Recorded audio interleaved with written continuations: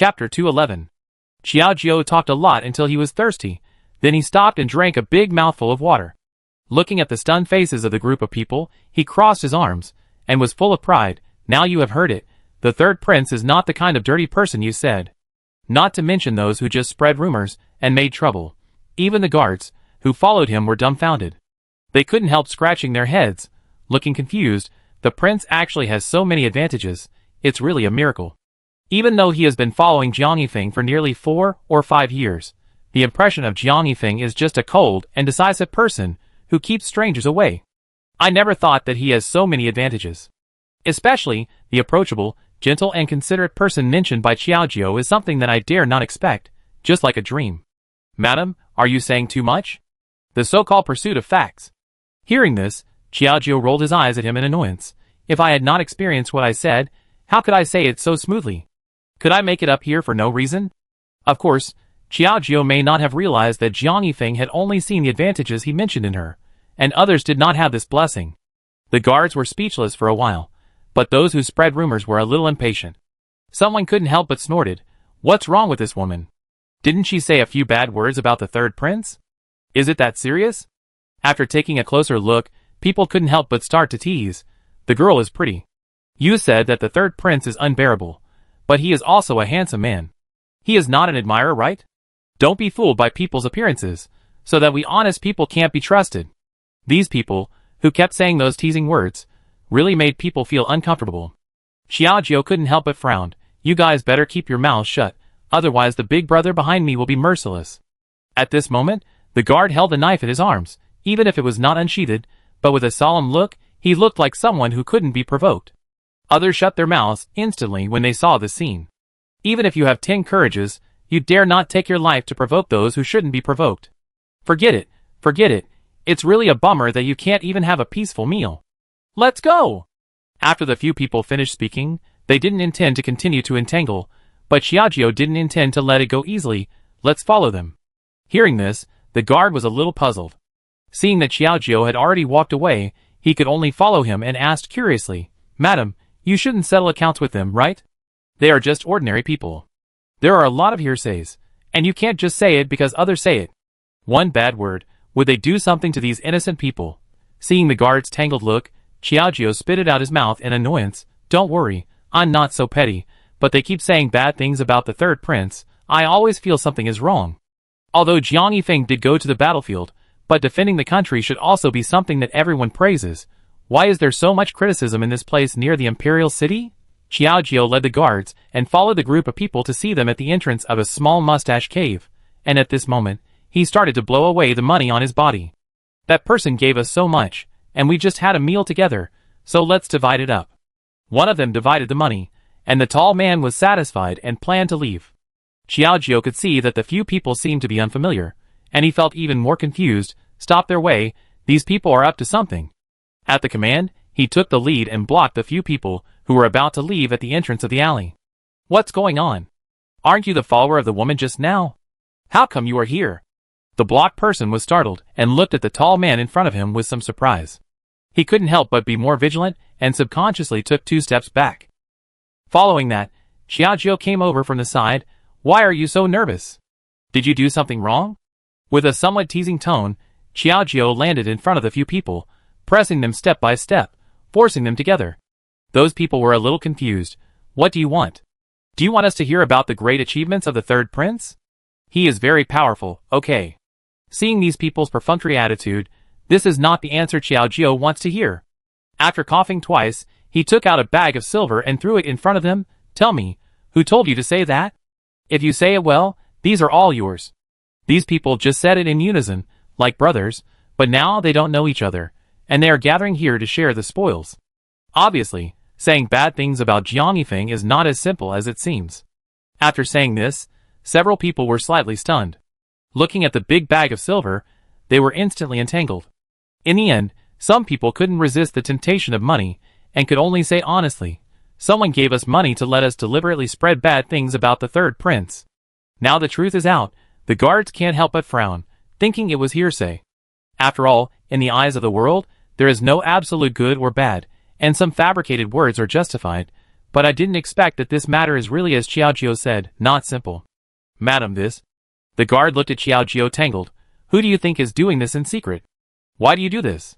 Hearing this, Xiaojiao sent the people away. Looking at the sky with dark clouds, which have covered the sun, he also felt tangled in his heart.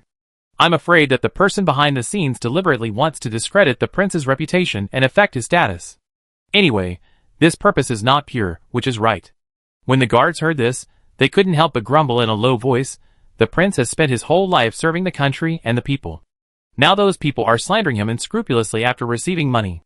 They really don't deserve the prince's kindness to them. This was also chilling. Xiaojiao took a deep breath and then comforted him. Okay, don't worry about it anymore. This is just a coincidence. Maybe there are many people spreading such rumors. Go and investigate who is behind it. Seeing Xiaojiao's worried face, the guards could only nod in cooperation. While investigating, Xiaojiao had no time to be idle, but set up a porridge distribution site close to the people. Because of the war, there were refugees everywhere, and there were also many people who were greedy for cheap things. This free porridge distribution site attracted a long line. All of you line up one by one. If anyone cuts in line, there will be no porridge to drink. Xiaojiao held a spoon in his hand and scooped porridge for them, while constantly maintaining it, fearing that any accidents would happen. Amidst all the voices of thanks, Xiaojiao did not forget to say, this is all because of the kindness of the third prince, so he specially paid for the Zhou platform for everyone, and I hope you can be grateful. In addition, Xiaojiao also did all kinds of good things in the name of Jiang Yefeng, building houses for the villagers and burning incense in the temple.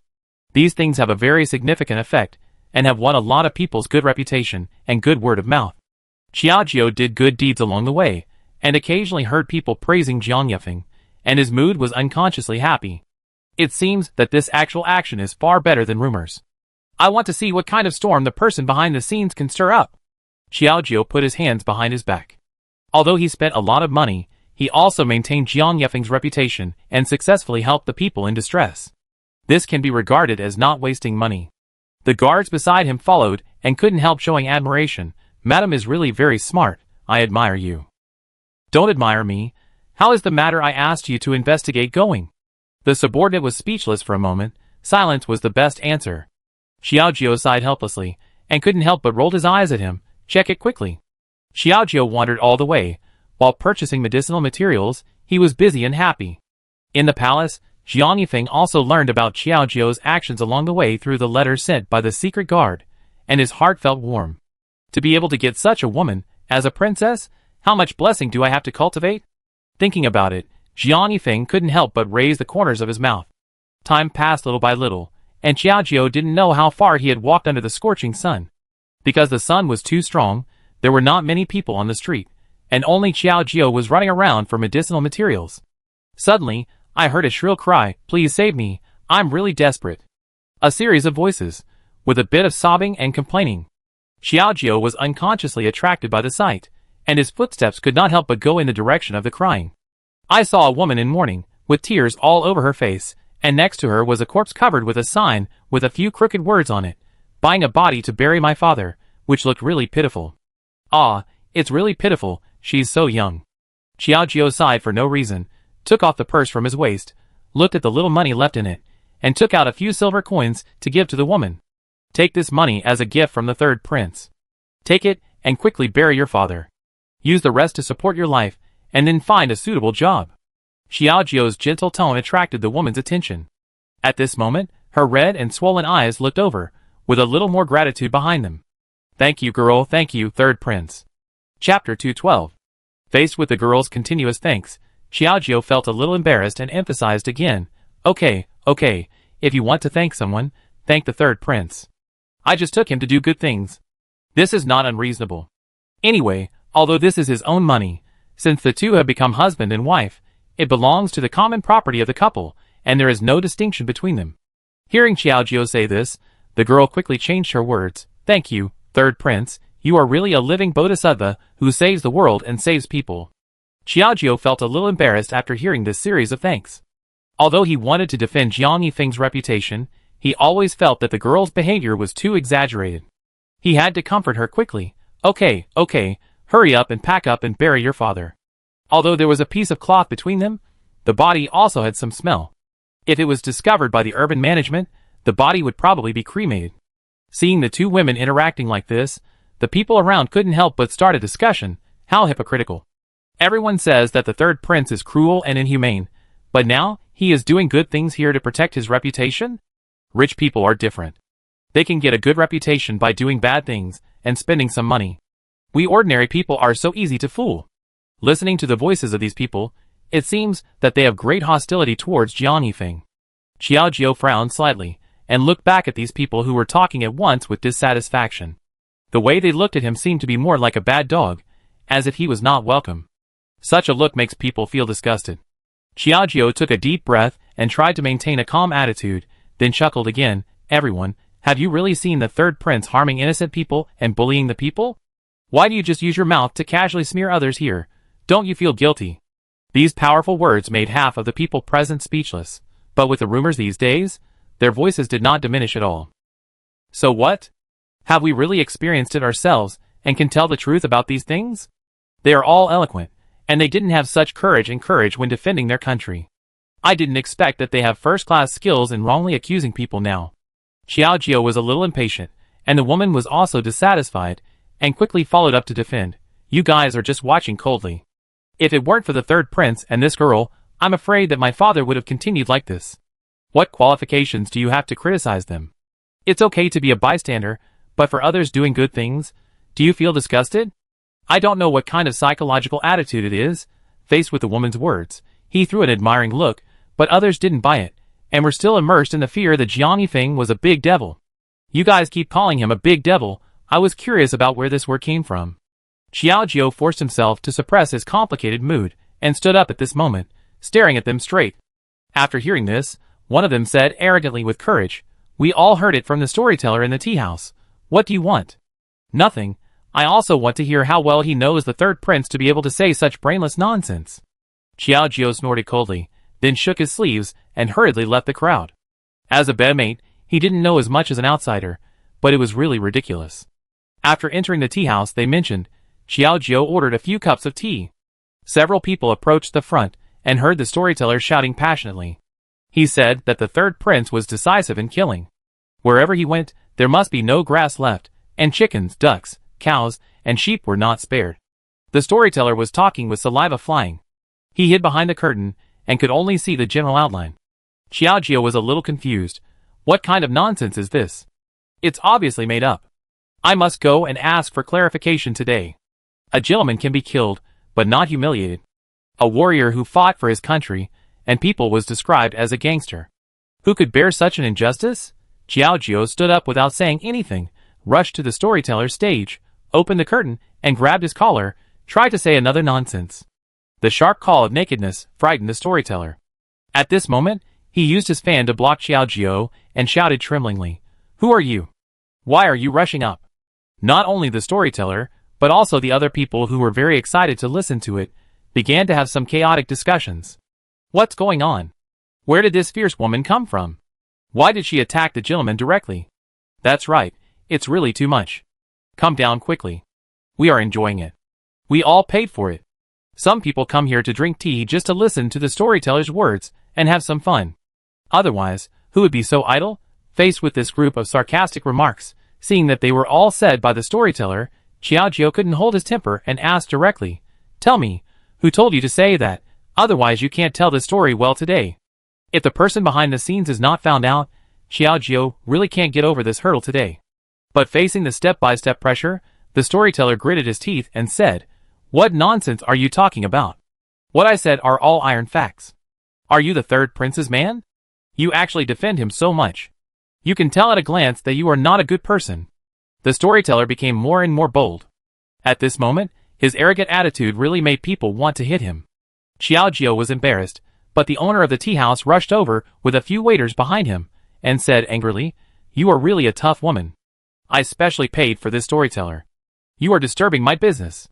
Come down quickly, otherwise don't blame me for being rude. The boss was stern and scratched his head anxiously. Every minute and every second is money. No matter how much trouble he makes, the customers will soon leave. Xiao Jiao was unyielding and ignored the situation behind him. He continued to ask in a low voice, Hurry up and tell me, otherwise I will not let it go easily today. The atmosphere gradually became tense, and the boss had no choice but to say sternly, "Come on, take this crazy woman away, and don't let her in again." Without any warning, Xiaojio was dragged out by the arm along with his guards. After all, this is a restaurant, so there shouldn't be any conflicts. Several people were kicked out, and the guards felt a little unconvinced. The master is really blind. He is so rude to you. Let's go and teach him a lesson. The guard was about to rush in again, but was suddenly scolded by Xiaojio. "Okay, I was impulsive just now. Don't make trouble casually. I'm afraid that if this matter gets out of hand, Jiang Yifeng's reputation will get worse and worse." However, the guards were a little unconvinced by this unprovoked grievance. Then what should we do now? Let him say bad things about the prince here? I don't know which bastard is spreading those disgusting rumors there. Hearing this, Xiaojio sneered. "Even if we can't get in now, the storyteller will definitely come out. We just stay here. When the time comes, no matter what means we use, we must force out the mastermind behind the scenes." Xiaojio did what he said. He ordered 2 bowls of tea at the small tea house opposite, and sat there until dusk. The storyteller walked out of the door of the restaurant, with a smug look on his face, and fanning himself. The guards who had been observing for a long time were suddenly enlightened, and said in panic, "That guy is out. Let's go!" Several people rushed forward without any room for slackness. Looking at the blocked road, the storyteller was a little panicked. "Why are you guys here again? What are you going to do? Do you want to do such an illegal thing in broad daylight?" Seeing his pupils widened and trembling, he couldn't help but sneer. "And weren't you quite arrogant when you were talking nonsense there? What are you afraid of now?" This made people speechless for a moment, seeing that the other party was outnumbered and aggressive. The storyteller was alone, so he naturally did not dare to confront him rashly. He could only hurriedly say in panic, "Madam, I am just trying to make a living. Please be kind and let me go. I will not say anything in the future." Although he said so, who knows what will happen in the future? Xiaojio did not have time to play with him here, and directly glanced at the guard next to him. The guard understood, and suddenly pulled out a small dagger from his sleeve, and rushed directly to the storyteller and held him with the dagger. The distance was too close, and passers-by could not see clearly, thinking that the two were hugging, or good brothers were arm in arm. The storyteller was frightened and broke into a cold sweat. "What on earth are you going to do? Did I provoke you or offend you? Is it because of the previous incident that I hold a grudge against you? At most, I will apologize to you." I'm sorry. I don't want your apology. I just want to know who asked you to say these words." The cold voice sounded again, and the tone that could not be resisted made people feel a chill. The storyteller's body trembled suddenly, and he took a deep breath. You felt the sharp edge against your abdomen, and finally you could only helplessly say, "Girl, don't be impulsive, don't I say no?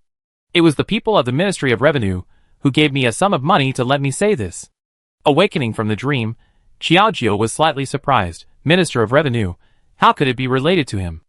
"I don't remember offending them," but after careful questioning, the storyteller said, "It was the former Minister of Revenue." Chapter 213. When the former Minister of Revenue was mentioned, Xiaojio suddenly realized it. He stroked his chin with one hand, thinking to himself, but the attendant beside him was a little confused. "What do you mean? The prince seems to have no intersection with the Minister of Revenue. Why did they have this grudge for no reason?"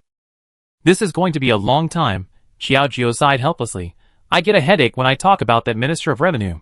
He wanted to resign from his position to threaten the emperor because he couldn't stand Jiang Yifeng's political ideas. But he never thought that the result of his threat would be to satisfy the emperor's wishes, but it was to let him go home to live out his life. I don't know if it was because of this that the Minister of Revenue was so reluctant after retiring, and targeted Jiang Yifeng in various ways. The guards had not expected that the two people in the court actually had such a connection. At this moment, they could not help but sigh. This is indeed unexpected. What should we do now? If the rumors continue like this, I am afraid it will be very detrimental to the reputation of the prince. Even if Xiaojio did all kinds of good things to stabilize his reputation, it was not as fast as the spread of rumors, and not everyone who heard the rumors could get Xiaojio's favor. Hearing this, Xiaojio sighed. While thinking, the storyteller said tremblingly, "Miss, I have told you everything I know. Can you let me go? I was just blinded by money and was bewildered." This knife. Although others could not see it, the storyteller's body could feel it clearly. The sharp edge of the knife was facing him, and could take his life at any time. As he said this, he couldn't help but close his eyes tightly to get some psychological comfort. Hearing this, the guard sneered. You are blinded by money and slander the prince. Do you want to leave easily? Originally, it was in the name of scaring him, so that he would not dare to do such a thing again in the future, but Xiaojie waved his hand, without much care, and just said lightly, "You go." I was slightly stunned. Although I was unwilling, I still hated it all my life. I could only push the storyteller away and warned, "If I see you talking nonsense there again, don't blame me for being rude." The storyteller nodded repeatedly, and walked away quickly. Seeing her hurried steps, like a criminal who had done something wrong and fled, I was so angry. I couldn't help but look at Xiaojie with doubt. "Madam, why don't you let him come out to clarify the facts, but just leave him like this? What else can we do? If we use all kinds of threats and exploits on him, I'm afraid we will be infamous as a prince when we go back." Xiaojie shrugged his shoulders, feeling a little helpless. After thinking about it, he smiled and said, "By the way, I heard that the former minister of the Ministry of Revenue seemed to have a granddaughter with red spots on her face, and her marriage proposals were rejected several times. Why don't we go and see her?" Sudden words made people even more confused. "Madam, you shouldn't go to treat him, right?" Although Xiaojie didn't know medical skills, he had a superb understanding of women's facial problems. Under normal circumstances, what else could the result be except this? Hearing this, Xiaojie chuckled, "You are very clever this time. To solve a problem, you must start from the root, otherwise it is just a show." Without further explanation, he walked slowly towards the home of the Minister of Revenue. The guard scratched his head. Xiaojie was confused for a moment, but seeing Xiaojie walking far away, he hurriedly chased after him with big steps. "Madam, wait for me." Although the Minister of Revenue has retired and is at home, the Lu mansion still has its style, and the huge mansion is not too shabby. "Please inform that the third princess is here to visit Mr. Lu." Xiaojie stepped forward and said kindly to the guard at the door.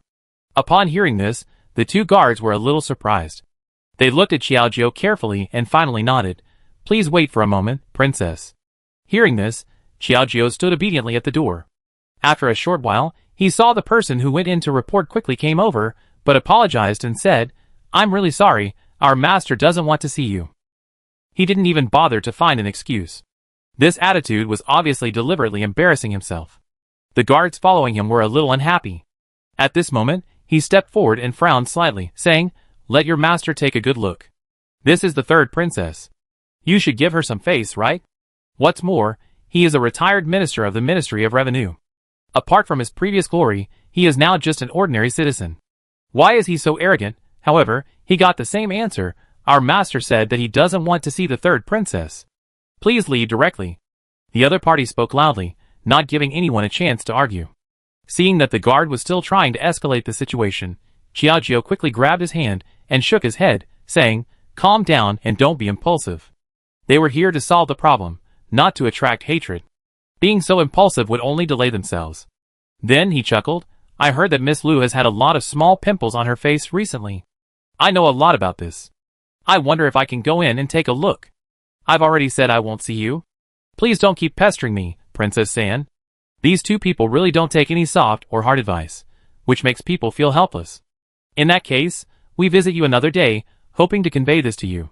Although Xiaojie was worried about the rumors, he couldn't do it quickly, but slowly. After saying that, he glanced at the guard next to him and planned to leave. But just as he turned around, a voice suddenly came from behind him. "Wait a minute." The voice was deep and majestic.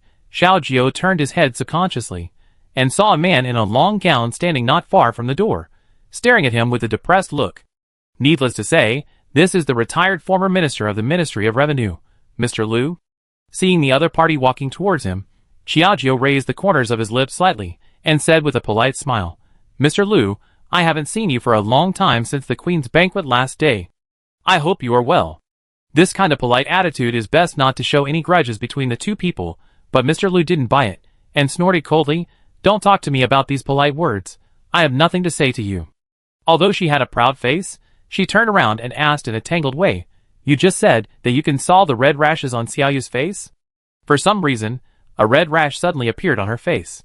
His precious granddaughter stayed in the boudoir every day, crying all day, and refused to go out to see people every day. Once, she even tried to commit suicide, which made Master Lu very worried. Whatever doctor he found was almost useless. Now that he heard that Xiaojie actually had a way, even if there was a little hatred between them, for the sake of his granddaughter, Master Lu decided to swallow his anger. Hearing this, Xiaojiu chuckled. Of course you can, take me in first. After saying that, she was about to walk inside with her skirt lifted, but was stopped by Lord Lu. Wait, you are so attentive, don't you have any other purpose? What purpose can there be? As the third princess, there are many eyes staring at me. Is there anything else you can do to Miss Lu? This was said to mock such a simple truth, and Lord Lu was speechless. He could only bite the bullet and said, follow me. With Xiaojiu, the two of them came all the way to Lu. In the young lady's yard, as soon as I entered the door, I heard a sharp cry from outside, all of you get out, don't look at my face. The voice was so loud that even the birds perched on the trees were scared to fly away. Xiaojiu's heart trembled suddenly, and he twitched his mouth awkwardly. Miss Lu seems to have a very bad temper. The most important thing for a woman is her face. If such a change suddenly happened to you, would you feel good? Lord Lu said sarcastically with an expressionless face, as if he didn't look like he was asking for help. The guards were furious, but seeing Xiaojiu's calmness, they felt helpless and could only swallow their anger. Okay, sir, you are right. Can you persuade Miss Lu now, and let me see what the situation is so that I can prescribe the right medicine? Xiaojiu didn't argue with him. He sat aside and shrugged his shoulders, looking at Lord Lu with a playful look. The next scene was horrible. Lord Lu was old, but he still asked his ancestors to worship Buddha to coax Lu Yu. He was a bad man, but he was so considerate to his granddaughter. But if he was not, he spread those excessive rumors behind the scenes, which was really hard to understand. The guard stood by, looking at the humble Lord Lu, and couldn't help but sneer. This Lord Lu treats his family members as many as 10, but he really doesn't show any mercy to our prince. He even has the nerve to accept your help. Hearing this, Xiaojiu chuckled and didn't think it was a big deal. Maybe we can also turn a disaster into a blessing and make friends with Lord Lu. Don't look at everything too badly. This optimistic attitude made people speechless for a while. At this time, Lord Lu's voice suddenly came from the other side of the door. Third princess, come in, the people next to you don't need to follow. You doesn't like to see outsiders. Chapter 214. Entering the room was in a mess, and what caught my eye were the broken pieces everywhere. As if avoiding a landmine, I tiptoed gently, dodging everywhere, feeling a little panicked. What's going on? It's really too scary. I didn't expect that when a woman goes crazy, it's really out of control.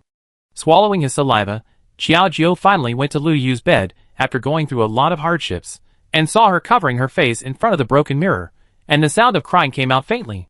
Xiaojiu twitched his lips slightly in embarrassment, and then he tentatively said, Miss Lu, can you let me see your face? Hearing this, Lu Yu trembled suddenly as if she had seen a ghost, and covered her face with her hands even more tightly. Don't come over. I tell you about my condition. My face is full of rashes. You find a way to prescribe medicine for me, and you are not allowed to look at my face. Even if a god came, I guess he wouldn't know how to treat it, right? Xiaojiu was speechless for a moment, and could only look at Lu De for help. Lord Lu, you also know that medical treatment is not something that can be taken lightly. How can you allow me to speak without seeing the patient's condition? It made sense. Lord Lu gently patted Lu Yu's shoulder, and then comforted her softly. Just let her take a look. Although her character is not very good, she still has some skills. I heard that she opened a health care center, and many ladies praised her. Although he didn't like Jiang Yifeng's family very much, if he hadn't heard about Xiaojiu's strength, Lord Lu would not have let her in easily. But this tone is really not very pleasant.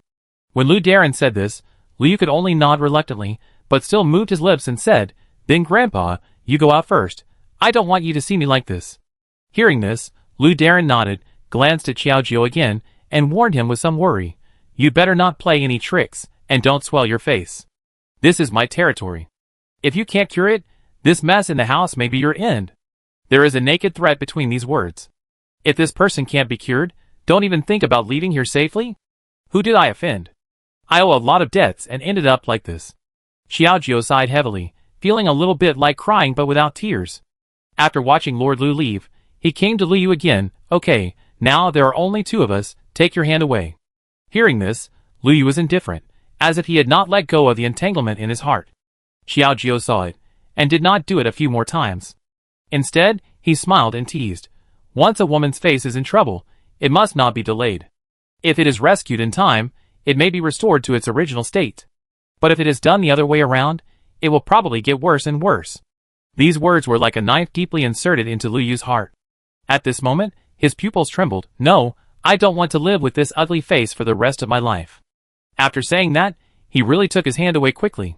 I don't know how much courage he mustered to show this face in front of Xiaojiu. As the rumor said, Lu Yu's face was full of red pimples of all sizes, which looked shocking, like millions of ants, making people feel a little creepy. You?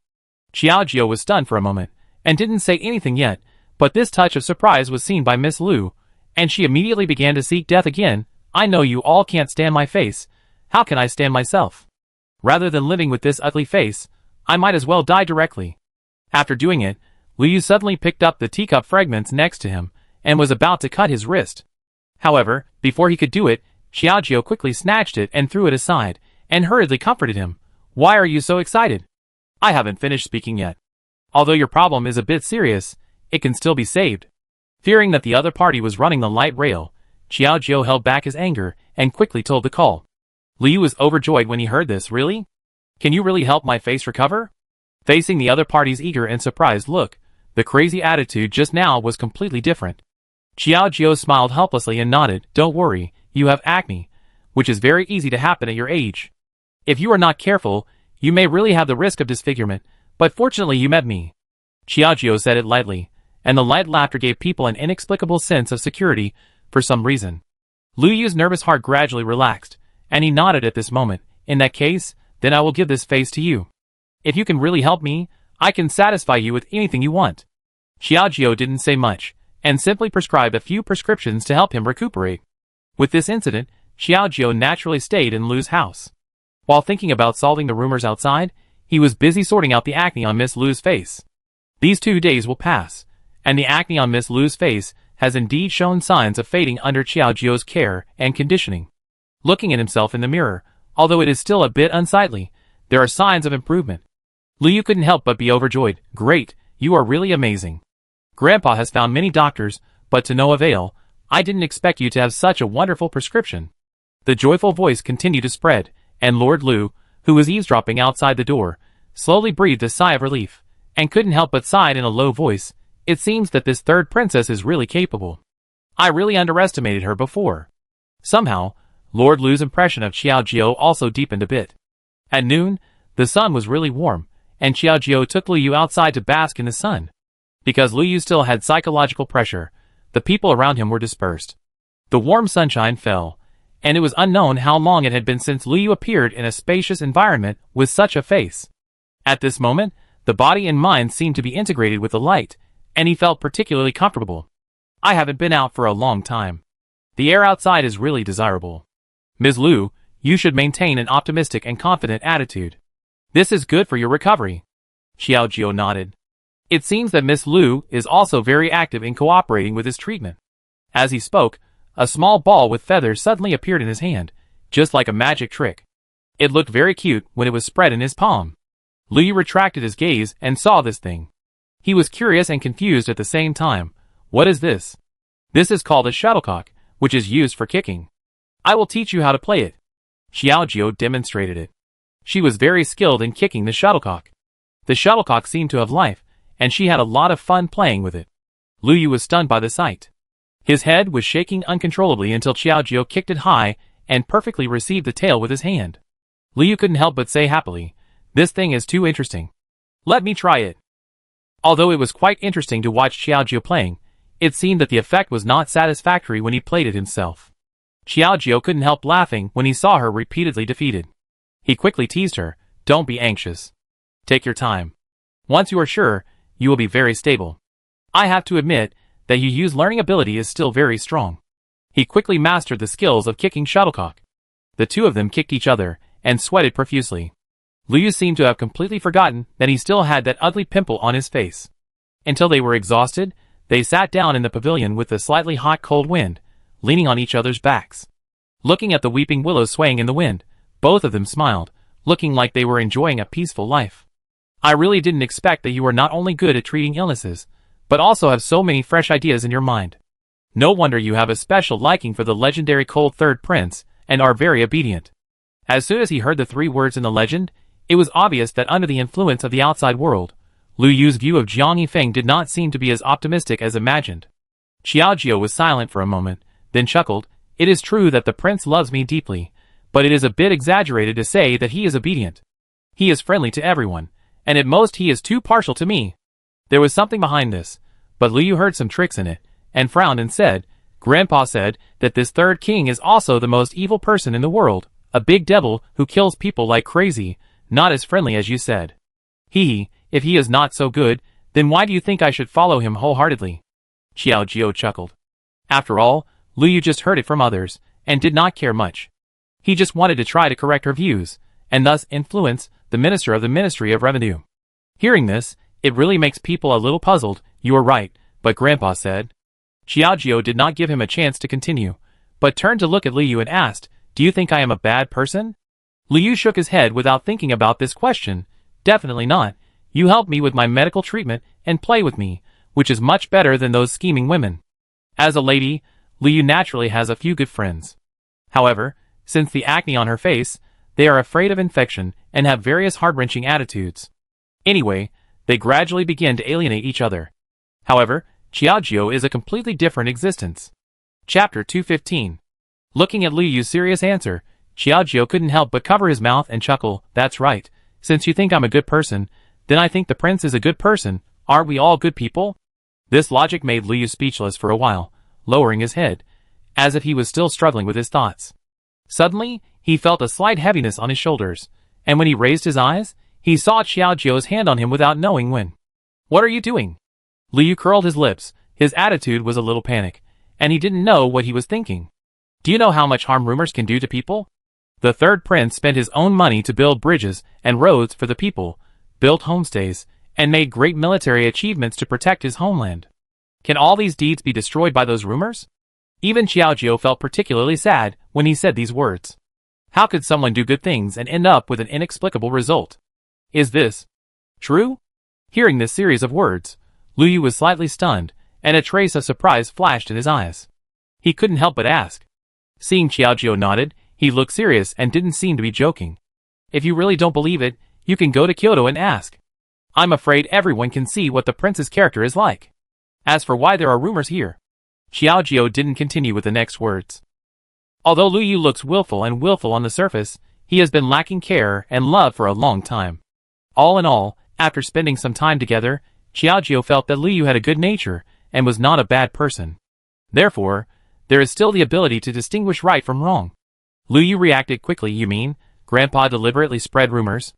Looking at Xiao Jiao's silence, everything seemed to be self-evident, and he fell into a tangle again. Liu kept circling his hands, as if he was still judging what was right and what was wrong. Looking at Liu's tangled appearance, Xiao Jiao stopped talking and just comforted him. I just want to clear the prince's name, not to exaggerate and embellish him, and I hope you can help me. After saying that, he looked at the sky again. The sun faded at some point, and the sky was cloudless and particularly clear, but it always seemed to be missing something. Occasionally, there was a breeze with a little chill, and Xiao Jiao got up and urged, Okay, it's cold outside, you go back and rest. I go to the pharmacy to see how your medicine is boiled. After leaving, Xiao Jiao asked someone to send the boiled medicine over. Looking at the steaming hot medicine soup, and then at the candied fruit placed next to the bowl, Liu once again began to ponder. The princess is such a kind person. Since she can say this, it seems that Grandpa is really stingy. Lord Liu is an official in the court, and he often tells Liu about the disagreements between him and Jiang Yifeng in the court, and occasionally complains in front of her. Liu still has a little understanding of the conflict between the two. With a heavy sigh, Liu swallowed the bowl of medicine in one gulp, and waved his hand, and said, Go and invite Grandpa over, I have something to discuss with him. When he heard the news, Lord Liu couldn't stop smiling. Since the so-called acne on his face appeared, Liu has been staying indoors, and not seeing anyone. Now he actually took the initiative to shout to see him, which is a great thing that has never happened before. What are you still doing here? Take me there. Master Liu happily ran to Liu's yard, and watched her drinking tea in the yard. Although the pimples on her face were a little obvious, compared to the unbearable scene before, it was already much better. I don't know how many times better. My good granddaughter, you are in a good mood today. Why did you call Grandpa here? Master Liu stepped directly to the opposite side of Liu. Hearing this, Liu chuckled. Seeing that his beard was gray, he was still smiling so warmly and freely, and he was also happy from the bottom of his heart. Grandpa, you drink tea first. Liu pushed the brewed tea in front of Master Liu. He smiled decently and gently, and he didn't seem to care too much about his appearance. It was like a different person's behavior, which made Master Lu feel a little surprised and couldn't close his mouth. Suddenly, he grabbed Lu Yu's wrist and said in panic, "My dear granddaughter, have you been threatened by the third princess? Why is it so different from before?" Although this face showed signs of improvement, with Lu Yu's arrogant personality, she would not face her appearance so calmly on weekdays. But today, it seems that she has changed her personality, gentle and decent, virtuous and generous, and can be said to be a real lady from a noble family. However, such a person seems to be a little unlike Lu Yu, but there is an indescribable feeling, which is really depressing. After hearing this, Lu Yu curled her lips and couldn't help laughing. "Grandpa, you think too much. What nonsense are you talking about? The third princess is very good to me. These days, she has been guiding me every day, saying that I should be positive and optimistic to recover faster." The two chatted for a while, and Lu Yu praised the bridge to the sky. Even Lord Lu felt a little more favorable in his heart, and praised himself. "Fortunately, she did not live up to my trust." When he said this, he seemed to have completely forgotten that he had been spreading rumors about Jiang Yifeng. Lu Yu was silent for a moment, and then he continued to ask tentatively, "Grandpa, you said that the third princess is so kind. So the third prince should not be too bad, right?" The overly abrupt words made Lord Lu's face change. Because of the previous court affairs, Lord Lu has always had a grudge against Jiang Yifeng. Now, because of Qiaojiu's face, it is not good for others to say too many bad things about him. But he couldn't swallow this breath, pouted his lips, and then deliberately tried to change the subject. "You know that Grandpa doesn't like him. Why do you have to mention it? Why not talk about what you have been busy with recently?" As long as it is said by Lu Yu, even if it is nonsense, it is good to hear, and he can mention the matter about Jiang Yifeng. Although Lord Lu wants to smear him, he has to be lenient for Qiaojiu's face. At this moment, Chen sighed. His mind was full of depression. Eat people's mouths and be short, and take people's hands and be short. Lord Lu is also a righteous man. With this favor, he feels a little bit unfavorable. Hearing this, Lu Yu shook his head. "Grandpa, you told me before that the third prince is not a good person, but now looking at the third princess, you doesn't think it's like what you said. I also went to investigate and heard that the third prince paved bridges and repaired roads." The following series of praises almost copied all the words that Qiaojiu said. To be honest, Lord Lu just had a grudge against Jiang in his heart, and wanted to deliberately spread some rumors to dampen his spirit. But he didn't expect that there would be so many things about Jiang Yifeng, and he was a little confused at the moment. His eyebrows stretched a few points, and he looked at Lu Yu in confusion at this moment, and suddenly asked, "These things, could it be that the third princess told you?" Although he said it, my daughter also found out some things about the third prince. He is indeed a good man, as the princess said, not like what Grandpa said. Lu Yu didn't say anything more, as if he was afraid of angering Lord Lu, which would make things worse. Sure enough, Lord Lu was speechless, but his face was full of depression. He took a deep breath and waved his hand quickly. Forget it. I said I won't mention him. You finally came to me on your own initiative, but it was for other people's business. Aren't you afraid that Grandpa will be angry?" Lord Lu deliberately changed the subject, but a ripple had already risen in his heart. After he left the yard of the river basin, he went directly to find Qiaojiu. Seeing that she was still busy with the preparation of each medicinal material, he couldn't help but feel a little moved. "This place is far away from the capital. Why did you come here suddenly?" The abrupt words interrupted Qiaojiu's ongoing action. At this moment, his body stiffened and turned his head. He was relieved to see the face of Lord Lu. "Lord Lu, why are you so elusive?" He curled his lips and grabbed the last medicinal material on the scale bar. Then he breathed a sigh of relief. "You almost messed up the order. This medicine can't be sloppy. If you are not careful, you have to remix it." "Humph, you are so concerned. Don't you have other purposes?" Another wave of sarcastic words came. Anyway, he couldn't hold back a good word. After Qiaojiu wrapped the medicine, he followed Lu Darren again. Seeing him with a cold face, as if he owed him 1,000,000 or 800,000, he felt that he was a little cute when he was angry. Then, he hurriedly explained, "Don't think too much, sir. I came here this time just to collect some medicinal materials and take them back to the health center as a medicine storehouse." Indeed, Qiaojiu has not forgotten his original purpose, but it's a pity that because he has no connections and is unfamiliar with the place, it is still a bit difficult to collect medicinal materials. Hearing this, Lu Darren nodded thoughtfully and did not suspect much, because Qiaojiu seemed to carry a medicine basket wherever he went. After thinking for a while, he spoke again. "There is a universal herbal medicine shop in the east of the city, which is full of various herbs. If you haven't found what you want, go there and try your luck. After that, there was no other sound, and he had a cold face, like an arrogant old man. Xiaojie was stunned on the spot, still a little at a loss. Sir, why are you suddenly telling me this? Chapter 216. Master Lu glanced at Xiaojie. Just consider it as repaying your kindness. You won't hear those rumors you don't want to hear anymore. Just let it go. Curiou's face. After saying that, he couldn't let go of his old face. He apologized quietly, then left with his hands behind his back. But she was so stubborn. Xiaojie was still there. Everything was as expected. Fortunately, Master Lu is not a heinous person. He still has some affection in his heart. Xiaojie also did some research. Master Lu was an honest official all his life. He only deliberately opposed Jiang Yifeng because of political disagreements. In fact, he was not a bad person.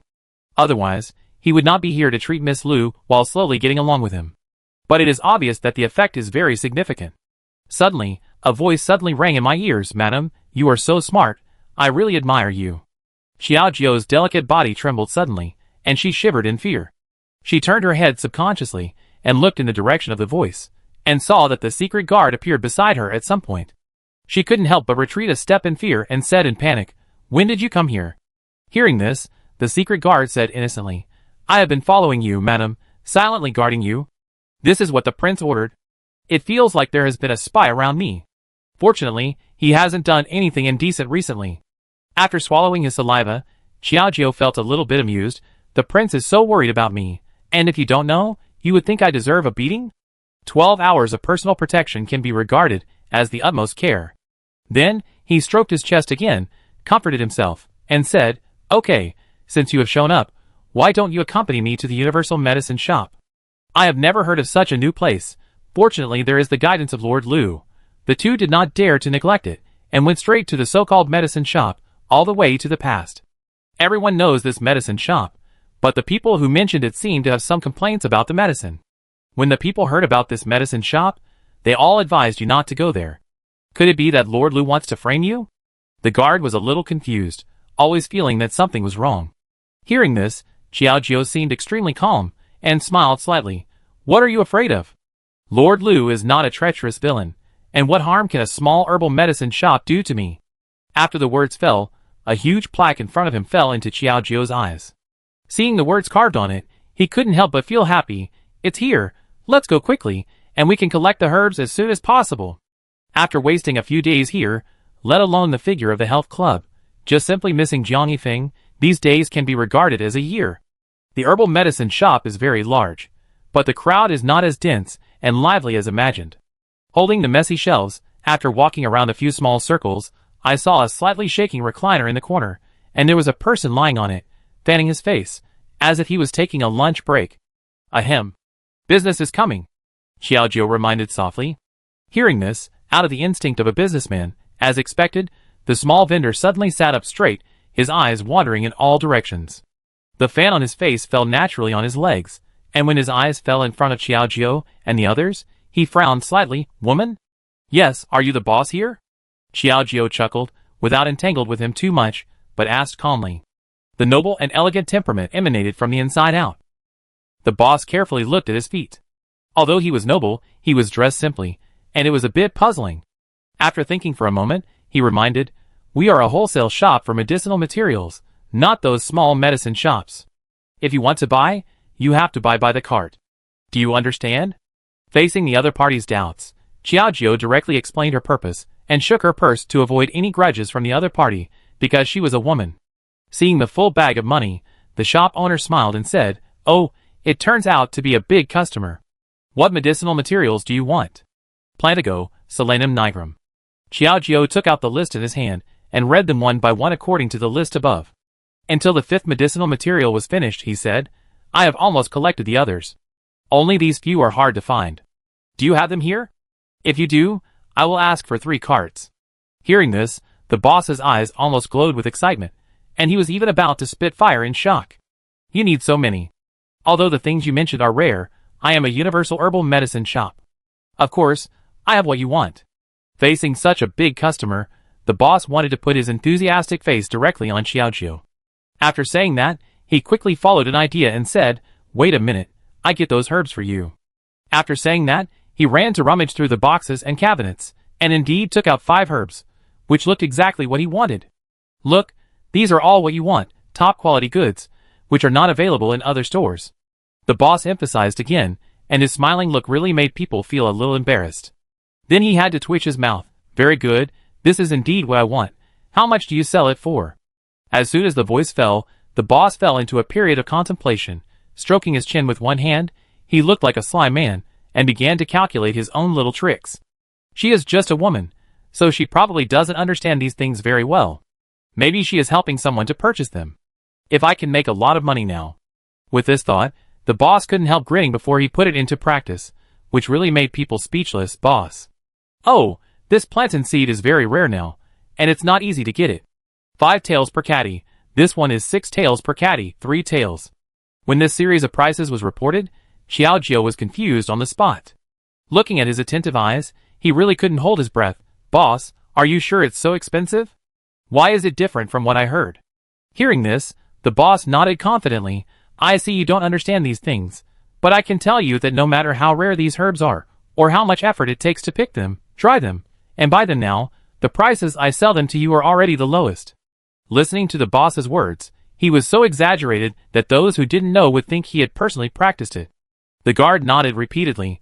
I really didn't expect that these things were so hard to come by, and selling them at this price is indeed reasonable. Shut up. Seeing the guard's elbows turning outward, Xiaojio hurriedly stopped him.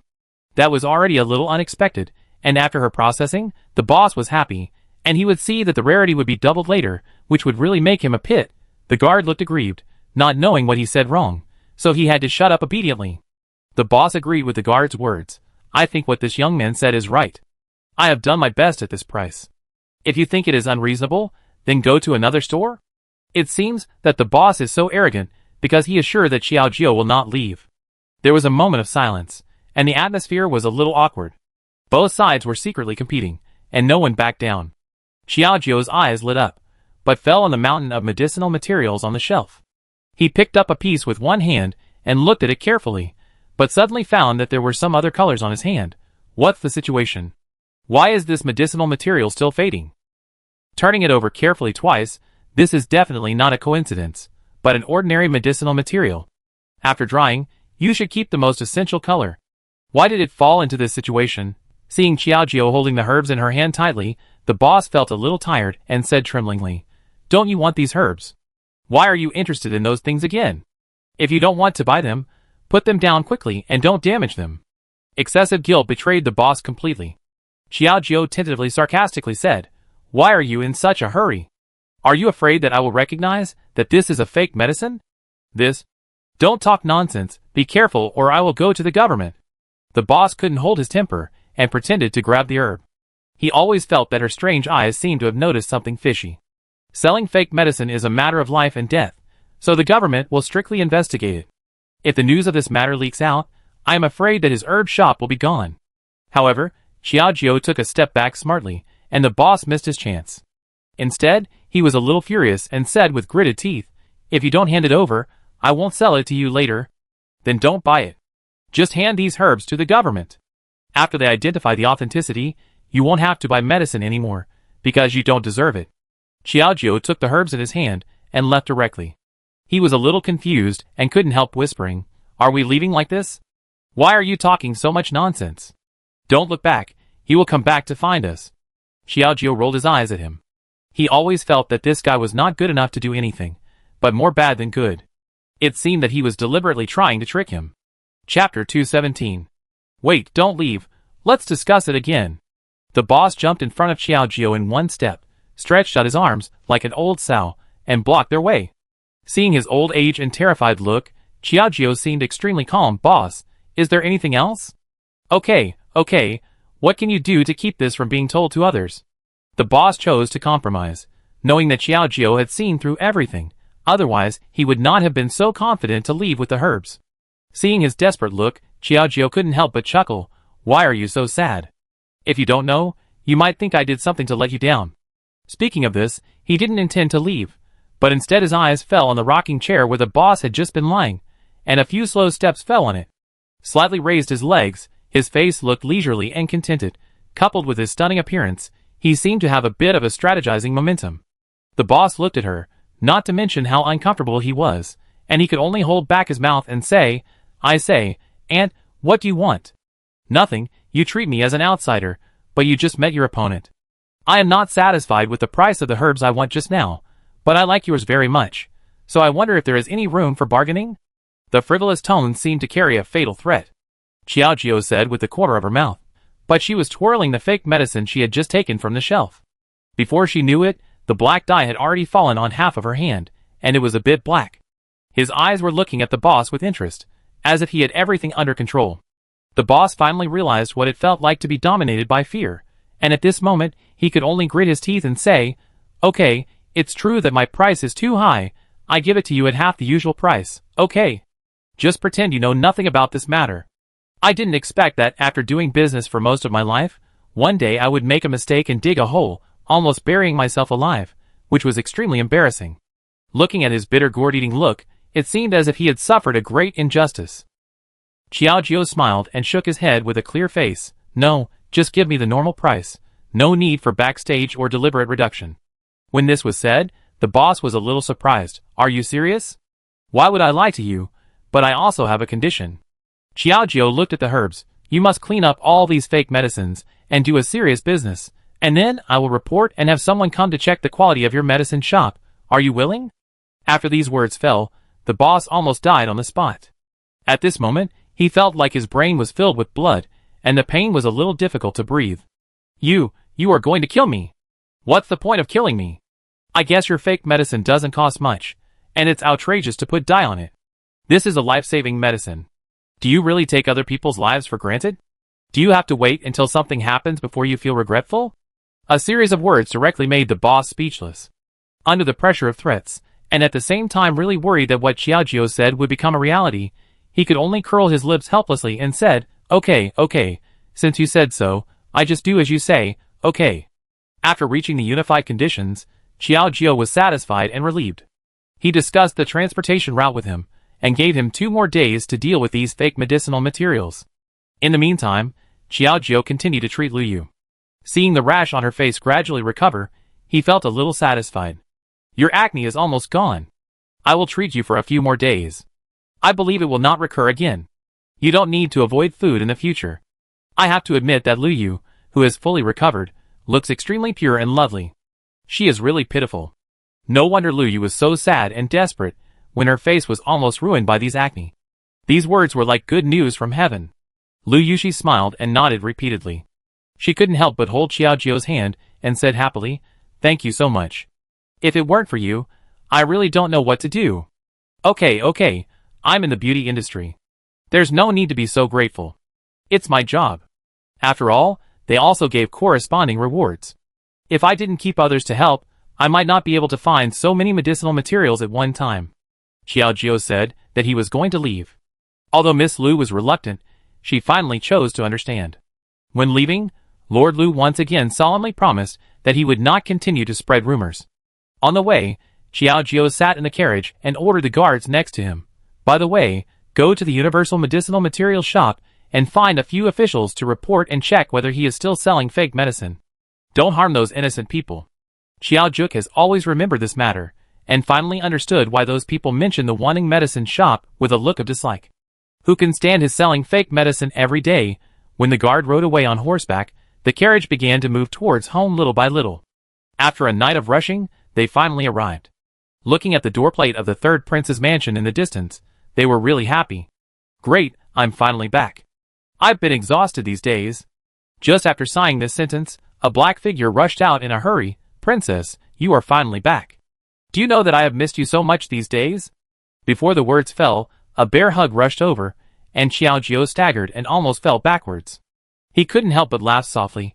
"Okay, don't be so excited, I'm back now, right?"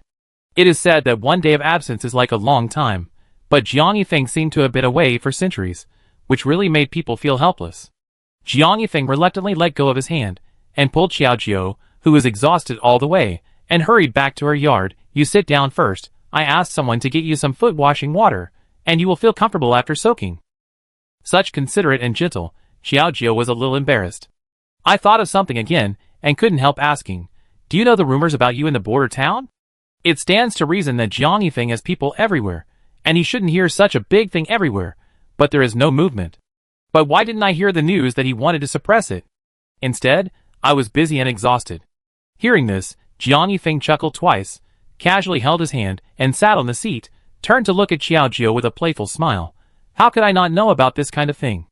It's just that the misunderstandings over the years have become a habit, so why bother about it? The more popular a person is, the more rumors they will endure. Since Jiang Yifeng can enjoy the love and praise of the people, why can't he accept their criticism? This was said lightly, and Xiaojiu was stunned. You don't take your reputation seriously. You don't know how bad those people are saying. Although it was a blaming tone, looking at his unmoved appearance, it was inevitable to feel a little distressed. If no one had ever defended him before he met me, I'm afraid he had suffered all the grievances brought by these rumors, and it took him a long time to gradually get used to it. Seeing Xiaojiu's serious face, Jiang Yifeng felt that her face was puffed up, like a rabbit, very cute, and couldn't help but pinch her, and then suddenly became serious. Don't worry, although I will ignore the rumors about myself, if someone says something bad about you, I will definitely make him unable to speak for the rest of his life. As his bottom line, this is the boundary that no one can cross. The pair of clear eyes were full of sincerity, and Xiaojiu was stunned on the spot, a little at a loss for a moment, just feeling that this was not a love talk but better than a love talk. After taking a deep breath, he smiled and said, Okay, but you have to promise me that if someone slanders you again, you must not do that. No, we are husband and wife, and we share honor and disgrace. The two smiled at each other, and the atmosphere instantly became sweet. I don't know since when, the other party has become everything to me. Even if I suffer a little grievance, it feels like a fatal knife wound in my heart. After the foot-washing water came, Xiaojiu simply soaked her feet, but the comfortable feeling made her fall asleep uncontrollably. Jiang Yifeng put away the music for foot soaking, gently carried Xiaojiu to the bed, and looked at her sleepy little appearance, and couldn't help but feel an unspeakable restlessness in his heart. Xiaojiu, you are really my life. Since we share honor and disgrace, these rumors are not worthy of continuing to exist. After saying this softly, Jiang Yifeng lowered his head and kissed him on the forehead, and then he felt satisfied. After leaving the room, he calmed down and called for comfort. Xuefeng, now if you hear any bad rumors about me, suppress them by doing good deeds. Xuefeng was a little surprised when he heard it. Don't you usually care about these things? In the past, he had talked so much, but Jiang Yifeng was indifferent like a piece of wood. He said let him say whatever he wanted, anyway, his life was still good. Why did he change his mind now? Jiang Yifeng did not intend to give a detailed explanation. He glanced at him coldly, and Lei Feng instantly shut up, and just clasped his fists and said, Yes, sir. Chapter 218. Days passed, and Jiang Yifeng's suppression did have some effect. Although it was not the crocodile that suppressed it, some people spread the word about Jiang Yifeng's good deeds and praised him. Xiaojiu stayed in the health club and listened to the customers coming and going. Occasionally, he would praise Jiang Yifeng, and he felt very happy. As expected of a prince, he is very efficient in everything he does. The more he thought about it, the happier he became. His smile was like a crazy smile when he saw a handsome guy, as if he had a beautiful dream. Zhou Shui was speechless when she saw this, and asked tentatively, Boss, you didn't meet someone you like? Why do you look like a fangirl? It is said that Xiaojiu and Jiang Yifeng have a deep relationship, and their love is stronger than gold. Xiaojiu's look is obviously fishy. Hearing this, Xiaojiu glanced at him unhappily. What do you mean by meeting someone you like? I admire you, but you, a woman who has never been married, can't understand it. This hurt Zhou Shui so much that she was speechless. The 10,000-point critical hit from the single dog almost suffocated her to death. She quickly changed the subject and said, Boss, this is the questionnaire we received after the launch of our new product. Do you want to take a look? This thing was specially made by Xiaojiu. After all, it is a new product, and everyone's satisfaction has already determined the future development of this product. Xiaojiu became interested and sat up straight, taking the stack of questionnaires in his hand and reading them carefully. The handwriting is crooked, messy, and unruly, and some of it is simply free and unrestrained. Well, are you sure this is the questionnaire they wrote? Forget Xiaojiu for being uneducated, these things are really incomprehensible. Zhou Shui nodded innocently. Although the writing styles are different, it should be quite useful to see their satisfied expressions. At least the ones who tick the bottom are satisfied. After saying this, Zhou Shui couldn't help showing a proud look on her face, and couldn't help but admire. Not everyone who launches a new product can get such unanimous praise and excellent response. It seems that the things you launched this time are very popular. In this way, Xiaojiu roughly understood that this longevity thing is still very popular. Then he breathed a sigh of relief. His body slightly slumped in the rocking chair, and became a lazy posture again, but he said with relish, "This is good. It's not in vain that I spent so much effort to collect medicinal materials everywhere, and now I finally got a reward." After trying it for 7 consecutive days, the response was still good, and it instantly replaced the skincare products with the highest daily sales in the health club. Xiaojiu counted the money until his hands cramped. After putting the money into the account, he packed 2 boxes of silver and took them back to the third prince's mansion. Jiang Yifeng was pulled over and pressed on the table for no apparent reason. He looked at the 2 boxes of things and was a little confused. "What are these?" Xiaojiu did not explain much. He opened the lid of the box, and 2 boxes of silver appeared in front of him. This was a considerable amount of money. "How is it?" "This is all the money I earned from the new things I developed. It's all for you. Thank you for your continued support, Your Majesty." Xiaojiu put his hands on his hips, looking very proud. Husband and wife share honor and disgrace, and Jiang Yifeng also has a share of these things. But what makes Xiaojiu even more grateful is that he has always trusted and supported him without reservation. If Xiaojiu does not return such feelings with a little achievement, he will feel a little sorry for him. Looking at Xiaojiu's proud little face, Jiang Yifeng couldn't help laughing. "So you came to show off here? You are worthy of being my wife. A well-deserved strong woman. I will accept these 2 boxes of silver with difficulty." Jiang Yifeng was not polite at all, and thought he would postpone it. Xiaojiu pouted and teased half-jokingly, "You are so active, I thought you were greedy for my money." As he said that, he found it funny. A dignified prince is greedy for his money? Then, he couldn't help but lower his head and laugh to himself. "Is it okay to entertain yourself?" Jiang Yifeng didn't take it for nothing. After closing the lid of the box, he let people into the warehouse. On the contrary, he took out a handkerchief from the clothes room, folded it up, and attacked Xiaojiu's eyes. Looking at this scene, Xiaojiu was a little confused. "What are you doing? Why do you want to cover my eyes?" During the conversation, it was originally bright, but it fell into the abyss of darkness in an instant, making people feel extremely uncomfortable. For Xiaojiu's puzzled look, Jiang Yifeng gently raised one of her arms. "Be careful, stand up." Xiaojiu stood up in a daze, and Jiang Yifeng's light reminder came to her ears again. "Let's go forward, try to be careful. I don't know what he is going to do, but he will not hurt me." Xiaojiu was like a puppet. Under the careful care of the other party, he didn't know which direction to go. He was still a little impatient. "Where are you taking me? You are so mysterious." Hearing this, Xiaojiu was probably a little impatient, and Jiang Yifeng could only make a small reminder reluctantly. "I won't take your things for nothing. I will take you to my secret base to see the world." I don't know how long it took to walk along this road. Xiaojiu only felt like he was sitting in a carriage, walking over a leaf, stepping on a dead branch, and occasionally hearing the sound of birds and animals singing, more like he was in some natural scenery. Walking a little bit, Xiaojiu was busy listening to the movements around him. While trying to figure out where he was, Jiang Yifeng suddenly said, "Okay, we're here. I take off your veil." After taking off the veil, Xiaojiu felt a ray of light in front of him. He opened his eyes slightly, and the strong light instantly invaded him, and he felt a little uncomfortable. Subconsciously, he stretched out his hand to block it, but before he could adapt to the environment, the scene in front of him instantly came into his eyes. There was only a dense forest around, but in the middle of the jungle, there was a group of troops training there. From a distance, you could still hear their shouts. Although it was weak, it was also shocking. Xiaojiu was stunned on the spot, with a flash of astonishment in his eyes. "What's going on? Why is there a group of troops here?" But after thinking about it, Xiaojiu was shocked. Could it be? Jiang Yifeng nodded, but he was not as cautious as Xiaojiu. He put his hands behind his back and said, "The Emperor has always had a grudge against me. Be more cautious.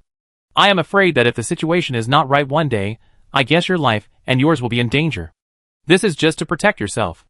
Just like before, you are innocent, Xiaojiu, but the Emperor still wants to find various reasons to punish them. Isn't it obvious that he wants to suppress Jiang Yifeng's power? Moreover, the court is in chaos now, and there is no guarantee that something big will not happen one day. There is nothing special about doing this kind of thing to be prepared." Hearing this, Xiaojiu nodded woodenly, and quickly came back to his senses after being shocked. Seeing Jiang Yifeng's serious expression, he said shyly, "Since the prince already has his own ideas in mind, why did he bring me to see it?" Aren't you afraid that I will leak the news? From this moment on, Xiao Jiao finally understood why the third prince's mansion had been frugal and tight, and it turned out that the money was spent on these shameful things. Taking a deep breath, he looked at Jiang Yifeng with some entanglement. However, Jiang Yifeng thought that this was really ridiculous. He gently pinched her hand with one hand, and then said softly, "You are the person I trust the most. Since we are husband and wife, I should not hide anything. So, are you really going to rebel?" Xiao Jiao still felt a lingering fear. It might be a bad thing for thousands of years. Inexplicably rebelling, I don't know whether it is for personal selfishness or for self-preservation, but this is a road of no return after all, and it will be despised by everyone. Jiang Yifeng didn't care, but sneered, with a cold look on his face, "You know, now the country is no longer what it used to be, the people are living in poverty, and many refugees have started riots. Although the capital is peaceful, the outside is already in chaos." What they saw was just the appearance of harmony, but Jiang Yifeng saw more broadly. These things were things that Xiao Jiao had never understood. What he feared more than rebellion was the tragic situation of the people being displaced and separated from their wives and children. So that's how it is. Since it's for the people, I will support the prince, and I will use the money earned by the health club to support you. Xiao Jiao was not the kind of person who saved the people, but since he could do his best to eliminate the tyrant and benefit the people, it was not a bad thing for him. "Thank you." Facing Xiao Jiao, who understood him so well, Jiang Yifeng's heart was once again filled with warmth, and he couldn't help but hug Xiao Jiao. "What are you doing?"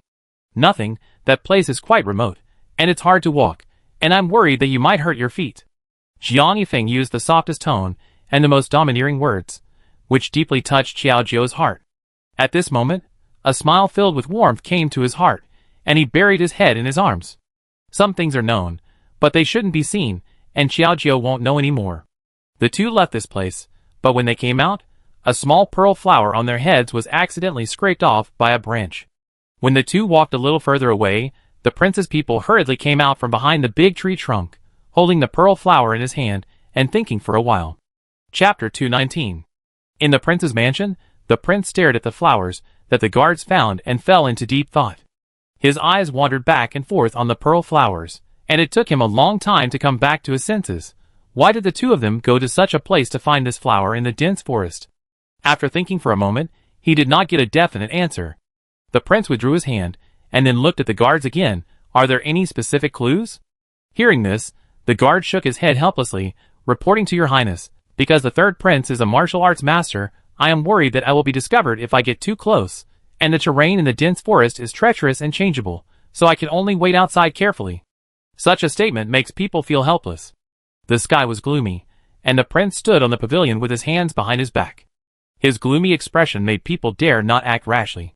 "It seems that my third brother is really ambitious. I'm afraid that there are big things hidden in the dense forest that we dare not imagine." The prince's words were meaningful. The guards knew it for a moment and asked in confusion, "Your Highness, according to what you said, I guess that big thing must not be exposed. Otherwise, let's take people in to look for it. Maybe we can find the handle of the third prince and take the opportunity to eliminate him." The prince's biggest enemy now is Jiang Yifeng, who is in the limelight. Facing the guard's self-righteousness, the prince snorted disdainfully and scolded in a low voice, "Stupid, my third brother has always been very rigorous in doing things. I'm afraid that if we rashly go in to look for it, it will only alert the snake, and if we don't find anything, don't let him turn the tables." The main thing is that Jiang Yifeng still has evidence of the prince's corruption. If the two are enemies, no one will benefit. The guard was speechless for a moment. Then, "Are we just going to turn a blind eye to this matter? You are really stupid. Since we can't find any direct evidence, then we can start with Xiao Jiao." The prince sneered, with a sinister attitude on his raised mouth. The folding fan in his hand swayed gently, and he looked confident in front of his chest. In a few days, it was the Queen Mother's birthday banquet. The princes and ministers gathered together, which seemed very lively. There were also many young men and young ladies from wealthy families. The seats were divided into left and right sides, and the Queen Mother was in the middle. Her gorgeous clothes made her look extremely noble, and she didn't look like an elderly person. Xiao Jiao held Jiang Yifeng's arm, and the two of them occasionally looked at each other and exchanged glances, but the concubine who followed them was so scared that her scalp tingled. She couldn't help but secretly complain, "This damn Xiao Jiao, he wants to steal my limelight everywhere. I won't let you get your wish." With an unconvinced mentality, the concubine directly put one hand on Jiang Yifeng's other arm, and pretended to be coquettish and said, "Your Majesty, I feel a little uncomfortable today, I just feel weak in my legs, and I hope to see your arm." As she said that, she gently leaned her head on Jiang Yifeng's shoulder, which was natural and unscrupulous. Xiaojiu, who noticed this scene, felt a little uncomfortable and glanced at Jiang Yifeng slightly. The man understood, and always felt that the person who suddenly lay on him was more terrifying than the disgusting six-legged reptile. He shook his arms and spoke in a disapproving tone, angrily saying, "If you are not feeling well, I will have you taken back to the palace, and you don't have to come to the banquet." This made the concubine speechless, and she was holding her breath, not knowing what to say. She wanted to quibble, but Xiaojiu's careless teasing came towards her. "Don't worry, concubine. It's such a grand occasion. Even if there is one less concubine, it doesn't matter. If you want to go back, I will let Xiaoyu take you back, so that you won't bother the prince and make him suffer." After hearing this, the concubine blushed, and a 1,000-foot flame instantly rose in her heart, and she couldn't recover for a moment. However, Xiaojiu did not give her a chance to react, but instead directly ordered the maid next to her, "The concubine is not feeling well, go and send her back to the palace." Seeing the maid coming over after receiving the order, the concubine's face changed, and she shook her head hurriedly. No, I'm suddenly well, and I don't need Wang Fei to care about me." Taking 2 steps back, the concubine did not dare to continue to pester Jiang Yifeng, and could only grit her teeth and retreat obediently to the back. But her eyes were staring at Xiaojiu's back fiercely, and an unspeakable anger rose in her heart. "Xiaojiu, I have remembered this matter in my heart. Don't let me catch you, otherwise I will make you lose face." After sitting down, Xiaojiu and Jiang Yifeng sat in the main seat, and the concubine was arranged to sit alone in another seat. Looking at the two people snuggling with each other and laughing, the concubine felt very uncomfortable. In this noisy scene, a loud shout was heard from outside. "The crown princess has arrived." In the distance, the crown princess was wearing a custom-made peony robe and walked slowly, looking particularly dignified and elegant. But the only flaw was that the crown prince could not attend because of the previous secret possession of banned drugs. "Okay, everyone is almost here. Let's officially start the banquet." The emperor waved his hand, and the queen mother sat on the high seat, enjoying it. People kept coming in to give gifts, but Jiang Yifeng was the only one who was particularly calm. Suddenly, he heard the emperor's voice coming over. "Old third, I heard that you often go out recently. I wonder if there is something important." The abrupt question surprised Xiaojiu. He couldn't help but glance at Jiang Yifeng, with a slightly nervous and tangled look, and whispered to remind him, "Your Majesty, could it be that the emperor found out about you?" Jiang Yifeng secretly raised private soldiers, and intended to rebel. If this kind of thing was exposed, it would be a serious crime that would implicate the entire clan. Hearing this, Jiang Yifeng chuckled, looked at the emperor and replied calmly, "Father, as a prince, I have nothing to do. I take my wife to travel around every day and enjoy it." This was said just right, which not only dispelled the emperor's suspicion that Jiang Yifeng had ulterior motives, but also criticized himself for nothing, reducing the emperor's vigilance. The emperor nodded thoughtfully, but he was puzzled when he thought about the news that Jiang Yifeng's family was poor. He looked at Jiang Yifeng carefully, and after thinking for a moment, he asked tentatively, "I heard that the third prince's mansion has been spending more than it earns recently. It seems that the situation is not very good. There are even rumors that the third prince's mansion has a deficit. But you have so many businesses under your name, how could this happen?" These words made Jiang Yifeng speechless. How could the emperor know about this? Did he really have suspicions? But it was reasonable. After all, the emperor had always been wary of Jiang Yifeng, so it was not surprising to find out about this now. But the only thing that made people worried was that the private army that Jiang Yifeng was raising was in full swing. If the money supply was rashly stopped because of the emperor's suspicion, I am afraid that he would become lazy, and the efforts made before would be in vain. After thinking for a moment, Jiang Yifeng didn't know how to answer. Instead, the prime minister listened to these conversations, and suddenly stood up, slightly bowed to the emperor, and said, "Your Majesty, I heard that the third prince has recently paved the way for the people to the bridge and won a lot of good reputation. Compared with this money loss, there is a reason." A word awakened the dreamer, and Jiang Yifeng looked at the prime minister, who suddenly spoke for him with a suspicious face. The two people's eyes crossed. Although they didn't have much interaction on weekdays, the prime minister was smiling at the moment, as if he could buy such a favor. The emperor was more interested when he heard this. "Is that really the case?" Xiaojiu looked at the situation and stepped forward and said, The emperor feels that there are doubts about this, so he can ask the people. The righteous attitude left no room for doubt. The emperor nodded with satisfaction. Well, so that's the case, third brother, you really didn't let me down.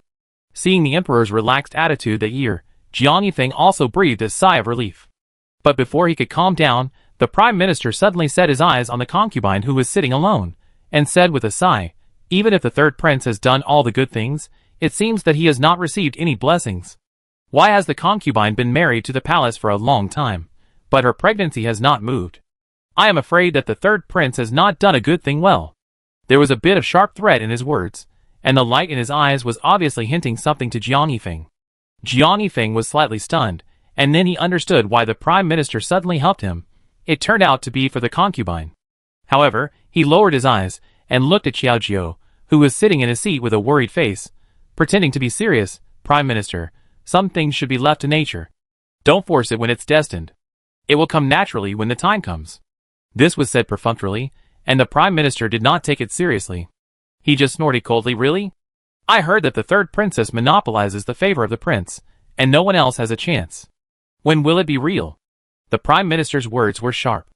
Obviously, this sudden good word today was actually to pave the way for Xiao Jiao, and also to warn Jiang Yifeng. Xiao Jiao felt uncomfortable when he heard it, but he had no words to defend himself.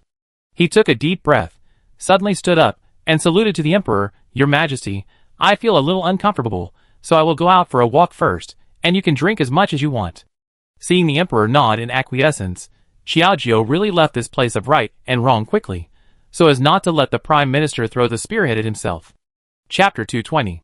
Today's scenery is quite good. It is spring, and the flowers are in full bloom. It is a thriving scene. Xiao Jiao wandered aimlessly in the palace.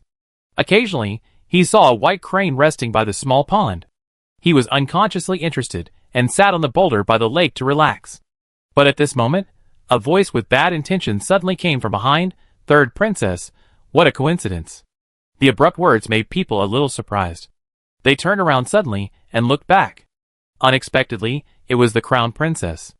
There were several little palace maids behind her. She looked so arrogant that she looked like she was coming with bad intentions.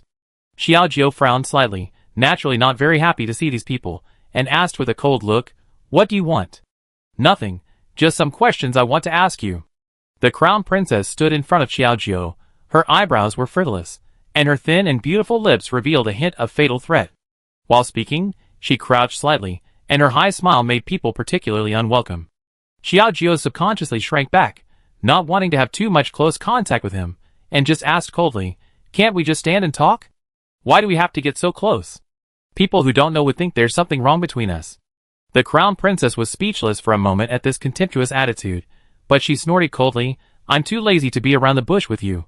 Do you recognize this thing? The crown princess took out the pearl flower that the crown prince gave her, and hung it in front of her in the corner. Seeing this familiar pearl flower, Xiao Jiao was a little surprised. No wonder they said there was a pearl flower missing before. How could it be in her hand? How did you get this thing? A sense of badness came to Xiao Jiao's heart, and he was a little panicked. He looked at the other party with vigilance, and did not dare to relax for a moment. Hearing this, the crown princess chuckled, why are you so excited? I just found it in a small forest. With this, Xiao Jiao was more certain that they must have known something. At this moment, while feeling panic in his heart, he couldn't help but ask tentatively, so what can you prove by holding a small pearl flower? Tell me, what plan are you and the third prince making? The crown princess was concise, but this frivolous question made Xiao Jiao sneer. Although I don't know what you are talking about, but the so-called plan, do you mean that the prince wants to take me to travel or help the people? This is not the answer the crown princess wants to hear. The cheap woman raised her eyebrows high and looked unhappy. The crown princess's smooth face had wrinkles, but she suppressed her anger and forced a smile, saying, Third princess, I know you are from a merchant family. You married the prince and acted so devotedly, just for money and fame, right? As long as you are willing to tell the third prince's plan, then this crown princess can give you all these things. That false face, like tempting a child, really made people feel a little sick. Xiao Jiao sneered unceremoniously, waved his hand directly, and said with disgust, Crown princess, why do you always talk nonsense like you are dreaming? After saying that, he stood up, gently pushed the crown princess away, pushed him to the side, and then sarcastically said, if the crown princess really feels bored, it is better to go back to the banquet and say something good for the prince, so that he can end the punishment as soon as possible and avoid wasting more words here. After a series of words, the crown princess had an ugly face, as if she had eaten bitter melon. I'm afraid that her silver teeth were almost broken. Don't be ungrateful. Don't think I don't know what the third prince is planning. You will only burn yourself if you help the evil. Now tell me, I may be able to save your life, otherwise you will die. The sharp and delicate voice poured into Xiao Jiu's ears little by little, but he just regarded it as a silent fart. He didn't take it to heart at all, but yawned slightly, and said with a little helplessness, Crown Princess, you are blocking my sight.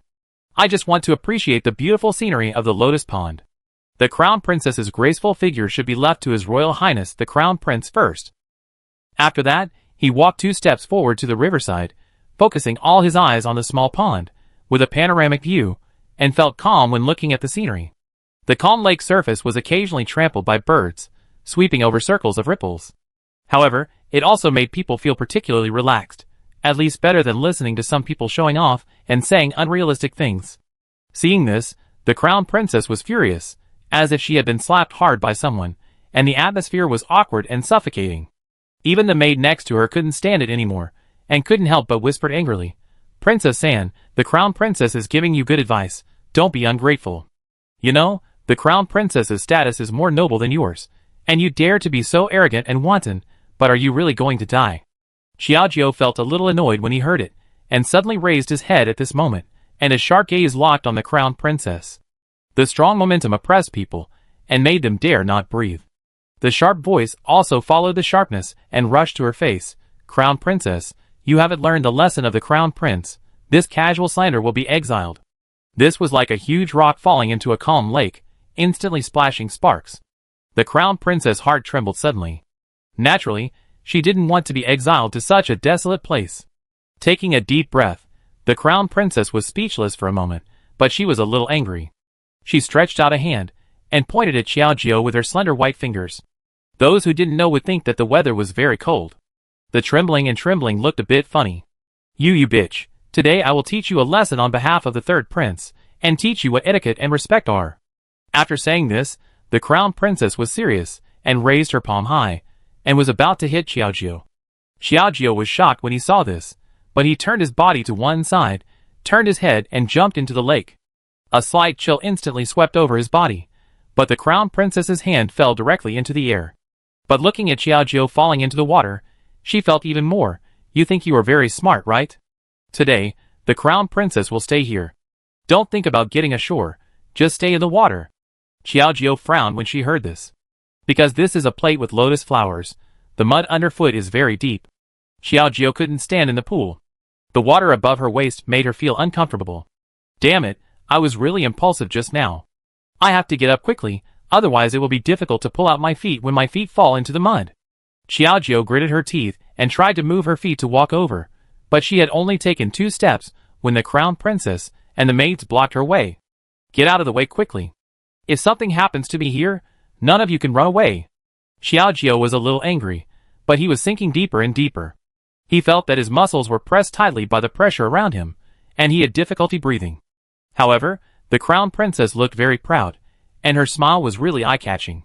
What? Don't you claim to be smooth? In that case, then soak in the water for a while, and see if you can move freely in it like a loach. After that, she covered her lips and laughed sharply, ha ha ha. Hearing this harsh sound, Xiao Jiu, who was already a little uncomfortable, was tortured even more. He couldn't help but complain in his heart, this woman really wants to kill me. Let's see how I deal with you when I get ashore. However, getting ashore has become a very difficult thing at this moment. Xiao Jiu gritted his teeth, tried to restrain his inner restlessness, and shouted with all his strength, help! A series of voices continued to float. However, at this time, everyone basically went to attend the Queen Mother's birthday banquet, and there were probably very few people here. You scream. Even if you scream your throat out, no one will come to save you.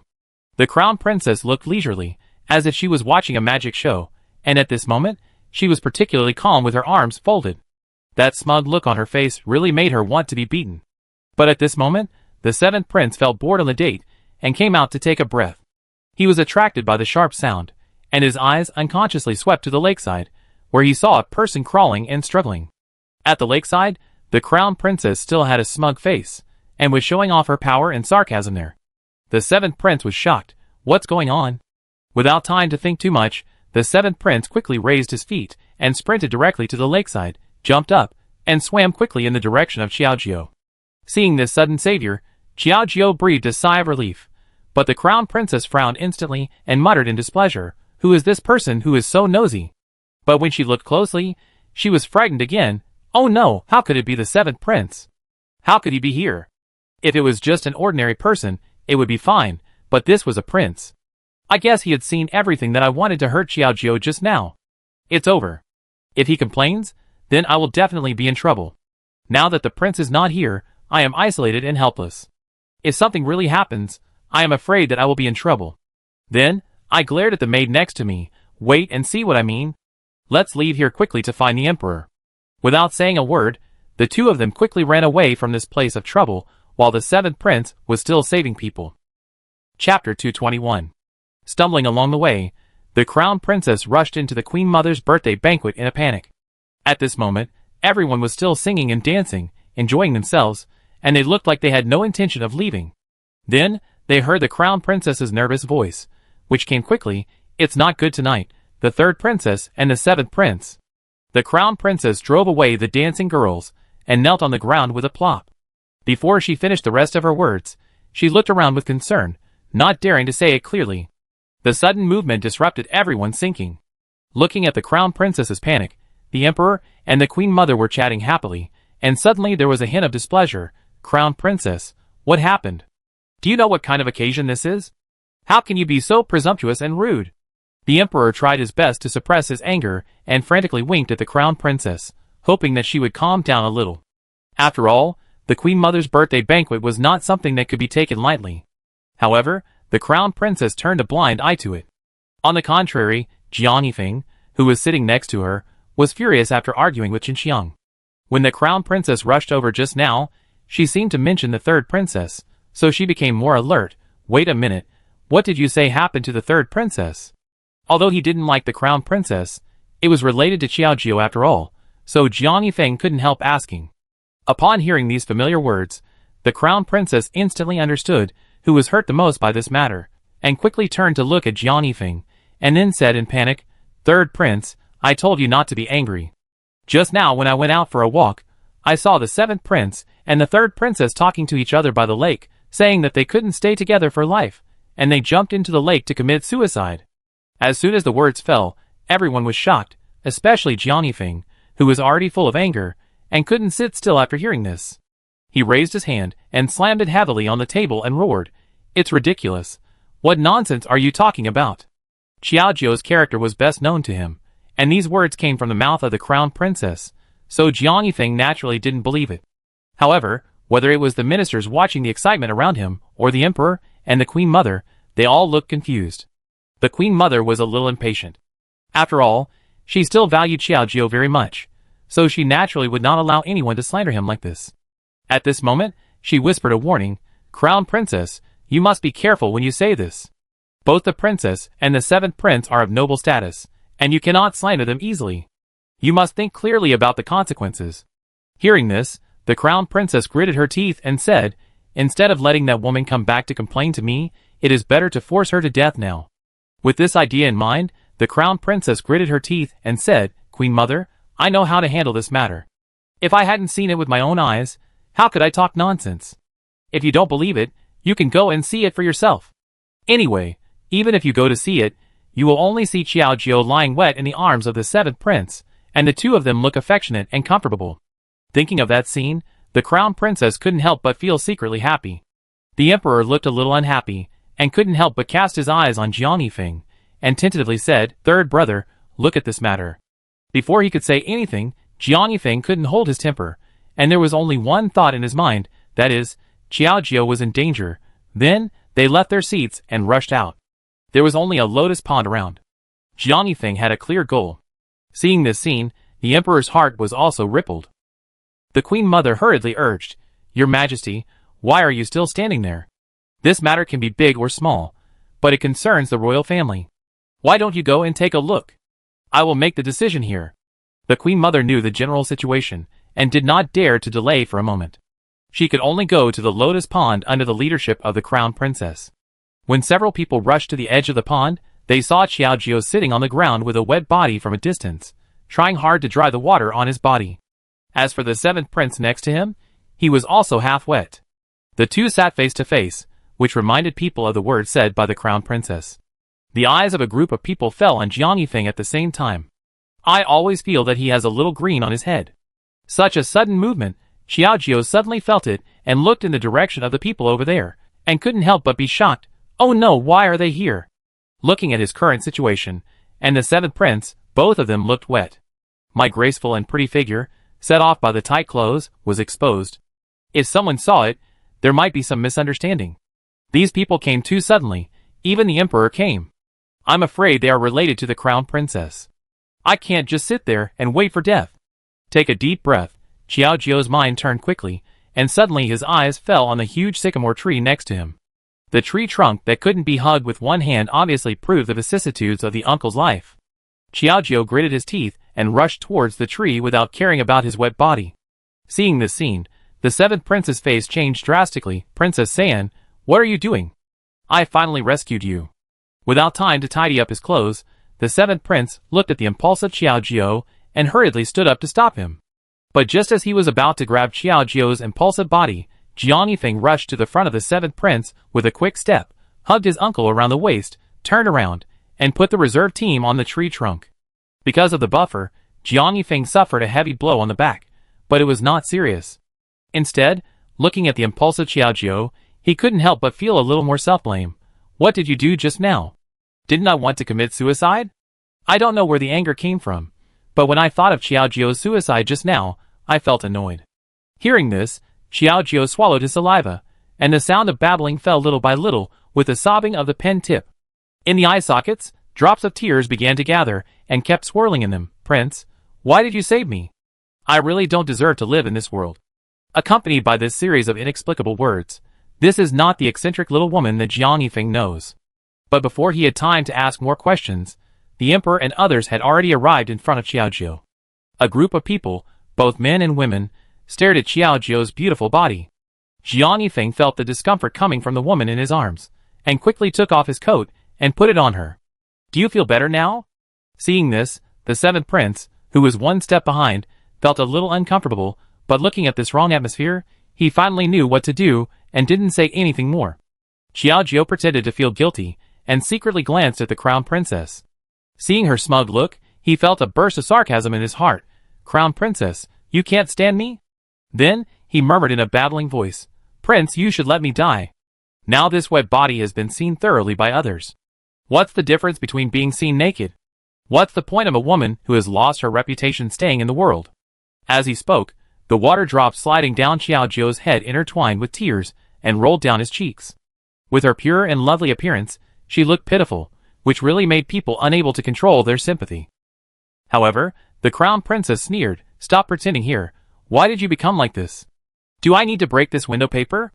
Let me tell you, I saw everything you and the seventh prince did just now. The crown princess took the initiative, and the emperor's face became even uglier after this. After all, this is about the face of the royal family. One is his son, and the other is his daughter-in-law. What's the matter? With a gloomy face, the emperor directly cast his angry eyes on Xiaojiu, third princess. How do you explain this matter? Why are you and the seventh prince both wed here? Some words were too hard to hear, and the emperor was embarrassed to say them, and gave them a look of wishing them the best of luck. Hearing this, Jiang Yifeng felt a little uncomfortable. Thinking about how they sat opposite each other with their wet bodies just now, he felt uncomfortable all over. However, facing the emperor's harsh questioning, Xiaojiu seemed particularly calm and said aggrievedly, Your Majesty, the crown princess intended to attack me and force me to sleep. The seventh prince just happened to pass by and save me. Although I am grateful to the seventh prince, I am a woman after all, and I am already a father. How can I bear such humiliation? You should let me die. After saying this, Xiaojiu really wanted to break free from Jiang Yifeng's arms, and kept rushing towards the tree trunk like a cow. But Jiang Yifeng was too strong, and Xiaojiu was just pretending, so she would not take advantage of him. Don't be impulsive. What can I do if you act like this? Jiang Yifeng tried his best to comfort Xiaojiu. Hearing his explanation, he naturally believed it. His eyes fell on the Crown Princess with a sinister look, and he asked in a questioning tone, "Crown Princess, what else do you have to say?" Hearing this, the Crown Princess's face changed, and she quickly followed the panicked explanation. "Third Prince, Your Majesty, don't be fooled by her appearance. This is clearly an excuse she made up to hide the matter between her and the 7th Prince." Chapter 222. The Crown Princess argued with reason and tried hard to distort the facts. However, Xiaojiu set his eyes on Jiang Yifeng and said pitifully, "Your Majesty, you and I are husband and wife. You should know what kind of character I am. Do you believe me?" After all, in this scene, as Xiaojiu's husband, Jiang Yifeng is the most qualified spokesperson. Suddenly being named, Jiang Yifeng naturally did not think about it, and nodded decisively. "You are my wife. You have paid so much for me. I naturally believe in you, and will not be provoked by some people." After that, his sharp eyes swept across the Crown Princess coldly, like a sharp knife piercing into the heart, which really made people feel a little uncontrollable. The beloved concubine shuddered and could only pin her hopes on the Emperor. "Your Majesty, everyone knows that the 3rd Prince loves his wife as if she were his life. I'm afraid he has been deceived by Xiaojiu. Now that these two people are coming to this station, what is there to doubt? They must have already communicated with each other privately." The Crown Princess' words deeply attacked the Emperor's heart. Even the 7th Prince, who was kind enough to save people, was speechless at this moment. "Crown Princess, watch your words. If what you said is true, anyone who passes by to save people has an affair with the person being saved, then who in this world dares to be this good person?" The Crown Princess was speechless after hearing these powerful words, but she still tried to fan the flames. Jiang Lian did not intend to argue with her. Instead, he glared at the nonsense-talking Crown Princess coldly, then walked to the Emperor, clasped his hands, and said respectfully, "Father, I have always been upright in my work. You know about this matter. I hope you can understand that the stone tablet is serious. I just passed by to save someone, and there is no other intention. But the outside world has heard that you have always been attracted to the 3rd Princess. Don't pretend to be so now. The Crown Princess is always trying to find a way to get things done, and she is unwilling to let go of any opportunity. This is really annoying." Jiang Lian didn't pay much attention to it, but looked at the Emperor with expectation. After all, the master of the house is standing here, and it is not his turn as a small Crown Princess to talk nonsense here. Facing the nagging arguments, the Emperor fell into a period of contemplation, took a deep breath, and finally said angrily, "Enough, I know the character of the 7th Prince better, and he is upright. And when the 7th Prince left his seat, he told me clearly that he would not want to give private gifts to others, and he would not specially inform Zheng, right?" After saying that, he looked at the Crown Princess again subtly. Facing the Emperor's partiality, the Crown Princess's face changed, and she was speechless in an instant. Instead, she looked at Xiaojiu, and narrowed her eyes slightly at this moment. Although she looked pitiful, she inadvertently gave the Crown Princess a look that said, "May the best of luck to you." "Damn it, Xiaojiu, you bitch, you just hate the Crown Prince for framing you before, so you want to take revenge on me, you just deliberately framed me." The Crown Princess couldn't hold back her emotions, and even started to yell like a shrew, trying hard to prove her innocence. But such a scene was really unbearable in front of Xiaojiu, and at this moment, she gave her a contemptuous look and said coldly, "I'm sorry, I'm not like you, the Crown Princess, who is vindictive and narrow-minded." Stimulated by this, the Crown Princess lost her temper completely, suddenly stretched out her hands, and rushed directly towards Xiaojiu. "Since you are so talkative, I will make you speechless forever." Seeing the Crown Princess like this, Xiaojiu pretended to be panicked on the surface, but in fact he was very calm. As expected, Jiang Yifeng was quick to grab the Crown Princess's wrist and pushed her hard to the side. The Crown Princess stumbled and fell to the ground without paying attention. She felt a sharp pain in her pelvis and screamed, "Ouch, it hurt so much, you've gone too far. Enough, as a Crown Princess, you don't look noble at all. You've spread these malicious rumors, which have ruined the reputation of the royal family. I will never let you off easily." After that, the Emperor gave an order, "Come here, pass on my order, lock the Crown Princess in the Buddhist temple to worship Buddha and copy scriptures, and reflect on it. If you make the same mistake today again, I will never let you off easily." The Crown Princess was carried away without any warning. She woke up a little and said in panic, "Your Majesty, I know I was wrong, please don't do this." If she was locked up again, it would be difficult to explain to the Crown Prince, but no matter how she called, the Emperor remained indifferent. Seeing the Crown Princess's voice gradually fade away, Xiaojiu finally breathed a sigh of relief, and couldn't help but put on a smug smile. Finally I've dealt with this woman. Let's see how she can stir up trouble in the future. But when he looked up, he accidentally met Jiang Yifeng's obsidian eyes. His deep eyes seemed to be able to penetrate people's minds. Xiaojiu pulled the corner of his mouth awkwardly, feeling guilty. However, what he received was Jiang Yifeng's soft and concerned words. You have caught a cold, go change your clothes quickly, and don't run around later. Today is the Queen Mother's birthday banquet, so there is no need to make it so unpleasant. After Xiaojiu changed his clothes, he really sat at the banquet obediently, and didn't plan to go anywhere. After all, it was not a good sign to encounter such a thing when going out for a breath of fresh air. The emperor sat on his seat, and covered up the words that the crown princess had just said with a misunderstanding. Don't worry about what happened just now. It's just that the crown princess made a mistake and said such nonsense. I have punished her to confinement. Today is the Queen Mother's birthday banquet. Everyone continue to drink and have fun. Don't be too restrained. As these words fell, everyone fell into the climax of the excitement again.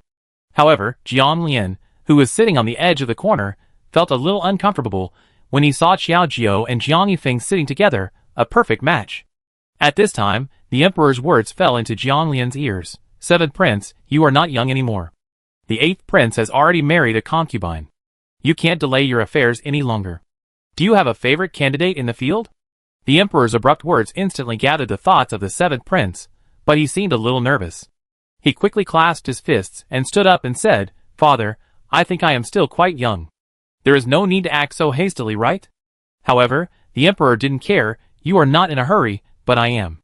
Now the Queen Mother's birthday banquet, princes, ministers, and daughters of wealthy families have gathered together. If you like any of them, I will arrange a marriage for you today. This remark made many people agitated.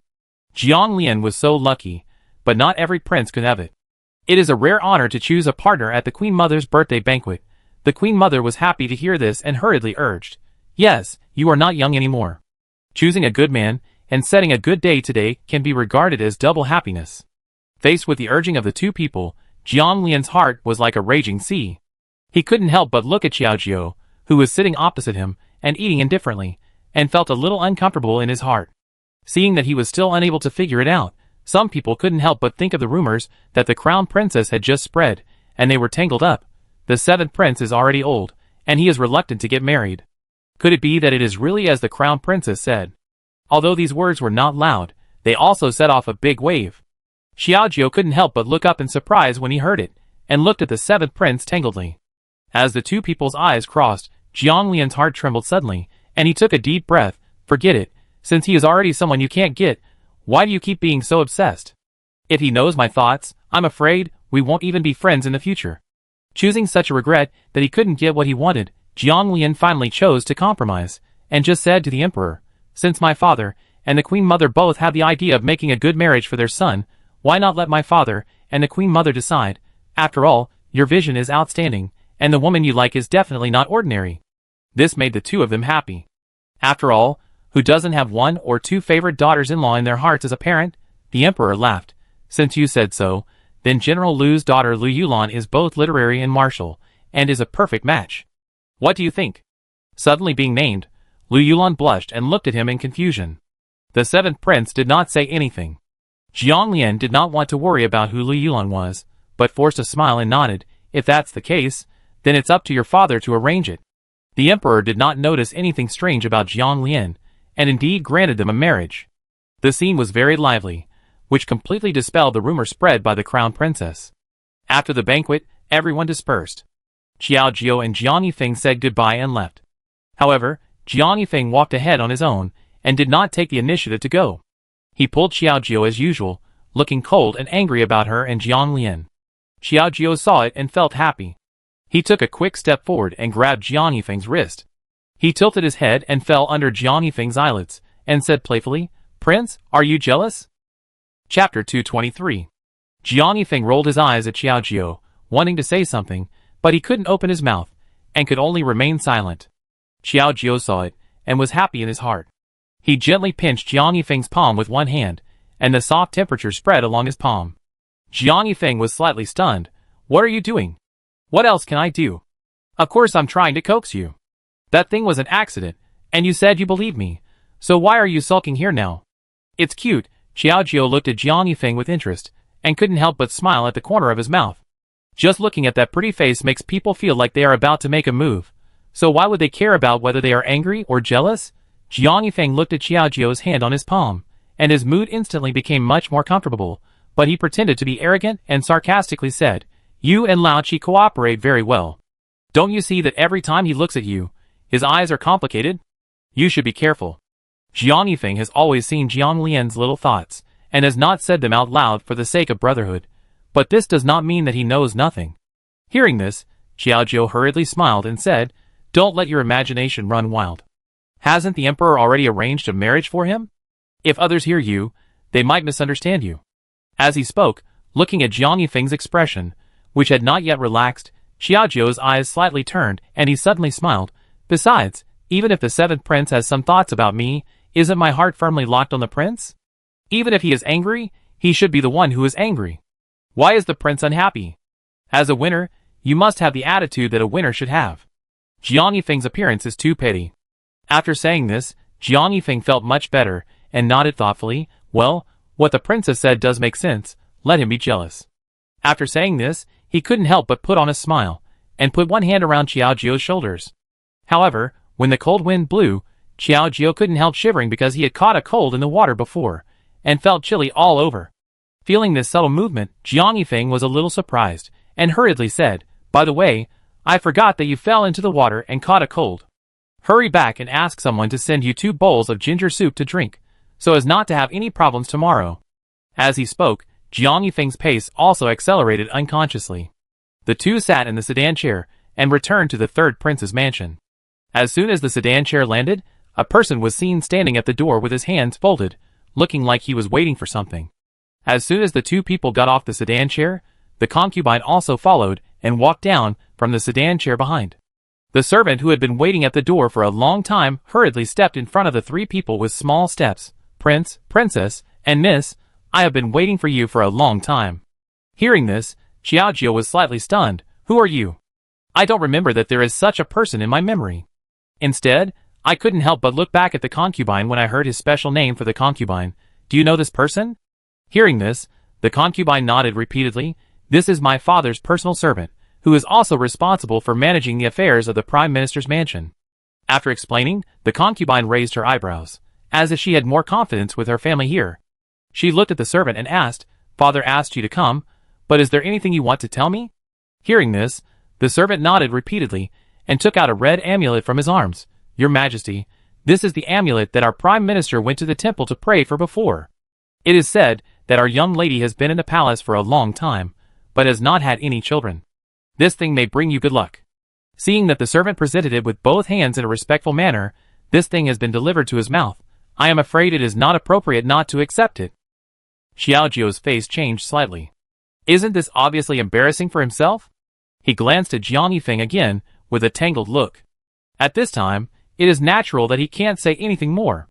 However, the concubine next to him was a little restless. Seeing this situation, her face couldn't help but be stained with a touch of shyness. She seemed to have forgotten the previous lesson, and held Jiang Yifeng's arm with one hand, and came to her side. With affectionate eyes and a blushing face, she raised her head and said, "Your Highness, this is a token of my father's love. Please accept it." Since the Prime Minister has personally stepped in, she doesn't believe that Jiang Yifeng can still be so heartless and unrighteous. Even the servant was attentive. If he didn't accept this thing, he might have trouble explaining it to Qinxiang. Both of them believed that Jiang Yifeng would not offend the Prime Minister. After all, he had spoken for him today. But who knew that Jiang Yifeng would turn a blind eye and pretend to be stupid and said, "Please take this back. These things are all fictitious. This prince has never believed in gods and Buddhas, and doesn't want such things to add unnecessary pressure." After saying that, he felt uncomfortable again when he saw the concubine holding his arm tightly. He shook his hand unconsciously and warned in a low voice, "As a concubine, you should have some awareness of being a concubine. The princess is still pestering me here. Can't you tell the difference between the master and the concubine?" After pushing the concubine's hand away, Jiang Yifeng showed no mercy and gently took her hand. His eyes became gentle again. This change of attitude was even faster than the weather. The concubine was speechless. "Your Majesty." She wanted to say something, but couldn't. She felt that being pushed away just now was really embarrassing. She couldn't help but grit her teeth and looked at the servant for help. After this crazy eye contact, the servant understood and said, "But he didn't mean to give up, Prince. This is the Prime Minister's intention anyway. Whether you believe in gods or Buddhas, accept it. Even if you refuse like this, I'm afraid you know it's hard to explain when you go back." Seeing the other party's resounding attitude, Jiang Yifeng couldn't help but sneer. "Just go back and tell the Prime Minister that he doesn't need to worry about my family affairs." After that, he looked directly at Xiaojiao and said softly, "Let's go. It's too noisy outside. Nothing good happened just after returning home. It's really disappointing. I will also make some ginger soup for you to prevent you from getting cold." The two of them entered the mansion. The concubine was left aside. She felt so uncomfortable in her heart. She gritted her teeth and said angrily, "Prince, I didn't expect you to be so heartless. How can I be inferior to that bitch?" Taking a deep breath, Xiaoxi tried to comfort her. "Miss, don't be angry. The Prime Minister had expected that the third prince would be so stubborn, so he specially asked me to keep a backup plan. Please accept this." While the servant was speaking, he took out a bag of medicine powder from his bag and stuffed it directly into the concubine's hand. Looking at the meaningful light flashing in Xiaoxi's eyes, the concubine was still a little confused. "What is this? It can't be something that takes someone's life. I'm afraid that instead of taking someone else's life first, it took my own life first." The servant hurriedly shook his head. "Miss, don't misunderstand. The Prime Minister said that he just wants you to give birth to a child for the third prince to stabilize his position. This thing is just for auxiliary use." After the words fell, the concubine understood instantly and took a deep breath. "Since my father has done this, I can't disappoint his expectations this time." After sending the servant away, the concubine returned to the mansion on her own, asked someone to make a bowl of soup, sprinkled the medicine powder into the soup, and then personally delivered it to Jiang Yifeng. "Prince, this is the snow pear soup that I specially made for you. It tastes great and can moisten your throat and quench your thirst. Do you want to try it?" The concubine dressed up carefully. At this moment, she was wearing fresh and cool clothes. The corners of her charming mouth had a bit of charm. She twisted her body frequently, which was comparable to the courtesan in the brothel, and was even more fascinating.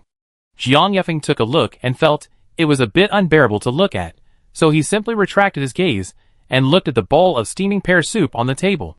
In fact, his throat was a little uncomfortable. "You are very considerate," Jiang Yifeng said lightly, and was about to drink from the bowl. The moment the strong smell touched his nose, Jiang Yifeng froze in his place. "No, why is there a smell of medicine powder mixed in it?" After struggling, he raised his eyes and glanced at the concubine, seeing that she was full of expectation and attentiveness, and she just wanted to drink it right away. Jiang Yifeng tried hard to suppress the dryness and discomfort in his throat, and put down the bowl of medicine. The concubine's face changed slightly, and she was a little confused. "Prince, what's wrong? Is it not to your appetite?" "No, you go down first. I'm not thirsty now. I drink it after it cools down." As he said that, Jiang Yifeng picked up a book and started to read it seriously. The concubine was stunned on the spot, and she was a little unwilling. "This is what I have been waiting for a long time. At least let me watch you drink it." Jiang Yifeng heard this, and gave her a cold look. The concubine was panicked and a little guilty. She quickly closed her mouth and could only bite her teeth, and said, "See Wang Yanxia's cold before drinking it, then I will leave first." After saying that, she turned around and quickly left the room, but she was not in a hurry to leave. Instead, she stayed at the door like a waiter. "Since you won't drink in front of me, I wait for you here. After you finish drinking, you can go in. The result will be the same anyway." However, before he could wait long, Xiaojiao came towards him. Chapter 224. The two of them met, and the concubine looked sinister. Seeing Xiaojiao was about to go in, she was afraid that she would ruin her good deeds, so she stopped her at the door. "Wait a minute, the prince is busy now. You can't go in and disturb him." The concubine stretched out her hands against the door, like a hen protecting her calves. This sharp voice made Xiaojiao feel a little uncomfortable, and he couldn't help but frown. But looking inside, the faint light from the study at night was radiating, and he was a little entangled. But after carefully looking at the concubine at present, a confused light appeared in his eyes. "Even if the prince is busy, why are you staying here all the time? Why do you care why I'm here? Anyway, you are not allowed to go in and disturb the prince. If you lose, go back quickly," the concubine said confidently, but Xiaojiao couldn't help but sneer. "So why do you care where I go?" The people guarding outside the door haven't said anything yet, but the concubine is extremely active. She just stays here. I'm afraid she has no good intentions. Xiaojio was a little worried, and put one hand on the concubine's wrist, as if to push her away. The concubine was a little unhappy, and she simply pressed her body against the door sill, gritting her teeth, and angrily said, "If you want to go in today, just step on my body." "No, is there something wrong inside? Why are you so flustered?" After being tricked by her, Xiaojio originally wanted to deliberately go against the concubine, but now he had to have other thoughts, and was a little worried about Jiang Yifeng's safety. Then, he didn't plan to entangle with her anymore, and directly pushed the concubine away. "Get out of the way. If something happens to the prince, I won't let you go easily." Pushing the door open, Xiaojio ran into the study room in a panic. The concubine followed closely, shouting, "Come out. Don't disturb the prince." But just as the words fell, the two came to the table in the inner test, looking at Jiang Yifeng, who was still reading, and the atmosphere became awkward. "Prince, are you okay?" Hearing this, Jiang Yifeng looked at the concubine suspiciously. "Why are you still here? Didn't I ask you to leave?" I was worried that the prince would need something, so I wanted to serve him outside at any time.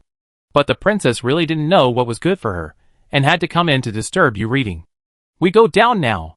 As he said that, he couldn't help but take a peek. The snow pear soup next to him was already half cold, and the heat was much less than before. I don't know if he drank it or not. "Why are you still not drinking? Did someone see something?" The concubine was unsure for a moment, but she didn't intend to let Xiao ruin her plan, so she pulled her away. However, Jiang Yifeng slammed the book on the table and looked at the concubine with a little displeasure. "Enough? How long are you going to make trouble? Go down quickly. Let Wang Fei stay here to grind ink for me. I can do this too." The concubine was a little reluctant, and hurriedly said, "Besides, I came to the website first. Can't you give me a chance? I can definitely do better than the princess." Looking at the concubine's impatient look, I don't know what little thoughts she is thinking in her mind. Xiaojio sighed helplessly and rolled his eyes at her. "I see you don't even listen to the prince's words. You are really lawless and lack discipline. If you really don't know the rules, how about letting me, the principal wife, teach you?" The light words were filled with a threatening attitude. The concubine's body tensed up, and she was speechless for a moment. She stuttered for a long time and couldn't say a word. I. But before they could figure out how to respond, Jiang Yifeng's cold eyes flew over directly. "Come," and sternly scolded, "Why are you cold? Get out quickly. If you come in to disturb me again, don't blame the family law." Hearing the family law, the concubine's heart trembled suddenly. Like the pain of his whip whipping her skin and flesh, she felt an inexplicable fear, and hurriedly shook her head and said, "Your Majesty, please forgive me, I will go out now." After saying that, she had to stare at Xiaojio unwillingly, and then left the room obediently and fearfully, and closed the door by the way. After the person finally left, Jiang Yifeng felt that his ears were a little closer. He raised his head, looked at Xiaojio with a soft look, and patted his legs quickly. "What are you doing standing there? Come and sit down quickly." Hearing this, Xiaojio raised his frivolous steps, turned his body slightly, and landed directly on the man's knees. "Your Majesty, are you okay?" He carefully looked at the other person's face, and there was nothing special about it. But thinking about the concubine's uncharacteristic behavior today, I always feel that something is wrong. Jiang Yifeng nodded, but rolled his eyes at her. "What can I do? By the way, why did you come here suddenly? Did you drink the ginger soup you drank?" This soul-searching question made Xiaojio speechless for a moment. He quickly turned his head to the side, pulled the corner of his mouth awkwardly, and shook his head fearlessly. "It doesn't matter if I don't drink the thing. I'm in good health. The main reason is that the ginger soup tastes really bad. It makes me feel sick after drinking it. I'm a normal person, why would I bother with that? But listening to this, it's really unsatisfactory." Jiang Yifeng frowned slightly, and said with some dissatisfaction, "You have been soaking in the water for so long that your body is soaked. If you don't drink something to get rid of the cold, you will get sick and make me worry. Wouldn't you be guilty?" After that, he ordered outside. "Come on, ask the kitchen to prepare a bowl of ginger soup for the princess." There was a response from outside, but Xiaojio seemed a little helpless. Suddenly, he smelled a sweet fragrance. His eyes subconsciously fell on the pot of snow pear soup set by the concubine. He was overjoyed. "Prince, you have such a delicious thing hidden here. Why didn't you tell me?" Xiaojio said, and directly brought the bowl of snow pear soup over. It was still slightly hot, and the temperature was just right. Without saying a word, he began to swallow it into his stomach. Jiang Yifeng was a little panicked, thinking of something. Don't drink this soup. Jiang Yifeng had sensed a medicinal smell before, but he didn't understand why Xiaojiao was so greedy. As he spoke, he wanted to grab the bowl, but it was too late. Seeing that the bowl was empty, Jiang Yifeng felt a headache unconsciously. You greedy little cat, why do you want to taste everything? What if there is a problem? While blaming, Jiang Yifeng lowered his eyes slightly, looked at Xiaojiao carefully, and asked quickly, how is your body, is it okay?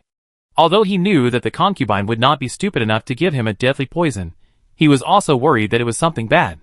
After hearing this, Xiaojiao had not reacted yet, and only felt his face slightly red and confused. Thinking about Jiang Yifeng's warning just now, he felt even more puzzled. What is the prince talking about? Is there something wrong with this bowl of soup? Just as he was talking in a daze, Xiaojiao suddenly felt a burst of heat in his body, and his face felt like it was burned by an iron. He felt a little hot and uncomfortable. What's the situation? Why am I so hot? Prince, you look so handsome now. Xiaojiao lay in Jiang Yifeng's arms, looking into the eyes of the man in front of him, and only felt that the abrupt Adam's apple seemed to exude an irresistible charm. Xiaojiao gently placed one hand on it, and the finger of the phone kept moving up and down on Hojia, lightly teasing the other's heart. Jiang Yifeng was slightly stunned, and felt that his body was itchy and unbearable. Looking at Xiaojiao, whose eyes were blurred and full of charm, he swallowed his saliva consciously. It seemed that there was also an invisible fire in this dantian that was constantly colliding. Princess, what's wrong with you? I don't know, I feel so uncomfortable. Xiaojiao murmured in his mouth, but looked at Jiang Yifeng's thin lips, which seemed to have a natural curve. Suddenly, as if he had seen some delicious food, he pounced on it and started to bite it madly. This sudden action directly made the beast in Jiang Yifeng's heart burst out in an instant. My uncontrollable anger was like a volcanic eruption. I put my backhand around Xiaojiao's waist, and the two of us were entangled with each other. On the couch in the study, there was a lot of lovemaking, and the room was filled with an ambiguous atmosphere. I don't know how many hundreds of rounds we fought that night. Anyway, when we woke up the next day, the two of us were exhausted. The maids who came to serve us saw it, and laughed secretly. It soon spread throughout the mansion. Do you know that the prince and the princess woke up very tired this morning? I don't know what happy thing happened yesterday. Why are you so excited? Several little girls gathered together, joking with each other. These words were still heard by the concubine, and she was furious. Damn it, that person should have been mine. Xiaojiao, why are you still haunting me? What have I done wrong to you? After taking a deep breath, the concubine had no time to continue to please Jiang Yifeng, and was afraid that she would just be shown a handful of dog food. She turned around, holding up her skirt, and hurried back to her yard, and soon heard a crackling sound. The concubine smashed the porcelain in the room crazily, and even the maid next to her was terrified, and carefully comforted her. Madam, you can't solve the problem like this. Why don't you think of other ways? Chapter 225. Anyway, the concubine didn't listen to a word the little girl said. After the things in the room were smashed, there was nothing left to touch, and the concubine slowly calmed down. But the more she thought about it, the more she was dissatisfied. She clenched her fists tightly in her seat, and with a violent rise and fall of her chest, she couldn't help but spit. No, that bitch is getting more and more arrogant. I must teach her a lesson. After thinking about it, there was no place in the palace that could stir up trouble again. The concubine could only go back to the prime minister's house to cry. Father, do you know that Xiaojiao? She is really despicable and shameless. A vixen who has captured the prince's heart. The daughter really has no way to deal with her. Please help me, father. The choked crying sound made people feel sympathetic. However, the prime minister could not help but sneer at the concubine's series of grievances, and said angrily, this useless thing, with a strong family background and many talents, lost to a merchant's daughter. How do you want me to make decisions for you?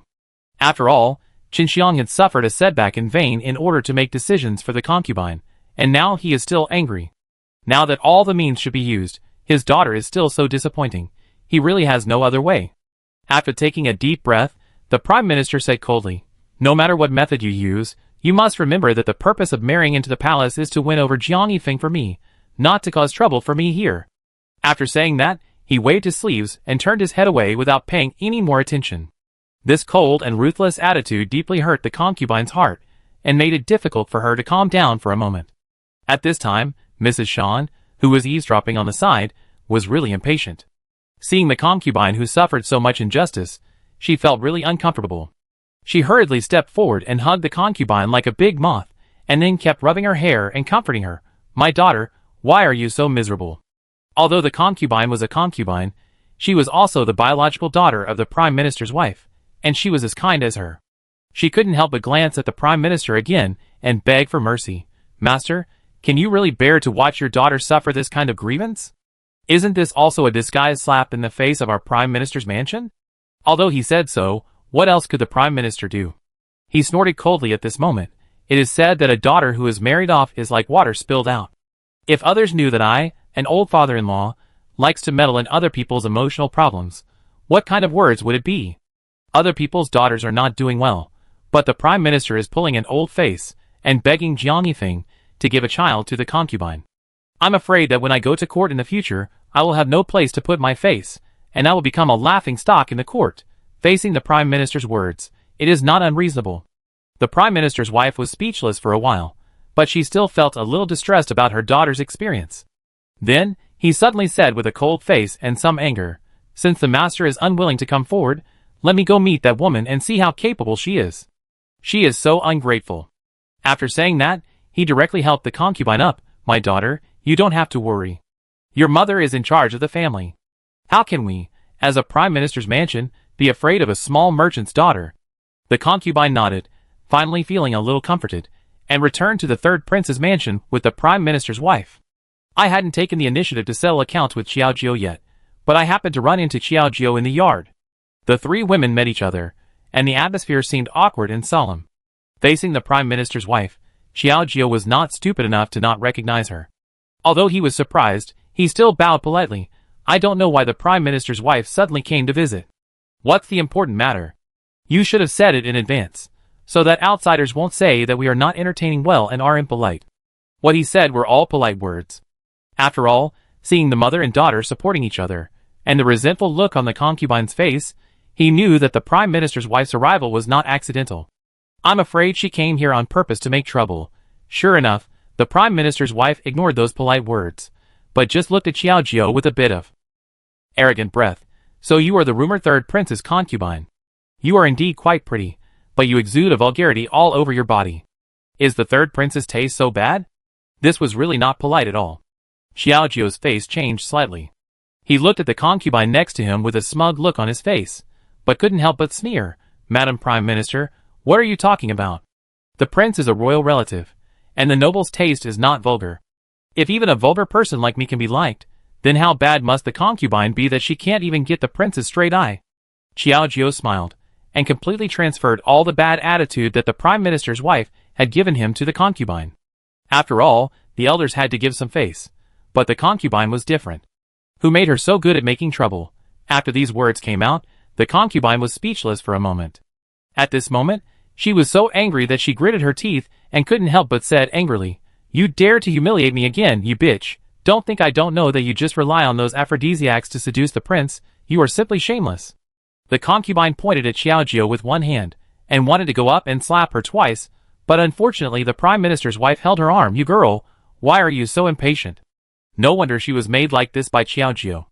However, when she heard that Xiaojiu had drugged Jiang Yifeng, the Prime Minister's wife also showed a trace of contempt on her face, and couldn't help but sneer with contempt. "Drug seduction, this kind of despicable means is probably also from the dirty wind of the brothel. Could it be that the prince's favor came from this? It's really impressive." This made people speechless, but thinking carefully, Xiaojiu instantly understood what was going on, when he suddenly felt a little restless in his body yesterday. At this moment, he glared at the concubine with cold eyes, and said unceremoniously, "I think, who put the drug in that bowl of snow pear soup? I don't need to say it too clearly, right?" No wonder the concubine had to wait at the door yesterday, and refused to leave, just to wait for Jiang Yifeng to drink the drug before doing something illegal. Fortunately, I took the lead and didn't let this woman's little trick succeed. However, because of the strong effect of the drug yesterday, I was tortured to death, and could hardly walk. I haven't settled the score with this guy yet." The cold eyes fell on the concubine like a sharp knife. Because of her guilty conscience, the concubine couldn't help shrinking her neck, and didn't know how to respond for a while.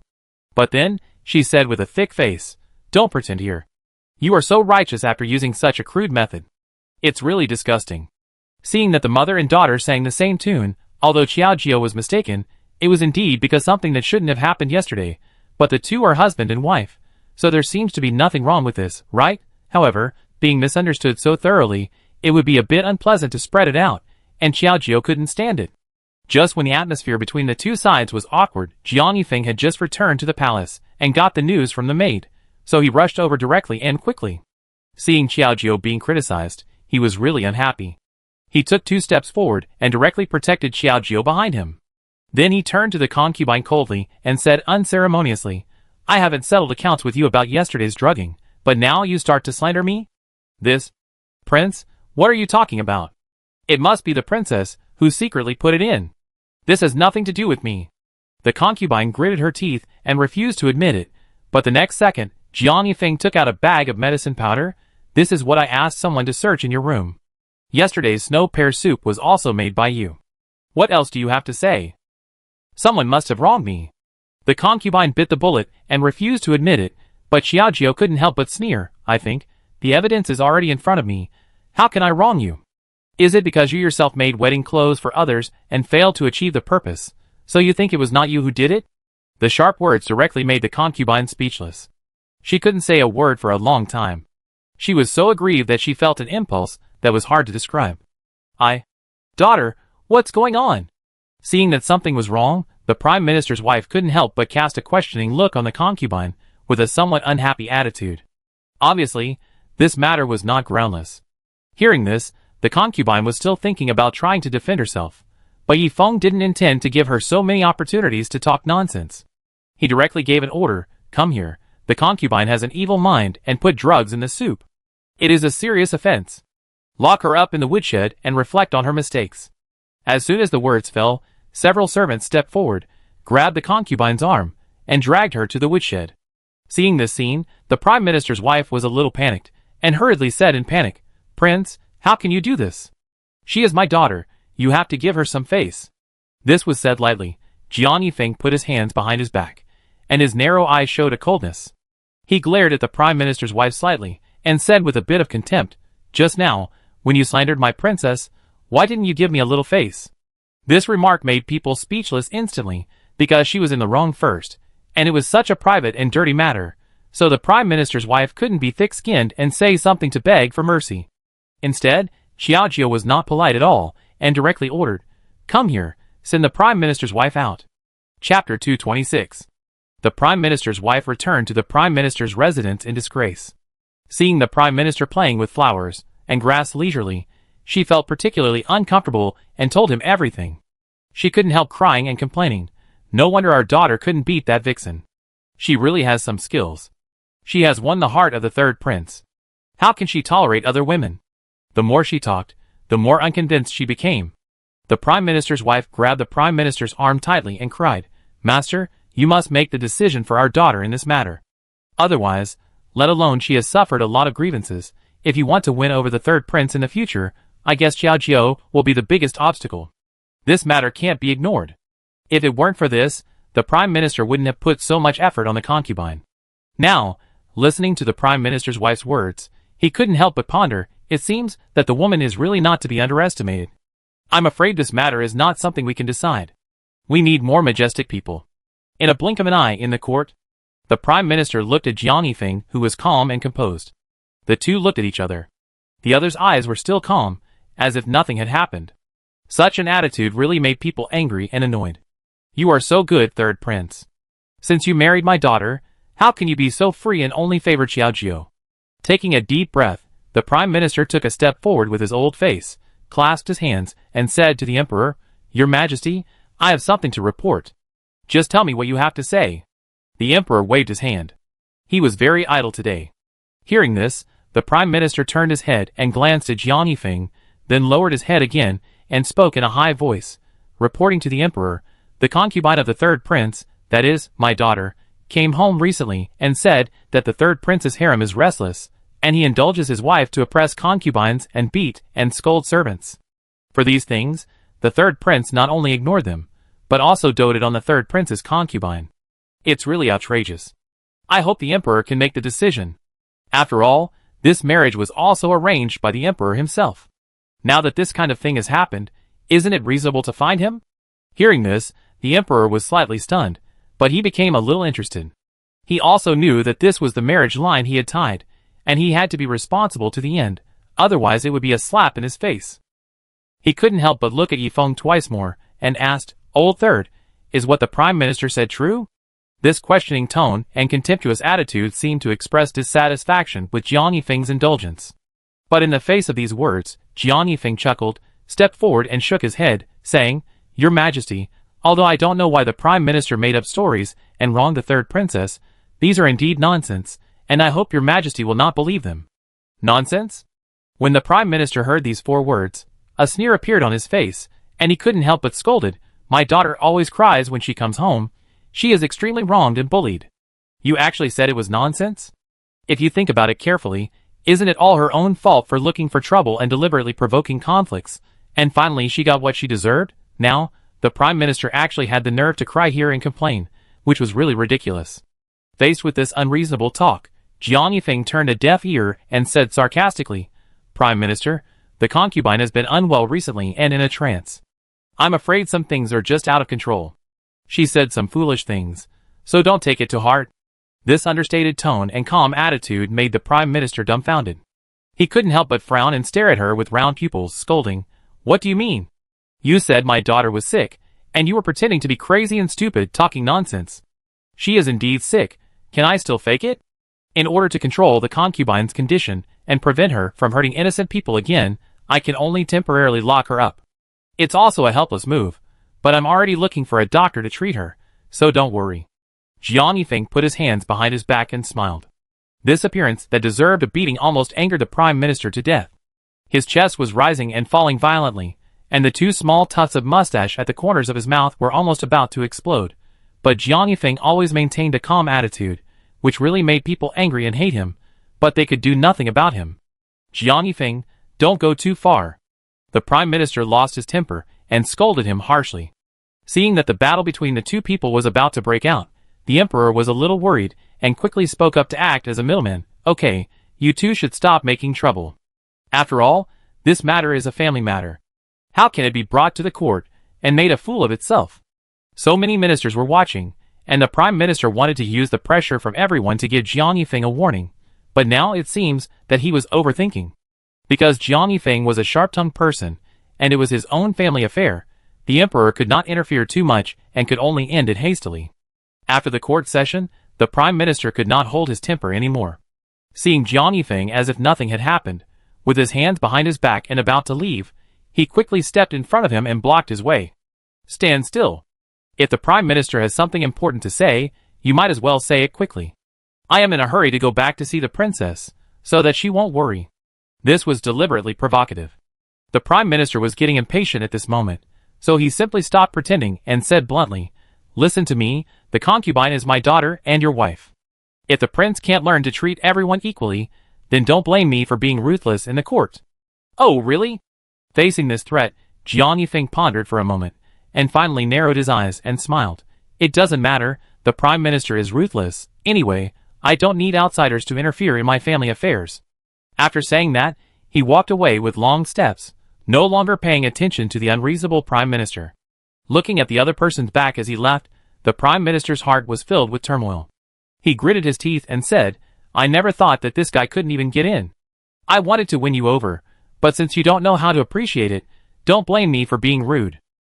After taking a deep breath, the Prime Minister turned around and went directly to the imperial study to ask for an audience with the Emperor. Looking at the Prime Minister, who came in a hurry, with an indescribable anger on his face, the Emperor chuckled and comforted him. "Prime Minister, you are an old man.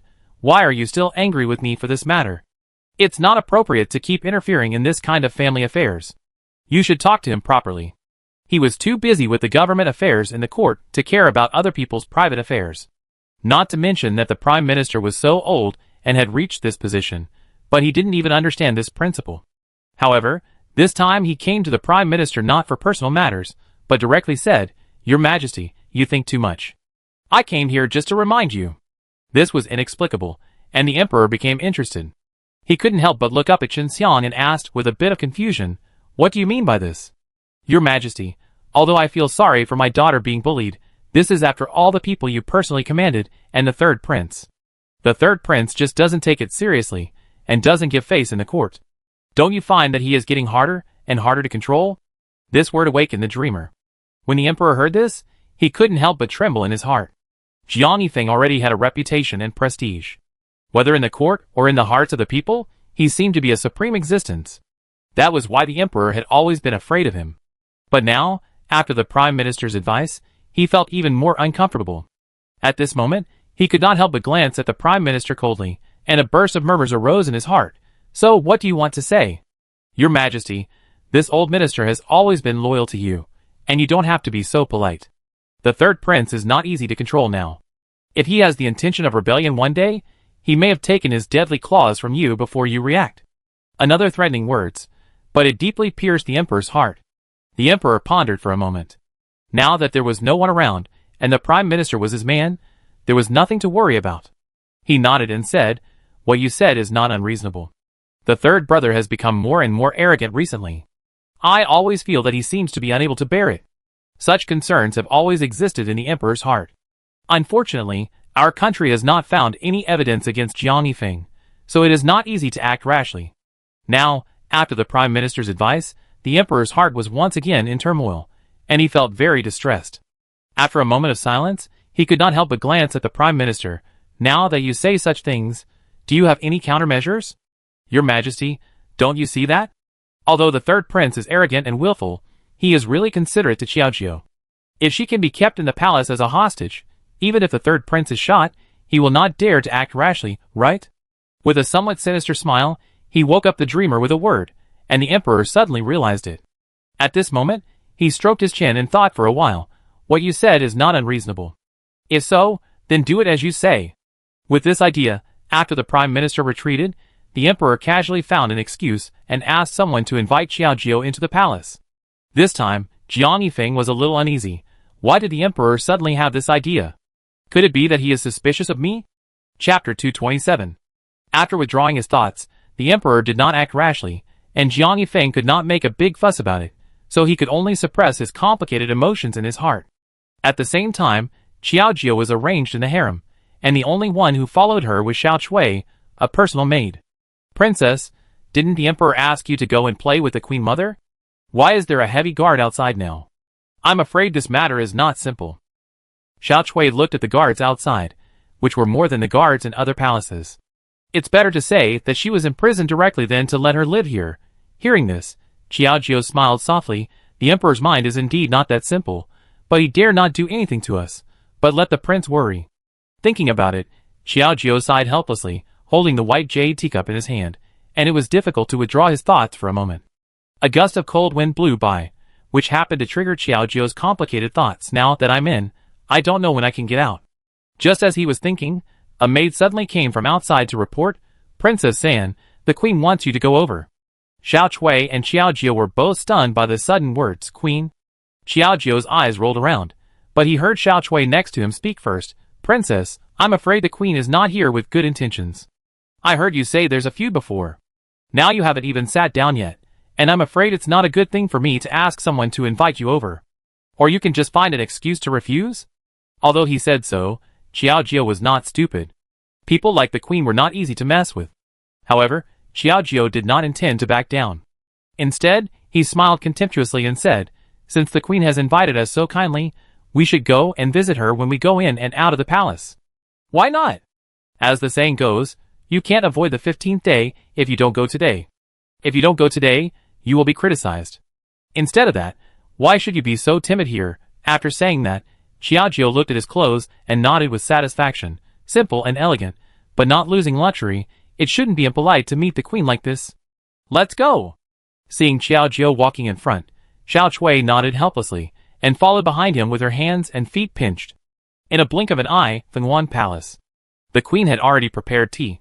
She looked at Xiaojiu and the maid coming towards her from a distance, and raised a light smile on her lips. "Princess San, you are new here. Are you used to living here?" Seeing her smiling face, but revealing a sinister attitude, Xiao Chui felt a little creepy in her heart, and looked at Xiaojiu worriedly, fearing that she could not cope with it. Facing the queen's question, Xiaojiu answered unceremoniously, "What are you asking, queen? I just arrived at the residence, and my butt hasn't even warmed up yet, and I came to you, queen." How can I talk about whether I am used to it? Without a polite attitude, the queen's face changed slightly, and she seemed a little speechless at this moment. With a slightly green face, she reluctantly said, "Haha, so that's the case, then I am a little tactless. It doesn't matter. Staying with the queen for a while, I'm afraid I will adapt to the life in this palace faster." Xiao Jiao smiled, but the other party was reluctant to let him sit down, so he just showed his power, and sat down directly. The queen's face turned pale again, and she couldn't help but sneer, "Princess Anne, you don't know the rules. I always said that people of low birth don't know what etiquette and respect are. It seems that it is true. The queen thinks too much. I am already exhausted from running all the way. The queen has prepared the tea, but she is reluctant to let me sit. Xiao Jiao must be more tactful, otherwise the tea will be cold but no one will taste it. How can you say that you don't know the rules?" Xiao Jiao kept a decent smile while speaking, which made the queen speechless. At this moment, she clenched her fists and felt an unspeakable anger in her heart. "If you were not invited to the palace by the emperor, I would never let you off easily today." Taking a deep breath, the queen, as the emperor's pillow, still had some understanding of the emperor's little thoughts.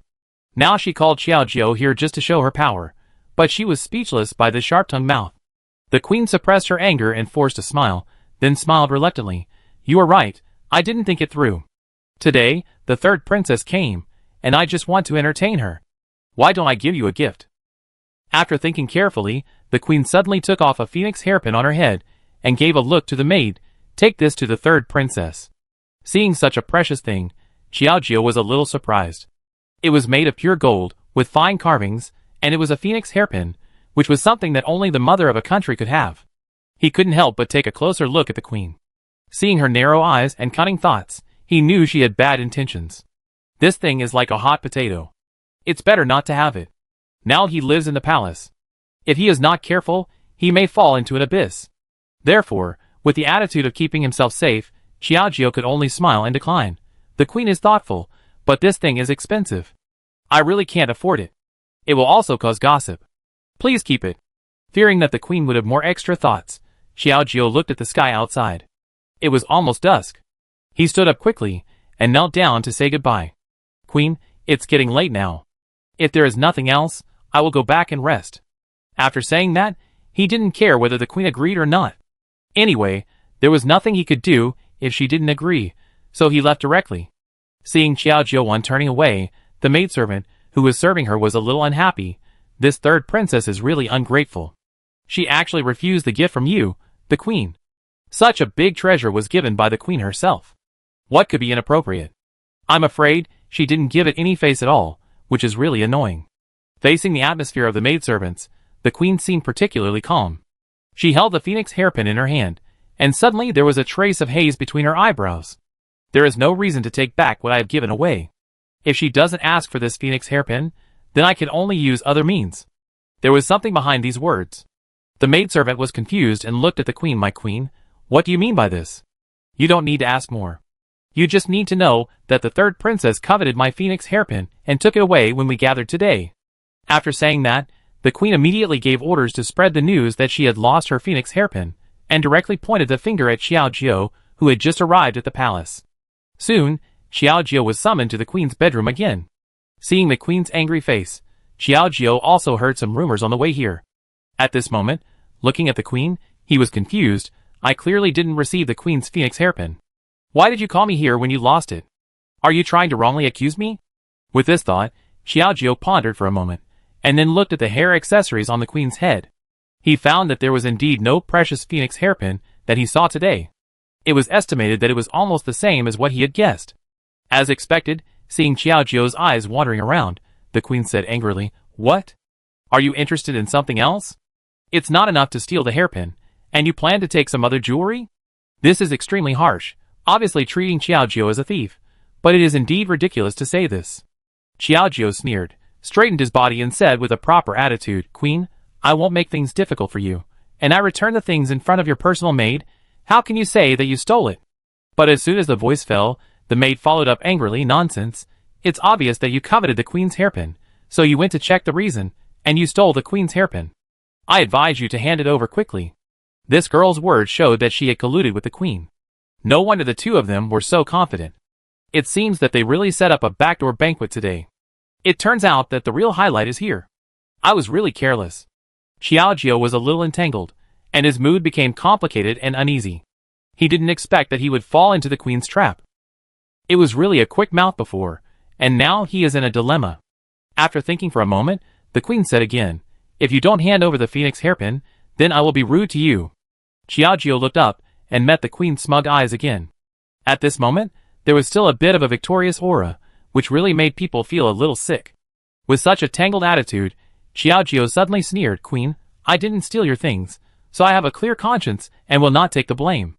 If you think it's really wrong, why don't we go to the Queen Mother to judge? In this palace, only the Queen Mother and Xiaojio have some friendship, and she can be regarded as someone she can rely on." When the queen heard Xiaojio actually brought up the Queen Mother, she felt even more dissatisfied. "You think that because you stole things and behaved badly, the Queen Mother will favor a despicable person like you? It's just a pipe dream. So Queen, are you going or not?" Seeing a trace of anxiety flashing in the queen's eyes, Xiaojio became more confident, and his tone became more provocative. Looking at the complacent Xiaojio, the queen gritted her teeth slightly, and finally nodded, "Go if you want. Who's afraid of who? Then I will let the Queen Mother see your true colors." Chapter 228. The Queen Mother sat in her seat, looking at the queen and Xiaojio. The two people's words were different, and it was difficult to tell the truth from the false. At this moment, her brows were slightly frowned, and a few wrinkles appeared on her face. Her face was full of entanglement. "One of you said it was stolen, and the other said it was not stolen, but neither of you can provide strong evidence to prove that what you said is right. How can I judge for you?" Although the Queen Mother still has a good impression of Xiaojio, stealing things, especially stealing the phoenix hairpin, is not a trivial matter, and it is necessary to pay attention to it. Hearing this, the queen narrowed her eyes slightly, and suddenly fell on Xiaojio, and said directly in a high voice, "Queen Dowager, I think that since the third princess stole something, she must have hidden it on her body. How about searching her body?" The Queen Dowager nodded thoughtfully at the sudden words. "This is not a bad idea." Turning around, she glanced at Xiaojio again. "Third princess, what do you think of this?" Hearing this, Xiaojio was a little unhappy. Although she didn't have anything on her, if she chose. Choosing a compromised body search, even if it can prove her innocence, but it is related to the underworld, so she must be cautious. After some persuasion, Xiaojio shook her head. "Queen Mother, Xiaojio is now the third princess and has a noble status. If she rashly searches her body, I am afraid that it will be harmful to her reputation if it gets out. It is really inappropriate. Please make a new decision, Queen Mother." As soon as these words fell, the queen's contemptuous tone came directly. "What a high-sounding innocence is just an excuse to cover up your own theft. It's really ridiculous." Seeing the Empress Dowager's tangled eyes, the queen couldn't hold back her temper. A trace of viciousness flashed in her eyes. She couldn't wait to say angrily, "Come here, help the third princess to collect her body, and see if she has anything of mine." As soon as the words fell, two eunuchs came. This was obviously a long-prepared series of traps. Xiaojio retreated 2 steps, and looked at the Empress Dowager nervously. He didn't dare to act rashly. He could only grit his teeth, and said earnestly, "Empress Dowager, please think twice before you act. If this matter gets to the ears of the prince, I'm afraid he won't let it go so easily. Now Jiang Yifeng is famous in the court. His strength should not be underestimated. He will not benefit from offending anyone rashly." This is also what Jiang Yifeng warned Xiaojio what to say if he was bullied before he was taken into the palace. Unexpectedly, these words really had some effect. Seeing the impulsive Queen Mother, she couldn't help but frown and scolded. "Enough, she is the third princess after all. How can she allow you to act so recklessly? All of you retreat." After the words fell, several eunuchs did not dare to act rashly, and could only look at each other in confusion. The queen trembled and retreated to the side. Xiaojio breathed a sigh of relief, but the queen was a little unhappy. She took advantage of this incident to pursue the victory. "Third princess, why are you making all kinds of excuses and being so nervous? Is it because you are guilty? Humph, although this princess is not as noble as the queen, she is also well-dressed and well-fed, and has nothing to lack. Your phoenix hairpin cannot be worn on my head, and it has no other use. What should I do?" The words were indeed reasonable, but they could not completely prove her innocence, and the queen thought she was just quibbling. The Queen Mother was caught between the two of them, and was in a dilemma for a while, a little at a loss. What's the point of you two entangled like this? Hearing this, the two still held their own opinions, refused to give in, and had no intention of listening at all. At this time, there was another loud shout outside the door. "The princess is here." Princess Luoyang ran over quickly, surrounded by two maids. Looking at the deadlock between the queen and Xiaojiu, she didn't pay much attention to it, but ran directly to the queen mother and said, "Queen mother, Luoyang and the third princess have also had some intersections. She is upright, elegant and noble, and is definitely not the kind of person who steals chickens and dogs. Please think twice, Queen Mother." The queen's face changed slightly after hearing this abrupt remark, and even Xiaojiu was a little surprised, and couldn't help but look at Luoyang who suddenly came. Although the two of them were a little anxious on weekdays, it was not too much. At such a critical moment, she actually risked offending the queen to help herself. I don't know what she meant. Forget it, why think so much? Solving the current trouble is the most important thing. Now that he was imprisoned, Xiaojiu didn't care to think too much. At this moment, he remembered the words of the Luoyang Palace master and stood at attention. If the queen mother really feels embarrassed, then I have an idea, maybe I can clear my grievances. Another shocking statement from the queen, but a sneer of sarcasm came. You are so guilty that you dare not let people search you, and now you are still so shameless. Do you think that you can let it go just by saying these few words? Facing the sarcasm of the queen, Xiaojiu turned a blind eye and continued to speak. Queen Dowager, I have not only met the queen once, but it is not easy to get the phoenix hairpin on her head, but it is very easy to get her close friends. I suggest that all the close friends of the queen be summoned and collected one by one, maybe there will be gains. Then, he looked at the queen with contempt, and saw that her face changed slightly, but she raised her mouth corners in a smug manner, and smiled in a voice full of temptation. I wonder what the queen thinks. Hearing this, the queen's face turned pale, on the one hand because of guilty conscience, and on the other hand, she was unwilling to let Xiaojiu succeed. She angrily said, Nonsense, if those palace maids and eunuchs had bad intentions, why did they wait until you just appeared to act? Did they calculate the timing? It was obviously you who stole the things, and they deliberately framed me. Now they are still shameless, and frame the people around me. What crime should they be punished for? Seeing the queen's resolute attitude, the queen mother was a little embarrassed, but the princess suddenly said, Queen, this talent is so important, and the people around you may not be able to clear the suspicion. Why can't you search them? After saying this, the queen was speechless for a while, and even the queen mother began to urge. That's right, queen, if you don't find anything on those servants, it won't be too late to make other conclusions. According to the status of the servants, the maid was also suspected, so it was naturally not Xiaojiu's turn to search first. The words had already come to this point, and the queen was in a dilemma. She could only bite the bullet and nodded. Since the queen mother said so, then you can search. In order to avoid being discovered, the queen had already had the hairpin disposed of, so there was no need to worry too much. Several maids who served her closely were called together, and none of them knew what had happened until the moment of body search, when some began to panic. What are you doing? Why do you suddenly search me? The person who spoke first and looked nervous was named Hua Hua, and she was the queen's personal maid who usually served her when she washed and brushed her teeth. Seeing the hand coming towards her, Hua Hua couldn't help but take 2 steps back, feeling a little tangled in her heart, and couldn't help swallowing her saliva. Xiaojiu saw this trembling look, and couldn't help but sneer. Why are you so nervous? Did you do something wrong? I didn't. Although he said so, seeing Hua Hua couldn't stop covering her sleeves, it was obvious that there was a secret. It seems that my guess is right. This time I want to see where you run. Xiaojiu's eyes flashed a shrewd light, and he took a step forward and said directly, She has been protecting her sleeves. I guess the thing is in there. According to Xiaojiu's instructions, the maid responsible for searching went directly to the other party's sleeves. Hua Hua was a little panicked, and was still struggling. Don't come over, don't. Seeing this scene, the queen couldn't help but frown. Just when she wanted to say something to protect her maid, she suddenly heard 2 bangs. A hairpin fell to the ground, emitting a golden light under the refraction of the sun, which was really noble and dazzling. This scene made everyone dumbfounded. Even the queen was shocked. You, how come this hairpin is on you? It's not mine.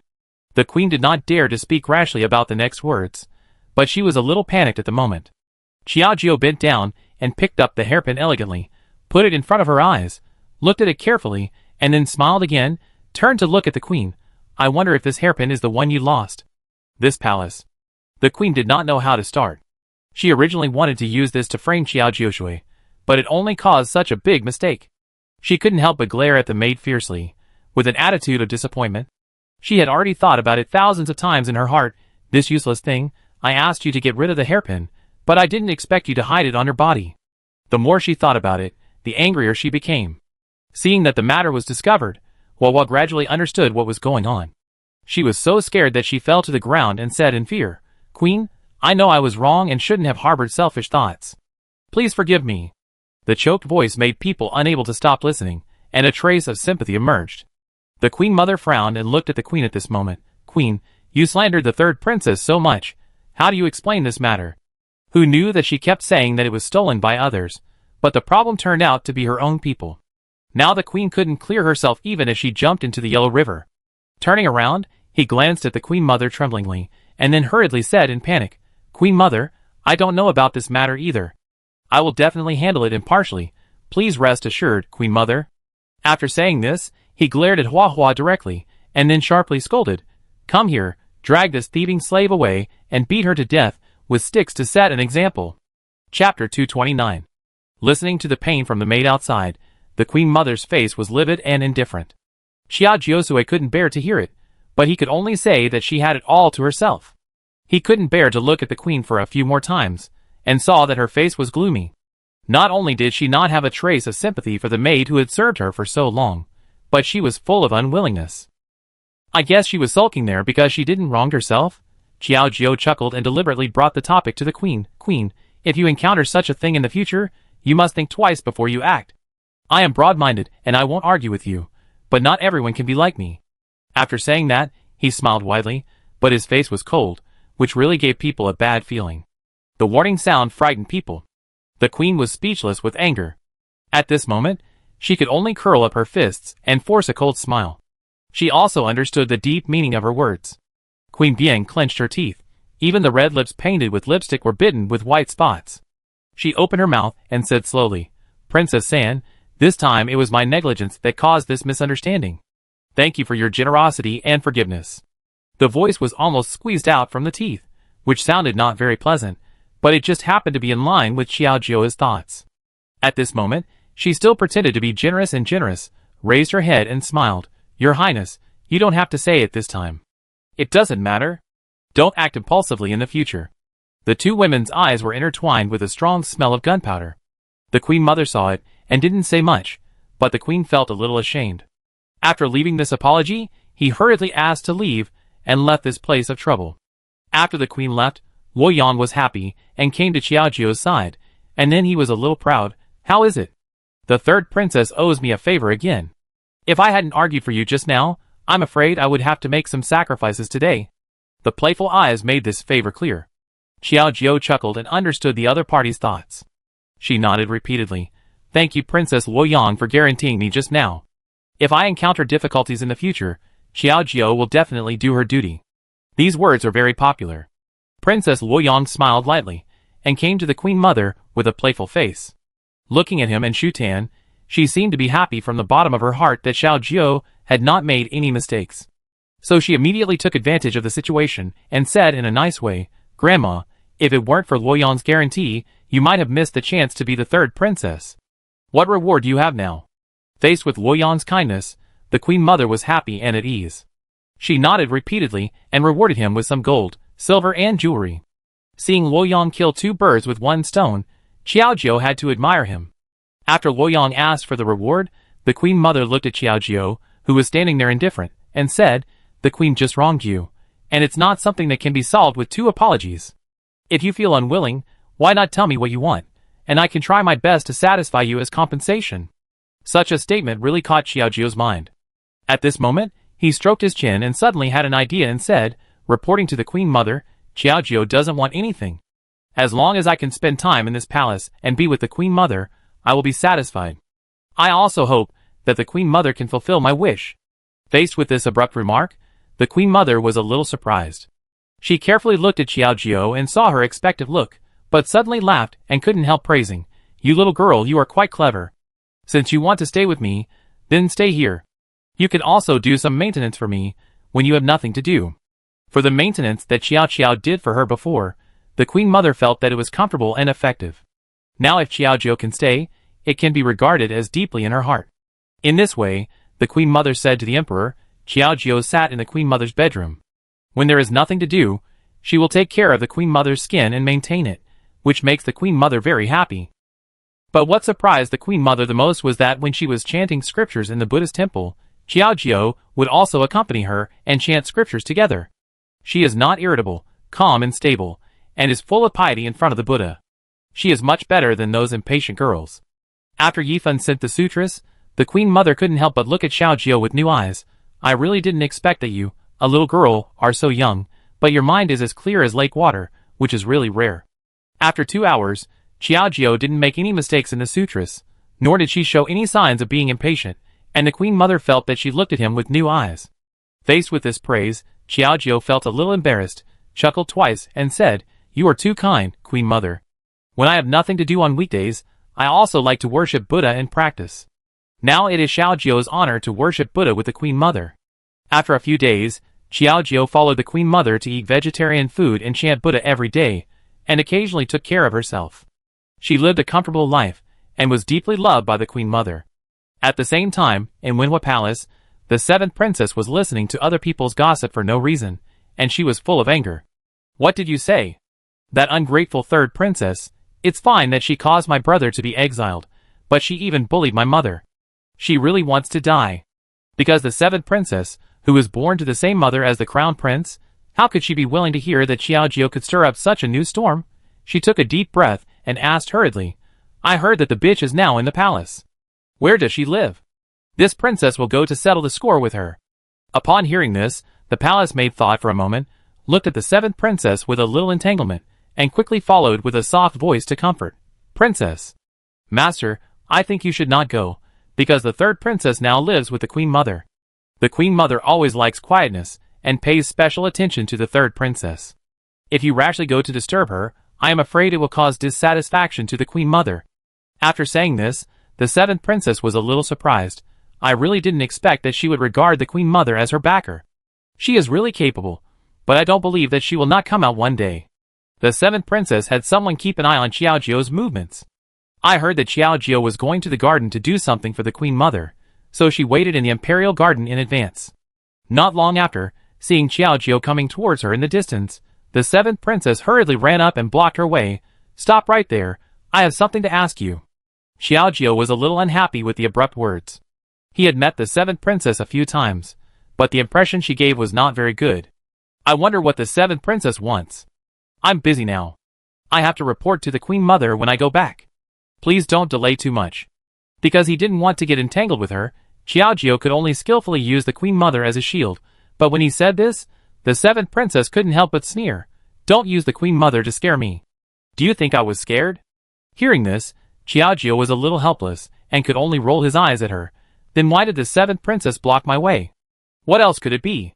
I heard that you stole the Queen Mother's things and framed Hua Hua, causing her to be beaten to death. Now go to the Queen Mother to apologize and serve her instead of Hua Hua." Looking at the seventh princess's arrogant appearance, Xiaojiao really didn't know how to deal with it. It was the first time she saw such an unreasonable woman. With a slight twitch of her lips, Xiaojiao tried to suppress her inner impetuousness, and then she reluctantly put on a far-fetched smile, and then tried to explain, "Seventh princess, you should ask your mother, is it not her who wronged me, but was betrayed by her own maid that caused such a situation? How can you blame me?"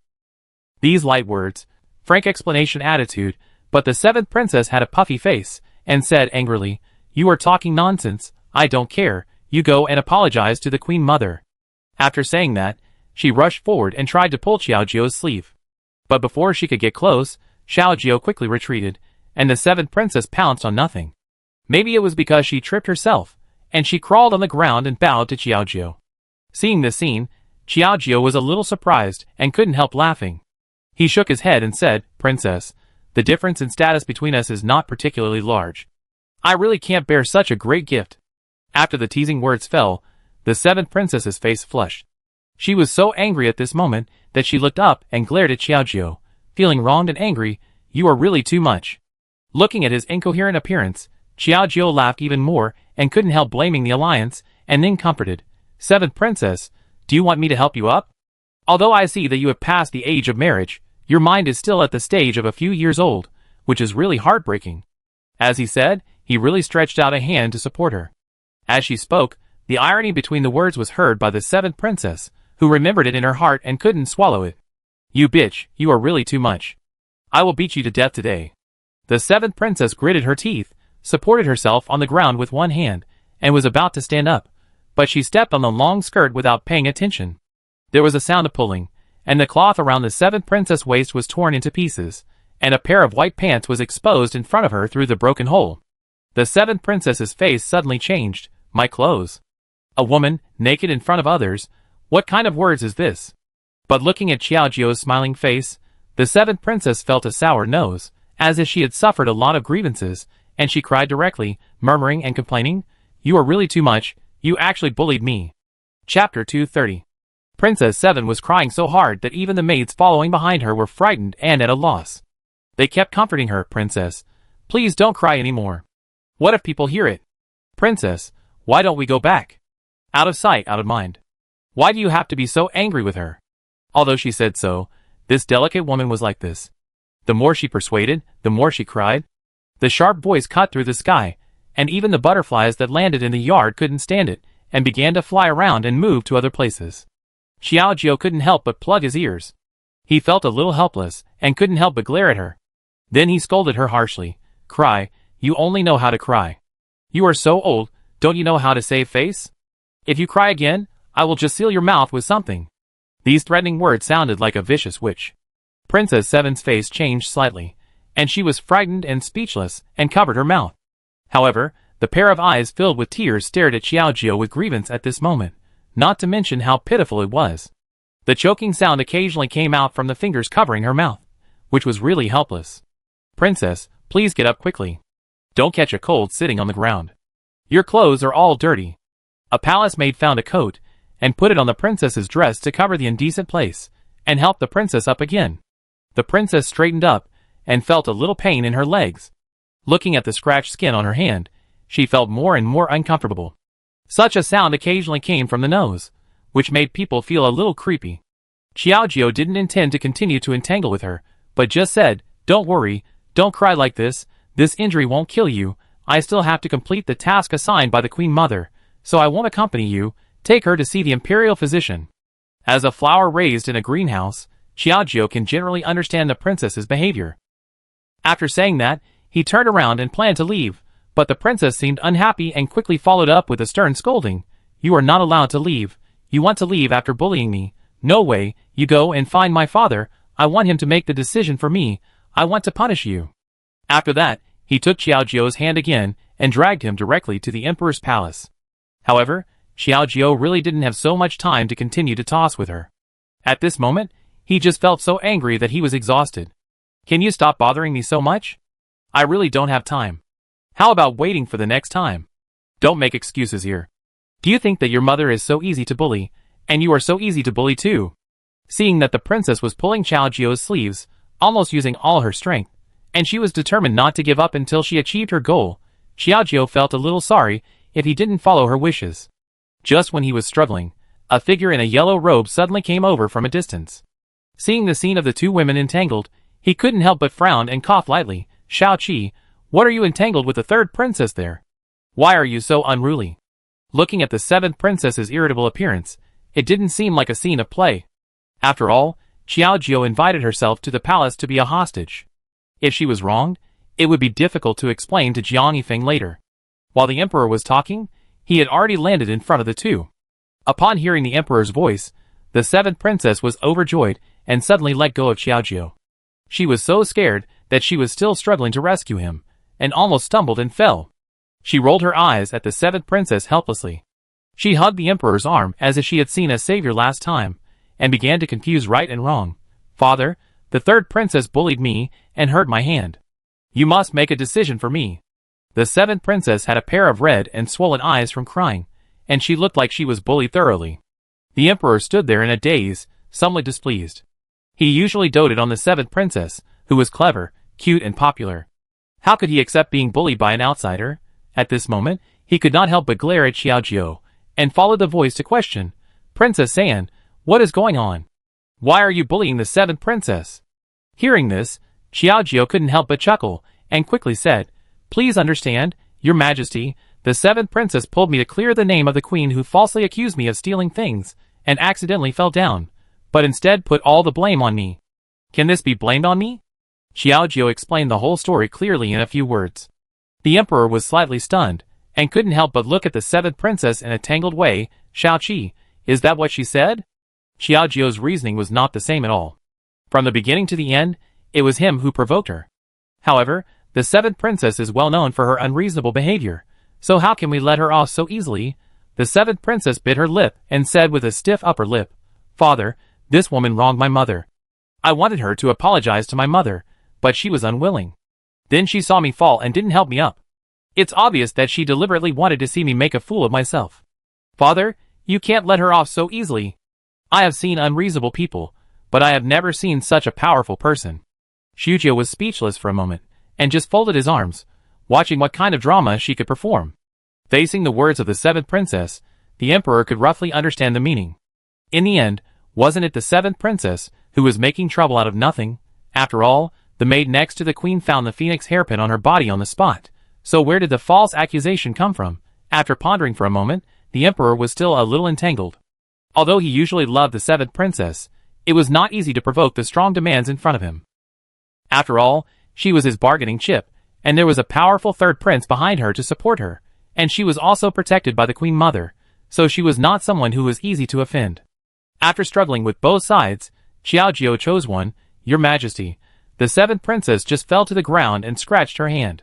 Instead of listening to her unreasonable troubles here, it is better to take her to the imperial hospital to see a doctor, so as to avoid infection and scars. The emperor was overjoyed at this high step, and nodded quickly and said, "What the third princess said makes sense." Then, he looked at the seventh princess and said softly, "Xiaoqi, your hand is injured. You don't want to leave a scar, right?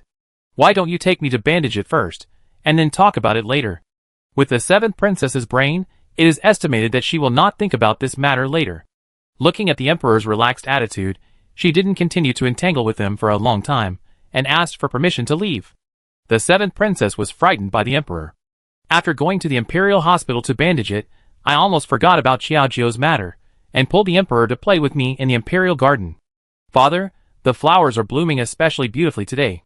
Why don't you pick a few for my mother to take a bath with? I'm sure it will make her skin smooth, tender and sweet." The seventh princess picked 2 gorgeous roses at random, and dropped them directly in front of the emperor. The emperor was slightly stunned, and couldn't help turning his head to look at the rose area. The 2 largest and brightest ones were picked, which was not as stunning as before. But seeing the seventh princess so happy, it was difficult to say anything. He just nodded and rubbed her hair. "Xiaoqi is indeed filial and sensible, and your father is very pleased." But although he said this, the emperor's heart was bleeding. This is a gilded rose tribute from the western regions. Just when he was heartbroken, the prime minister suddenly came over and deliberately collided with the emperor. The prime minister sat with the princess and the emperor, drinking tea and wine in his spare time. But when he saw the right time, he suddenly said, "Your Majesty, many palaces in the palace built by me before have become old-fashioned. It's time to change your bedroom." The sudden words pulled the emperor's thoughts back, and he looked at the prime minister in surprise. "What do you mean?" Hearing this, the prime minister stood up and took a step forward, clasped his hands and said, reporting to the emperor, "The treasury is now sufficient. Your Majesty, as the king of a country, how can you live in an old palace? I suggest that the new Qixing Palace be built more magnificently to set off your noble status." These words did arouse the emperor's interest, and even the seventh princess next to him couldn't help but feel a little more happy. "My father has a new residence, so can I move to where my father used to live?" After all, it was the place where the emperor lived. Even if it was old, there were still people vying for it. Living there was an honor. Hearing this, the emperor nodded thoughtfully. "That's good. I'm really tired of that palace. Let's build a new one as you said." With this idea, the emperor reported this idea directly to the court officials when he went to court the next day. Jiang Yifeng was originally following the court procedure with his usual indifferent attitude. Who knew that the emperor would suddenly have such a big idea? Jiang Yifeng couldn't help but frown, and hurriedly stepped forward and said, "Your Majesty, although we have sufficient national strength now, there are still people displaced. It is really not appropriate to build large-scale civil engineering." But no one responded to Jiang Yifeng's words, but instead looked at him like a clown. Similarly, the emperor saw that the ministers were indifferent, so he couldn't help but say coldly, "Third brother, I just want to change the place where I live, but you have so many opinions. Do you think it's not worthy of the newly built palace?" This made people speechless, and Jiang Yifeng couldn't hold his temper. When he thought of the displaced people at the border, and then thought about the huge amount of money the emperor had to spend to build a palace, he couldn't help but continue to speak. The people at the border are displaced and complaining. If the news of the emperor's new palace spreads, it may damage the emperor's prestige. Please think twice.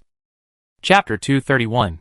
Faced with Jiang Yifeng's repeated obstruction, the emperor was a little embarrassed, and was a little unhappy with the matchmaker at the moment. Third prince, I still advise you to think carefully before you speak. Now that the third princess is in the palace, her life is not peaceful. There was something behind these words, and Jiang Yifeng's heart trembled. His eyes met the emperor's sharp eyes, and he saw that there was no room for retreat in his eyes. It was obvious that he was deliberately threatening himself with Xiaojiu's matter. Damn, so this is his real purpose. Jiang Yifeng clenched his teeth slightly. Although his heart was in turmoil, he couldn't be too far-fetched because of Xiaojiu's face. Otherwise, I'm afraid the emperor would do something bad to her. After taking a deep breath, Jiang Yifeng finally closed his mouth. Although he still insisted on opposing it, he was not as firm and extreme as before. He just advised kindly, I have said this much, please think twice. After that, he pushed it directly to his position. Seeing the prime minister next to him with a smug smile, Jiang Yifeng turned his eyes to other places. After he left the court, the prime minister couldn't hold back his provocation and came to Jiang Yifeng's side, saying sarcastically, Third prince, the emperor didn't seem to listen to your bold words in the court just now. Seeing his smiling face, rubbing his beard, and his wretched and hypocritical attitude, it made people feel a little sick. Jiang Yifeng gave him a cold look. Naturally, he had heard that the suggestion of building a new palace was brought up by the prime minister. He couldn't help but scolded, You know that the people are living in dire straits now. Why do you have to make such a suggestion? So what? Your Majesty is the Son of Heaven. Does he need to consult the people before building a temporary palace? The prime minister smiled, but it was not intentional. Looking at Jiang Yifeng's tightly curled fist, he couldn't help but pat his shoulder with one hand, and then laugh sarcastically. Third prince, if you had known this, why did you do it in the first place? If you had treated my daughter well, there wouldn't be no one to speak up for you today. The prime minister has great power in the court, and I'm afraid he has bribed many ministers in private. Looking at him walking away with a big laugh, Jiang Yifeng couldn't help but feel angry, but for Xiaojiu, who was still held hostage in the palace, he didn't dare to act rashly. Time passed, although Jiang Yifeng was powerless, but the matter still reached the ears of the Queen Mother. The emperor is not as old as me, but his brain is more confused than mine. Is it time to build a new palace in this situation? I remember that they had a big battle half a year ago. I am afraid that the post-war Hugo has not yet dispersed. Now doing this kind of thing again, isn't it the rhythm of being criticized? Xiaojiu stood by and watched the Queen Mother get angry, and hurriedly comforted her. Queen Mother, don't be angry first. Discuss this matter with the emperor. Maybe there will be a turnaround. So, the Queen Mother followed the guidance of the palace maid, and went directly to find the emperor. In a blink of an eye, they came to the pavilion, where birds sang and flowers bloomed, and the gentle east wind could still hear the woman's smiling voice. From a distance, they saw the queen sitting on the emperor's lap with a charming face, holding a glass jade cup in her hand, and looking at him with a flattering and foxy look. You really have no manners at all. You are the mother of a country. How can you behave like a woman? It is really a disgrace to the royal family. The Queen Mother became more and more angry. She leaned on a cane and walked directly towards the emperor, with the help of the palace maid. Ahem. The Queen Mother clenched her fist and coughed twice. Her face was gloomy, just like the cloudy weather, which was really frightening. Hearing this noise, the emperor and the queen sat up straight in an instant, and their eyes fell on the Queen Mother, still a little frightened. Queen Mother, why are you here? The queen was a little embarrassed. Thinking about her indecent appearance just now, for the Queen Mother, who attached great importance to the majesty of the royal family, I am afraid that she misunderstood the eyes. Then he stood up again, stepped forward and explained, Queen Mother, please don't misunderstand. I was just chatting with the emperor just now, so I did some indecent things, but it was not intentional. Okay, I don't want to listen to you talking about these useless words here. Push it aside. I have something to say to the emperor. The Queen Mother rolled her eyes at him, and directly pushed the queen's shoulder aside. After the sudden action, he staggered and almost fell, but fortunately he reacted quickly and supported the pillar behind him, barely stabilizing his heels. But he glared at the Queen Mother with dissatisfaction. This damn old woman, I am the emperor after all, and you are so disrespectful. Taking a deep breath, the queen gritted her teeth, her face showed a sinister look, but she didn't dare to say anything, so she could only retreat to the side obediently. The emperor seemed confused. Seeing that the queen mother looked wrong, he knew that the visitor must be ill-intentioned. So he stood up quickly and smiled respectfully. Mother, if there is anything, let's sit down and talk. It's not good for you to stand at your age. As he said this, the emperor stretched out a hand and planned to help the queen mother sit down. But before the hand touched the queen mother's wrist, the queen mother waved her sleeves and moved her hand elsewhere, leaving the emperor empty-handed. Then, a stern rebuke came towards him. I am old, but I am not so confused. I heard that you are going to build a palace. Is this true? This stern tone clearly confirmed the matter, but still hoped to get a negative answer. The emperor was stunned for a moment, then awkwardly withdrew his hand. He did not deny the question, but instead imagined it with a normal look on his face. Mother, I have never built a temporary palace since I ascended the throne. The palace I live in now is a bit old, and the treasury is full, so it is not a bad idea to build a temporary palace. With a tentative tone, the emperor still looked at the queen mother slightly flatteringly. After all, as a mother, she should not offend her superiors.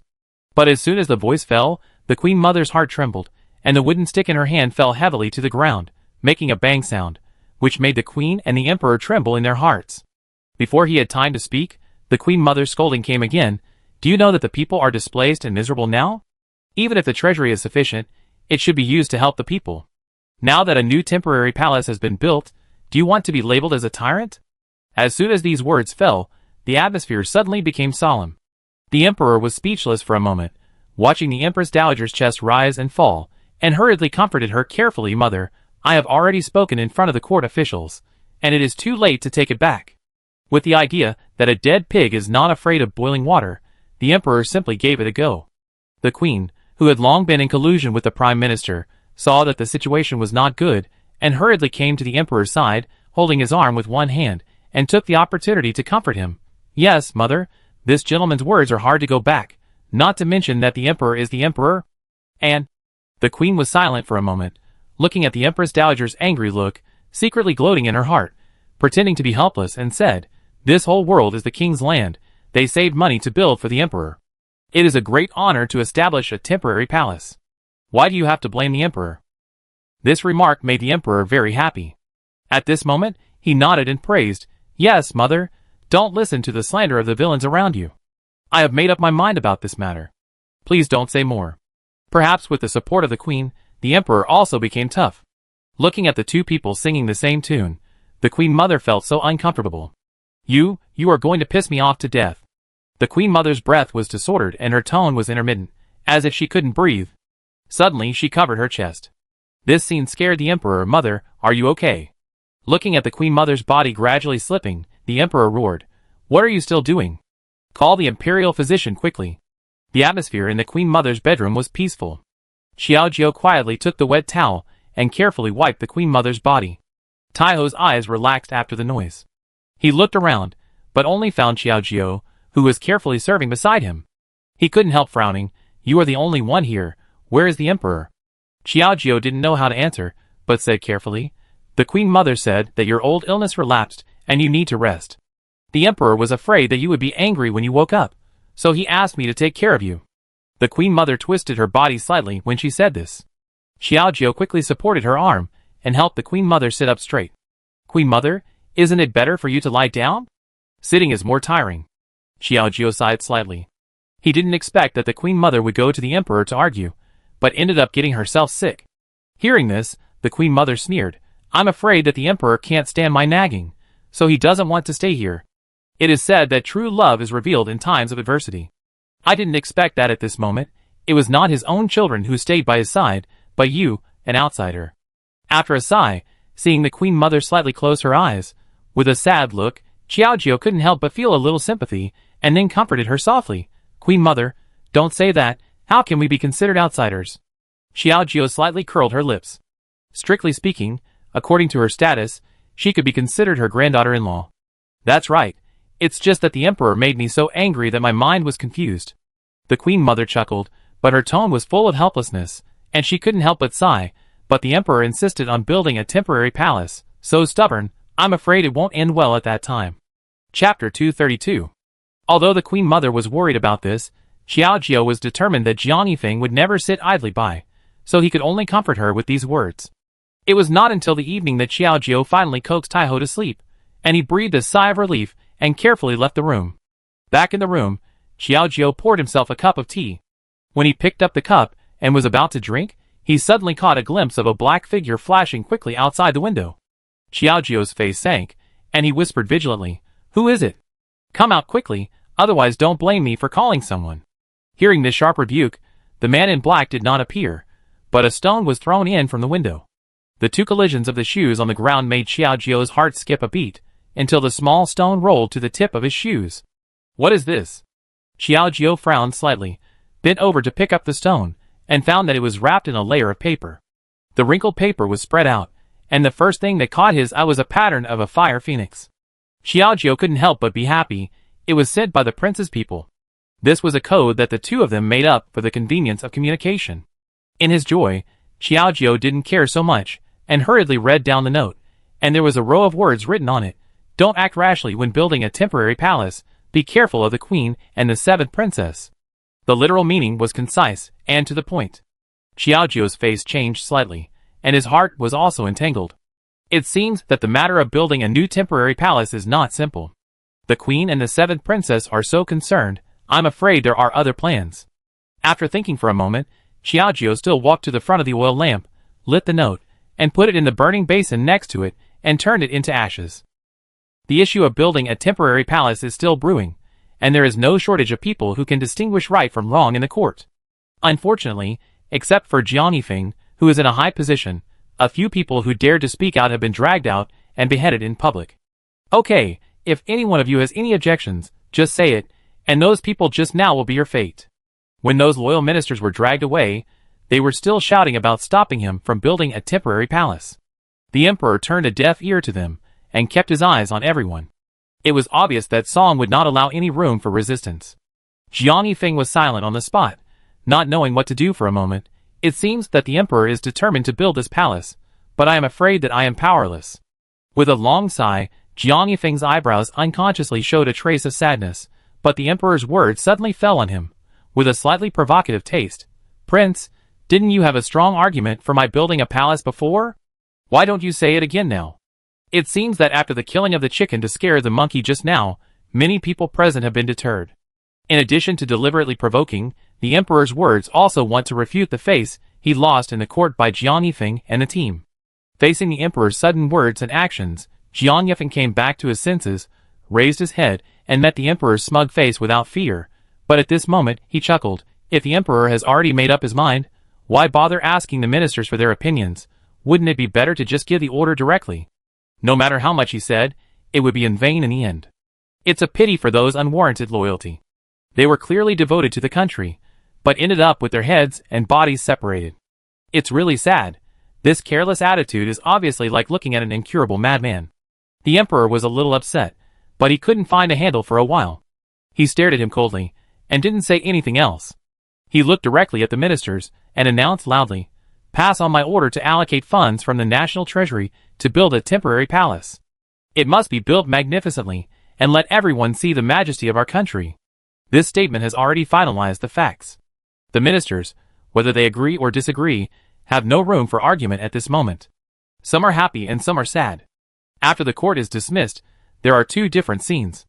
Someone couldn't help but come to Jiang Yifeng's side, and said in a tangled voice, "Your Majesty, are you really not going to care about this matter?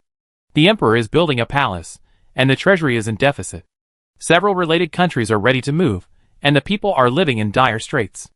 I'm afraid it will be an uncontrollable outcome. Not because of loyalty to the emperor and the country, I'm afraid this minister will turn a deaf ear to it." Hearing these worried words, Jiang Yifeng turned his head, and looked at the minister, who sighed helplessly. With his hands behind his back, looking at the turbid scene in the sky in the distance, he could only shake his head silently, and said, "Your Majesty is the king of a country. Even if I have the intention, I am powerless. I'm afraid that the world will change." After that, he quickened his pace, and didn't stay any longer. Looking at Jiang Yifeng's desolate back, the minister who spoke couldn't help but stand there, shaking his head and sighing, "It's really going to change." The emperor assigned the matter of the new practice palace to the prime minister. After verification by the feng shui master, it seemed that the emperor had ordered the construction of the new practice palace, and had collected a lot of money. Now the palace was under construction, and it was very lively. But looking at the increasingly empty treasury, the stored silver and money were already very few, which made people worry. 10 days later, in the court, after the Prime Minister reported on the construction of the palace, someone finally couldn't hold back and stepped forward and said, "Your Majesty, the treasury of the practice palace is already empty. If there is any emergency, I am afraid we have no way to deal with it. Please use light construction and luxury and simplicity. Even if it is really a palace, it will not cost so much money." It's a pity that the emperor should not have done 1,000 things. One is to pay attention to the degree of luxury, and the other is to let the Prime Minister take care of this matter. How can an ambitious person take money to do things properly? I'm afraid most of the money has already gone into the Prime Minister's own pocket. Hearing this, the others also had a wave of discussion, like the tide. Yes, if it continues like this, I'm afraid the operation of the palace will be a problem. That's right, there was a war not long ago, let alone the people. Even the soldiers in the army need to recuperate. How can the emperor of the Qin dynasty do this to defend the country? It's too extravagant. Some people said some radical things, but it was a mess, and it was unclear who was talking. The emperor's face was slightly gloomy. He was a little unhappy about these discussions and condemnations, but he had to succumb to the interests. At this moment, he was sitting on the dragon throne, stroking his chin with one hand, and he was thinking for a while, if the treasury is really in deficit, when the news gets out, those people who are ready to make a move will rise up and take advantage of the situation. I'm afraid it will be really difficult to deal with it. We have to think of a way. After thinking for a while, the emperor's mind was only about the splendor of the newly built palace. He had no idea at all, and just looked at the Prime Minister in a tangled way. He then asked tentatively, "Prime Minister, you have always been the most thoughtful. I wonder if you can reduce the financial and material resources in terms of luxury and save the treasury." Although this is a bit difficult, it is a piece of cake for Xiangxiang. It seems that he has long thought that there will be such a day. At this moment, he directly stepped forward and said, "Your Majesty, this is the residence of the emperor. How can you be so careless? If you want to reduce the emptiness of the treasury, I have a way." When this was said, not to mention the emperor, even other people pricked up their ears, including Jiang Yifeng. Although we were indifferent to the discussion from beginning to end, we had to look at the Prime Minister at this moment, just to see what he could do. "Prime Minister, tell me quickly, what is the magic formula?" the emperor urged, revealing a trace of joy on his face. The Prime Minister simply said frankly, reporting to the emperor, "As long as our family collects taxes from the people, won't the national treasury naturally increase afterwards?" These frivolous words directly left everyone speechless. Jiang Yifeng frowned, and finally couldn't hold back his temper. He stepped forward and threw an angry look at the Prime Minister. "Prime Minister, the people are already living in hardship, and now they have to increase taxes. Isn't this going to cut off their retreat?" "Your Highness, what are you talking about? They are just doing their best to stabilize the treasury, which is their honor. Besides, the people rely on growing crops for a living. How can they starve to death?" The Prime Minister put his hands behind his back, and his arrogant look really made people feel that he deserved a beating. The emperor nodded with satisfaction and smiled. "The Prime Minister's idea is very good. Just increase taxes a little bit, and you can accumulate a lot and stabilize the treasury. Not bad, not bad, let's do it this way." No matter what others said, the emperor waved his hand and issued an imperial decree. This news spread instantly, and Xiaojiu felt a little impatient when he heard it, and the teacup in his hand fell heavily on the table. Yimin's tea spilled out and landed lightly on the back of Xiaojiu's smooth hand. It was slightly hot, but it couldn't resist the anger in his heart. The emperor is really going too far each time. He only cares about his own enjoyment and ignores the suffering of the people. Does he really realize that he is a king? The so-called king is to lead the world to prosperity, not to use his power to oppress and build his own happiness on the suffering of others. But the emperor has not realized this yet. Facing Xiaojiu's anger, Xiao Cui next to him was a little panicked, and hurriedly said vigilantly, "Princess, you can't say this casually. If someone hears it, you will be beheaded." Chapter 233. Helpless, Xiaojiu could only ask the Queen Mother for a few days off under a pretext, and then return to the third prince's mansion. "Where is the prince?" Xiaojiu could not stop for a moment as she stepped off the carriage. She lifted her skirt and asked the guard at the door. Faced with Xiaojiu's sudden appearance, the two were a little surprised, but they still quickly replied.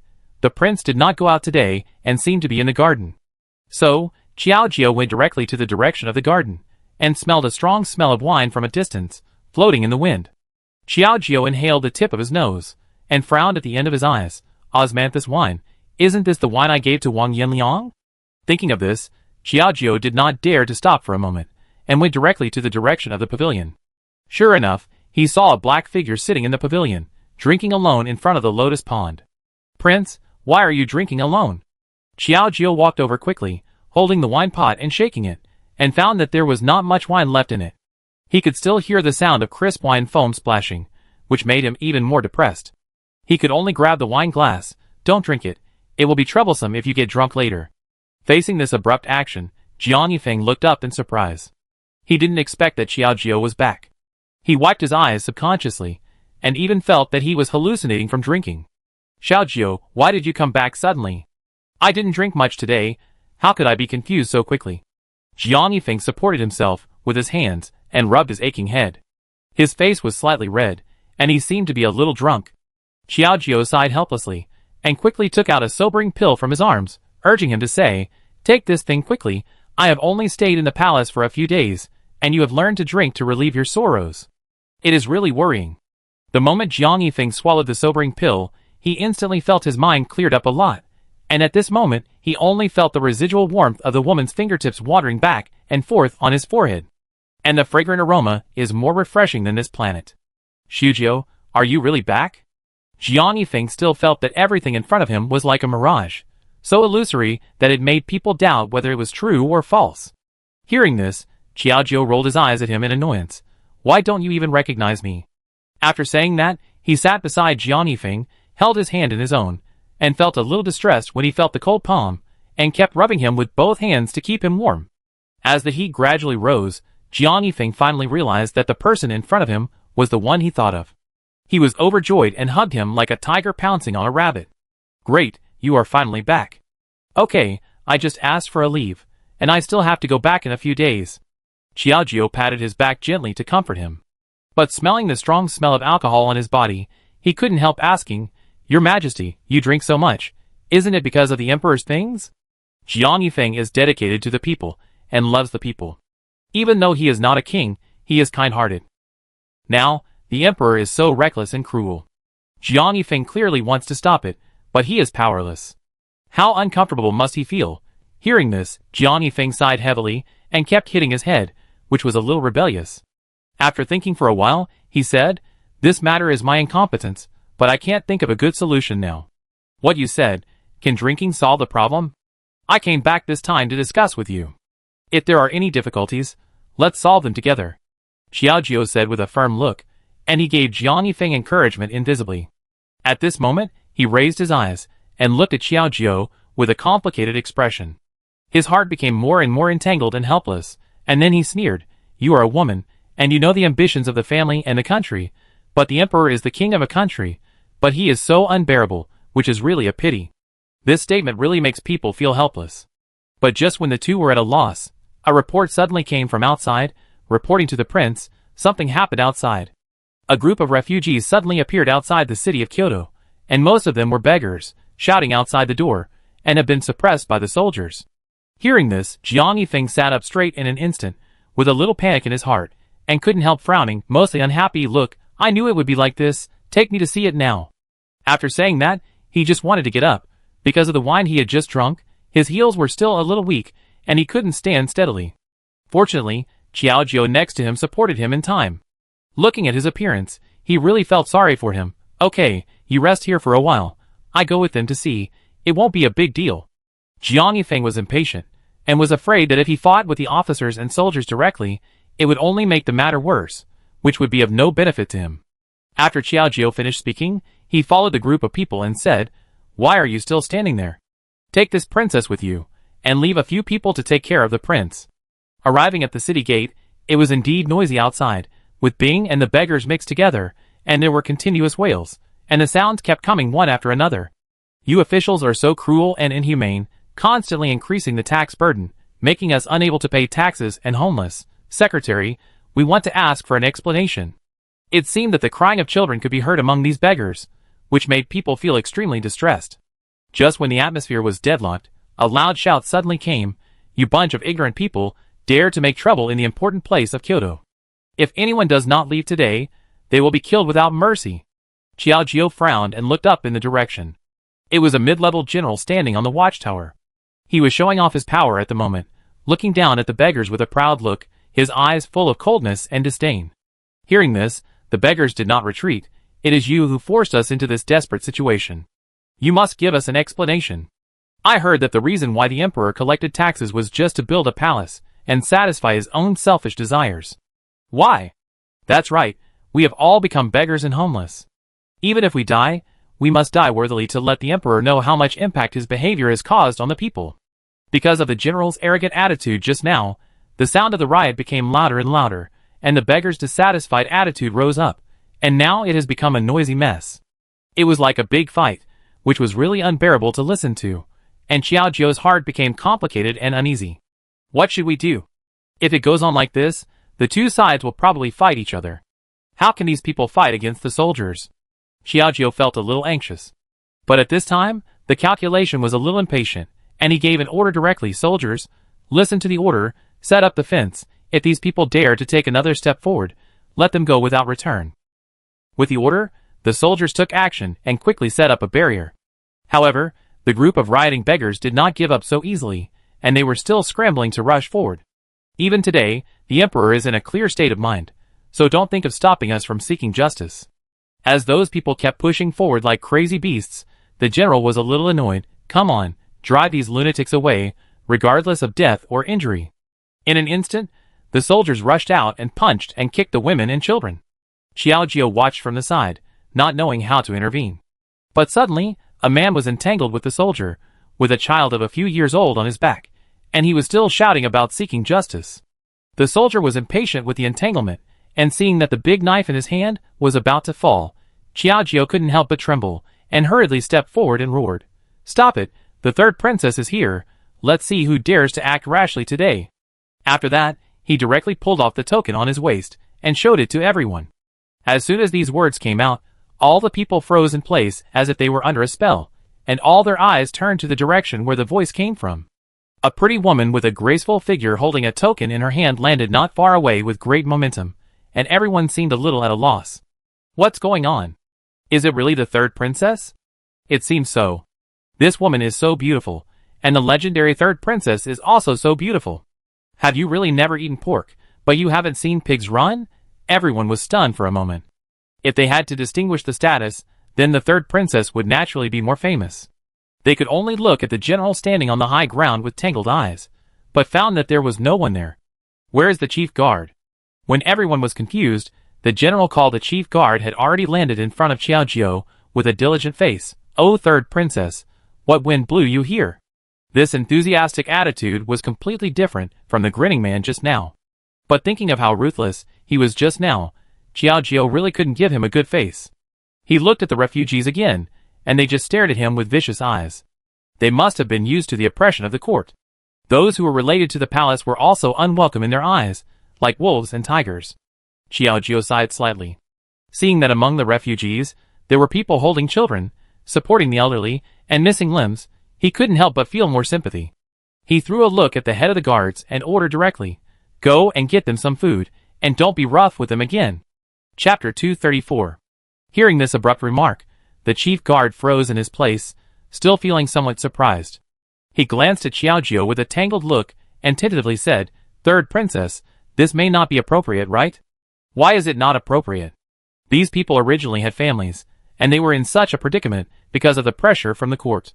Shouldn't we be responsible now? Hurry up." Xiao Jiao glared at him coldly. The sharp and delicate voice was like a huge bell that made people's hearts tremble constantly. How could that person dare to neglect it? He directly ordered, "Didn't you hear what the third princess said? Hurry up and bring out the food." In just half an hour, a large pot was brought out, still emitting steam, and more than a dozen bowls were placed next to it. "Princess, how do you think this looks like?" The chief guard came over attentively, with a wretched smile on his face, and he was rubbing his hands. This fawning and flattering look is really comparable to the style of the court. Xiao Jiao gave him a cold look, picked up the spoon, looked at the ragged refugees again, and said kindly, "Everyone, I guess you are hungry after all the way to the capital. Here are some food, come quickly." This attracted the attention of those people, but they were greeted with sharp cold eyes. No one dared to come rashly, fearing that it was a trap. Xiaojio seemed a little helpless, but the head of the guard next to him couldn't help but say something sarcastic. Humph, Princess 3, you are just putting your hot face on others' cold buttocks. These guys who don't know what's good for them, even if you put mountains of gold and silver in front of them, they will think you are asking for their lives. This was really unpleasant to hear. If it weren't for the court's actions that broke the hearts of the people, how could it end up in such an unbearable situation? Xiaojio whispered and scolded. Shut your mouth. No one treats you as a mute, step aside. If he had been a little kinder just now, he wouldn't have made these people so vigilant and hateful. Just as he was struggling with how to gain the trust of the people, he seemed to hear a shouting voice from the refugees. Son, what's wrong with you? Don't scare your mother. A woman surrounded by the crowd in the distance, holding a child of several years old, kept crying. Seeing that the child was pale and weak, he knew at a glance that he was starving. Xiaojio quickly made a night of porridge, distributed some kimchi, and walked straight forward. Seeing this scene, the chief guard also wanted to follow, fearing that the third princess had suffered an accident and implicated himself. As the guard leader stepped forward, the beggars instantly became alert, and at this moment, they showed their sharp edges. It seemed that if they took another step forward, they would be greeted with death. Xiaojio realized this and quickly stopped, saying coldly to the guard leader, No need to follow me. Are you afraid that those people will think you are not scary enough? These words were a little hurtful, and he was a little helpless, so he had to stop, still with a diligent smile. Seeing that he was no longer moving forward, Xiaojio carefully approached the crowd, facing the eager eyes of everyone, but tried to suppress his body and said softly, I don't need to be excited. I have no ill intentions. I just came here to give her child some porridge. You won't let him starve to death, right? As soon as this was said, the others were speechless and looked at the crying woman holding the child, the dying child, and the woman in agony. Perhaps because of sympathy, their hearts also felt bad, and no one rashly stopped Xiaojio at this moment. Until Xiaojio slowly approached the crying woman and dropped the porridge with a faint fragrance in front of her, he carefully said, Madam, please feed the child some porridge. He is physically exhausted, and it is dangerous if he doesn't eat. After saying this, the woman was also a little surprised and looked up with scarlet eyes. When the two people's eyes crossed, Xiaojio could still vaguely feel the deep hostility from each other. However, the woman didn't say much, as if she was hindered by the hot porridge in front of her.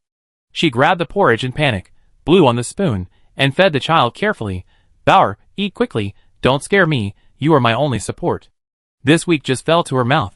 Like a fish seeing water, Bauer shrank all in one breath, but in a moment, the bowl of hot porridge was eaten clean. Xiaojio was relieved to see her recover immediately. Fortunately, nothing happened. Otherwise, he would feel that he was really sinful. Noticing the complicated expression of the woman looking at him, Xiaojio was a little embarrassed and tentatively said, Do you want that? There is still a lot in it. The woman didn't speak, but the child who ate the porridge recovered some strength, and Xiaojio, who was dressed very noble, had already thought of the riot just now. The reasonable look suddenly flashed with a hint of viciousness. She stretched out her hands and used all her strength to push Xiaojio quickly. With a loud and angry voice, You bad woman, stay away from us. It's all your fault that you are cruel. You collected taxes and starved my father to death. Xiaojio fell to the ground without paying attention. She felt a little panicked and helpless about the child's insults. She would never dream that this incident would have such a big impact, and someone would starve to death in a blink of an eye. Xiaojio stood there in a daze, not caring about the pain from the scratched skin on her palm, but hurriedly shook her head and explained, Listen to me, we can't do anything about the court, but we will do our best to let you live the life you deserve. For others, this is extremely hypocritical. You have hurt us so much, and now you are pretending to be elegant and want to give us alms. Do you think we will be grateful to you? Dream on, you lackeys of the court. This round of insults expressed the thoughts of many people present. The woman was a little panicked, and quickly covered the child's mouth, and then whispered angrily, Bauer, don't say anything more, these people are cannibals, if they kill you later, what will you let your mother do? The more she talked, the more scared she became. The woman even took a few steps back with the child, and regarded Xiaojio as a man-eating beast. For this scene, Xiaojio felt that his heart was down, and he was a little uncomfortable. The head of the guards walked over quickly, and heard all the insults just now. A gloating look flashed in his eyes. Then you, a woman, are meddling in other people's business, and now you are suffering from all the grievances, you deserve it. Although he thought so in his heart, he still had to pretend. Not wanting to miss any opportunity to show off, he cast a vicious look at Bauer at this moment. You stinky boy, are you really going to die? You even dare to insult the third princess. let me see how I will deal with you today. Seeing that the guard chief was about to raise his hand to do it, he suddenly heard a sharp scolding coming towards him. Enough. Do you have to force them into a desperate situation before you feel willing? Quickly retreat. After a scolding, the guard chief's face changed, and he felt like a jumping clown for being self-indulgent again. It seems that he is still unwilling, staring at his pupils, and a little breathless. But these people. Okay, count the number of these people. No one can be missing, no one can be injured, and then help me send them to the health center. I will arrange work for them. These people, at a glance, there are at least 20 people. Although his health club is not big, he can't just watch them wandering around, living on the streets, and living like real beggars, right? What's more, there are many old, weak, women, and children among them. After saying this, Xiaojiu ignored the mothers behind him, and didn't care about the child's outspokenness just now, and went directly back to the palace and told Jiang Yifeng all these things. After hearing this, Jiang Yifeng also fell into a period of contemplation. So, those people are arranged in the health club, but are so many people needed? With some worry, Jiang Yifeng glanced at Xiaojiu. Although the health club's business is good, these people have no experience, and they are a group of old, weak, sick and disabled people. I am afraid that they will not bring benefits to the health club, but will add trouble. Facing the other party's worries, Xiaojiu shook his head. I can't watch them live on the streets. All this comes from the emperor's taxation. As long as we control this matter, it should be alleviated. Do you have any ideas? Xiaojiu glanced at Jiang Yifeng, and the expectation in his eyes really made people feel a little irresistible. But despite this, Jiang Yifeng sighed and said unexpectedly, We are related to this matter now. I am afraid we are powerless. The most convincing person is the Queen Mother. You should serve her well. Maybe you can use the Queen Mother's hand to alleviate this situation in the future. But? Xiaojiu was a little unwilling. This matter will be more serious every day. Today is just a problem that has been solved once. Maybe there will be one every day, and more than once. What should those who have not been saved do? Don't worry, this king knows your concerns, and will arrange people at the city gate to provide them with a place to go. Jiang Yifeng can only do this. Xiaojiu nodded, but Jiang Yifeng suddenly took out a brocade bag from his sleeve and stuffed it directly into her hand, which made her a little confused. What is this? Xiaojiu was a little worried and squeezed the brocade bag. There seemed to be something inside. Hearing this, Jiang Yifeng did not say it directly, but just asked her to take this thing to find the imperial physician. Chapter 235. After talking to each other about their feelings, Xiaojiu returned to the palace before dark and went directly to find the imperial physician mentioned by Jiang Yifeng. Are you Zhang Wang? Xiaojiu looked at the middle-aged man in front of him. He looked pretty good. Seeing that he was honest and steady, young, and did not see patients often, he did not know why Jiang Yifeng asked him to come to him. Zhang Wang nodded after hearing this. She recognized Xiaojiu's identity very familiarly and greeted him with a smile. Princess An Wang, did the prince ask you to come to me? When it came to this, Xiaojiu came to his senses late and quickly took out the brocade bag he was holding and handed it to the other party. This is what the third prince asked me to give you. He said that you would help me after you get it, and you also know what to do. So, Zhang Wang took the brocade bag and looked at it with a tangled look. Xiaojiu finally turned his back to him and sneaked there. Judging from his subtle movements, he should be opening the brocade bag. Xiaojiu did not interrupt her. After a while, Zhang Wang turned around and found a small medicine bottle in her hand. What is this? Xiaojiu looked at it curiously. There was no label on the red bottle, and there was nothing special about it. Hearing this, Zhang Wang chuckled and respectfully placed the medicine in front of Xiaojiu with both hands. Princess An, this thing is an antidote. It works for most people. You should keep it with you in case of emergency. Xiaojiu was a little surprised to hear this abrupt explanation, but he couldn't help but murmur in his heart. Now, the rules of the palace are changeable and dangerous. It may not be a bad thing to keep it with you. Since the other party gave it, Xiaojiu also accepted it with a smile. Thank you, Dr. Zhang. After receiving the cuff, looking at the other party's calm attitude, he felt a little embarrassed and asked tentatively, Dr. Zhang, do you have anything else to tell me? It's impossible to use a sachet in exchange for a bottle of antidote that can't be used for the time being, right? However, Xiaojiu thought too much. There was indeed only this bottle of antidote. Xiaojiu didn't continue to entangle, and after thanking again, he turned around and left. The sky was slightly cool. When he returned to the Queen Mother, the sun had completely set. Xiaojiu shivered subconsciously. He thought that the Queen Mother should have fallen into sleep at this time, but he didn't expect to see the Queen Mother sitting and drinking tea when he entered the yard just now, as if she was waiting on purpose. Xiaojiu was stunned for a moment, but still smiled and greeted, "Queen Mother, why haven't you rested yet?" The tentative tone attracted the Queen Mother's attention, and half a cup of tea fell to her lips, and finally she dropped the cup with the words at the corner of her mouth. Seeing the Queen Mother narrowed her eyes slightly, turned her head, and looked at Xiaojiu, a trace of ravines appeared on her fair face, as if she was slightly dissatisfied with her coming back so late. When the two looked at each other, the atmosphere suddenly became a little awkward, and Xiaojiu couldn't help but feel a little entangled in his heart. Noticing Xiaojiu's nervous look, the Queen Mother turned and chuckled again. She picked up the handkerchief in her hand, and gently dipped the tea left at the corner of her mouth, and then asked casually, "You spent a lot of time on this trip back. I wonder what you did." The tone of voice was ups and downs, mixed with a hint of questioning. Xiaojiu was a little embarrassed, so he hurriedly said perfunctorily, reporting to the Queen Mother, "I just haven't seen the prince for many days. When I went back, I chatted with the prince for a few more words, and forgot the weather for a while." As he spoke, Xiaojiu's eyes always wandered carefully on the Queen Mother's face, fearing that he would say something wrong and make the Queen Mother unhappy. After all, the Queen Mother still needs to deal with the following matters, and she can't afford to offend her now. Facing Xiaojiu's words, the Queen Mother sneered, "What kind of a fuss is this?" The subtle breath, accompanied by the Queen Mother's sharp eyes, seemed to want to penetrate people's hearts and peek into their true appearance. Xiaojiu was a little nervous, and the hands hidden under the sleeves of the money twitched restlessly. The Queen Mother is a member of the royal family after all. If you directly invite him to help, I'm afraid it will be counterproductive. After thinking for a moment, Xiaojiu indirectly avoided the question, but told what he saw and heard when he returned home today. "Queen Mother, the reason why it took so long is because Xiaojiu encountered some trouble on the way back. The people gathered at the gate of the palace to make trouble today." The scene of being helpless and ragged was described in detail by Xiaojiu. Even if it was not exaggerated, it was heartbreaking to hear. The Queen Mother is old and eats vegetarian food and chants Buddhist scriptures. You can't bear the suffering of the world. How can you bear such words? I just feel some unspeakable pain in my heart.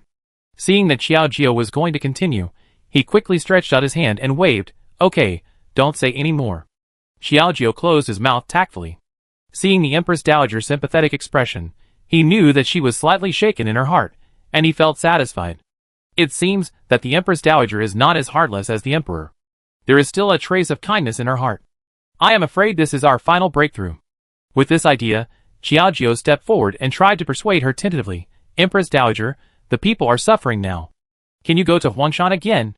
Before I finished speaking, I suddenly stood up. The strong momentum brought a strong sense of oppression. I was a little overwhelmed, "Empress Dowager. I told you not to say anything. The Emperor is the king of a country. I am just a person in the harem, waiting to live out my days. How can I get involved in such things? If what I said was effective, I would have listened to it when I said it for the first time."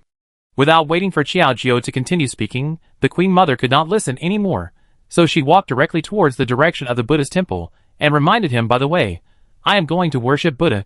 You go to give Princess Leping some things on my behalf, and see her. We haven't seen each other for a long time." This was a bit strange, and it was hard to figure out. However, seeing the Queen Mother's indifferent look, Xiaojiu had no choice but to nod and agree. With the things given by the Queen Mother, Xiaojiu went all the way to the princess's mansion, and the two of them talked happily and had a very good chat. But less than an hour later, he suddenly heard a nervous report from outside, reporting to the princess, "It's not good, the Queen Mother is in trouble." The sudden words made Xiaojiu, not to mention the princess, even Xiaojiu next to him, feel a little uncomfortable. Both of them stood up in panic, staring at the person who came to report, and said in unison, "What happened to the Queen Mother? I heard that in order to stop the Emperor from doing whatever he wanted, the Queen Mother went to the Emperor and threatened to die, wanting him to give up building the palace and restore the previous taxes. Now the situation is getting out of control." As soon as the words fell, the princess felt like she was hit on the head, her legs were weak, and she was a little confused. Xiaojiu was quick to help her, and lifted up the princess's soft body, which seemed a bit strenuous. "Princess, cheer up. Let's go over and take a look. We can't let the Queen Mother really get into trouble." No wonder the Queen Mother didn't go to see the princess in person, because she missed her. Instead, she asked me to visit her instead. It turned out that she just wanted to find a way to get her away, and go to the Emperor to argue for her life. The princess nodded with her legs limp. She felt that her body was still a little weak. She trembled and stood up straight. With the help of Qiaojiu, the two followed the instructions to the place where the Queen Mother was making trouble. But from a distance, there was no figure of the Emperor. Instead, there was only the Queen Mother. She didn't know what she was holding in her mouth. She looked at the distant scene alone. Her face was full of vicissitudes and despair, which made people feel a little pity. My late Emperor, I am really sorry for you. My son was unfilial and inherited the military command, but he caused chaos in the world. I will atone for this. This is called my apology to you on the road to the underworld. After saying this, the Queen Mother opened the bottle stopper in her hand, blew into the bottle directly with her mouth, and swallowed it in one gulp. Seeing this scene, both women knew without thinking that the thing was definitely not a good thing. Empress Dowager, Qiaojiu, and Lu Ping ran over with their legs lifted. Seeing the Empress Dowager's body swaying like a willow in the wind, Lu Ping quickly lifted the Empress Dowager's body and knelt on the ground under the pressure of gravity. Empress Dowager, what did you drink? What are you doing? Don't scare me. Lu Ping's face was a little ugly. She took another look at the red bottle that fell to the ground as the Empress Dowager fell. The remaining drops of medicine fell to the ground, and a burst of white bubbles appeared. It's a deadly poison. Qiaojiu's face suddenly changed, and he couldn't help but feel an indescribable fear in his heart. At this moment, he was even more angry. I didn't expect that the Emperor would be so cruel. Who could imagine that as his own son, the Emperor could actually indulge his mother to commit suicide by taking poison? How cruel is this? He really did whatever it takes for his own selfishness. Before he had time to think more, he saw the Queen Mother struggling with a weak breath and empty eyes. Lu Ping had already cried so hard that she looked a little worried with tears all over her face. Queen Mother, please don't scare me. I go find you a doctor right now. Lu Ping stood up and was about to leave, but the Queen Mother held her wrist, shook her head and said, No, it's too late anyway.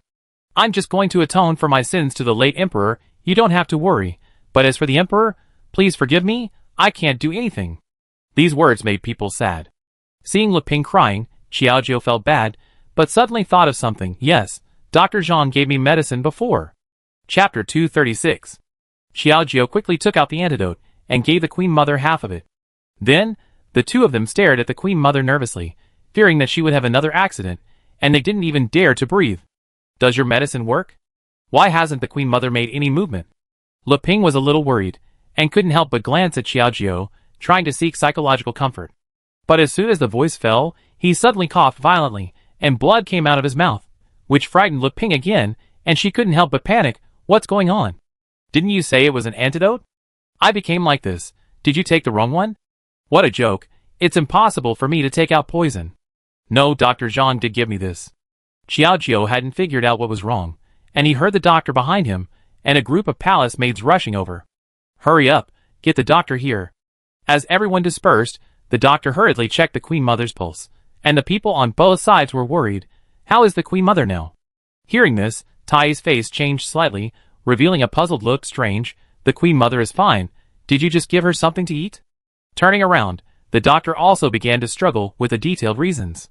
After hearing this, Lu Ping suddenly thought of something, and hurriedly smiled and said, It must be that the antidote of the third princess took effect.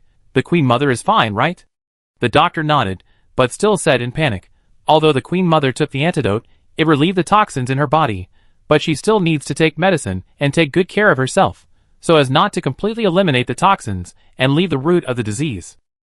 After helping the Queen Mother back to the palace, the imperial physician prescribed several prescriptions and boiled a dose of medicine for the Queen Mother to take. The Queen Mother looked weak and pale, and Lu Ping felt a little uncomfortable.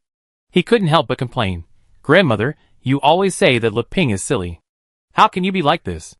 You actually want to commit suicide by taking poison. Come to think of it, it was all because of the Emperor's willful behavior. Otherwise, how could the Queen Mother do this? He couldn't help but curse in a low voice. The Emperor is really stubborn. He doesn't care about the people or you at all, and even doesn't care about your life. Seeing Lu Ping's ups and downs, Qiaojiu couldn't say anything for a while, so he had to serve carefully by the side. At that abrupt moment, the surroundings suddenly became quiet. Qiaojiu felt uneasy and turned around. Sure enough, the Emperor came. Seeing his nervous and complicated expression, he stood there at a loss. He must have heard what Lu Ping had underestimated. Then he reminded Lu Ping in a low voice, Princess, you should say less. The Emperor is here. Hearing this, Lu Ping turned around and happened to meet the emperor's sharp eyes, the majesty and oppression of the royal atmosphere. Thinking about the bad word she had just said, she felt a little scared. She shrank her neck, but still had a proud look. What if I bought it?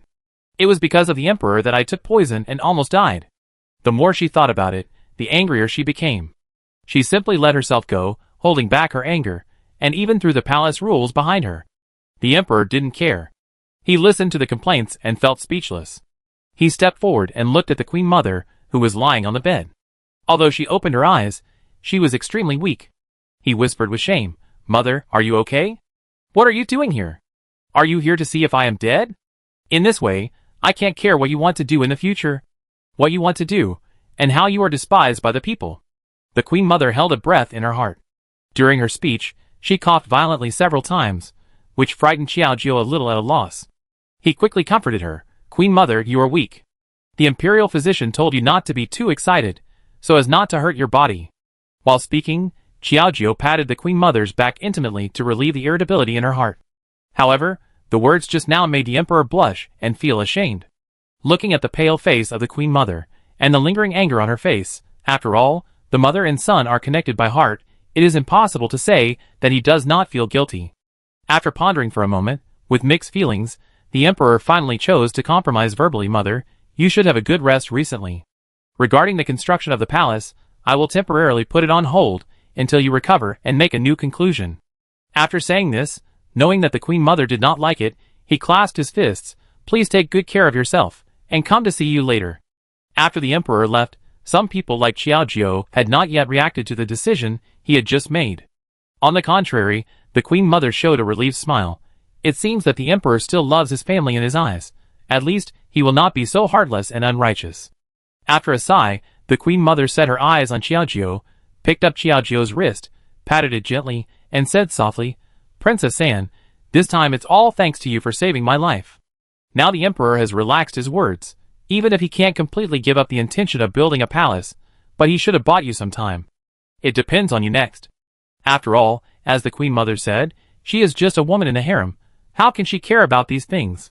However, after this incident, the queen mother was more grateful and relieved for Xiaojiu's life-saving grace. Even the way she looked at her was more trusting than before, and even a little soft, obviously treating Xiaojiu as her own. Xiaojiu nodded, and nodded with a little relief in his heart. "This time, I really have to thank the queen mother for mediating. However, if you encounter the same thing again in the future, I hope that the queen mother will think twice and don't do stupid things again. You know that just now, Princess Leping was crying." Hearing this, the queen mother became slightly interested, looked at Leping with a playful face, and raised her eyebrows half-jokingly. "Really? Leping is sensible now?" After saying this, Leping sniffed, with slightly red eyes, and rolled her eyes at Xiaojiu unhappily. "What are you talking about? Let the royal grandmother laugh at me, so that I have lost the image of determination in her eyes." After a joke, everyone was amused, but they were all worried. After the queen mother rested, Xiaojiu and Lu Ping left the room, closed the door gently, told the two maids to serve them well, and then strolled in the garden. However, seeing that she looked worried, Lu Ping knew that the matter had not ended satisfactorily. "Are you still worried?" Xiaojiu turned his head and glanced at Lu Ping, seeing that her face was full of curiosity, and she had no intention of hiding anything. Although the emperor verbally agreed, it was only a temporary compromise. "I'm afraid the root of this matter is still the prime minister. If he doesn't give in, the construction will still be stopped, and the people will still live in dire straits." It just so happened that this prime minister won the emperor's love and trust by building the temporary palace, and now he has become a popular person around him. What he said was much more useful than the queen mother, and it was really funny. Sighing, Xiaojiu waved his hand. Forget it, let's not talk about these bad things. It's getting late now, go back and rest." At midnight, Xiaojiu was already worried. Lying on the bed, another world was running in his mind, and there was no room for rest at all. The cold wind outside blew through the window, making people shiver, which was even worse than what the emperor did. After a night, I thought that after the emperor gave in, the palace would be quiet for a while, but who knew that the emperor suddenly felt unwell early in the morning. Several imperial doctors were changed in succession, but it seemed that none of them had any effect. It hurt so much. The emperor lay on the bed, holding his stomach with both hands, and kept hitting his body, but the imperial doctors couldn't see any special symptoms. "You bunch of useless people, Don't you have any solution? What's the point of keeping you in the palace? You can't even solve a stomachache. The more he thought about it, the angrier he got. But because of the stomachache, the emperor had no place to vent his anger. He just screamed and howled, trying to divert the pain. Seeing this scene, several imperial doctors knelt on the ground and dared not breathe. Instead, the prime minister hurriedly said, "Your Majesty, in my humble opinion, you used to be very strong, but now you are suddenly in trouble, and the cause cannot be found. I am afraid that it is not a common medicine that can cure it. You have to find another way." When the emperor heard this, his brows were furrowed, and the wrinkles on his face made him look more anxious. I stood up and looked at the prime minister with a puzzled face. "What do you mean?" "Your Majesty, what I mean is that if this doctor can't do it, why not ask the immortal to come and take a look? Maybe he can find something." "Then why are you still standing there? Go and ask him quickly, otherwise my stomach will hurt so much." After the emperor's urging, the imperial physician gave him a few injections of anesthetics, which barely suppressed the pain, but it was still uncomfortable. The prime minister found a man who claimed to be Zhang Banxian. He was holding a whisk in his hand, wearing a Taoist robe, and looked like an immortal. He looked quite imposing. "Your Majesty, this is Zhang Banxian, a master who practiced from Xianwei Mountain. I believe he can solve your problems." The emperor nodded, and the weak body said, "Then you can let this Banxian see what is causing the trouble, and why Jing is sick and getting thinner." The prime minister and Banxian exchanged glances, and Banxian began to hold a whisk in one hand, and a bowl of water in the other hand, constantly waving around. Suddenly, his eyes were stunned. "Oh no, there is a monster in the palace." Chapter 237. The shocking word shocked everyone present. Their faces changed slightly, and they looked at each other, as if they were considering the truth of the words. "What's going on? How could my husband have a demon?" "That's right. Did you make a mistake? Could it be a charlatan?" "Prime Minister, you have to be careful. This is not a joke." Listening to the chattering voice, Zhang Banxian spoke first. "Everyone, there is a reincarnation of a demon star in the palace. Even if it has no malicious intent, it can bring disaster to the people around it. Please pay attention to it. The emperor's illness is caused by this." The resounding words stunned even the emperor on the spot, and hurriedly urged, "Tell me, who is it? Where is it?" To answer the emperor, this demon cannot be directly peeked out of its true appearance, but waiting for this half-immortal to use the tracking technique to guide it, maybe we can find out the other party's location. After that, Zhang Banxian was very active. He took out a talisman from his sleeve and drew it on his hand. A spark fell in front of everyone like a magic trick. Everyone's heart trembled slightly, and they couldn't help but feel a little panicked. "What's going on? Why is it on fire?" Before they could react, the ball of fire floated in the wind miraculously for a moment, and instantly turned into ashes. As the Taoist raised the whisk in his hand, it fell directly in one direction. Zhang Banxian was shocked. "The monster is in this direction. You come with me. I'm afraid I can't suppress it alone." After saying this, seeing Zhang Banxian take the lead, the people standing behind him were still a little at a loss, and looked at the emperor in confusion. "What are you still standing there for? Take me with you to see what kind of monster is causing trouble in the palace, and dares to run wild in the territory of the steamer." The emperor, despite his physical discomfort, followed the crowd with the help of two eunuchs, and quickly moved towards the direction of Zhang Banxian. This huge crowd, unknowingly, landed directly in one of the small courtyards of the Queen Mother's bedroom. "What's going on? Is there a monster in here?" Some people have never been to the Queen Mother's bedroom, and they don't know who lives in this small house, or what is locked in it. Hearing this, Zhang Banxian nodded very confidently. "Yes, the monster is in here. It is the disaster she brought that caused the emperor's health problems. As long as she is shoveled out, we can return to normal." Facing the resounding attitude, the emperor pondered for a moment, and then directly cast a look. "What are you still standing there for? Hurry up and open the door, to see who lives in here." Hearing this, it meant Zhang Banxian's flowery words just now, and several people were a little trembling. At this moment, even if it was the emperor's order, they had to move their steps carefully. The teeth were trembling with fear as if in the cold winter, and even a clear bite sound could be heard, which was really embarrassing and annoying. "You bunch of rubbish, hurry up," the emperor urged, and the two men quickened their pace. But just as they approached the door, they suddenly saw that the door was slightly loose and was opened directly. The two were startled and unconsciously stepped back 2 steps. They were not careful, and fell to the ground with their buttocks, which hurt a little. "Hey, don't come over here." While yelling, the two kept curling up and retreating with their feet.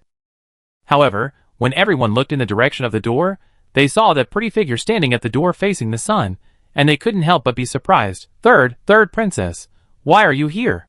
They would never have thought that the person living in this room would be the third princess, let alone that she was the legendary demon star who came to the world.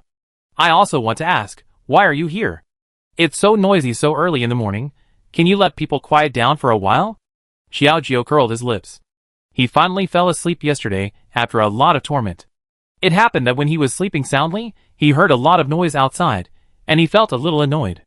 However, following the crowd, Xiaojiu suddenly found a special existence, frowned slightly. Your Majesty, why are you here with them to join in the fun? So what happened? I always feel that this large group of people came to visit in a mighty manner early in the morning, and their purpose is clear. I'm afraid that things are not that simple.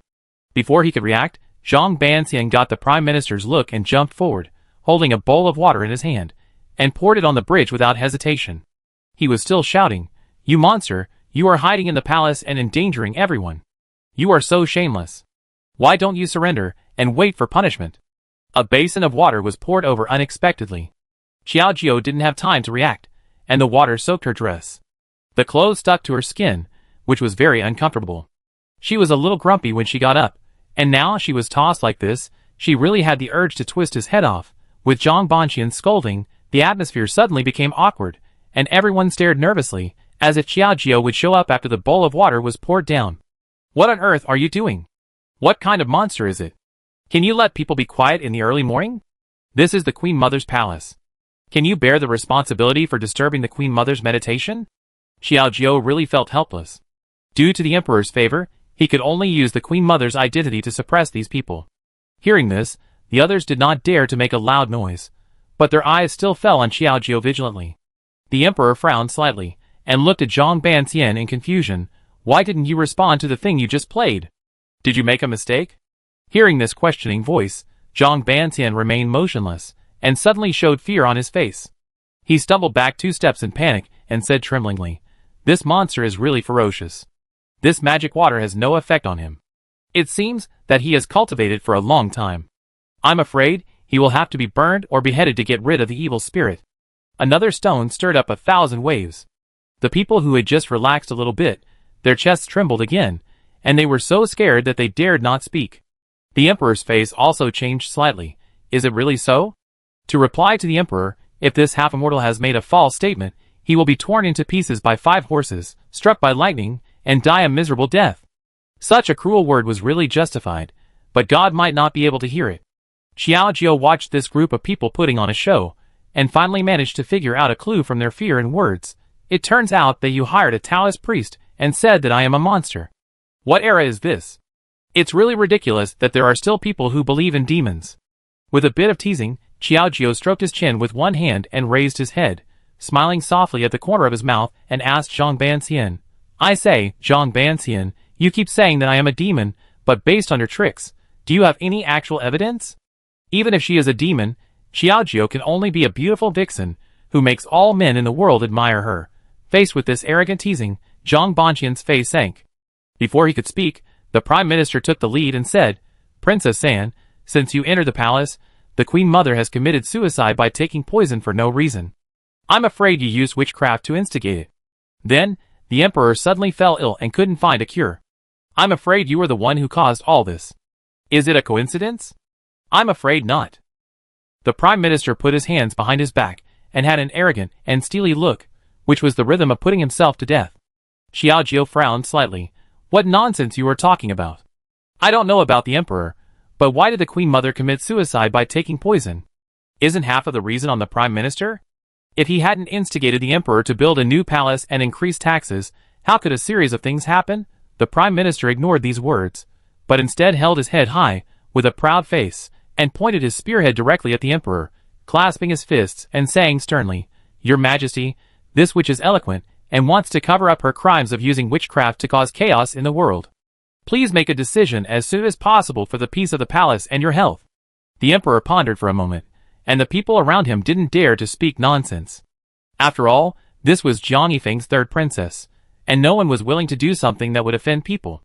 Xiaojiu stood there indifferently, staring at the Emperor with his fearless expression, and he absolutely did not believe that the Emperor could be so foolish. Suddenly, seeing the emperor raised his head, staring at Xiaojie with sharp eyes, his eyes flashing with fear, he said directly, "What the prime minister said makes sense. Since you came to the palace, you may have been in trouble. I am afraid that you are the incarnation of a demon.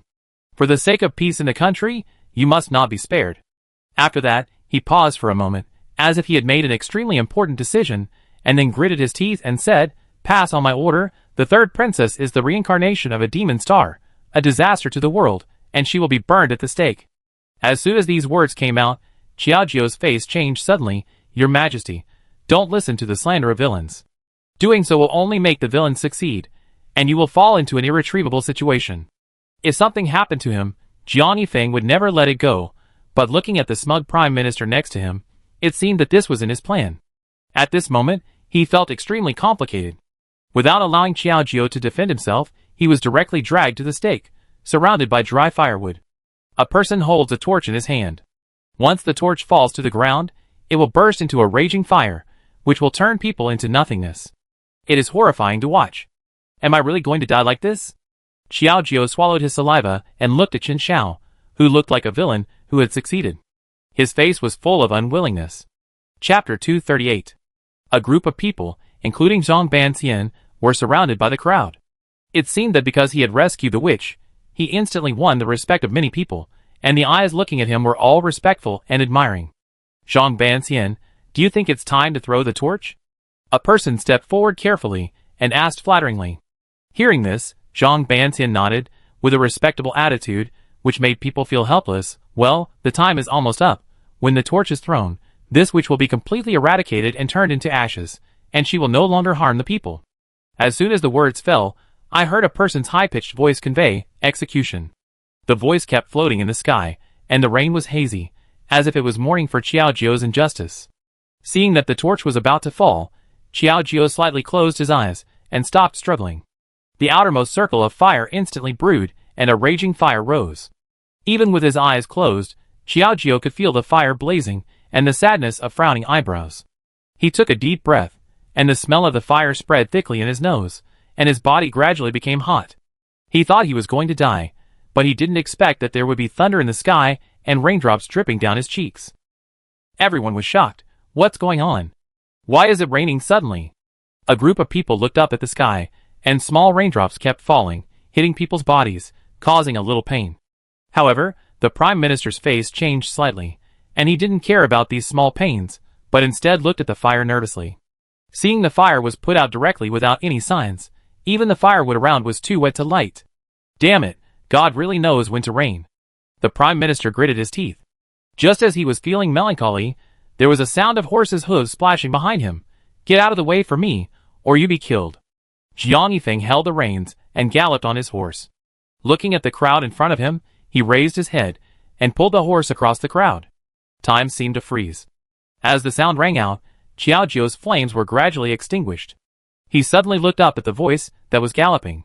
The familiar face and the familiar voice instantly made her eyes burst into tears. "My lord, you are finally here."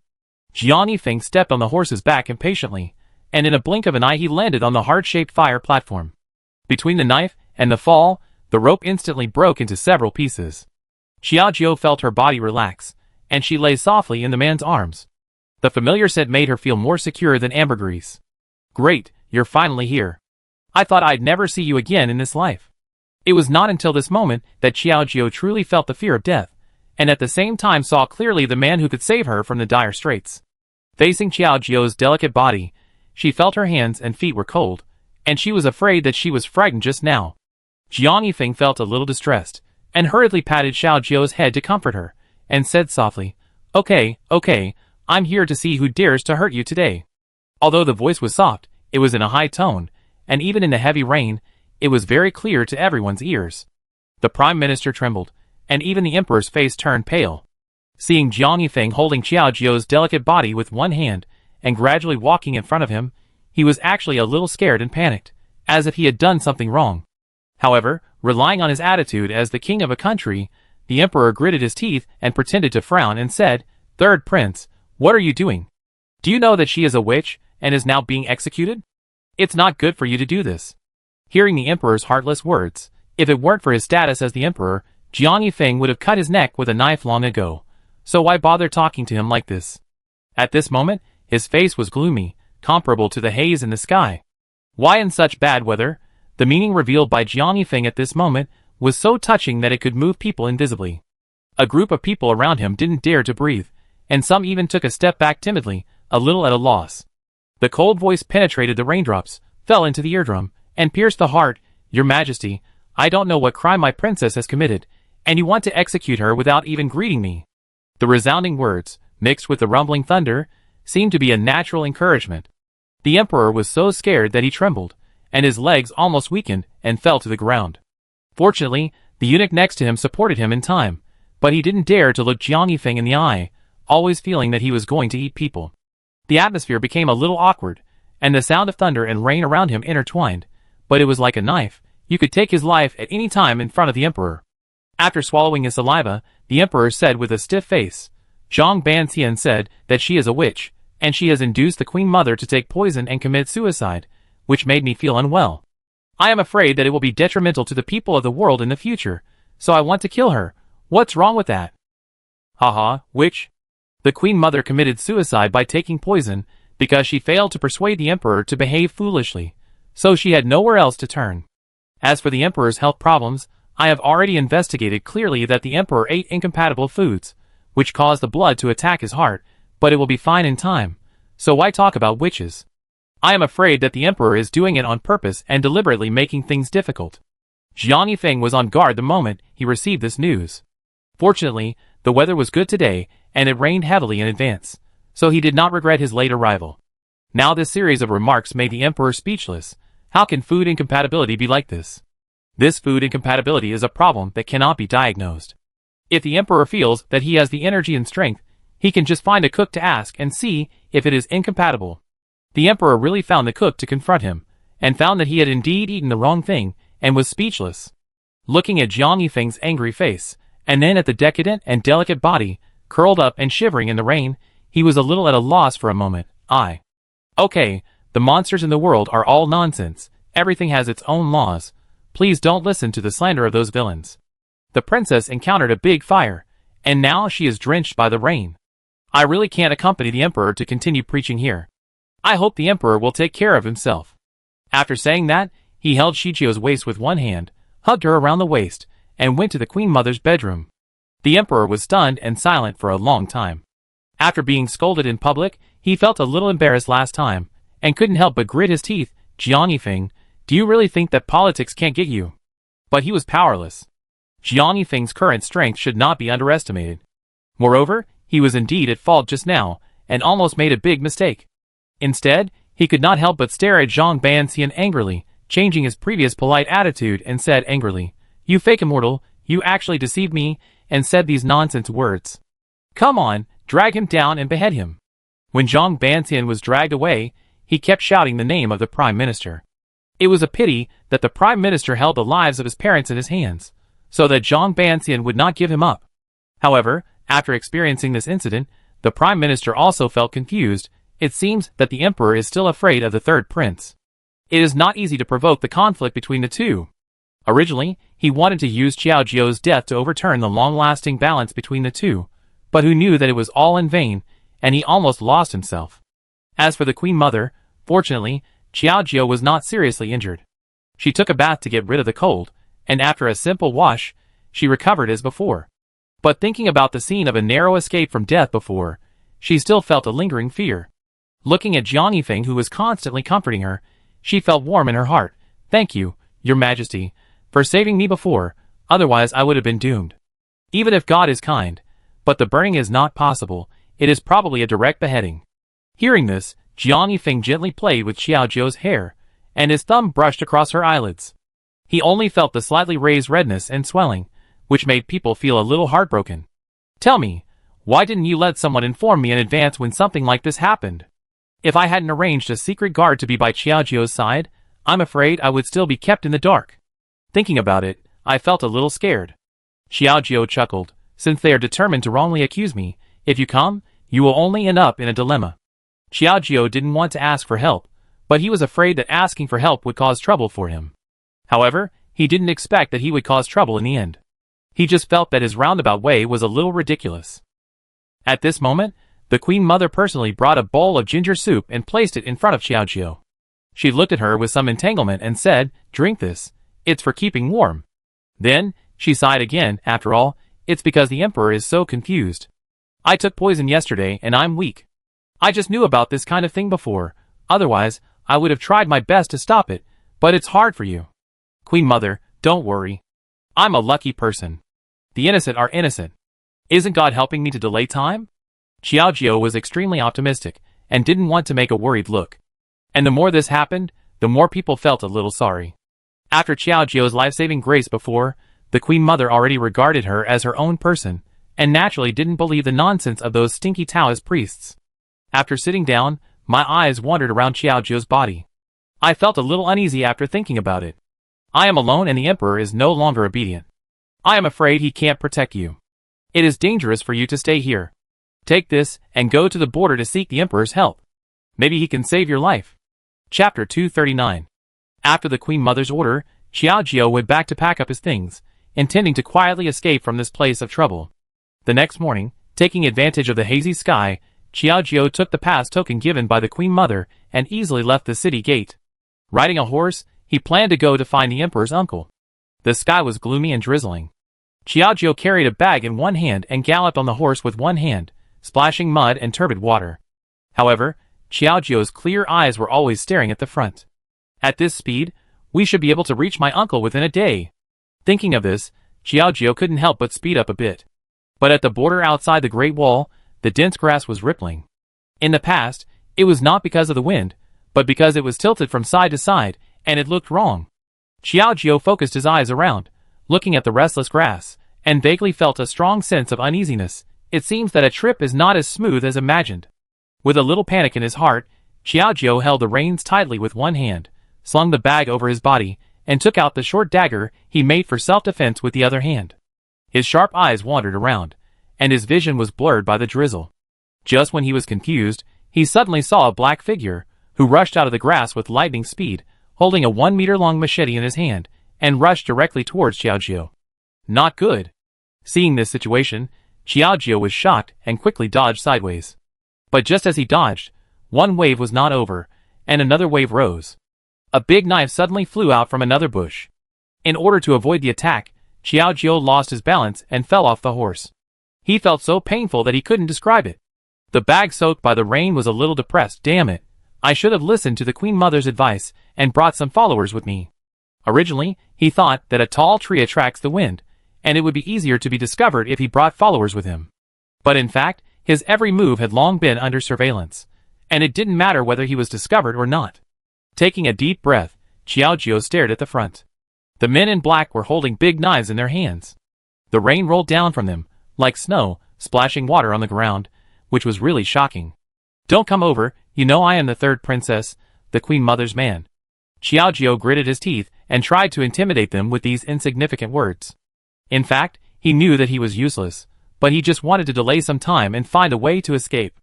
As expected, facing these words, the other party turned a deaf ear and said arrogantly, "Today we are ordered to kill you." After that, some people were unwilling to lead, each holding a knife, and approached the bridge step by step, with a strong momentum and a terrifying edge. The breath of death spread, Xiaojiu swallowed his saliva, and the water rolled down his cheeks to his throat. The tense breath was self-evident. Watching them pick up the big knife, Xiaojiu closed his eyes for the psychological effect, but a tall figure appeared in his mind, and he couldn't help but shouting, "Prince, save me!" Originally, it was just for death, but who knew that the expected pain did not come, but heard a low groan from the front. "What's going on?" Feeling that something was wrong, Xiaojiu tentatively opened his eyes, only to find that the person closest to him was holding a big knife. An arrow pierced through his chest. The arrowhead was very shocking, and was covered with thick blood. "What's going on?" Xiaojiu was still a little confused, and tentatively bypassed the killer and looked behind him, and was shocked. Juefeng, Juyue. These were people among Jiang Yifeng's 10 shadow guards, and they were masters with strong martial arts and agility. Before the killer could react, Juefeng and Juyue stepped forward quickly, grabbed Xiaojiu's wrist from the killers, and pulled her to a safe area, forming a two-sided confrontation with the killers. "Why are you two here? Haven't you been protecting the prince?" Xiaojiu looked at the two of them, although he was very surprised by their appearance. However, their existence was to protect Jiang Yifeng's life. Now that they appeared here rashly, I'm afraid Jiang Yifeng would be difficult to deal with. Please rest assured, Princess. The prince has others to protect you.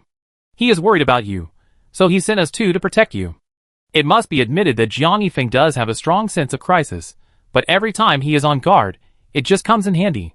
Xiaojiu didn't know what to say for a moment, but just nodded repeatedly. His eyes fell on the assassins in front of him. The one who was shot by the arrow just now has fallen, but there are more than a dozen others at a glance. Now there are 3 of them in total, and he is a burden, with little fighting power. This situation is quite unfavorable for them. Let's not fight to the end. We are in a large group, so we should leave first. Xiaojiu whispered in their ears, and took 2 tentative steps back, but the other side pressed on step by step, not giving them any room to move. Don't let them run away, we are in large numbers. Let's go straight in. The other side saw the situation clearly, and several people rushed in at the command. Seeing that they had no martial ethics, and used their numbers to bully the few, Juefeng and Jueyue did not dare to slack off for a moment. Juefeng, I will be responsible for the main attack and protect the princess. I will never let the prince down. Jueyue took the lead and stepped forward with a knife, waving the sword and fighting in the heavy rain. As the rain and blood intertwined, one could even smell the breath of death, which was really terrifying. Xiaojiu was trembling with fear, a little at a loss. No matter how good his martial arts skills are, how can one person defeat so many people? I'm afraid it's dangerous. Don't worry about me, go and help him. No, the princess' life is more important than heaven. Even if we sacrifice our lives for this, we will never let you get hurt. Juefeng shook his head and didn't like it, and the people watching were anxious and at a loss. After taking a breath, Xiaojiu didn't have time to react, but was suddenly pulled by Juefeng and shouted loudly, "Princess, be careful, someone is attacking from behind." Those people were smart, knowing that Jueyue was not easy to deal with for a while, so they aimed directly at Xiaojiu. Now, the two were surrounded by some people, and Jueyue was also surrounded by another group of people, and they couldn't get away at all. "Princess, you must follow your subordinates closely, and don't slack off at all." Juefeng's eyes turned cold, and he pulled out both knives, and instantly entangled with those people. A trace of blood splashed on Xiaojiu's face, and the bloody smell came to his nose, making people feel scared. "Oh no, this won't work, we must find a way to escape." Just when he was struggling, Xiaojiu's eyes fell on the horse that had dragged him before, and he couldn't help but be overjoyed. "Juefeng, let's find a way to get that horse over, and then we can escape on the horse." With this idea, Xiaojiu didn't know how to get out, for fear that if he walked around, he would probably die tragically under the swords. After hearing this order, Juefeng had to attract everyone's target, but because of the large number of people, he was really a little overwhelmed. Seemingly seeing the movement here, Jueyue also saw their purpose, and hurried over, and suddenly a knife fell on one of the people who attacked Xiaojiu. "If you have the guts, just come at me. I am a woman, who am I?" After saying that, Jueyue deliberately attracted firepower, and fought fiercely with those people. Seeing this, Juefeng hugged Xiaojiu and lifted her directly onto the horse's back. "Princess, you hurry up. The 2 of us will stay behind to cover you, and you must not look back." After saying that, he turned his head and took another look. Jueyue, who had been chopped and seriously injured, was really a little bit reluctant. He suddenly flattered the horse, and the horse was frightened, stretched its legs, and ran directly forward. Juefeng returned the same way, and fought with Jueyue and a group of men. Seeing the scene of the 2 people fighting, Xiaojiu held the reins in his hand and steadied his body. Then he turned his head, but happened to see a knife stabbed into Jueyue's chest, which was shocking. "Jueyue!" Xiaojiu's heart trembled. Seeing this scene, Juefeng was stunned for a moment, and his body was directly cut by several knives. "No, I can't leave like this." Although it was a matter of life and death, abandoning her companions at this time was definitely not her style. Even if she could really survive this time, she would probably regret it for the rest of her life. Gritting her teeth, Xiaojiu's eyes turned cold, and she directly pulled the reins to turn the horse's head, rushed into the crowd at full speed, grabbed Juefeng, who was chopped all over, and pulled him to the back seat. "Princess, what are you doing? Let me down quickly." Juefeng was a little panicked. But before he could struggle, Xiaojiu directly shouted, "You should be good to this princess, this is an order." After that, she directly clamped her legs on the horse's belly, speeding up the horse a few points. Seeing this, those people chased after him, But this person's legs were no match for the horse's legs. After more than half an hour of chasing, coupled with the previous battle, the assassin behind him was exhausted and gradually left behind. As for Xiao Jiao and his companions, as the raindrops disappeared, they gradually arrived at a town. Although he was a little embarrassed, fortunately, there happened to be a branch of Xiao Jiao in this town. Using his identity as the general manager, Xiao Jiao settled the injured Juefeng in his branch and asked a few people to take good care of him. "You stay here, I'm afraid I can't stay for long, I still have to find my uncle. You can go back directly after you recover from your injury." After saying that, Xiao Jiao rode away without staying for long. Chapter 240. After seeing Xiao Jiao leave, Juefeng did not dare to neglect it, and could only immediately pass the news to Jiang Yifeng in the form of a letter. In the palace, Jiang Yifeng's heart was like waves, looking at the contents of the letter, and it took a long time for him to come back to his senses. The last secret guard looked at the indifferent Jiang Yifeng, and couldn't help but have a little doubt in his heart. "Prince? But what happened to the princess?" Apart from this matter, he really couldn't figure out who else could make this expressionless guy look a little moved. Hearing this, Jiang Yifeng tightly squeezed the envelope in his hand into a paper ball, his black eyes looked at the sky, and all his sorrow turned into a long sigh. When the third princess left the palace, she encountered an assassin. Jueyu had died to protect her, and Juefeng was seriously injured, but fortunately the princess is fine. Although he was always worried about Xiao Jiao's comfort, Jiang Yifeng couldn't help showing a trace of sadness on his face when he mentioned the dead Jueyu. After all, she was a guard who had followed him for many years. Now she died tragically outside the city gate, which was really pitiful. Upon hearing this, the person who asked the question behind him was speechless for a moment, as if he was sad because of the death of his partner. It was not until a short moment later that Jiang Yifeng came back to his senses and said softly, "Okay, now is not a sad mood. You go back to the city gate to collect the body." As for Xiao Jiao, his assassin didn't succeed. "I'm afraid he won't give up easily, and we must send someone to continue to protect him. Even if someone sacrifices, it can't be sacrificed in vain, right?" Hearing this, the person behind him pondered for a moment, and suddenly clasped his fists and said, "Why not let the subordinate go? I will definitely protect the third princess, which can also be regarded as completing Jueyu's mission." "No!" As soon as the words fell, they were rejected. Jiang Yifeng thought for a moment, then said, "You go inform Feng Wang and let her take charge of protecting the third princess." "What, Feng Wang? This is a bit hard to understand. After all, Feng Wang is just a woman, and her main task is to take care of the Shadow Pavilion on weekdays. She usually doesn't do it herself. Although, her martial arts are very strong. But if Feng Wang leaves, I'm afraid that there will be no one in charge of the Shadow Pavilion, and it will be a mess at that time. Prince, do you want to consider changing someone? Feng Wang, doesn't he have his own things to do? Will this break the rules?" the guard asked cautiously. "No, her figure is very similar to Shizhou, and she is of similar age and has strong martial arts. If there is a necessary moment, maybe she can play an unexpected role." After that, without further explanation, he waved his hand directly, obviously making up his mind, and there was no room for negotiation. He dared not stay any longer because of Feng Wang's order. He packed up and followed the route taken by Xiao Jiao according to Juefeng's instructions. Meanwhile, the sun was blazing after the rain. In order to travel more conveniently, Xiao Jiao changed into some men's clothes and dressed himself up as a passing tourist. By chance, he became a companion with a caravan and traveled with them directly, which served as a cover for his identity. However, as he traveled along the way, Xiao Jiao could see the people on the road while sitting on the horse. Some of them were in rags and looked sad, while others were begging on the street. They were really pitiful. Why has the world become like this? It was not like this when I came out before. Xiao Jiao held the reins with one hand, and felt that his heart had chilled to the bone, and he couldn't help sighing. This unwarranted sigh, on the contrary, attracted a lot of jokes, and he couldn't help but sneer and said, "I say, Mr. Xiao, looking at your pretty face, I guess your family must be rich. How can you understand the suffering of the people now?" "What do you mean?" Xiao Jiao frowned slightly, always feeling that he had something to say. "Haha, it seems that the poor do not know the suffering of the rich. Now the court has increased taxes and deducted all kinds of people. The pressure of life has made them miserable. Isn't this reasonable?" It turned out that it was because of the increase in taxes that caused such a miserable situation for the people. Xiao Jiao fell into deep thought again, his eyebrows drooping, feeling a little guilty. "I never thought that this tax collection order was issued less than half a month ago, but so many people have become homeless. Is this really the emperor I support? For a moment, Xiao Jiu's mood was a little complicated, to the point where it was difficult to describe. He didn't dare to look up, for fear that seeing those miserable scenes would cause sadness and guilt in his heart. But at this moment, the carriage behind suddenly paused slightly, and the horse under Xiao Jiu's crotch also stopped. Xiao Jiu's body leaned forward twice, and almost fell to the ground. He frowned and asked in front, "What happened?"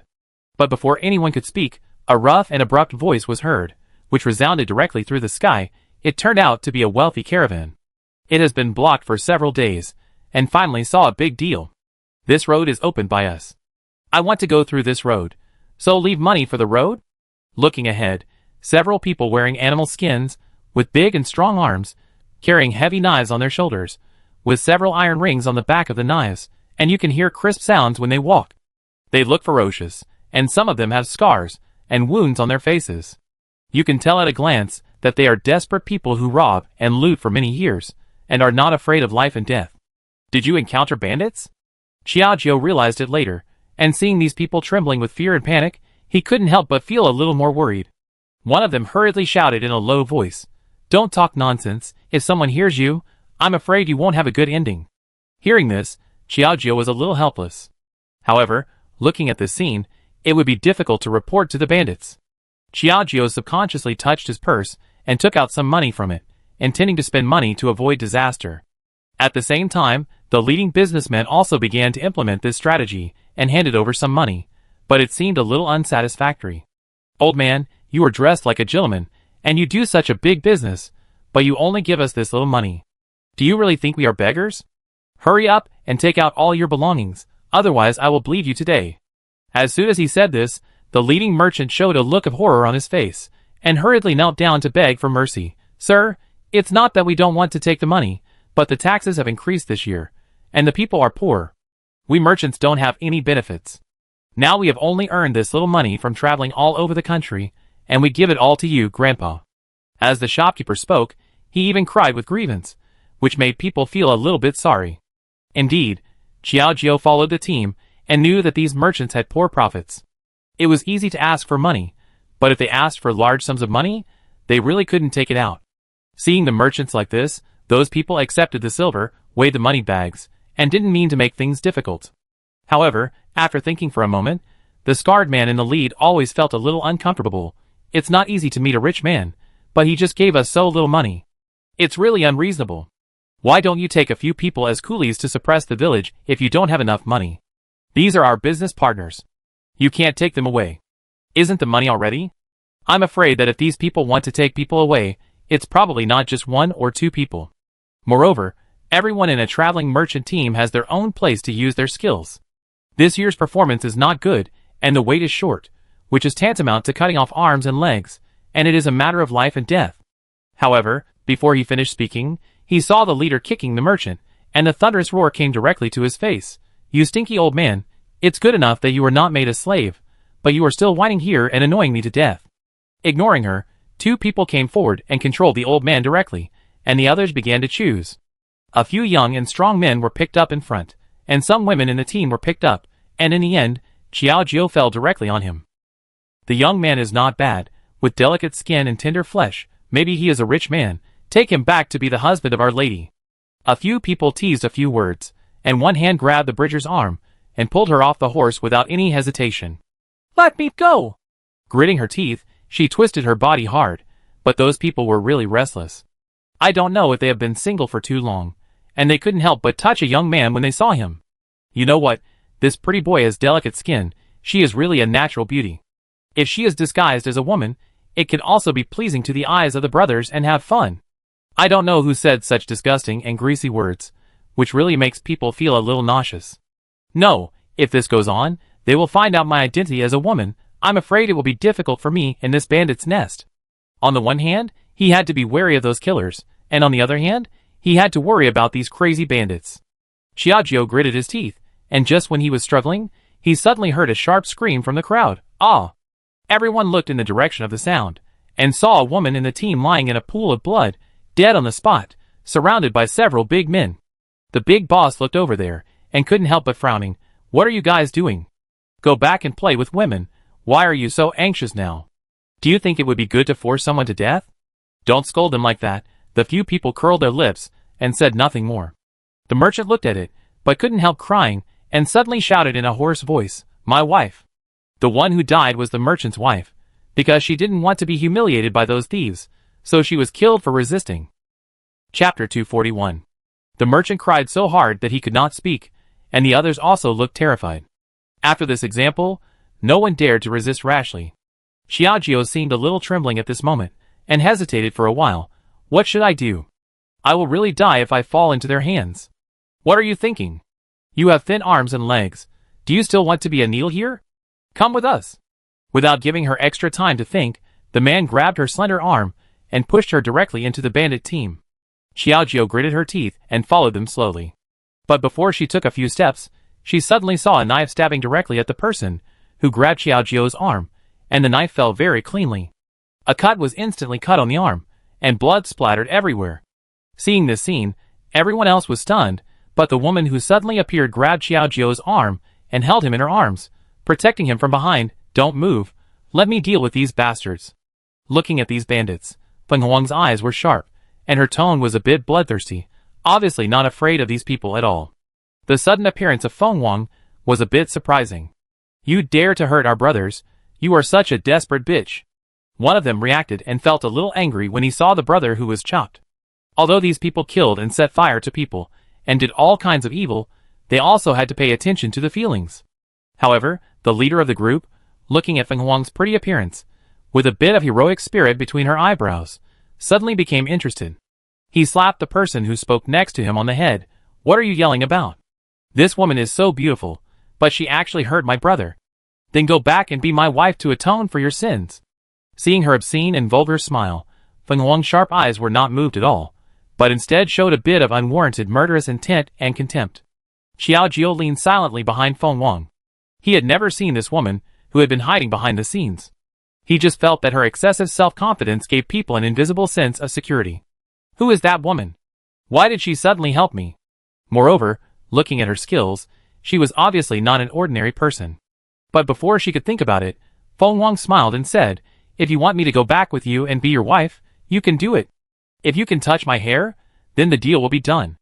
After that, Feng Huang took out the long whip from her waist and threw it hard on the ground. The power of the snake whip broke the stones on the ground.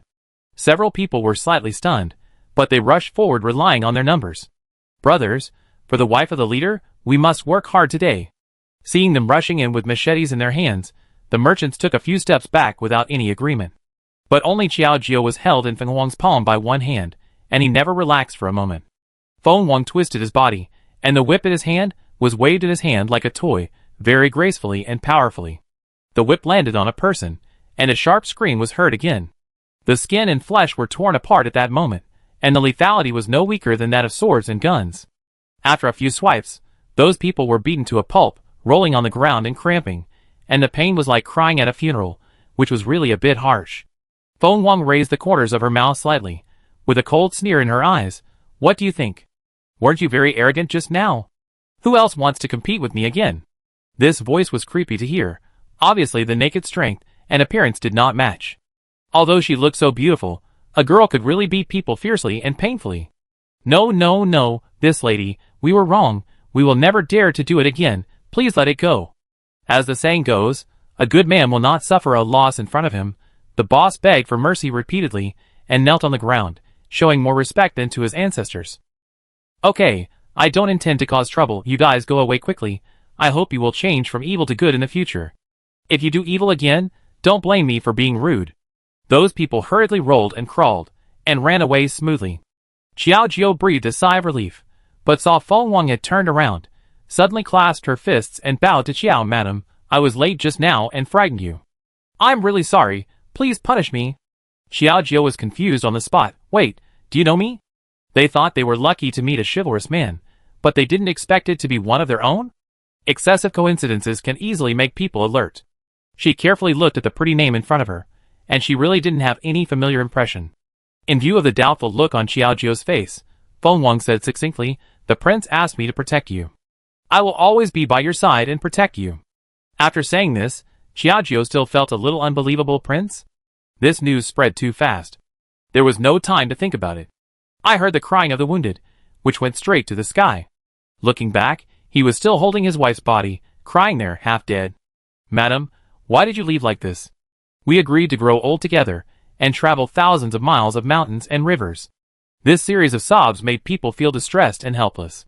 Xiaojiu stepped forward and tried to comfort him. Mr. Shang, please accept my condolences and don't be too sad. But as soon as he finished speaking, the merchant turned around and glared at Xiao, as if he wanted to eat him. Do you two know each other? This? I guess so. Since the other party named him, and said that he was sent by the third prince, Xiaojiu had a little doubt in his heart, but he couldn't lose face.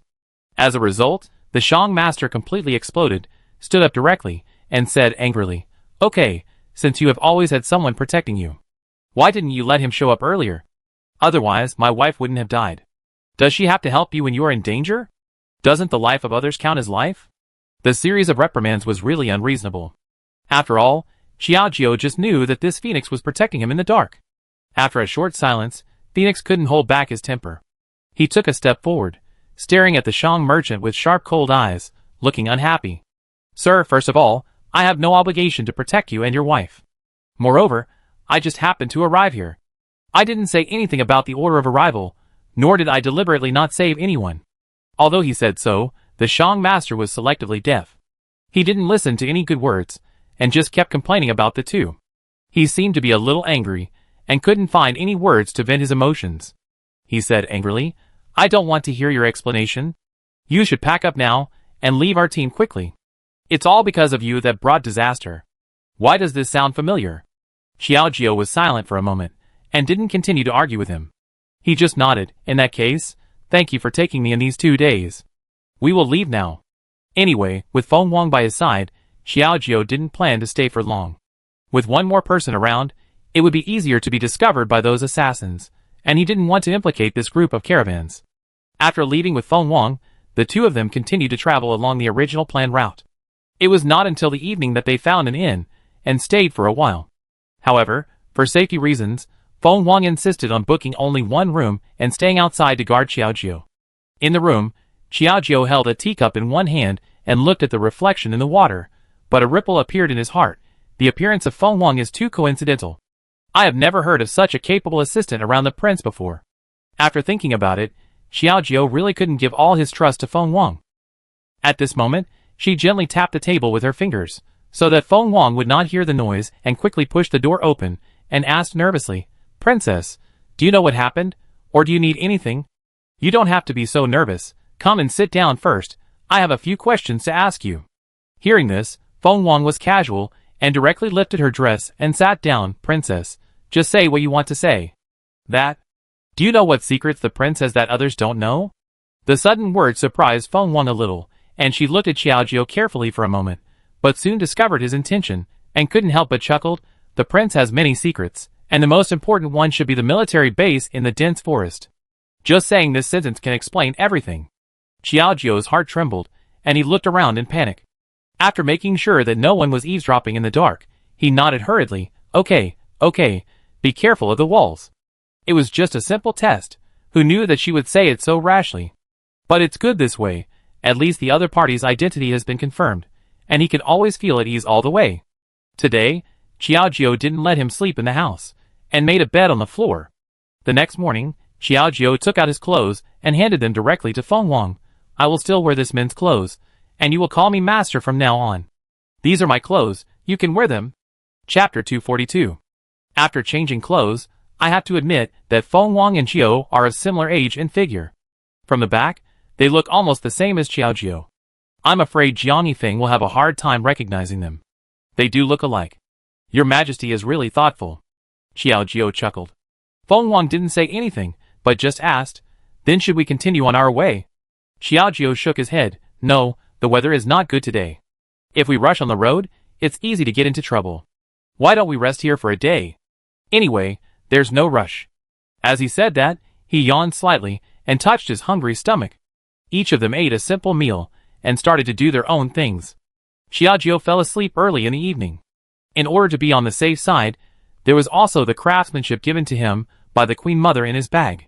This could not be taken away easily, so he could only put it next to his pillow. The phoenix outside was standing guard at the door motionlessly.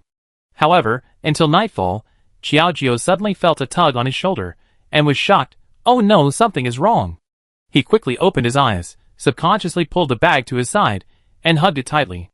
He opened his eyes, and saw the other party's pretty face, and was once again surprised and speechless. Phoenix, how could it be you? You really have some evil thoughts. Why do you want to touch my bag? She knew that this bag was the stepping stone for her purpose of this trip, but she was still so bold. I'm afraid she had a purpose. Hearing this, Feng Wang did not have extra time to explain, but inexplicably put her finger between her lips and made a gesture to keep silent. Xiaojiu did not want to listen to her nonsense, and wanted to continue struggling, but Feng Wang covered her mouth with her backhand. Sir, if you make a sound again, then even I can't protect you. Hearing this, Xiaojiu did not have time to react, and was pressed directly to the bed by Feng Wang. Feng Wang also got into the bed and whispered, if you don't want to die, please close your eyes and pretend to sleep with me. I will explain the matter clearly later. What do you want to do? Xiaojiu gritted his teeth, and for a while, he was a little confused about his inexplicable movements. But at this moment, he suddenly heard a slight movement outside the window. Xiaojiu's heart trembled suddenly, and he dared not make a big noise like before. There was a light sound of footsteps, although it was very slow, but in this silent room, it was still able to have a fascinating posture. Xiaojiu was at a loss for a moment, holding his breath at this moment, a little panic. He slightly loosened his eyelids, and through the narrow gap, he saw a black figure walking in the room on tiptoe, clearly came to the bedside and looked at the bundle, and then took it away secretly. What is he doing with the bundle? Did I really misunderstand Feng Wang? When he was tangled in his heart, he felt a little unspeakable anxiety, and couldn't help but gently push Feng Wang in the quilt. After all, the bundle contained the Queen Mother's handwritten order. If something happened, the hardships they had experienced along the way would be in vain. Seeing this, Feng Wang jumped up. When the thief turned around and was about to leave, Feng Wang hit him on the head and snatched the bag. Looking at the thief who fell to the ground, Feng Wang didn't pay much attention to him. He carefully put the bag in front of Xiaojiu with both hands. Sir, I'm really sorry. I was too impulsive just now and disturbed you. This is your bag. It turns out that someone wants to steal something, but why did you snatch my bag when you came in just now? Xiaojiu looked at him doubtfully, and his suspicion of Feng Wang was still in his mind. Hearing this, Feng Wang explained calmly. Originally, it was not like I wanted to secretly swap the bag, and then let the thief take the bag away, looking for someone behind the scenes, but I didn't expect that you, the princess, suddenly woke up. It turned out to be for fishing. Xiaojiu suddenly realized, and felt a little embarrassed and helpless about his misunderstanding and vigilance just now. He also apologized sincerely for the misunderstanding of the other party before, but I'm sorry. Princess, you don't have to do this. Let's take a look at who this thief is first, maybe we can find some clues. Feng Wang was calm and kicked the thief, who was lying on the ground, and turned him around. But after taking a closer look, Xiaojiu couldn't help but frowning. Isn't this the waiter of this store? How could it be him? After all, he had lived in this store for a day, and this waiter was very active in serving. He didn't pay much attention to it before, but he never dreamed that the person who wanted to steal things was actually the thief in this store. It seems that this store is not as simple as we thought. We can't just let this go. Xiaojiu's face turned cold.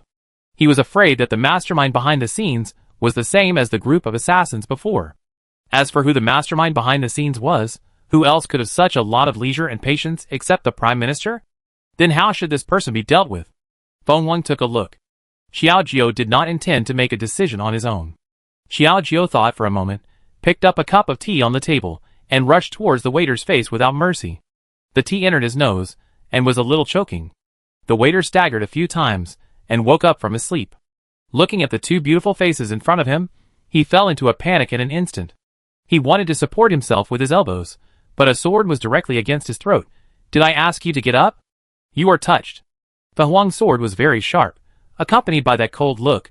I am afraid that half of his life would be over if he stabbed it with this sword. What do you want to do? The waiter was a little panicked, clenching his teeth at this moment, and his face was full of unwillingness. Next, answer whatever our young master asks. The next main court, Phoenix, was handed over to Xiaojiu for questioning. However, Feng Quan kept silent after asking many questions in a row. Xiaojiu felt a little annoyed. You guy, you are really stubborn. You better watch the heroine next to me. If you are still so stubborn, she has some tricks. After all, he was a person who came from Jiang Yifeng's side, and torturing people should be a piece of cake. Hearing this, the man's face darkened, but he still didn't want to say anything. He tilted his head and said, "You can kill me or chop me up, it's up to you. I don't know anything." After saying this, Feng Wang couldn't hold back her temper and stepped hard on his hand. With a heart-wrenching scream, Feng Wang gritted her teeth and said, "Are you going to tell me or not? If you don't, you're not stepping on your feet, but on the sharp sword in my hand." As soon as the words fell, people were speechless. Now I believe it. I'm afraid this person really appeared from the prince's side. Xiaojiu shook her head repeatedly at this moment. Judging from her behavior, although she was a woman, she was exactly the same as Jiang Yifeng. Just when the waiter had already revealed a look of fear, and was about to confess, the door was suddenly pushed open, and the shopkeeper ran over with an oil lamp on his head. Seeing the waiter being stepped on, he couldn't help showing a surprised expression, and asked in a stern voice, "What is he doing? Why do you do such a cruel thing to me in the middle of the night? Why don't you let him go?" The sudden intrusion of the shopkeeper was a bit unexpected. Xiaojiu couldn't help but snort coldly, and at this moment, his hands were behind his back, and his eyes fell on the shopkeeper with a playful look. "Speaking of shopkeeper, look at him running to us in this clothes, who is looking for trouble. He wants to steal our things. I wonder if you, the shopkeeper, have any of them?" The light voice, although speaking with a smile, was full of creepy taste. The waiter's night clothes were too eye-catching. The manager was shocked and speechless, but shook his head and said, "Sir, we are such a big inn, we don't need your money. I really didn't know he did such a ridiculous thing." "Really? If so, I will send him to the government, and let the officials deal with him. What do you think?" Xiaojiu chuckled and tried to make the boss feel guilty with this. "But who knew?" The boss nodded quickly. "I didn't expect such a scum to appear in the store. Please rest assured, young master and young lady, you don't have to do anything. I will personally send the shameless guy to the government and punish him properly, and also restore our store's innocence." After saying that, he went straight forward and grabbed the collar of the waiter, dragging him, and angrily scolded, "You dirty thing, why don't you follow me to the government?" After being dragged like this, the two people left the room directly, and the sound of their struggle could be heard outside. Feng Wang frowned, always feeling that something was wrong, and couldn't help but glance at Xiao and asked, "Young master, are you really willing to believe that shopkeeper?" This was extremely naive. Xiaojiu sneered, looked at the direction of the door with a cold look, and couldn't help but sneered, "Of course I don't believe it. Follow them secretly, and see what those two guys are going to do." Chapter 243. Following the boss's steps, Feng Wang saw that they came to a backyard. It was dark, but the general situation around could not be seen, but with the faint moonlight, the outline could still be seen. In the distance, the short figure was the shopkeeper, and the slightly taller and thinner one was the waiter. "This is strange. Didn't you say you were going to report to the police? Why did you bring that guy here?" Hiding behind the small pillar, Feng Wang fell into a period of contemplation, but did not dare to look away for a moment. At this time, the waiter's voice begging for mercy came to her face. "Shopkeeper, give me another chance, I will never miss again." "Okay, of course I will give you a chance." The shopkeeper smiled sinisterly, and with the pale moonlight, the shopkeeper looked like a Shura crawling out of hell, and his face was really hateful. Phoenix frowned, thinking that this scene was unbearable to watch. Before he could react, he suddenly saw the shopkeeper take out a thick rope from behind, and took advantage of the waiter's unpreparedness to quickly put it around the waiter's neck. "Shopkeeper, what are you doing?" The waiter grabbed the rope tightly, and as the other party tightened his strength, he felt that breathing became more and more difficult. His heart suddenly rose and fell, as if he was about to burst at any time. Although the waiter struggled desperately, the shopkeeper still smiled coldly. "You did this kind of thing yourself. I have to give some explanation to the guests, otherwise they will not let you go easily." The shopkeeper spoke more and more forcefully, and his ferocious attitude could almost be heard from his teeth. Feng Wang was terrified watching from the side, but she did not intend to step forward to stop him. Until the child struggled endlessly, his shoes made several scratches on the ground, and finally became indifferent and close to death. Feng Wang left quickly. In the guest room, Xiaojiu had experienced such an incident. How could he have the heart to sleep, waiting for Feng Wang to come back and report the situation? The door was suddenly opened, and Feng Wang ran in a panic, taking small steps to Xiaojiu's side. This abrupt action directly pulled Xiaojiu's uneasy thoughts back, and with trembling eyes, he quickly stood up and asked, "How is it? How did the shopkeeper deal with the waiter? If they didn't report it to the police, it means that the two people are in the same group, and they can just catch them and ask directly." Hearing this, Feng Wang quickly replied, "Madam, the shopkeeper strangled the waiter to death. Simply a few words, but it sounded a little unbelievable. Strangled to death? For a moment, Xiaojiu felt his head buzzing. Still a little unbelievable. Are you sure you strangled him yourself? I dare not say anything, but I saw it with my own eyes, and it was in the yard. Seeing Feng Wang like this, firming up his attitude, Xiaojiu was in deep thought, and didn't know how to respond for a while. What does the shopkeeper mean? Is he afraid of reporting to the police, and the waiter can't bear the punishment, and will threaten him if he tells the truth? Such behavior is really hard to understand. But he turned and looked at Feng Wang again, and saw that she looked calm, as if she had no other thoughts about this matter. A trace of dissatisfaction flashed across Xiaojiu's eyes, and he couldn't help but frown and asked, "You knew that there must be someone behind the waiter, and it would be useful to avoid him. So why didn't you stop him when you saw him being strangled to death?" This was said with a slightly angry tone, but Feng Wang answered calmly, "The third prince just ordered me to protect you well, and the rest has nothing to do with me." This was speechless. Xiaojiu was a little annoyed, but he couldn't find any fault. Looking at the teacup on the table next to him, he quickly poured a cup of tea and swallowed it directly into his throat without caring about the temperature.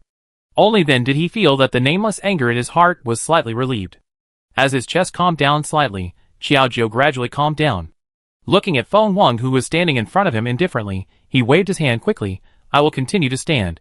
Take me to see the body quickly, maybe I can find some clues from it." Under the leadership of Feng Wang, Xiaojiu also came to the yard where the waiter was killed. It was still lonely and silent, and the shopkeeper had disappeared. "Are you sure it's here? Why can't you see any trace?" Xiaojiu carefully searched the yard, but he didn't see anything, so he looked at Feng Wang with doubt. Feng Wang nodded firmly. "It's here. But the strange thing is that the dead waiter was very heavy, and it was impossible for the shopkeeper to deal with the body in such a short time. They didn't see the waiter's body in the same place, which made people a little unbelievable. Where did that person go?" Xiaojiu rubbed his chin in confusion, and looked carefully in the bleak moonlight, and found a visible drag mark on the ground. Although it was not particularly deep, the general direction could be identified. "Wait a minute, it seems that there is something strange about the death of this waiter. Come and take a look at this."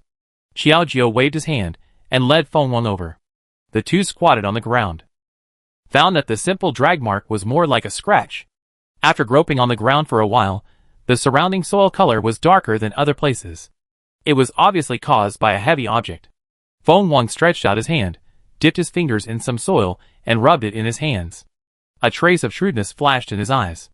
Suddenly, he looked up at Xiaojiu in surprise. "The soil has traces of renovation. There are traces of kicking in this place. It happens to extend along the renovation soil. Let's go and take a look. Maybe there will be unexpected gains." The two hit it off, and walked along the shallow scratch. But just when they walked onto the corridor, the scratch disappeared instantly because of the wooden board. The clues of the two people were broken, and Xiaojiu felt a little depressed. What is going on? If the shopkeeper is dealing with the body, why did he drag it in this direction? Isn't there a small yard in the backyard? Just as he was wondering, Xiaojiu suddenly felt a chill on his back. He turned his head subconsciously, and saw a man holding a big stone in his hand, and was about to come towards Xiaojiu. Xiaojiu's pupils trembled suddenly, and he subconsciously opened his mouth to show a surprised expression. At this moment, Feng Wang was quick-witted and grabbed the other party's wrist with one hand, and then directly pushed the hand holding the stone to the side, followed by a heavy kick. With a bang, the sneak attacker rolled to the ground, tightly attached to the wall, covering his chest and rushing out. It seems that the kick was not light. "What a thing, you're actually using sneak attacks like this." Feng Wang snorted coldly, thinking about how she almost hurt Xiaojiu just now because of her poor protection. She still felt a little scared. As the words fell, Feng Wang quickly took 2 steps forward, pinched the other's jaw with one hand, and turned the head that was leaning against the wall directly towards herself. But when she looked closely, Feng Wang couldn't help but be surprised. "Why is it you? Sure enough, you're not dead." Faced with this exclamation, Xiaojiu came up, and the first thing that caught his eye was the pale and haggard face of the waiter. It's you. I thought it was the ungrateful person who came to collect the body." The waiter's expression eased. Seeing Xiaojiu and the others, he didn't feel guilty, but was relieved. "Since you're alive, that's the best thing. Tell me, what's your relationship with that shopkeeper?" The waiter didn't die, which was also within Xiaojiu's expectations after the speculation just now. Faced with this questioning, the waiter fell into deep thought, as if he had not yet crossed the line of defense in his heart, and did not intend to tell easily. The cold wind blew gently, which was a bit chilly. Occasionally, the crows that stayed on the branches made miserable cries. The situation outside was not very good. "Madam, let's take this man back to the inn first and interrogate him slowly, otherwise it will be difficult to interrogate him when the shopkeeper comes back." The two dragged the waiter back to the inn. This guy cooperated with the attack. After all, if he struggled, he might be hurt again by the shopkeeper. After a night, Xiaojiu's room was lit with a weak candlelight to hide his identity, and he looked like he was asleep. The shopkeeper occasionally held an oil lamp and quietly peeked outside a few times. When he found no clues, he left with peace of mind. The next morning, he directly called the government officials into the inn. Xiaojiu and his friends were still awake, and they could hear the shopkeeper's attentive attitude from outside. Several officials. "The waiter in our store last night actually wanted to steal something, and I have locked him up in the yard. Come with me." The shopkeeper walked at the front and led the officials to the inn in a swagger. Occasionally, he looked up at the attic, where Xiaojiu and Feng Wang, who were watching everything, seemed to be deliberately doing it. "Haha, I want to see how he ends up. If the so-called body cannot be found, I don't know what fancy lies the shopkeeper will make up." Several people entered the yard. In broad daylight, the yard was clearly visible, with some useless water tanks placed inside. However, the only thing that made people a little confused was that the shop assistant who stole things that the shopkeeper kept talking about was nowhere to be seen. "Shopkeeper, didn't you say that you tied the person here? Where is he now?" The leading official didn't see anything, and at this moment, he couldn't help but feel a little unhappy. He glanced at the shopkeeper with a subtle look, with a somewhat accusatory attitude. The shopkeeper was also confused. Yes, where is this person? Could he still run away? Obviously it was impossible, because the shop assistant was strangled to death in the yard by himself, and he wanted to die without evidence. The reason for his death in recent years has been arranged, that is, he committed suicide out of fear of crime, who knew that the body was actually gone. Chapter 244. The shopkeeper stood there in a daze, with a cold sweat on his back. The officials next to him kept asking questions, but he didn't know how to answer. Well, maybe he broke free from the rope and ran away.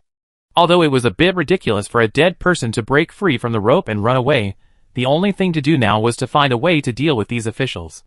The leading official nodded thoughtfully, but looking at the shopkeeper's nervous expression, he always felt that something was wrong, but he couldn't tell. Without arguing with him, the official nodded. "Since the person ran away, then you draw a picture. You tell us the characteristics of the person, and we will send people out to search for him later. After all, the person has been exposed, and the case can't be closed just because the person ran away." Hearing this, the shopkeeper was confused again, and couldn't help but mutter in his heart, "It was that guy who survived the disaster. If they found him, I will definitely be in trouble later." After thinking for a moment, the shopkeeper wanted to make an excuse. "Sir, let's forget about this matter. The waiter's family is poor. He has an old mother, a wife and children. I believe he will definitely turn over a new leaf after this incident. I won't care about this matter. I will personally apologize to the guests later. Even if we want to find the guy, it shouldn't be the turn of these officials to take action. It's better to find him by ourselves." Hearing what the shopkeeper said, the small officials showed unhappy expressions on their faces. "We came all the way here. Are you kidding us? Are you making fun of us? Are you making fun of us? Don't." The shopkeeper quickly took out a few taels of money from his pocket. Of course, he understood the thoughts of these small officials the best. Sure enough, as soon as he saw the first few people, he immediately restrained himself, weighed the silver in his hand, and couldn't help showing a smile. "Okay, since you said so, then let's do it." The leading official was about to leave, but just when he turned around, he saw 3 people blocking the door of the backyard. Seeing the 3 of them, 2 of them had a series of expressions on their faces, with their arms folded, looking like they were watching the fun, and one of them was timid and looked not very good, so he felt that something was wrong. The leader raised his eyebrows and asked, "Who are you 3? Why are you blocking here?" This attracted the shopkeeper's attention. He turned around and was surprised. "Why are you 2? But the next moment his eyes fell on the waiter, and he was at a loss again. "And you are not. I clearly remember that I strangled this guy to death yesterday. Why is he here and standing with Xiaojiu and the others? Why are you so surprised? This man has his footsteps and horses have their hooves stumbled. Even if you want to kill someone to silence him, it is inevitable that you will fail." Xiaojiu smiled. Facing the shopkeeper's panic, he was particularly satisfied. At this moment, he walked slowly and walked towards the shopkeeper. Phoenix behind him clamped the waiter's arm with one hand, and followed Xiaojiu, not daring to slack off. The two sides faced each other head-on. The waiter stared at the shopkeeper with a sinister look, as if he was holding a grudge against him for crossing the river and destroying the bridge and killing people to silence them. The shopkeeper was terrified by being stared at. At this moment, he couldn't help but frown and grit his teeth and said angrily, "What do you want to do? What else can we do? He has already explained everything clearly. You pointed out that this waiter stole our things, but when he was found out, you wanted to kill him to silence him. We have evidence." Xiaojiu's words were powerful, but the shopkeeper was speechless. At this moment, his mood suddenly fluctuated, and he almost jumped out of his throat. He swallowed slightly, gritted his teeth, and said angrily, "Shut up. What are you talking about? I don't understand it at all." "It doesn't matter if you don't understand, then let him tell you in person." Xiaojiu pushed the waiter and let him fall directly in front of the shopkeeper. The waiter relied on his height advantage to crush the shopkeeper in momentum. The shopkeeper was already feeling guilty because of what happened yesterday. He didn't even dare to breathe at this moment. He trembled and said tremblingly, "You, don't slander me. It was you who stole the things yesterday. Now you have the nerve to come back." The shopkeeper took the initiative and thought that he could get the upper hand. Unexpectedly, the waiter admitted generously, "Yes, I did steal the things, but you instructed me to do so. Moreover, after failing, you wanted to strangle me with a rope." Because he was strangled by a rope yesterday, the waiter's voice was a little vicissitudes and hoarse, but it did not hinder his strength in correcting the shopkeeper. A series of words were clearly reflected in the ears of everyone present, especially the shopkeeper who was accused at the moment. He felt cold sweat all over his body, and kept wiping the sweat on his forehead with his sleeves. The small officials next to him couldn't help but frown at this moment, and their eyes fell on the shopkeeper again. "Shopkeeper, what is going on? Is what he said true?" "No, officials, how can you believe what this thief said? He just wanted to take revenge on me. He had detained him for something that happened a month ago, so he deliberately wanted to drag me into the water." The waiter was instantly enraged by this shameless remark, and at this moment, he could not help but get furious and said, "I am not as despicable as you. Why don't you dare to admit it if you dare to do it? My wound is still here. Maybe you did it yourself to frame me. What does it have to do with me?" With a shameless attitude, the shopkeeper's every word was loud and clear, which was really unbearable to watch. The waiter was speechless, and the yamen runners next to him could not help but side with the shopkeeper. After all, he had just received the money, so he couldn't be ungrateful immediately. What the shopkeeper said makes sense. If there is no actual evidence, and it is a fact that you stole things, there is no need to make a big noise here. After saying that, he turned his head and looked at the brothers behind him and waved his hands. "Come on, take this thief to me and bring him to the government for a thorough interrogation." Although he said that, I am afraid that if it were another place, the people who received the money would probably get a different result, right? Xiaojiu sneered, and before those people came forward, he directly threw a look at Feng Wang and took the lead in ordering, "Feng Wang, before the truth of the matter can be clarified, who dares to rely on himself rashly, don't blame us for being ruthless." Hearing this, Feng Wang cooperated very well, and took out the long whip at his waist, and whipped it hard on the ground. In an instant, a scratch appeared on the ground, which was really shocking. The few people who were ready to move subconsciously froze in their places, not daring to move forward rashly. After all, whoever moves forward will be killed, right? What are you doing? You are obstructing the officials from doing their work, and you will go to jail. The leading official was a little unhappy, gritting his teeth at this moment, not knowing what to do for a moment. Hearing this, Xiaojiu snorted coldly, not afraid at all.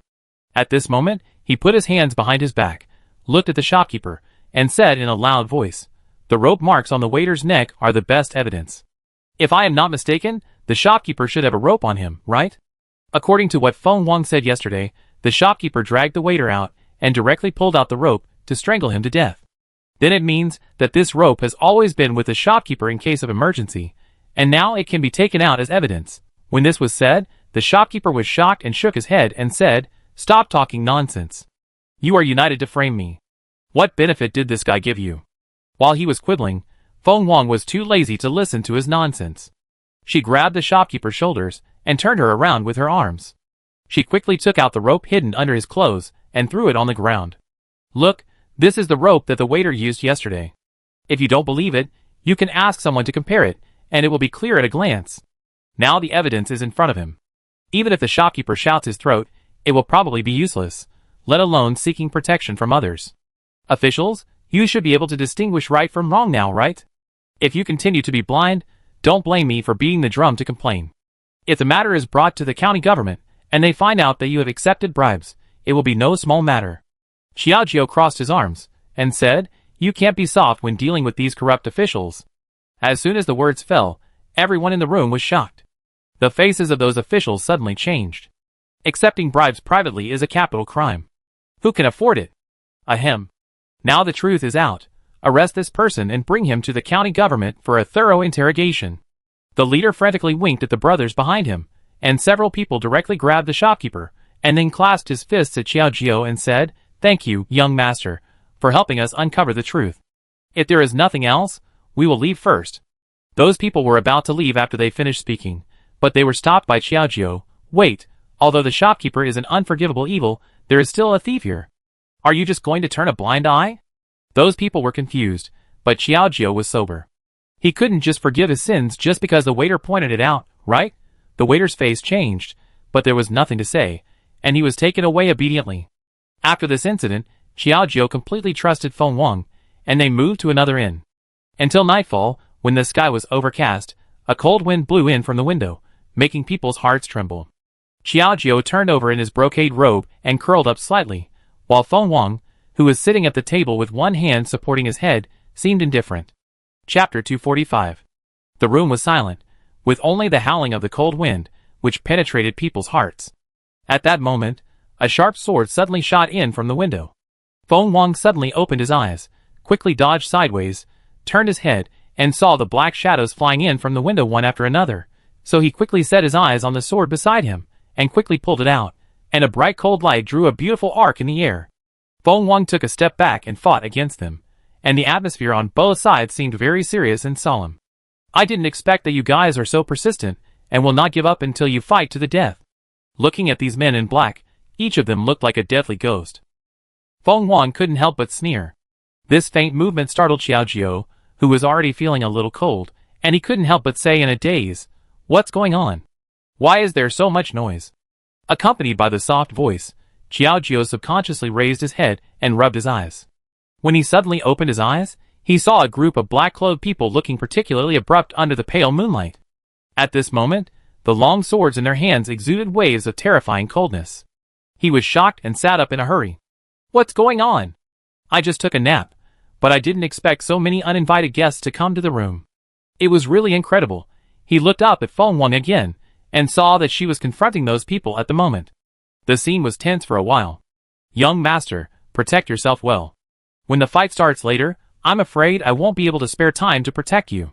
After Feng Wang finished speaking, a hint of viciousness flashed in her eyes, and she rushed towards those people without any courtesy. Like a mighty army, she waved the shiny sword in her hand in the air, and arcs continued to fall with the moonlight. Clang clang dang dang. The sound continued to resound throughout the room, and in the lonely night sky, one could even hear waves of echoes. It was as if someone was beating a drum in Xiaojio's heart, which made people tremble with fear. Xiaojio swallowed his saliva, and curled up in the corner of the bed, not daring to move. Seeing that those people had a clear goal, and were only dealing with Feng Wang, he also felt entangled in his heart. These people are good at fighting, and they are outnumbered. Feng Wang is afraid that she can't resist. She has to think of a way quickly. Fortunately, he had prepared in advance and let Feng Wang wear his clothes, and he pretended to be a man, causing a visual error that was more obvious than it was. Therefore, all the attention of these assassins fell on Feng Wang alone, and Xiaojio, the real target, was naturally treated as heir. Just as she was thinking, she suddenly heard a delicate groan echoing in her ears. Xiaojio's pupils trembled, and she asked in shock, Feng Wang, are you injured? Hearing this, Feng Wang did not answer directly, and the sword she swung in her hand became faster and faster, but it could be seen that she was a little powerless, and it was obvious that she could not resist. Seeing that the situation was getting worse, Feng Wang quickly turned around and shouted loudly, Young master, find a chance to leave here quickly, don't worry about me, and we will meet again later. Xiaojio was not the kind of person who would flee in the face of danger. If she was left here alone, I'm afraid there would be no chance to meet up later. Xiaojio pondered for a moment, and suddenly saw the faint candlelight in the room, which was still swaying with their fight. Xiaojio had an idea, rushed down from the bed, and quickly threw the candlelight to the side of the corner. As the wood ignited, the house began to burn and a thick smoke rose. "Come on, there's a fire, come and put it out!" Xiao Jiu shouted, and instantly woke up countless people. The fire was getting bigger and bigger, and the killers became more and more panicked. For a while, they lost their composure, and were caught by Feng Wang. They were injured a little, but it was only a stopgap measure. "Don't fight with them anymore, let's find a way to leave." Xiao Jiu quickly rushed to Feng Wang's side, stretched out his hand to grab his arm, and said nervously. Without saying anything, the two looked at the black-clad men who were in a hurry. Feng Wang held Shijiu's arm with one hand and fled directly from the window. Behind them, a sound of wailing could be vaguely heard. "Who is this killer of Tian Dao? He actually set the room on fire. Hurry up and put out the fire." A group of people rushed in. Seeing that the situation was not good, these black-clad men did not intend to make a big deal, and could only leave quickly. Xiao Jiu and Feng Wang fled all the way to a small alley. The two hid behind the firewood pile for cover. After shrinking his head slightly outside the firewood pile, and confirming that no one was following, Xiao Jiu breathed a sigh of relief. He patted his chest with lingering fear, and kept calming himself down. "Fortunately, those people didn't chase us. We finally escaped." Xiao Jiu was so happy that he couldn't help but pat Feng Wang on the shoulder and praised her. "Thanks to you, otherwise we would have been in trouble. I was so persistent before, but it seems that I was just being mean." But just as he was talking, he suddenly heard a low groan from the side. Xiao Jiu turned his head, and saw Feng Wang frowning, with an ugly face. He was shocked and asked, "What's wrong? Why do you look like this? Could it be?" Before he could say his guess, Xiao Jiu skipped over his hand, which was stained with a pool of bright red blood that had not dried yet. The next time he was suddenly worried. "You are injured." Looking carefully, there was a very obvious wound on Feng Wang's shoulder that looked a bit shocking, and blood was still flowing. "It doesn't matter. For martial artists like us, it's not acceptable not to have some injuries on our bodies." Although he said this, he gritted his teeth and spoke with great effort, which clearly showed that he was trying to be a hero. "Okay, stop talking. I'd bandage your wound first to prevent infection." Xiao Jiu didn't say much to her, fearing that he would waste her strength. He quickly began to search for medicinal materials on his body to treat her wound. Time passed slowly, and the palace was not as good as imagined. Since the inexplicable illness before, he had been helpless, and the idea that ghosts and gods were haunting him was shattered. The emperor's condition has not improved. Hearing this news, the prince was extremely happy and hurried back without stopping. With the attitude of caring for the emperor, he asked about his health every day. In fact, he hoped that the emperor would die soon and he would inherit the throne as the prince. Coming out of the emperor's bedroom, the prince glanced at the prime minister who was following him and asked, "The emperor's condition has always been like this? Has it not improved?" "It has been nearly half a month, and it has been like this, and it continues to worsen. The cause cannot be found. It seems." The rest of the words were not said, but everyone knew that the prince pretended to be stupid on the surface, but he was already very happy in his heart. But after taking 2 steps, he saw a dark shadow in front of him. He looked up and didn't expect it to be Jiang Feng, who was tall and cold-faced. What a coincidence. "Hey, isn't this the third brother? I haven't seen him for a while. I wonder if you miss me, the prince?" Looking at the old enemy in front of him, the prince's face was a little cold, but the smile on the corner of his mouth was really hypocritical and disgusting. "I heard that His Royal Highness the Crown Prince has returned, so I came here to express my condolences. I didn't expect that when the Emperor was seriously ill, His Royal Highness the Crown Prince still had the heart to chat and laugh with the Prime Minister. He is really open-minded."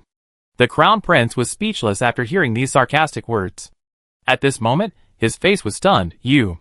Just as he was about to get angry, he was held down by the Prime Minister next to him, and then he said, "Your Royal Highness the Crown Prince is the one who will inherit the throne, so you should be more open-minded."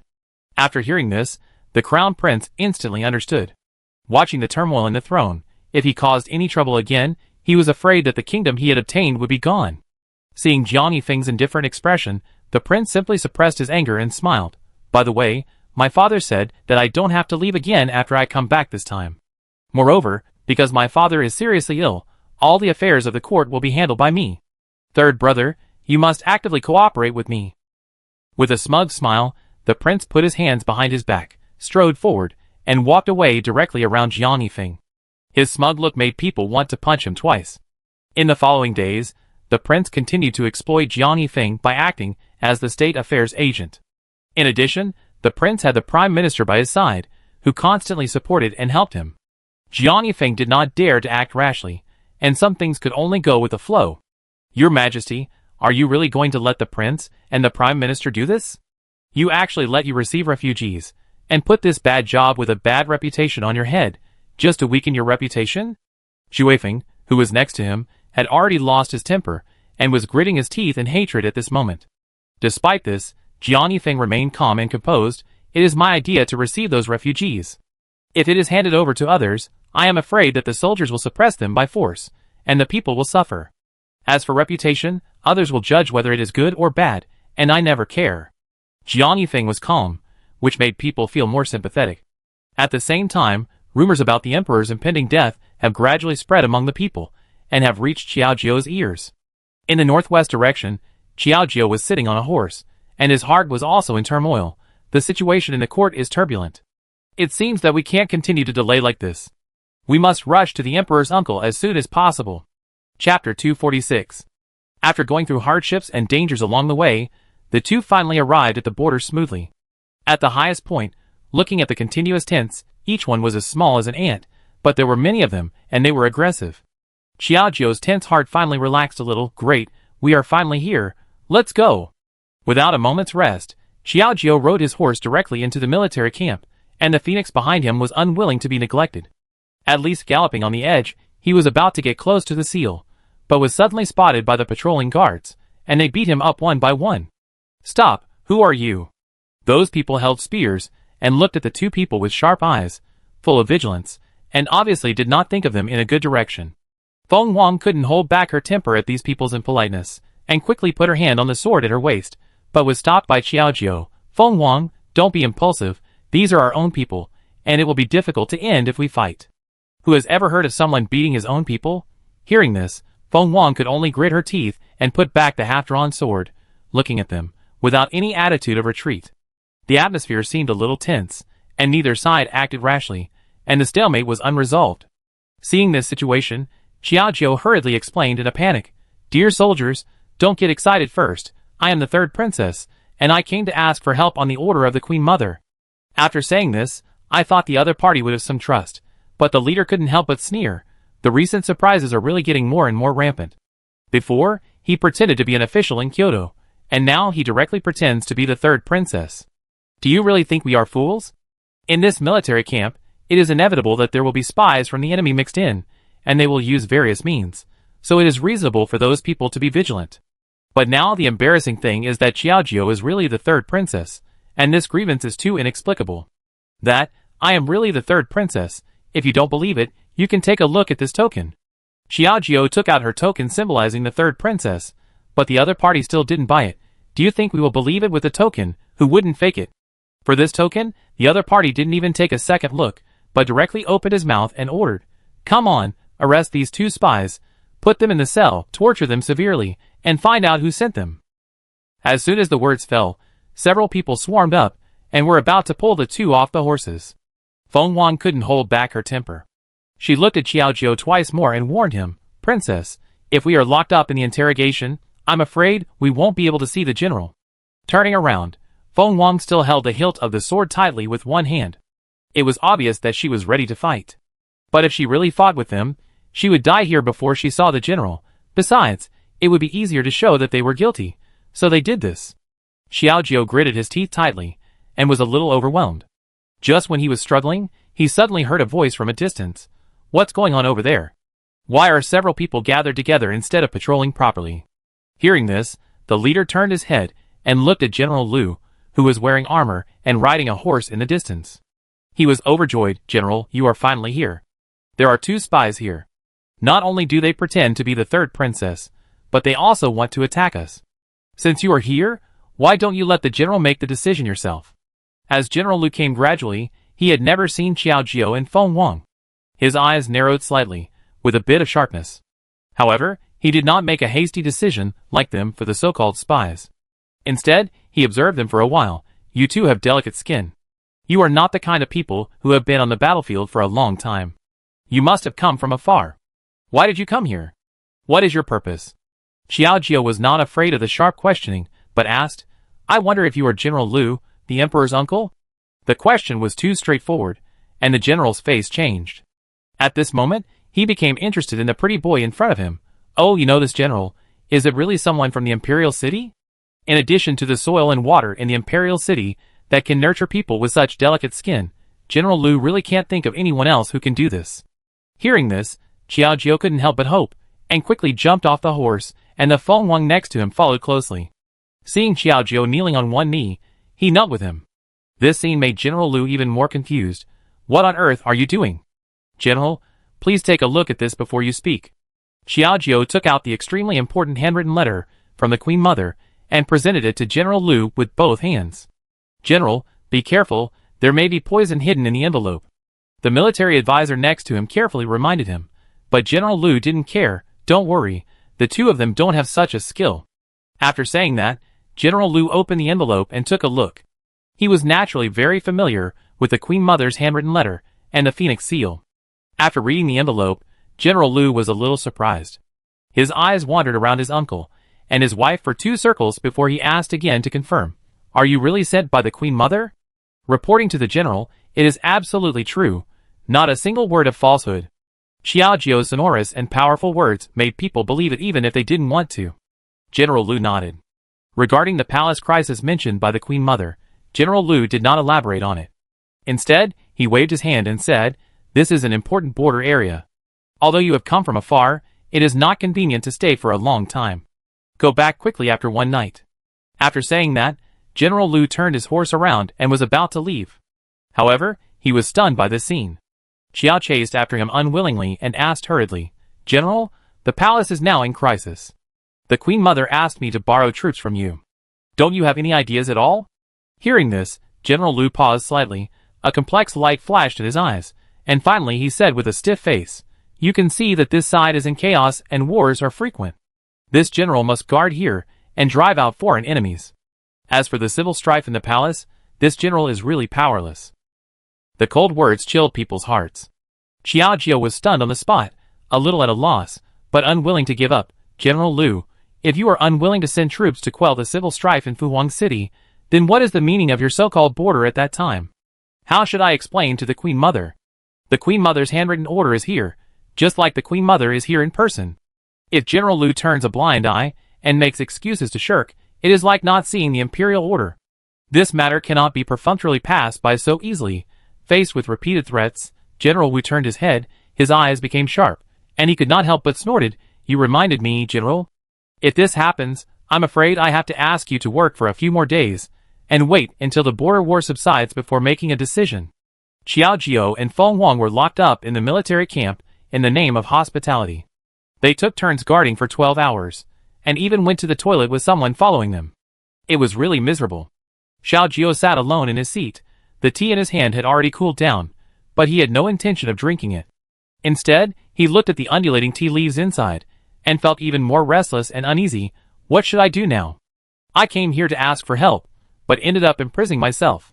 The more he thought about it, the more headache he felt. Feng Wang seemed very calm, and reminded him, I heard that General Lu is a loyal patriot. Although he has been stationed at the border for many years, he is definitely not the kind of person who would not help others in need. I'm afraid he really has some unspeakable secrets. This also reminded Xiao Jiao. While sending water, he asked about the situation here. Only then did he learn that there was endless war at this border, and there were spies infiltrating every day. If General Lu abandoned the battle and fled at this moment, wouldn't it be that the people would be plunged into dire straits? Compared with the people who have been protected for so many years, the internal strife in the palace did seem a bit insignificant. With a slight sigh, Xiao Jiao also fell into deep thought. It seems that no matter where we are, life is not easy. However, if General Lu is unwilling to send troops to support us, there will definitely be a bloody storm in the palace. After thinking about it, Feng Wang suddenly thought of something. If I can help General Lu calm the chaos at the border, then he will have no excuse to shirk other things. That being said, it is easier said than done. General Lu has many years of experience in leading troops to fight, and he is somewhat helpless against these rebels, let alone the 2 women. Unless there is some help from the gods. Xiao Jiao began to imagine in his mind, but it just reminded himself, and suddenly thought of something. Yes, Sun Tzu's Art of War, victory in every battle. This Sun Tzu's Art of War can be said to be an encyclopedia of war. Xiaojiu has been in this world for so many years, but he has never heard of this book. I'm afraid it doesn't exist. If I can write down Sun Tzu's Art of War, it will definitely play a great role in this war. But I've read this for many years, and I should have forgotten most of it. Xiaojiu scratched his head in some confusion. In his annoyance, he still asked Feng Wang to prepare pen and ink for him. Relying on the fragmented memories in his mind, he forced himself to write down some fragments, and several large sheets of paper were already filled with writing. Although the content is incomplete, there is no need to use the contents of a book in this war, and it must be enough. With this thought in mind, Xiaojiu took his things and ran out, eager to find General Lu. Chapter 247. In the huge tent, General Lu stared at the half-scrolled book with a fixed gaze, and couldn't help but let out a sigh of admiration. I didn't expect that there are all kinds of military strategies recorded here, and the details are outstanding. It can be called a wonderful book. Swallowing his saliva, he couldn't even believe his eyes. He couldn't help but look at Xiaojiu with a tangled look, and asked expectantly, "Princess San, did you write this book? It seems to be a fragment. I wonder if there is any follow-up. With this book, I'm afraid that the infantry will be able to be one step ahead in the future. It's like getting a treasure, as if there is divine help." Hearing his question, Xiaojiu felt a little embarrassed, and then shook his head helplessly. "To be honest, this is not a book I created, but I saw it accidentally. If you want to copy the whole book, I'm afraid it's..." Xiaojiu shook his head, looking a little embarrassed. It seemed a little inappropriate to copy it all. General Lu looked a little disappointed after hearing this. "So that's how it is. I wonder which expert created this book. If you can get the complete version, you will be invincible in the future." Seeing General Lu eager to fight so well, Xiaojiu breathed a sigh of relief, but couldn't help laughing. The way to use troops is ever-changing and requires adaptability. Although you have a good book, it depends on how the holder quotes it. The general's words are a bit absolute. General Lu couldn't help but admire these seemingly ordinary words. After examining them again, Xiaojiu couldn't help but shook his head in admiration. "I didn't expect that you were just a woman, but you can not only copy this book, but also express such profound insights. It's really admirable." As he spoke, General Lu kept flipping through the book, and the contents on it vaguely came into his mind. Xiaojiu stood by without interrupting him. Half an hour later, General Lu closed the book and smiled. "Thank you for the inspiration this book gave me. Compared with the battle tomorrow, I must take the head of the other general. Then I wish you success and a triumphant return." Xiaojiu clasped his fists, and his sincere blessings made General Lu more optimistic. That night, General Lu did not fall asleep. Instead, he was busy arranging troops all night, and he was very busy according to the inspiration given by the military strategy. Until the next day, Xiaojiu and his party stayed in the camp, and waited for nearly half a day without receiving any news. Somewhat impatient, looking at Xiaojiu who kept drinking tea, they felt a little confused, and asked tentatively, "Princess, are you really not worried at all? What are you worried about?" Xiaojiu raised his eyes, but did not stop savoring the aftertaste on his lips. The mist of tea reflected on the clean face, making it look even more moist. The faint smile was like a dream, with great confidence. Feng Wang was slightly stunned, and didn't know how to respond for a while. She could only shake her head in confusion. "Nothing, this is General Lu arranging the troops according to the military book you sent. Now there has been no news for half a day. If something happens, I'm afraid it will all be blamed on you. At that time, let alone asking General Lu to support the palace, I'm afraid the two of them will never be able to leave here for the rest of their lives." Xiaojiu's heart was a little ups and downs due to unnecessary worries, but he still endured the tangled look and comforted, "Don't worry, General Lu is a talented general, and now he has the help of military tactics. I believe he has his own thoughts." Although she said that, the depressed look between Feng Wang's eyebrows had not yet dissipated. She had to treat tea as wine and drank it directly in one gulp without even evaluating the taste. Half an hour later, there was a sudden noise outside. "The army is happy, the army is happy, the general has returned from a victory." The loud shouting, like a loud bell, instantly disappeared in the two people drinking tea in the tent. Xiaojiu's face was instantly filled with joy, and the worries that had been weighing on his heart before also disappeared with this sentence. He quickly stood up and said happily, "Let's go out and take a look." The two women paced back and forth, and ran out directly. From a distance, I saw General Lu sitting on a tall horse, wearing armor, with an extremely tall image, and a proud look of returning triumphantly. There was a rope behind her ponytail, and at the end of the rope was another person wearing different armor. Seeing that he was disheveled, he was probably dragged by the horse all the way back. But if I'm not mistaken, the person behind the horse should be the local garrison commander. We have won this time. Xiaojiu put one hand on his chest, and felt that the heart that had chosen finally fell down. He rushed to General Lu, unable to contain his joy, and hurriedly congratulated. Congratulations, General, on your triumphant return this time. When he saw Xiaojiu, General Lu also showed joy on his face, and jumped off the horse with a leg raised, landing in front of Xiaojiu. Staring at Xiaojiu's delicate body, he changed his previous indifferent and unwelcoming attitude, and had a little more appreciation. Princess, you don't have to be polite. If it weren't for your military strategy this time, this general would not have had a sudden inspiration and won this victory. Seeing General Lu so happy, Xiaojiu immediately took advantage of the victory, and said, "What did I say before?" However, before she finished speaking, General Lu seemed to have sensed Xiaojiu's next intention, but he interrupted her instantly. This victory is the result of everyone's joint efforts. Now that the war is won, let's hold a banquet today and celebrate by drinking to our heart's content. After saying that, he gave Xiaojiu a satisfied look and went directly to the direction of the tent. Seeing this scene, Feng Wang was stunned and unhappy. Facing General Lu's back, she couldn't help but complain in a low voice that General Lu is really ungrateful. If it weren't for the lady's military strategy, how could he win?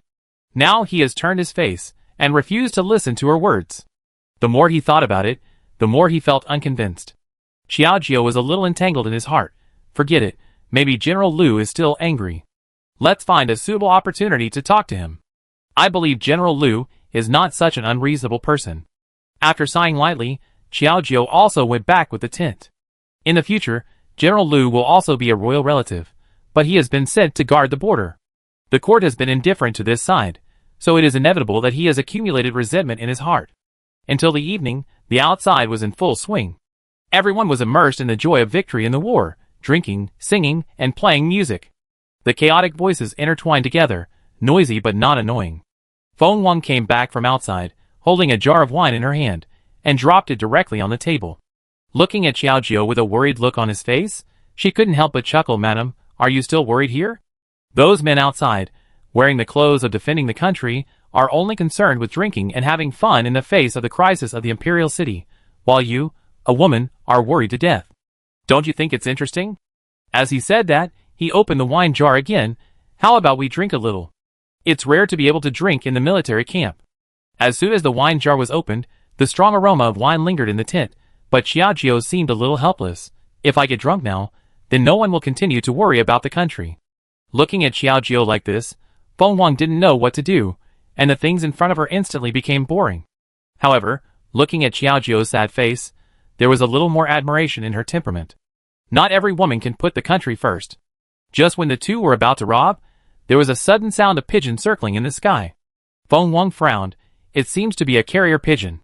I go out and take a look. After a short while, Feng Wang came back with a small letter box in his hand. "Madam, look, it's a letter from the prince." Hearing this, Xiaojiu's frown relaxed slightly, and he quickly came over and took the letter in his hand. The content of the letter was very brief, but the amount of information was very huge. Xiaojiu glanced at it and suspected that he had read it wrong. He was shocked. What? The emperor's illness was caused by the queen. I never dreamed that Hua Rong's incurable disease was actually poisoned by the person next to her. Hearing this, Feng Wang couldn't help but curl her lips. The emperor and the queen seemed to be in love and harmony on the surface, but I didn't expect that they would also play their own internal strife. One is vicious, and the other is incompetent. They are a perfect match. Don't talk nonsense, be careful of ears. Xiaojiu gave him a warning look, and Feng Wang shut her mouth tactfully, but she looked smug. Xiaojiu put the envelope away, feeling a little uneasy. The queen is the prince's biological mother. If she really poisoned him, I'm afraid the country will change hands, and the world will be in chaos. The cold wind blew in through the gap in the tent, making people a little worried. Feng Wang didn't know what to say, but she took a quick glance and saw that there was a small piece of paper stuck in the small mailbox. She quickly reminded him, "Madam, look at this, there seems to be another letter." A word awakened Xiaojiu from his dream. He didn't dare to be negligent. He picked up the letter, and saw that it was signed with the Queen Mother's phoenix seal. The content inside was that she hoped General Lu would send troops to quell the rebellion.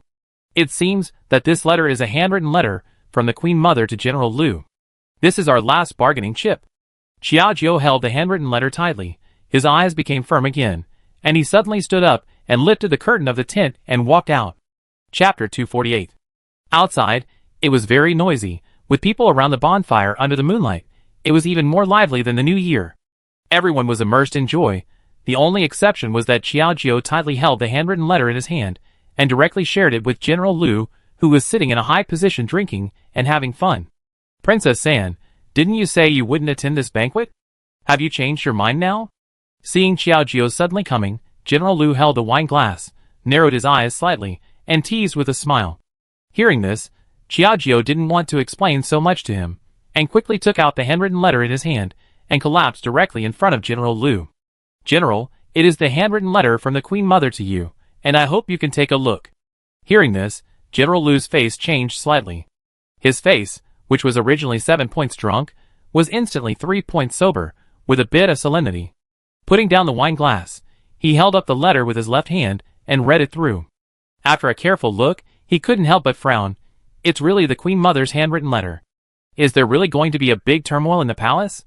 General, you are of noble status, hold a large number of troops, and are a royal relative. As long as you are willing to send troops to suppress the turmoil in the palace, it will definitely be the most effective. Xiao Jiao looked at General Lu nervously. Seeing his frown, he must have been tormented.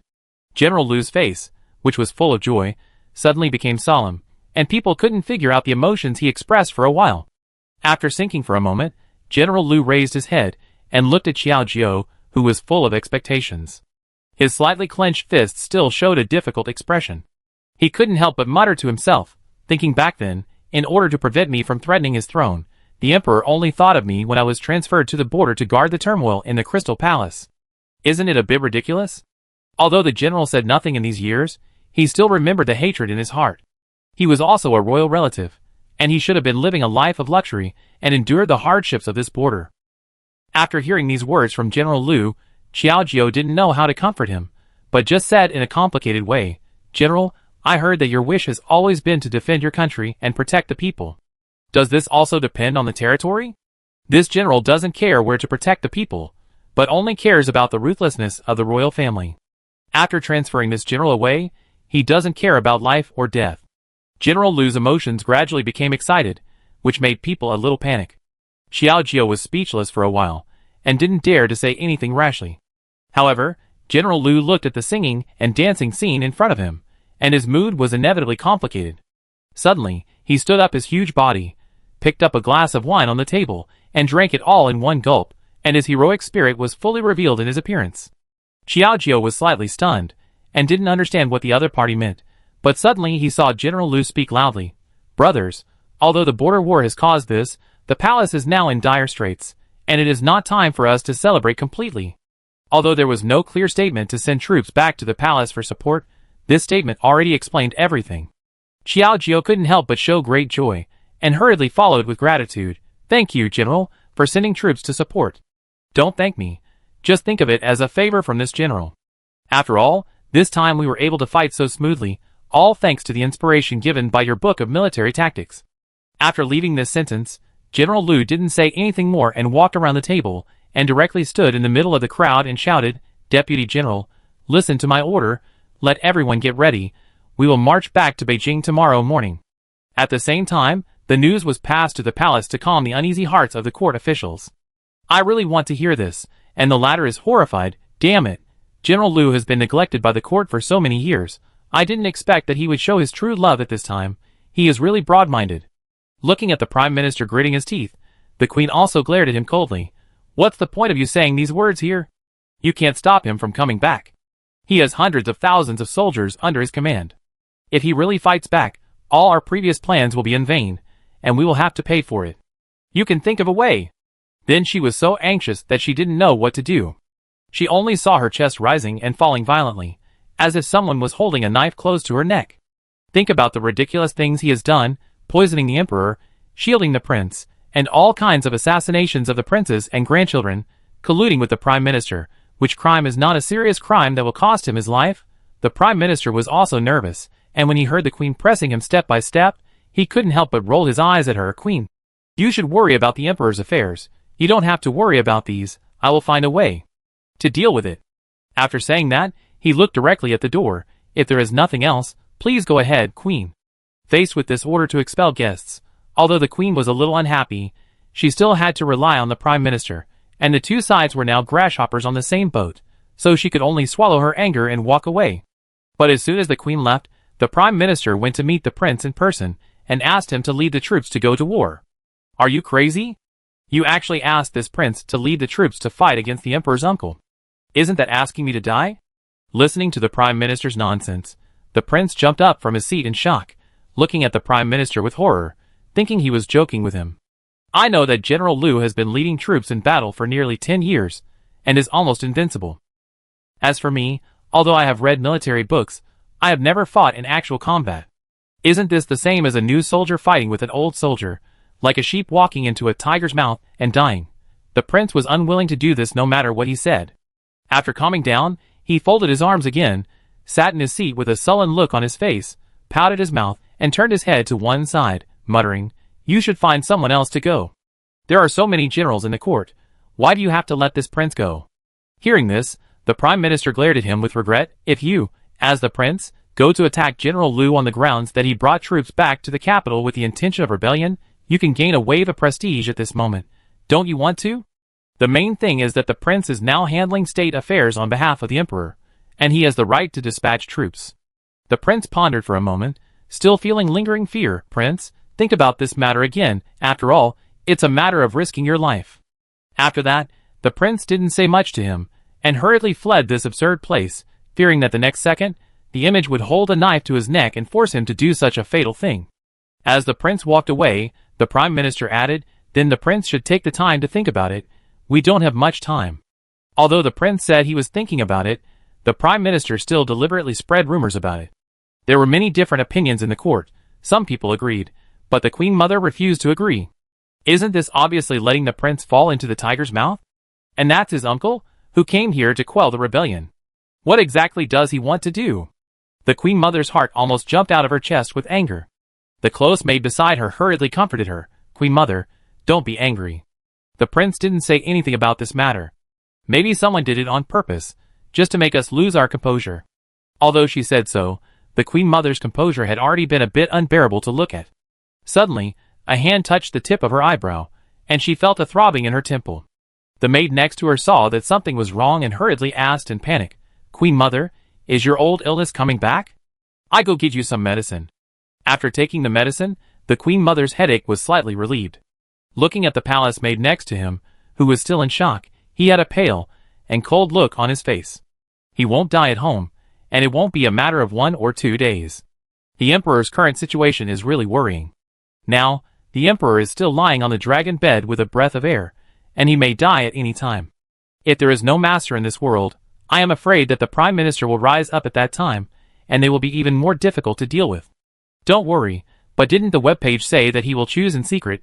Please take care of your body, Queen Mother, don't worry. Time passed by, until late at night.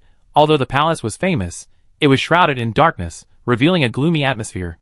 The original prosperous and noisy, it seemed even colder, walking on the road. It felt more like walking in hell on earth. "Third Prince, where are we going? Why are we so careful and vigilant?" Behind him, a little doctor was holding a medicine box in his hand, trembling at the moment, a little confused. Hearing this, Jiang Yifeng put his hands behind his back and walked calmly, only occasionally saying, "Just follow me obediently, no need to ask anything else." The way here had been arranged by Jiang Yifeng in advance, so it seemed particularly deserted, and no one would appear. With Jiang Yifeng's steady steps, he walked for nearly half an hour before he stopped and said, "We're here." He looked up, and saw the 9-dragon hall on the tall plaque with the lights in the palace.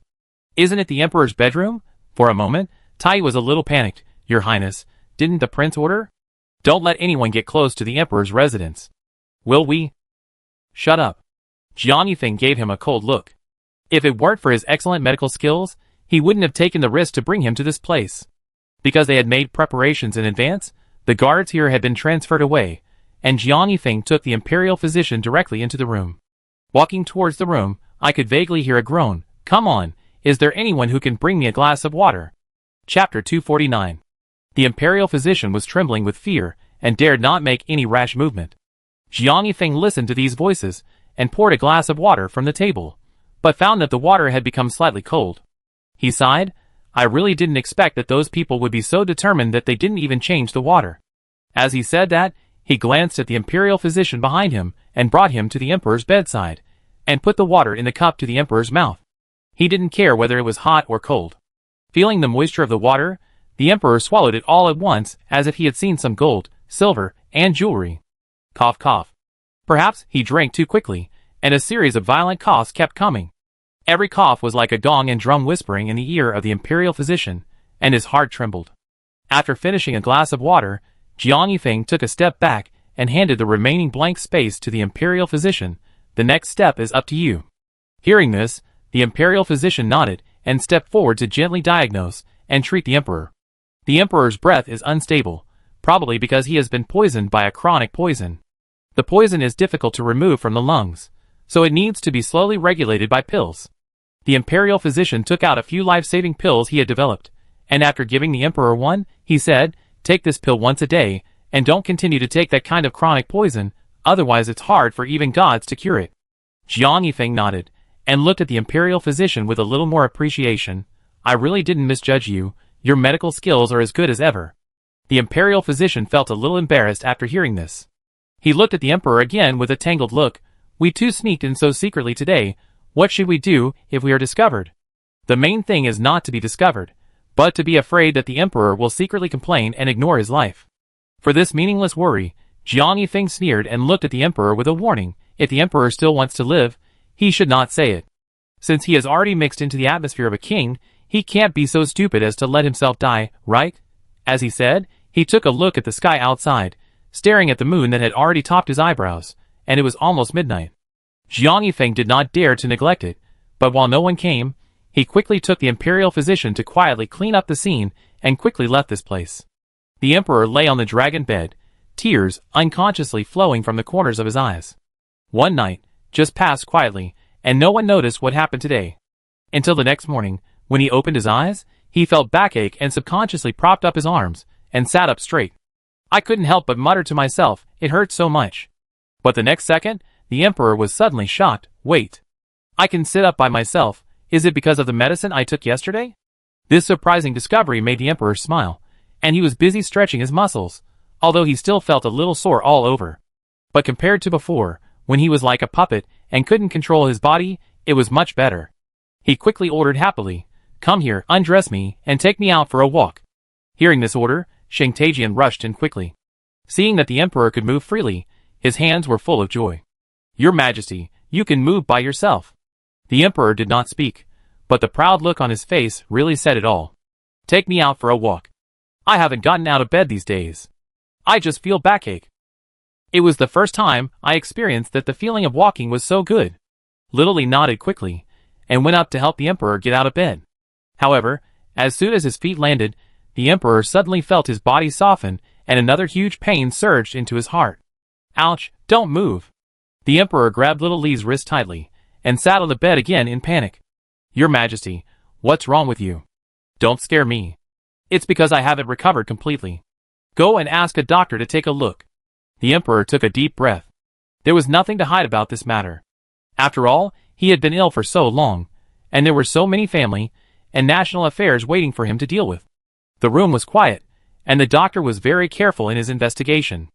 After a check, the doctor couldn't help but show joy. This is really a miracle. The emperor's condition is getting better. Obviously everyone was helpless before, but now after one night, the gods came and the miracle was revealed. Hearing this, the emperor couldn't help but think of what happened last night. Although he was weak, he still remembered the two people who stood by the bed and gave him medicine. "Third brother, this time it's all thanks to you." Although he was reluctant to admit it, it was Jiang Yifeng who pulled him back from the Dead Sea. After thinking for a moment, the emperor waved his hand. "If that's the case, then you can go down first. I will rest and recover soon, and take charge of the overall situation in the next few days." After dismissing everyone, the emperor still lay in the palace to rest, but he was able to walk freely. This news soon reached the ears of the prime minister and the queen, and both of them were shocked. "What's going on? Didn't he get poisoned by my chronic poison? Why did he suddenly get better overnight?" Looking at the prime minister and the queen in front of him, he was full of horror and couldn't help but start to imagine, "It's terrible. If the emperor knew that I had been poisoning him all along, he and the prince would be implicated.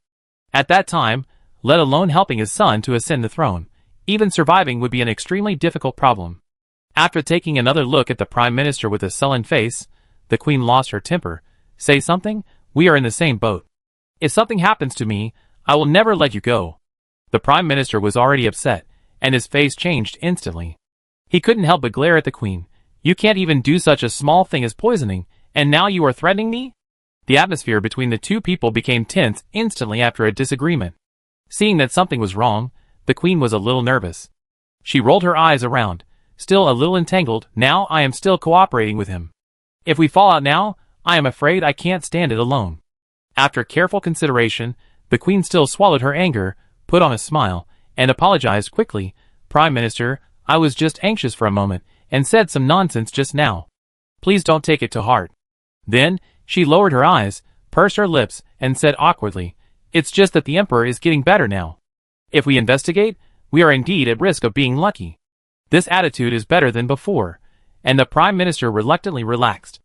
After a moment of thinking, he bit his lips and smiled coldly. What if he's getting better? At most, he will poison him again. Will God favor him every time? But the Emperor should be alert. The Queen looked at him tangledly, but it's easier said than done. Once so many people are found out about poisoning, they will be killed and their entire families will be implicated. Don't worry, don't forget that the prince is in power now, and you are the master of the harem. You are close to the water, and you get the moon first. Are you worried about not finding an opportunity to poison? Qin Shao narrowed his eyes, and revealed a smug look between his words. In this way, the Queen finally relaxed reluctantly. According to the previous plan, the Queen still took out the chronic poison and brought the soup she had cooked, wanting to visit the Emperor, but as soon as she arrived at the door, she was stopped by someone.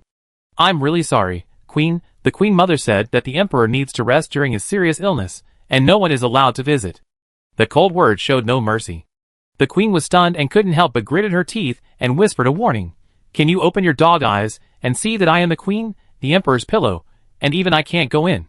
I'm sorry, this is the Queen Mother's order, and she is also afraid that someone will harm the Emperor. If you go in to visit now, I'm afraid that if the Emperor has other things, you, the Queen, will also be blamed. As soon as these words came out, the Queen's face suddenly changed. With a guilty conscience, she dared not insist on going any further.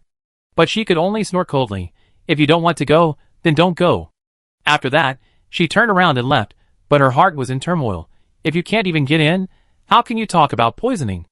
Along the way, the Queen was very worried, and even ignored the maid who hurriedly passed by and didn't say hello to her.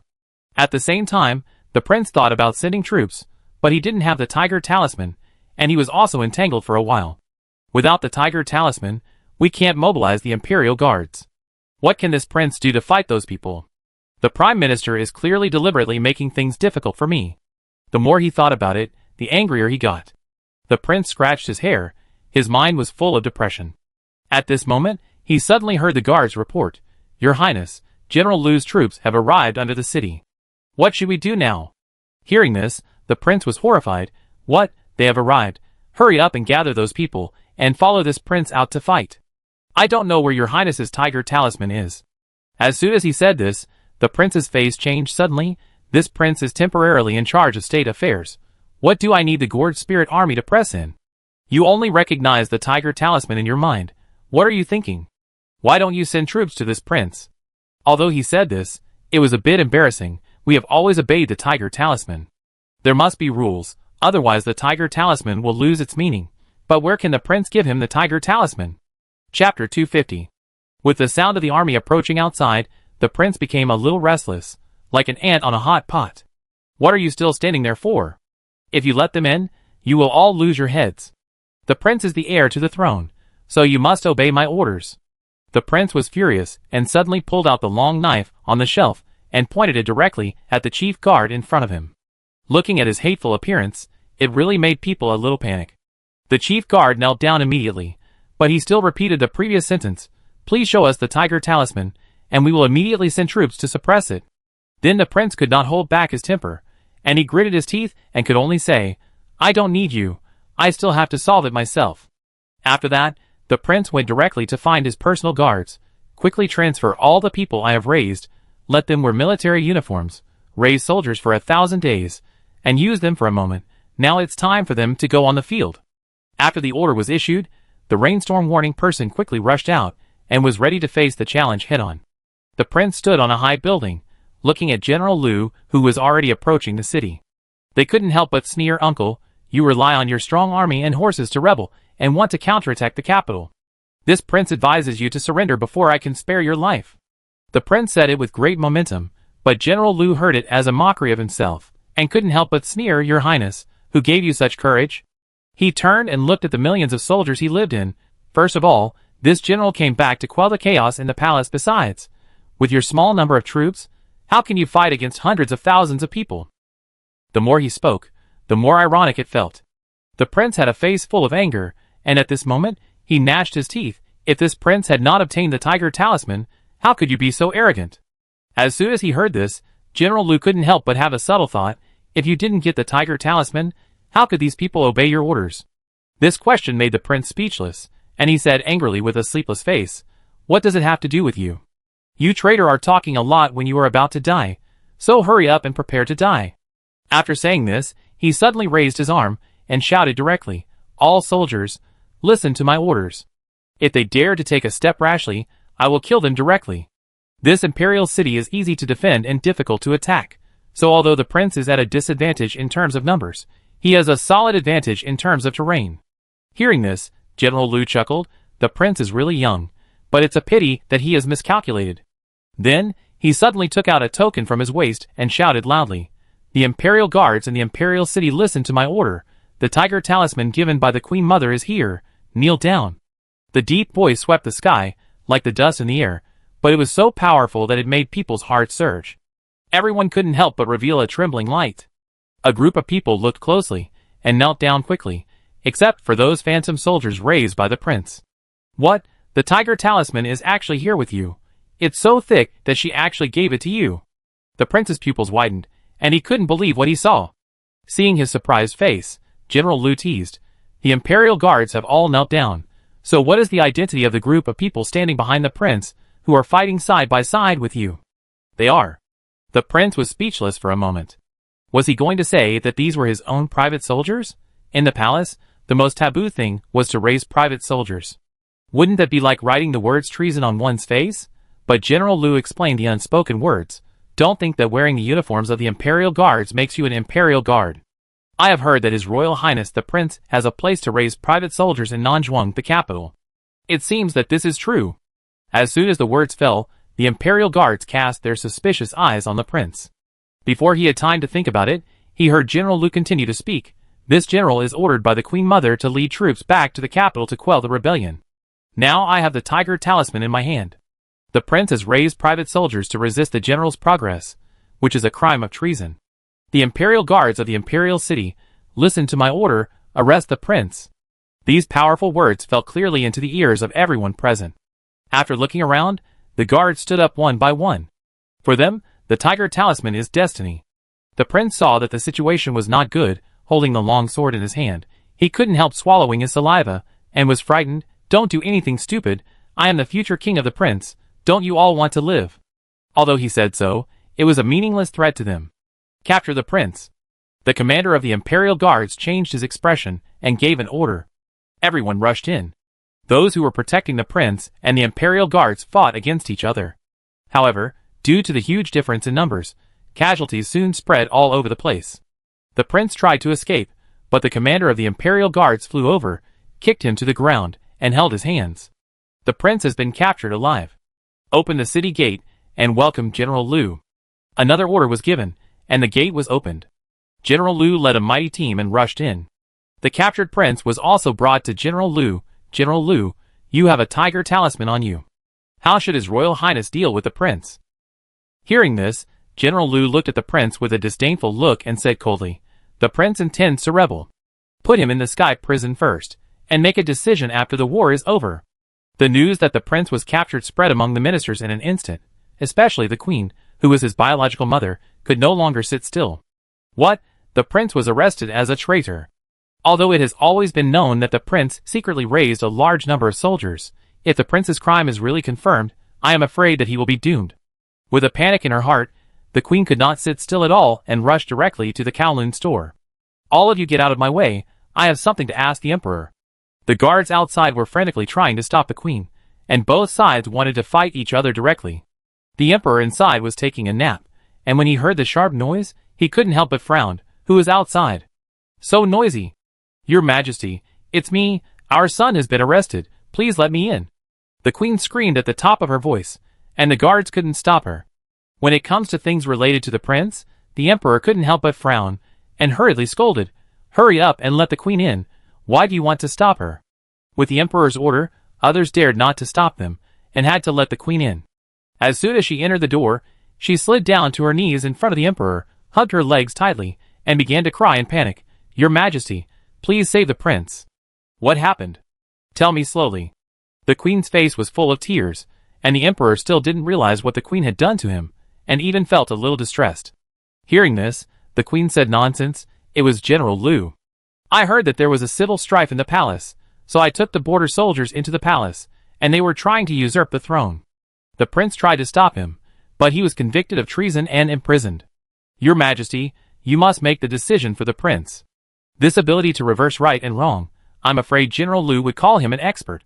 The emperor frowned, and although he was slightly happy because of his good health, he was once again caught in the sign of a storm. He slapped his hand heavily on the dragon bed, and said angrily, "I have known for a long time that General Liu is not the kind of person who will give up easily. She has been sleeping on straw and eating bitter food at the border for these years, and I am afraid she is just waiting for this day. General Liu has always been in command of a large number of troops, which is a huge threat to the emperor, so he is naturally wary of him." But he quickly said, "Pass on my order and release the prince." The prince was indeed released, and General Liu was regarded as a traitor. This news exploded in the court, and everyone had different opinions. However, due to the imperial power and General Liu's sudden behavior, he could only be regarded as a traitor. The palace instantly strengthened its defenses. General Liu, who had come to quell the war, instantly became the biggest culprit of the war. "Damn it, this emperor is so incompetent, he doesn't know the emperor well. Now he actually regards me as a traitor. I'm afraid he wants to avenge what happened in the past." General Liu was trapped in the imperial city, and he didn't dare to act rashly. In the palace, the queen mother was already anxious. "You said the emperor actually regarded General Liu as a traitor. How is this possible? He will not betray me. You must save him. I killed him." Xiao Jiao also came back with General Liu, and had secretly returned to the queen mother's side. Facing his stalemate, she was a little confused. "Queen mother, why do you trust General Liu so much?" After all, General Liu held a large army, and the queen mother, who had retreated to one side, should not be like this. When the matter was mentioned, the queen mother sighed deeply, and a trace of regret and sadness appeared on her face unconsciously, and then she began to talk freely. It turned out that the queen mother had a friendship with General Liu, but she used General Liu for her son's ascension to the throne. Later, after the emperor ascended the throne, in order to calm down the matter between the queen mother and General Liu, he directly transferred General Liu to the border and never heard of him again. This sad story sounds a bit incredible, but watching the queen mother begging again and again, it really makes people feel pity. Xiao Jiao was soft-hearted for a while, so he had to comfort her. "Don't be sad, queen mother. I will do my best to protect General Liu." Chapter 251. Xiao Jiao told Jiang Yifeng about this matter, but Jiang Yifeng fell into deep thought. The emperor has been bewildered by the prince and the queen, and now I'm afraid he won't trust others easily. What should we do? We can't just use General Liu's help as an accountability system. How sad it would be. Xiao Jiao seemed a little nervous. Besides, he was also shamelessly invited to come here, and he could still be safe and sound at the border, so he couldn't do anything to hurt him. Seeing Xiao Jiao's worried look, Jiang Yifeng rubbed her hair with a little heartache, and then comforted her softly. "Don't worry, I have thought of a way. Even if it is a risky move, I will never let them get away with it." Since the emperor is willing to be a worm kept in the dark, Jiang Yifeng just doesn't do what he wants. In the Nine-Dragon Palace, the emperor happened to take medicine and was about to rest, but was suddenly opened, and a tall figure stood at the door and came directly to him. Seeing this scene, the beautiful Jiang Yifeng was slightly displeased. "What are you doing here?" Seeing his slightly vigilant look, Jiang Yifeng chuckled and threw a bag of medicine powder in front of the emperor. "Your Majesty, this was found in the Queen's palace. This is the homework certificate written by the Queen's maid. Do you want to take a look?" The abrupt words made people a little unbelievable. The emperor squinted his eyes, and looked at him carefully, but he was still a little confused. "What are you doing?" Although he asked this, he couldn't help but take out the indictment and the medicine powder. After smelling the powder, he couldn't tell what it was, except that it felt different from ordinary flour. But the indictment explained everything. After reading it all, the emperor's face turned pale, and he was so scared that he quickly threw the powder on the ground. As the powder fell, the emperor swallowed his saliva and looked at Jiang Yifeng tremblingly. "This is poison. What do you want to do? Do you want to kill the emperor?" If this king wanted to do something to the emperor would have lost his life long ago. "Aren't you curious why your illness has not been cured for a long time? I am your bedside man who has been doing ghost things all the time. Now these are all evidences." Jiang Yifeng's eyes were sharp, revealing a bit of coldness, and his unquestionable attitude made people feel more panic. After hearing this, the emperor's heart trembled suddenly, and he still felt a little confused. How is this possible? Absolutely impossible. She is the queen, and the future is bright. How could she do such a foolish thing? The emperor has always believed that the queen's son is the prince. Although he has always noticed a hint of subtlety, he will never believe that this matter is related to the queen. But now, he can no longer continue to be blind. Jiang Yifeng put away the medicine powder and the indictment, folded them, and put them in his sleeves, and said, "I have always felt that the emperor's illness is not that simple, so I secretly investigated and found that the queen has been giving you a slow-acting poison. As for the prince, I guess the queen didn't tell you that without the tiger talisman, the prince had a private army that dared to confront General Liu. Haven't you ever thought about the reason behind this? Raising private soldiers is a crime against the imperial court, and the entire family will be implicated. This is a fate that no one can escape." The emperor was so foolish that he believed the prince and regarded General Liu as a traitor. It was really ridiculous. The series of words were like a bolt from the blue, which made the emperor's head buzz, and he didn't come back to his senses for a long time. Taking a deep breath, the emperor swallowed his saliva and tried hard to suppress the panic in his heart. He grabbed the bed sheet tightly, then raised his head and glared at Jiang Yifeng, his bloodshot eyes revealing full of reluctance. "So what do you want to say? Doesn't the emperor understand yet? A queen who has improper thoughts about you said that General Liu is a traitor. Is that true? Who is the traitor? Doesn't the emperor have a conclusion in his mind? If the emperor was playing mad and stupid before, turning a blind eye to these things, but now, with all the evidence in front of him, can he continue to do so?" He swallowed his saliva, and the whole person seemed a little frightened. I don't care, he is a traitor, that General Liu has long had the intention of rebellion. Perhaps it was because he remembered the grievances and hatreds of his elders, and it was a nightmare that could not be erased in the emperor's heart, so even at this moment, the emperor still stood on his own position and couldn't stand General Liu. Jiang Yifeng's face was gloomy, and he was speechless for a moment. Then he asked tentatively, "If the emperor insists on doing this, what should the prince do? The matter of General Liu can be discussed later, but the prince is now colluding with the prime minister, and his intention to rebel is obvious. I am afraid that if this continues, the situation will be out of control." Regarding the prince's matter, the internet took a deep breath, and then said in a cold voice, "Since the evidence is already there will definitely be no more intention to cover up. Pass my order down. If the prince has a trace of rebellion, he will be demoted to a commoner. If the queen has a poet's intention to assassinate the king, she will be sent to the cold palace. I will obey the imperial order." Jiang Yifeng smiled slightly at this answer, and seemed very satisfied. The emperor didn't want to see anyone, but just waved his hand tiredly, and said with a worried face, "Go quickly, let me stay here alone for a while." After the order was issued, the harem was in chaos, and the queen and the prince were punished one after another.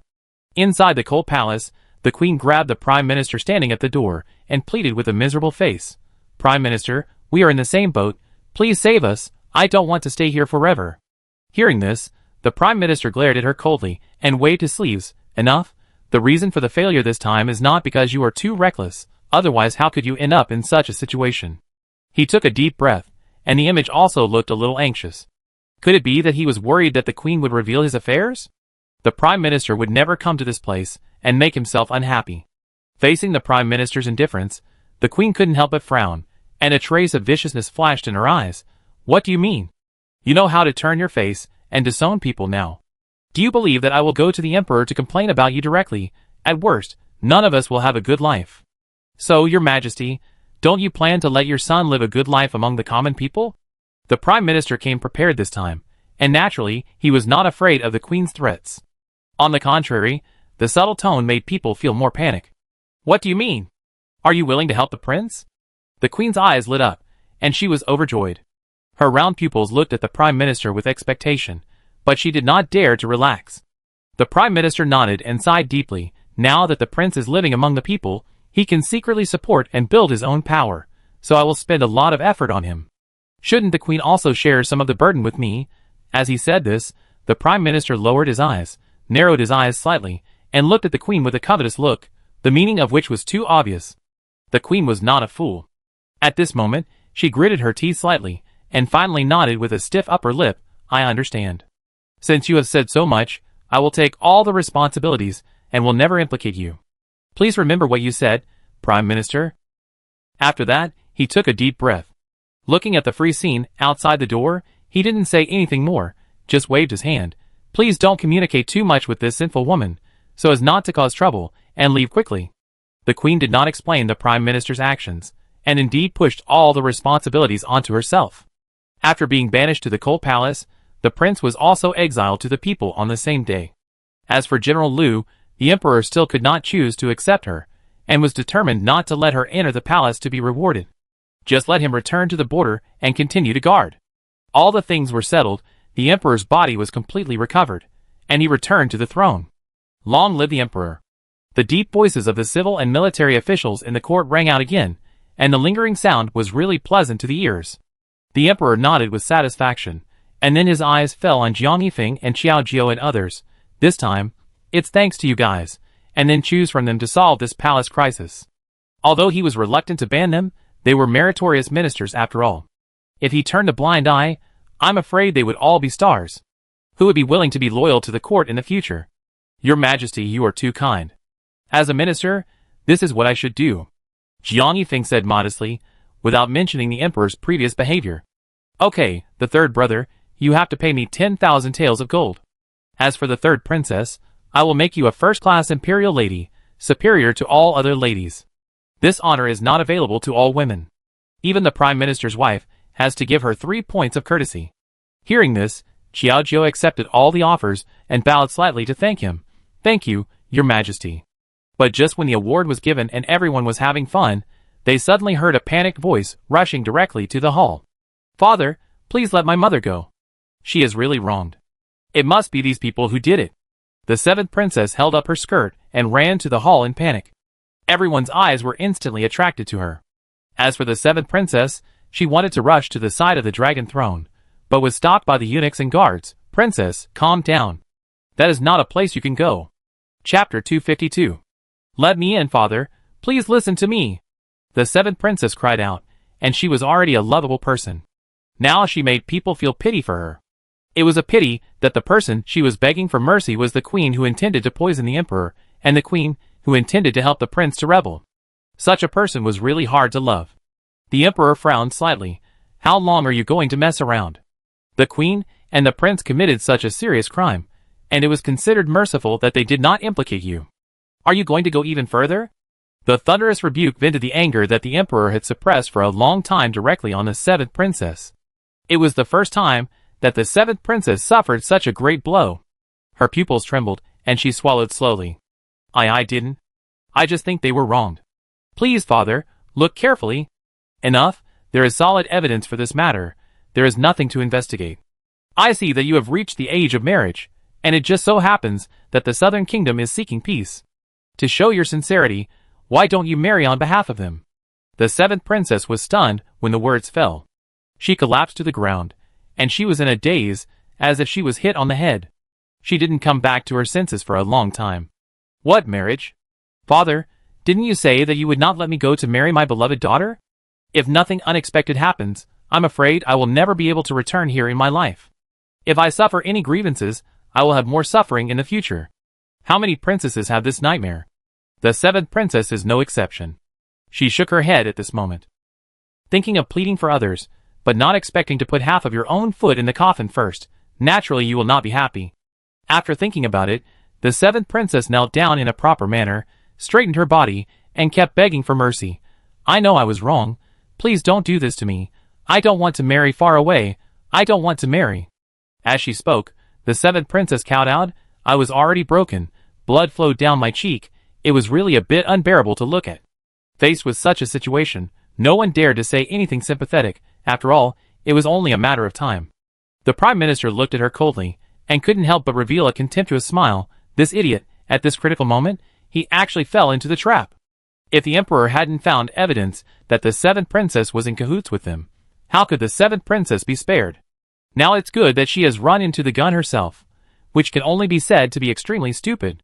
Faced with the 7th Princess's pleading, the Emperor changed his previous doting attitude. Thinking about what the Queen and the Prince had done, it was really hard to sympathize with her.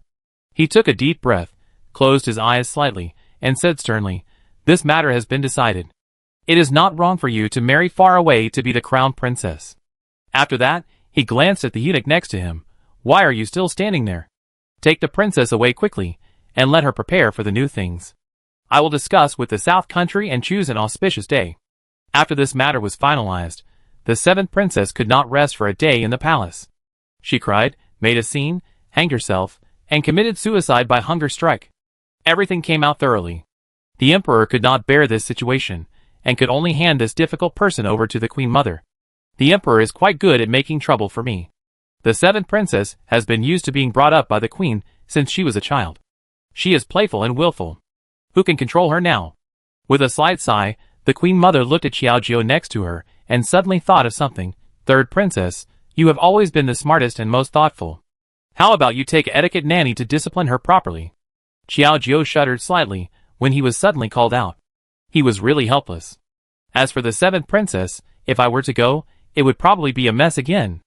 It's not that he was unwilling, but Xiaojiu and Jiang Yifeng personally exposed the conspiracy of the Crown Prince and the Queen. He was afraid that the 7th Princess would bear a grudge, and now he was. If you run into the muzzle of a gun, isn't it obvious that you are seeking your own death? However, I don't know whether the Queen Mother did it intentionally or unintentionally. She didn't seem to care about this consideration at all. Instead, she closed her eyes and asked, "Why? Don't you think it's not possible?" The words have come to this point.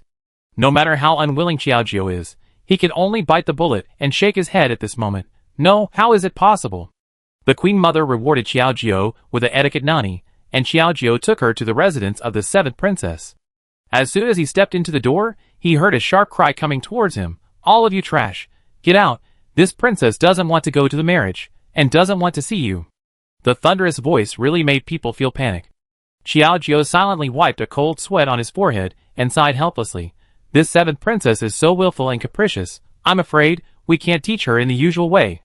As he was speaking, the little palace maid inside saw the 2 people outside and knew in advance that the etiquette nanny was coming, so she hurried forward and urged in panic, "3rd Princess, nanny, you 2 hurry in, the princess has a very bad temper, and we can't keep an eye on her, for fear that she will have an accident.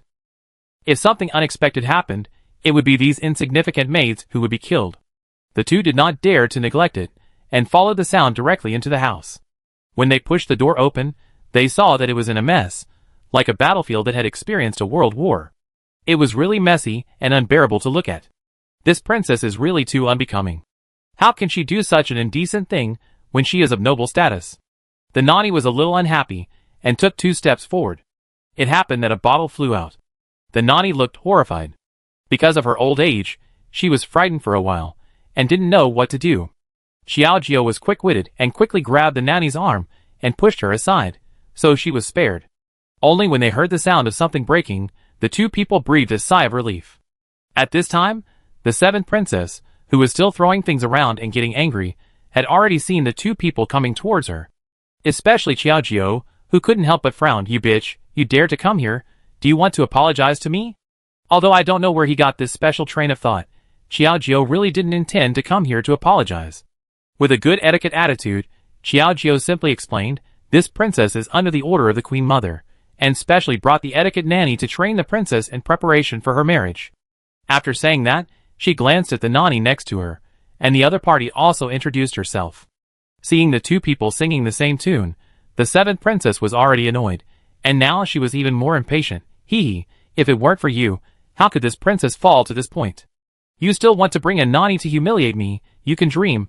I will not fulfill your wish. Get out of here." As he spoke, his clever eyes looked around, and he would pick up anything he saw and throw it at them. Fortunately, The two of them had prepared in advance and dodged quickly. But if he continued like this, he might get hurt if he was not taught well by others. Someone is coming. Catch the seventh princess. Xiaojiu gritted his teeth and gave an order, and the two people who came with him stepped forward and controlled the seventh princess's arms. What do you want to do? Let go of this princess quickly. Are you going to rebel? The seventh princess was terrified and kept twisting her body. She stared at Xiaojiu fiercely like a wolf, tiger or leopard, wishing to eat her alive. This is indeed a saint, but the opponent she met is not an ordinary person. Xiaojiu glanced at her with cold eyes, and then explained casually. The Queen Mother said that the princess is used to being naughty. As long as it does not hurt the princess, it is okay to use some necessary means. The princess was taken to the yard and asked to recite the palace rules. Several maids stood by and did not dare to act rashly. You are dreaming. How can the princess let you control her? After saying that, she glared at the indifferent maids. Why are we still standing there? Don't you see that this princess is now controlled by others? Hurry up and catch these two guys who don't know what's good for them. This princess will kill them. Accompanied by the sharp rebuke, several maids trembled in their hearts, but no one dared to act rashly. Not to mention that Xiaojiu is now a first-rank imperial lady, just because she came here at the Queen Mother's will. If they move now, wouldn't they offend the Queen Mother? Princess, you should cooperate with them to learn etiquette. You will be relieved after learning.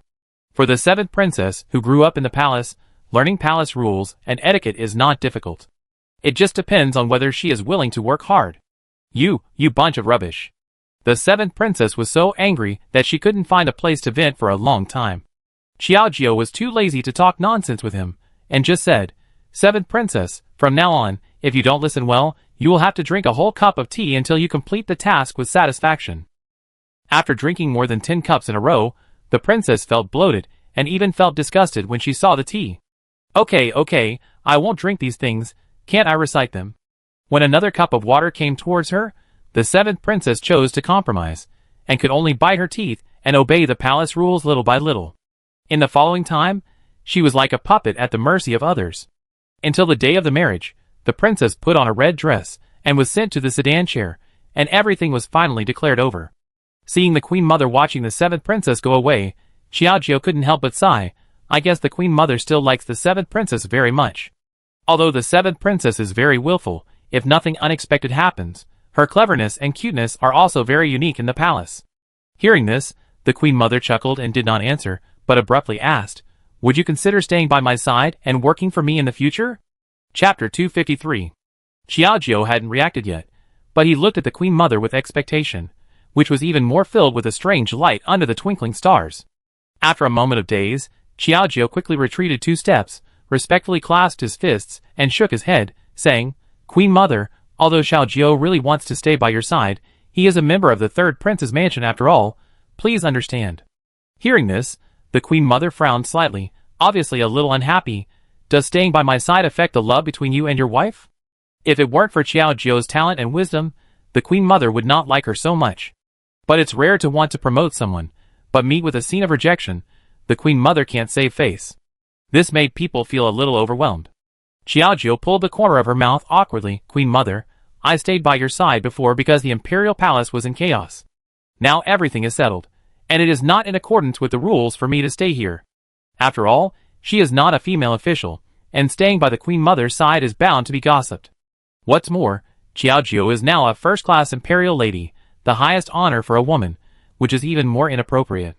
Seeing Xiaojiu's persistent attitude, the Queen Mother sighed slightly and simply waved her hand helplessly. Forget it. If you don't want to, then go back, but you are always welcome to come and see me here.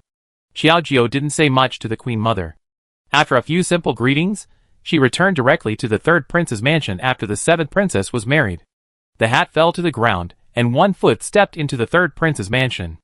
Jiang Yifeng, who was still sitting in the yard drinking tea, suddenly smelled a strange smell. This is the aroma of tea, but it is a more familiar and friendly fragrance. Jiang Yifeng's body trembled suddenly, his pupils shrank slightly, and he suddenly felt something. Xiujiu, it's the lady who is back. With this strong intuition, Jiang Yifeng determined that he would not make any mistakes. Without saying a word, he hurriedly got up and rushed outside. Sure enough, under the light of the moon, Xiaojiu's pretty figure happened to step on the threshold. Xiaojiu, you are finally back. Do you know how hard it is for me to wait for you? Jiang Yifeng rushed over and took Qiao Jiao into his arms, holding him very tightly, as if he was afraid that he would disappear if he let go. Seeing him so excited, Qiao Jiao couldn't help but chuckle. Why is the prince so excited? I won't run away. It seemed that because it was a bit tight, Qiao Jiao felt a little difficult to breathe and made 2 low coughs. Jiang Yifeng realized that he was a little too excited, and quickly let go of her hand, saying with a bit of apology, I'm really sorry, I missed you so much after not seeing you for a day. I just came back, come and sit down. The two sat in the yard. Jiang Yifeng diligently poured a cup of tea for Qiao Jiao, and even tested the temperature intimately, and then dared to pass it to her mouth. It's not hot anymore. Faced with the man's meticulous care and consideration, Qiao Jiao was slightly moved, took the teacup and took a sip, and the bitter tea became sweet. By the way, you rushed to the door as soon as you entered the door. Didn't you know I was coming back in advance? Qiao Jiao looked at his happy look and couldn't help but feel a little curious. Hearing this, Jiang Yifeng suddenly approached Qiao Jiao, greedily taking a deep breath from her neck, and then chuckled and said, It is this taste that is imprinted in my heart that makes me think about it so much, and I come here just by smelling it. After saying this, both of them couldn't help laughing. But after the laughter, Jiang Yifeng suddenly showed a solemn expression, which made Qiao Jiao a little confused. Weren't we chatting well just now? Why did you suddenly become serious again? Did something happen? Jiang Yifeng nodded without hesitation, and added, It's not an ordinary matter, it's a big matter, a matter that will cost me my life. This made people more nervous for no reason. Shoujiu frowned, grabbed Jiang Yifeng's arm with one hand, and asked in panic, What happened? Let's solve it together. The atmosphere suddenly became awkward. Jiang Yifeng sighed lightly, but grabbed Qiao Jiao's palm with his backhand, and the warm yuan spread along the palm. Only then did he hear the man's depressed voice. The Queen Mother asked you to come back this time, but I don't know how long you will be allowed to stay. You are obviously my wife, but the Queen Mother chose you, causing me to suffer from lovesickness all the time. I don't know where justice is. Jiang Yifeng saw the Queen Mother's love and appreciation for Qiao Jiao. Although this was a good thing for him, suffering from lovesickness every day, how could he bear the loneliness? After a long time, he thought it was something wrong. Seeing that the other party looked aggrieved, as if his wife was going to run away, Qiao Jiao really couldn't help laughing. I thought it was something else. Don't worry. I will stay in the palace in the future. I will go to see her when I have time. After a simple explanation, Jiang Yifeng was overjoyed. So that's the case. You didn't tell me earlier, and made me worry for so long. So today we have to celebrate. Celebrate? How to celebrate at this late hour? Today is the day when the princess gets married. Qiao Jiao came back after eating and drinking. There is nothing to celebrate. But before she could react, she suddenly felt that her body was half lifted up. Hey, what are you doing? Of course, it's a celebration. Jiang Yifeng picked up Qiao Jiao by the waist and walked towards the room with big strides. This is what he thinks about every day. Today is a rare day of double happiness, so naturally he has to make a good toss. Qiao Jiao fell on the soft bed. Jiang Yifeng took off the jade pendant on his waist and flew directly onto the candle. The candlelight was dim, and the room was filled with infinite scenery again. The next morning, Qiao Jiao dragged his aching body and slowly walked out of the room. Seeing Jiang Yifeng exercising early in the morning, he couldn't help but curl his lips. You are in good spirits. You tortured me to death yesterday. Although he said this, there was a smile on the corner of his mouth. This angry look made people more and more unable to stop. Jiang Yifeng put down the boulder in his hand, turned his head, and looked at Qiao Jiao. The sun could make the other's outline so beautiful.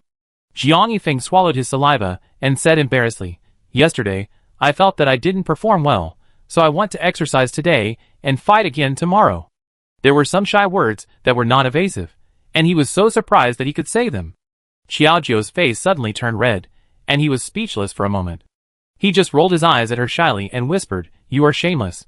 Please get ready for breakfast. After eating and resting for a while, the sun was shining today, but the leisure time in the afternoon seemed a bit boring. Qiao Jiao was lying on a rocking chair, waving a feather fan with one hand, and couldn't help but think of the change in the palace in his mind. If it hadn't been stopped in time this time, I'm afraid the world would have changed hands, and the consequences would be disastrous. Although the current emperor is not as good as imagined, it is better than letting a sharp-tongued person, like the prince, become the emperor. Can their family still have a good life in the future? Just as he was sighing for no reason, a flurry of words followed directly, yes, but fortunately, thanks to the wife in the palace, with the king's internal and external dealings, the crisis was successfully resolved. Xiaojiu was so scared by the abrupt words that he sat up straight in a hurry.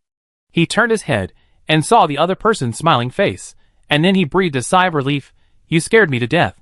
Why are you walking without making any sound? Hearing this, Jiang Yifeng seemed a little aggrieved. The princess was thinking too much, so she forgot the sound for a while. Can this be blamed on me? This statement actually made people speechless. Okay, don't be depressed anymore. Since you are worried about this matter, I will take you to see something. As he said this, he directly grabbed Xiaojiu's wrist with one hand and dragged her out the door. Where are you taking me now? You know when you go. Jiang Yifeng was mysterious. I looked at his happy face and thought he was going to give me some surprise. Xiaojiu followed him obediently, like a little woman, and was quite cute. Okay, look ahead. Jiang Yifeng stopped and pointed to the northeast. He saw a large fence in the distance, where many horses were kept. And according to Xiaojiu's vision, in addition to ordinary horses, there were also good horses, and now they were all gathered in this place. Are all these horses raised by you? It's not for. Xiaojiu didn't say anything, but the other party's eyes said that it was tacitly understood, and it was good to know. Now, Jiang Yifeng has raised a group of soldiers, just waiting for the emergency. If there are war horses, then it will definitely be like a god's help. The emperor is incompetent, and the people are suffering. I'm afraid that war will break out sooner or later. I am just preparing for the emergency, and preventing the rebellion from happening again. Jiang Yifeng explained it briefly, and didn't hide too much. Xiao could probably understand it, and couldn't help but sigh. No wonder the money in the family is always in short supply. It turns out that you have used it to this extent. As he said that, he rolled his eyes at him unhappily. On the contrary, Jiang Yifeng next to him gently put one hand on Xiaojiu's shoulder, and said aggrievedly, Then you have to work harder, madam. Okay, make money to support the family, and support a prodigal husband like me. Although he got a roll of the eyes, Xiaojiu still nodded. Okay, prodigal husband. Chapter 254. After playing around, the two strolled in the jungle until they walked to the street. The noise of the crowd did not disturb the love between the two.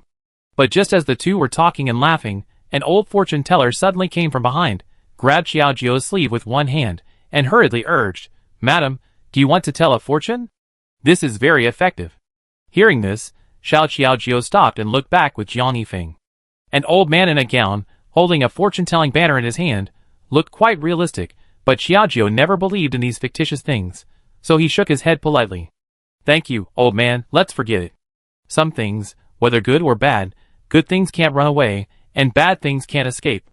I'm too lazy to know in advance and add to my sorrow. After politely thanking the other party, I plan to leave.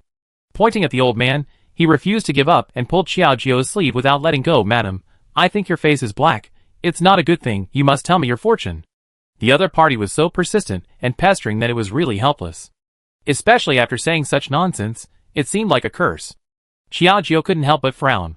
What nonsense are you talking about? Will you really not be beaten if you tell fortunes like this? Madam, don't listen to the nonsense of this old man. No one asks for fortune-telling. I'm afraid it's a madman who is deliberately looking for trouble here. Jiang Yifeng couldn't help frowning, and then warned in a cold voice. Sir, if you insist on making trouble like this, don't blame me for being rude. Although he said so, the old man persisted and continued to take advantage of the situation and said, Madam, your forehead is black, and you will have a bloody disaster within 3 days. If you don't solve it, I'm afraid your family will be wiped out in 10 days. Please be careful.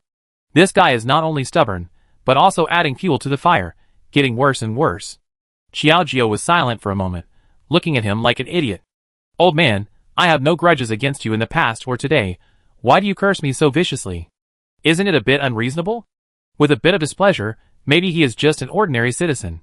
In order to support his family, Xiaojiu is afraid that he has been at odds with him for a long time. Knowing that the old man is getting worse, he keeps talking nonsense. Not to mention Xiaojiu was a little impatient. Jiang Yifeng couldn't bear it anymore. He grabbed the other's arm with his backhand, handcuffed his hands, and controlled him, and said sarcastically, You old man don't know how to appreciate it. You cheat all day, then I will punish you. After that, he gave another order. Zhuifeng, you come out to me. Put this old man in the cell. Let him reflect for a few days. If he says something nonsense, give him 10 boards as a lesson. Zhuifeng, who had been hiding in the crowd, he was responsible for secret protection, was summoned out, took the old man, and took him away directly. Seeing this, Xiaojiu sighed helplessly. I warned him not to talk nonsense. Why didn't he listen? Although he said so, the fortune teller was still persistent. Even after being caught, he still turned his head and kept repeating the same words. Madam, I have been fortune-telling for more than 10 years. I can see such a big disaster, so I kindly remind you, please keep it in mind. The persistent attitude actually moved people slightly. Xiao Jiao's heart was slightly disturbed, and her face, which was originally unsure, could not help but be infected by those ghosts and gods. Jiang Yifeng seemed to have noticed Xiao Qiao's abnormality, and gently patted her shoulder and comforted her softly. It's okay, take the old man's words to heart. He is probably just a lunatic, why bother yourself? Xiao Jiao nodded in cooperation, and she didn't have the mind to wander around alone, so she went back to the palace directly. But as soon as he sat down, Xiao Jiao couldn't help thinking of the fortune-teller's words in his mind. He supported his head with one hand and began to think depressedly, why me? Did he really see something? Although he never believed it, sometimes fate would play tricks on people. Xiao Jiao was very anxious for a moment, but Xiao Chui came over and looked at Xiao Jiao's appearance, and asked with concern, Princess, what's wrong with you? Why are you suddenly frowning? Did something unhappy happen? Hearing these concerned words, Xiao Jiao turned around and asked quickly, Xiao Chui, do you think what these fortune-tellers say is reliable? This question seemed to be asked to the right person. Xiao Chui nodded repeatedly, Princess, there are fortune-telling in this world, so there must be some basis for it. It is better to believe it than not to believe it. For example, I had a fortune-telling done before, and it really worked. Xiao Chui stroked her chin with one hand and began to talk about her own views seriously, which made Xiao Jiao feel more and more panicked. He sighed deeply and was finally convinced by Xiao Chui. Forget it, according to what you said, I will listen to the fortune-teller. It is better to stay out of the house recently, so as not to encounter any bad things. Even if you don't believe in these ghost stories, it's good to have some psychological comfort. With this idea in mind, in order to kill time, Xiao Jiao simply asked Xiao Chui to collect some books and read them by himself. They were all ordinary little stories, but the stories were not rigorous, and the plots were not fascinating at all, and there was no special attraction. Xiao Jiao was getting sleepier and sleepier as he read, and couldn't help but cover his lips and yawned. He closed the book in his hand, threw it aside with a helpless look, and complained repeatedly, these books are too boring, they turn human love into brotherly and sisterly love, who would read such a boring book? Just as he was complaining, Xiao Jiao suddenly had a flash of inspiration, and suddenly a wonderful idea flashed through his mind. Yes, if I publish a book myself, and then print it when it becomes popular, not only will I become a celebrity, but I can also earn printing fees. Isn't that great? With this idea, Xiao Jiao's mind has begun to float, and there are already many stories. She immediately asked someone to prepare a pen, ink, paper and inkstone, but until the moment she picked up the pen, Xiao Jiao was so embarrassed that she didn't know how to start writing. Which story should I write? Xiao Jiao's mind was full of thoughts. Various time travel, quarreling and face-slapping stories have begun to divide a new world pattern, but for her, these seemed too vulgar. Like those literati, Xiao Jiao started to bite the tip of the pen when she was thinking, until she saw the jade pendant Jiang Yifeng gave her on her waist, and suddenly she was moved. Yes, isn't the story between me and the prince very exciting? After the story between the two people is written into a book, it can make money and be recalled. This is simply the best of both worlds. Using his free time, Xiao Jiao writes books to relieve boredom, and also adds some exaggerated elements to bring his own modern concepts into it. On a sunny afternoon, Xiao Jiao sat in the yard, looking at the beautiful scenery around him, and suddenly inspiration surged in like a spring, filling another piece of paper. When he was absorbed in it, he didn't notice Jiang Yifeng behind him, and his footsteps came quietly again. Stayed behind Xiao Jiao, his eyes silently looked at the short story she had placed next to her, which had already been written on a piece of paper. As he looked down, he found it fascinating. Jiang Yifeng had forgotten about his peeping and couldn't help but sigh. I just didn't expect that the princess could write such an exquisite story. It's really admirable. Xiao Jiao's heart trembled suddenly at the sudden words, and he was panicked. Looking back, Xiao Jiao met Jiang Yifeng's admiring eyes, and felt a little embarrassed. Prince, why did you come here suddenly? Don't you say hello every time? As he said that, he hurriedly tried to put those things away. These little love stories are also embarrassing. However, Jiang Yifeng snatched the paper directly, without giving her a chance, and nodded with satisfaction. Unless it is written so well, why put it away? You are so stingy not to show it to me. As he read, he felt that this story was somewhat familiar. The Jiang Jianfeng in this story is only one character different from me. Could he be the prototype of me? And the Qingjiu here? The more he talked, the more embarrassed he became. Seeing that he could no longer hide it, Xiaojiu spoke out his thoughts, expecting to be ridiculed by the other party, who knew that Jiang Yifeng was like a child, and couldn't help but praise again and again, "Princess, not only is your writing good, but the story structure is rigorous, and the ups and downs are well organized. It is really fascinating. You must keep writing in the future. I look forward to the completion of the book." Good guy, I have just read the book for a short time, and there is a loyal reader who is looking forward to the completion of the book. It is really a big step into the threshold of success. For a while, Xiaojiu seemed a little shy. I really didn't expect that I have gained loyal fans for my first time writing a book. It seems that I have entered the wrong industry from the beginning. When he was proud, Jiang Yifeng looked at the wild ideas in it, such as refrigerators, televisions, washing machines, inexplicable words and functions, which made people a little confused. What kind of TV is this? Can it really reflect people's portraits? How did you think of these? This is a story about ancient times traveling to modern times. Xiaojiu wants to reverse his life. This question stumped Xiaojiu. He couldn't say that he had foreseen the future. Actually, if I told him that I had traveled through time, would he think I was a monster? With the last concern in his heart, Xiaojiu was not unwilling to reveal the truth, but was simply afraid of losing. Chapter 255.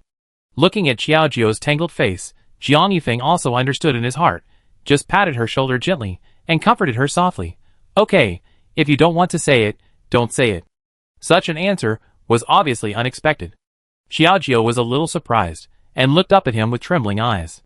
The man's eyes revealed gentleness and firmness, but there was no extra suspicion. But don't you think it's strange? Xiaojiu still felt a little guilty, always feeling that her concealment was equivalent to betrayal. After all, Jiang Yifeng even shared with him such an important thing as his private army without reservation, but he had to bury this heavy heart in his heart.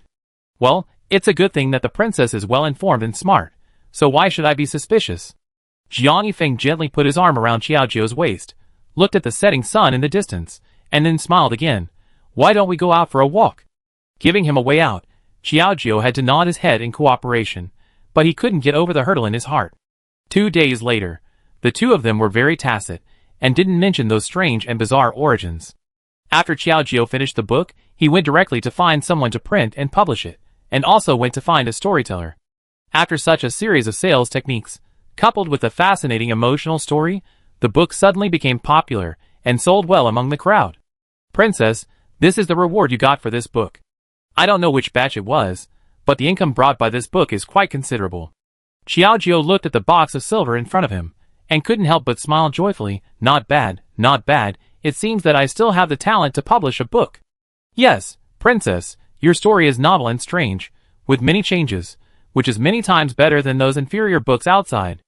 After a smooth praise, the boss narrowed his eyes again, with a look of expectation. I wonder, when will the princess publish a book next time? Xiaojiu really didn't think about this matter again. After all, this was just an inspiration from his temporary interest. After pondering for a moment, Xiaojiu shook his head. If I have a new idea, I will naturally write again, but I am afraid that my creativity has dried up recently. So, after the boss encouraged him twice, he didn't say anything more. Xiaojiu gave all the silver he got to Jiang Yifeng, which touched the other party again. It's a pity that in this huge palace of mine, it's actually women who earn money to support the family. It's really shameful to say that it's really hard for you to join the palace. I don't know how I can marry such a virtuous and capable wife. Jiang Yifeng looked at Xiaojiu, and seeing her tired face, he couldn't help but feel a little distressed and guilty. Hearing this, Xiaojiu couldn't help but chuckle and rolled his eyes at him unhappily. What are you talking about, Your Majesty? You are an upright person, and you love me very much. If I have the ability, I will naturally share some of the burden for the family. Anyway, Jiang Yifeng's money didn't go to seek pleasure like ordinary men. As the saying goes, there is no distinction between you and me, between husband and wife, and Xiaojiu's money must be spent somewhere. Faced with the long-term consideration and generosity, Jiang Yifeng seemed to be about to say something, but Xiaojiu took the lead and said, Okay, Your Majesty, don't put this money into the account. Just use it directly where you want it, so as not to arouse suspicion later. After saying that, a trace of fatigue came over Xiaojiu's heart. He yawned unconsciously, and then apologized with sleepy eyes. I've become addicted to writing books these days, so I stay up late most of the time. Today is a rare moment of leisure. I'm going to rest. Xiao Jiao went back to the room with a shaky footsteps and slept until late at night. The moonlight was so bright that I felt hungry when I got up. Xiao Chui had already prepared hot food, which was very considerate. "You little girl, you have become more clever with me." Hearing this, Xiao Chui shook her head and didn't dare to take the credit for this thoughtfulness. "Madam, this is all the work that the prince ordered me to do. He said that you would be hungry when you got up." I didn't expect that he really said it right. The prince is the considerate one. Facing this, Xiao Jiao chuckled. After eating, looking at the cool sky, he felt bored. "It's all because of that fortune teller. He told me such disturbing words. Now I dare not go out, and there is nothing to do. At first, I could write a book, but now I can't write anything. I have slept enough and have nothing to do. It's really boring." Facing these words, Xiao Chui was indeed envious. "Princess, a leisurely life at home is better than running around outside and getting tired. You should feel happy." As the saying goes, everyone has his own nickname, and Xiao Jiao did not refute her words. It was just that this night was really long. When it was light, Xiao Jiao got up early. The servants had not gotten up yet, and the kitchen had not started working yet. Instead, she was hungry first. With nothing to do, Xiao Jiao went straight to the kitchen to make some food. She also wanted to make something for Jiang Yifeng on a whim. But as soon as she arrived at the kitchen door, she saw the cook who had already gotten up and was starting to prepare breakfast. Seeing Xiao Jiao coming towards them, several people were shocked, and some even suspected that there was something wrong with their eyes. "Princess, why are you here?" In their eyes, these masters usually sleep for several hours, which is completely different from the lives of them, the servants. "Good morning, everyone." Xiao Jiao greeted them warmly, and then yawned slightly. In response to everyone's doubts, she gave a simple explanation. "I woke up early today, so I wanted to cook a meal for the prince. Everyone is busy with their own things, don't be too restrained." As she said that, Xiao Jiao didn't shy away at all and went straight into the kitchen. Everyone's eyes fell on her, and they were still a little skeptical about whether Xiao Jiao could cook. Although she was not a rich lady, as a merchant family, her family was not poor. These ladies should not even recognize pots and pans, right? The head chef stepped forward and said carefully, "Princess, if you don't understand anything, you can ask us." "I know. Go ahead and do your work. Don't worry about me." Xiao Jiao waved his hand, his eyes wandering over the pots and pans. It's not that he doesn't know how to cook, but he wants to do something new today. After thinking about it, he suddenly took out a book from his arms, on which were written the words 10 complete recipes. "I'm well prepared this time.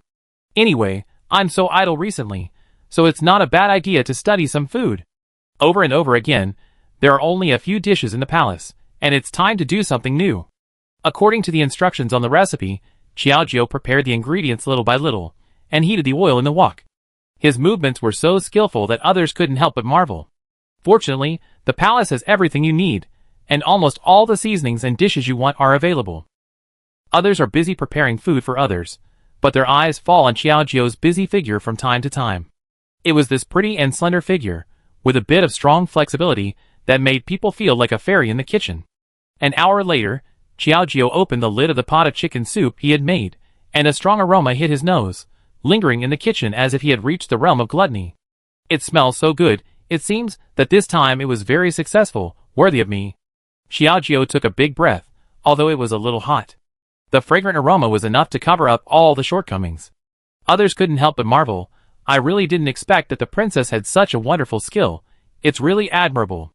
Even the chef who had been in the industry for many years couldn't help but shake his head in admiration, feeling a little ashamed. A series of compliments made people feel a little embarrassed. Xiao Jiao waved his hand and said, "I also followed the recipe. You can study it more when you have time, and come up with some new tricks." Xiao Jiao simply explained a few words, picked up a white radish, put it on the chopping board, and split it into 2 halves with skill, and then planned to cut it into slices. His speed was as fast as lightning, which made everyone confused. Could it be that because of his noble status, they really thought that Xiao Jiao was a member of the kitchen? Just when everyone was amazed, Xiao Jiao suddenly made a muffled sound, and a trace of blood flowed along the white radish with a distorted face. "Ouch! Princess, you cut your hand." A few people saw it, and felt something was wrong. They hurried forward to look at the cut that Xiao Jiao had made. They were shocked and instantly became a little flustered. "It's okay, it's just a small wound. I can take care of it myself, you guys go ahead." Xiao Jiao looked at the blood flowing out of the wound, and couldn't help but think of the fortune teller before. Taking a deep breath, Xiaojiu washed the wound and dealt with it simply. The knife was snatched away by others. Except for this sudden blood disaster, the rest of the process went smoothly. Until noon, Jiang Yifeng returned home after leaving the court in his official uniform.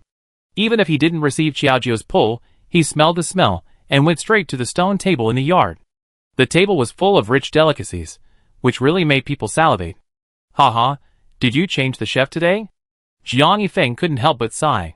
These dishes are not usually seen in the palace. Chapter 256.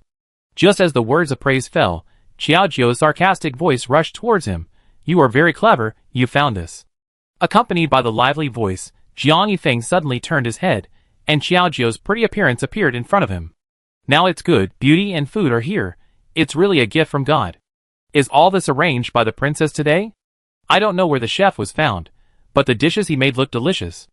Jiang Yifeng praised, embarrassed, but Xiaojiu rolled his eyes at him unhappily at this moment. You are very sweet, but have you ever thought that these things are made by me? For this meal, I got up early in the morning and worked in the kitchen for nearly 3 hours. Such hard work should always be praised a little, but this guy's mind is full of others. As he spoke, Xiaojiu sat down and poured a bowl of soup from the casserole and handed it to him. Drink it quickly. This casserole is very heat insulating, and the soup will be warm when you come back, so it will definitely be delicious. This remark was really unexpected. Jiang Yifeng looked at the soup in front of him with a blank face, which was really unbelievable. Did you make all this? When did you learn to cook? And your cooking skills are so superb. Although this didn't sound very good, let's just assume that he liked to chuckle, and then he took out his own copy of the treasure book.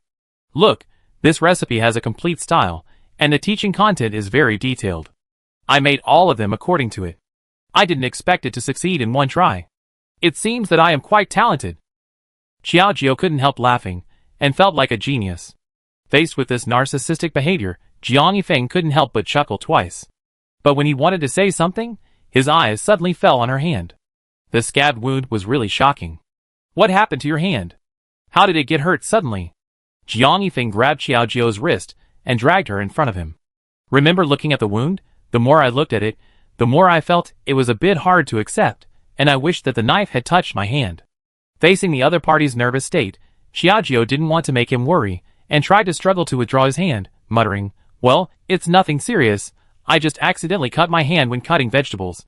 However, no matter how he struggled, Jiang Yifeng was unwilling to relax a bit, and felt more and more impatient. How could you cut your hand when cutting vegetables? You were not such a careless person before. As he spoke, Jiang Yifeng suddenly remembered what the fortune teller said before, and his heart was in his throat again. Is it really as the fortune teller said, that you have been unlucky recently? Thinking carefully, Xiaojiu has never been injured since he entered the door. But since meeting the fortune teller, based on his words, it has only been less than 2 days, and he was injured by cutting vegetables. It is really unbelievable. Do you think that fortune teller has any truth in what he said? Although he is an atheist, Xiaojiu is a little impatient in the face of excessive coincidences.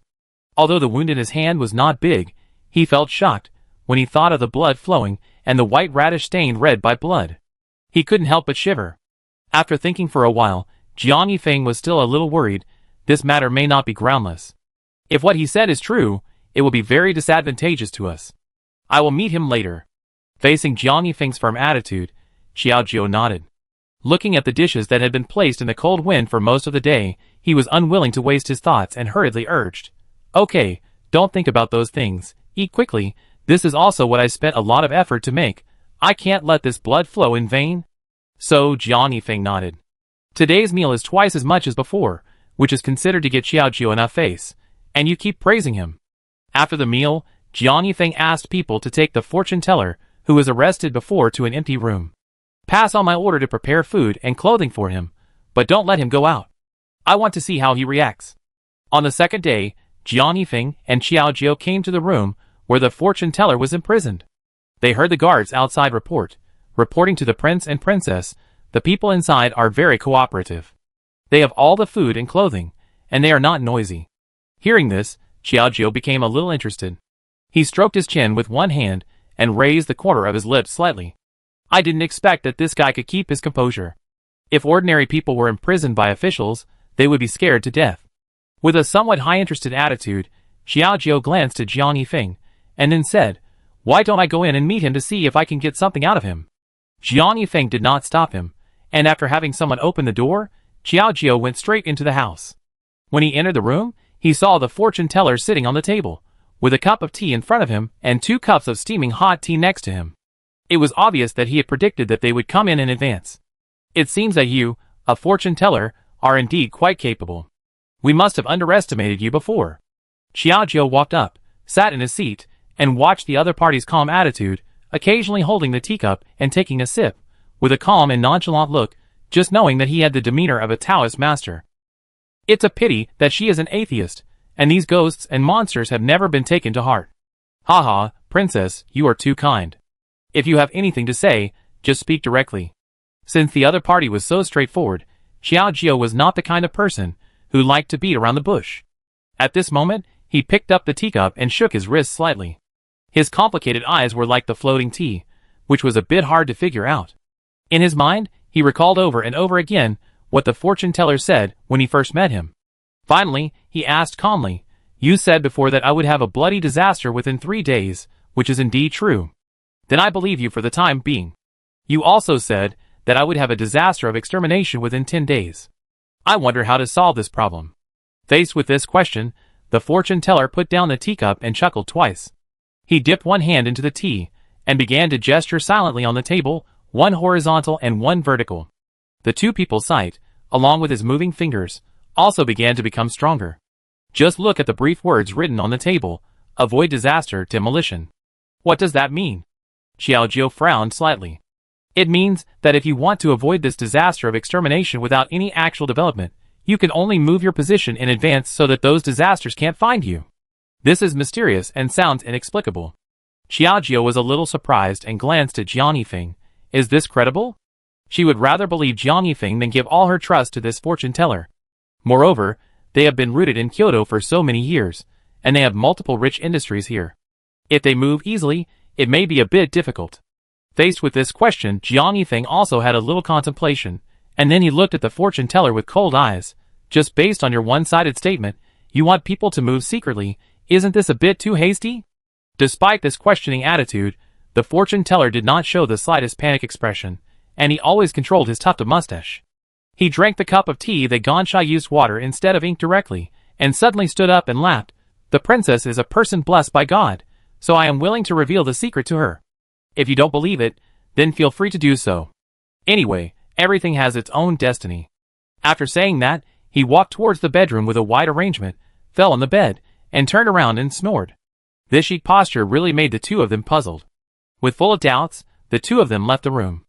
As they walked along, Xiao Jiao still felt a little uneasy. Although this old man is a little strange, what he said is not without reason. After thinking about it, Xiao Jiao looked up at Jiang Yifeng and said, "Prince, why don't you let me go back? This matter is related to the name after all. It is better to be prepared.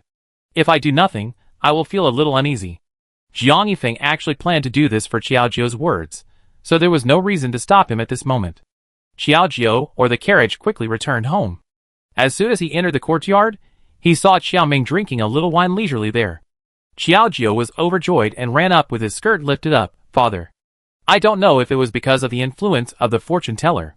Seeing Xiaoming safe and sound now, Xiao Jiao was slightly relieved. Xiaoming was a little confused by the sudden behavior. When she looked back, she didn't expect it was Xiao Jiao. She was surprised but also puzzled. "Daughter, why didn't you tell me when you came back?" I was in a hurry and didn't have time to tell you. I came back this time because I wanted to discuss something with you." Xiao Jiao couldn't explain so much, so she could only pick out the key points. Hearing this, Xiaoming laughed. "You and I are biological father and daughter. If there is anything, just tell me directly. Why are you so flustered? If you don't know, you might think something big is going to happen. Isn't this family-destroying tragedy a big deal?" Xiao Jiao could only tell Xiaoming everything about the fortune teller. She thought she would still question Xiaoming, but she was horrified when she heard her say that, "This is definitely not a coincidence. I will notify everyone to move out now." Xiaoming was about to leave. Chapter 257. The excessive frankness made Xiao Jiao a little unbelievable. He quickly grabbed Xiaoming, who wanted to leave, and said in panic, "Dad, I'm not kidding you." I always felt that Xiaoming thought Xiao Jiao was joking, so she deliberately did this to make her happy. Hearing this, Xiaoming rolled her eyes at her unhappily. Who is kidding you? Since the fortune teller said so, it is definitely not groundless. It is better to believe it than not to believe it, not to mention that this is a matter of extermination. As a senior businessman, Xiaoming seems to have a firm belief in feng shui. Wherever he goes, he has to have a fortune told. So what Xiaojiu said this time made Xiaoming believe it without a doubt. How could she play such a joke with her? Oh then daddy, you pack up first. I will ask someone to help you find a hidden house later. Let's hide from this storm first and come back. Xiaojiu pulled the corner of her mouth, thinking that her father would be like her, entangled for a moment, who knew that he was more frank than herself. After Xiaoming's easy persuasion, the uncle dragged his tired body back home and discussed the matter with Jiang Yifeng. As for finding a house, Jiang Yifeng took it very kindly. Don't worry, I have a private house outside the city. You can move there when the time comes, and then I will send people to guard it strictly. After experiencing the chaos of the family and the country, he has not been very good in recent periods, and it is not wrong to take precautions before it happens. Everything was discussed and settled, and the two of them breathed a sigh of relief, completing the first step of avoiding disasters. But until nightfall, Xiaojiu tossed and turned, still unable to fall asleep, until that hand gently hugged her back, and a soft voice of comfort followed. Okay, don't think so much. Even if it costs my life, I will definitely protect you. Sleep well. The low and hoarse voice, like a lullaby, faintly carried a bit of charm. Xiaojiu's heart was also comforted a little bit, nodding slightly, like a well-behaved child. This night is finally over. The morning dew is still the same as always, shining crystal clear under the refraction of the sun. Facing the light of the rising sun, it is slightly reflected on Xiaojiu's eyes, so dazzling that it is difficult to close your eyes. Xiaojiu subconsciously covered the light with his hands, and then reluctantly opened his heavy eyelids, looking at the sky outside. The sun is shone through the window to the ground, as if it was coated with a layer of gold foil. As for the side, Jiang Yifeng got up early to go to court, and there was not even the residual warmth of the bed. Xiaojiu could only walk and sit on the bed, yawning loudly. I really didn't expect that I couldn't sleep yesterday, but I slept all of a sudden today, early in the morning. I haven't slept so comfortably for a long time. Thinking about it carefully, it was Jiang Yifeng who coaxed me well. Just when I was feeling comfortable, there was a sudden burst of noise outside. Princess, something bad has happened. The fortune teller, who was watching before, is gone. The words woke me up from my dream. I was still a little sleepy, but now I suddenly heard thunder in my ears. Xiaojiu was stunned. How is it possible? Aren't there so many people watching? How could it be lost?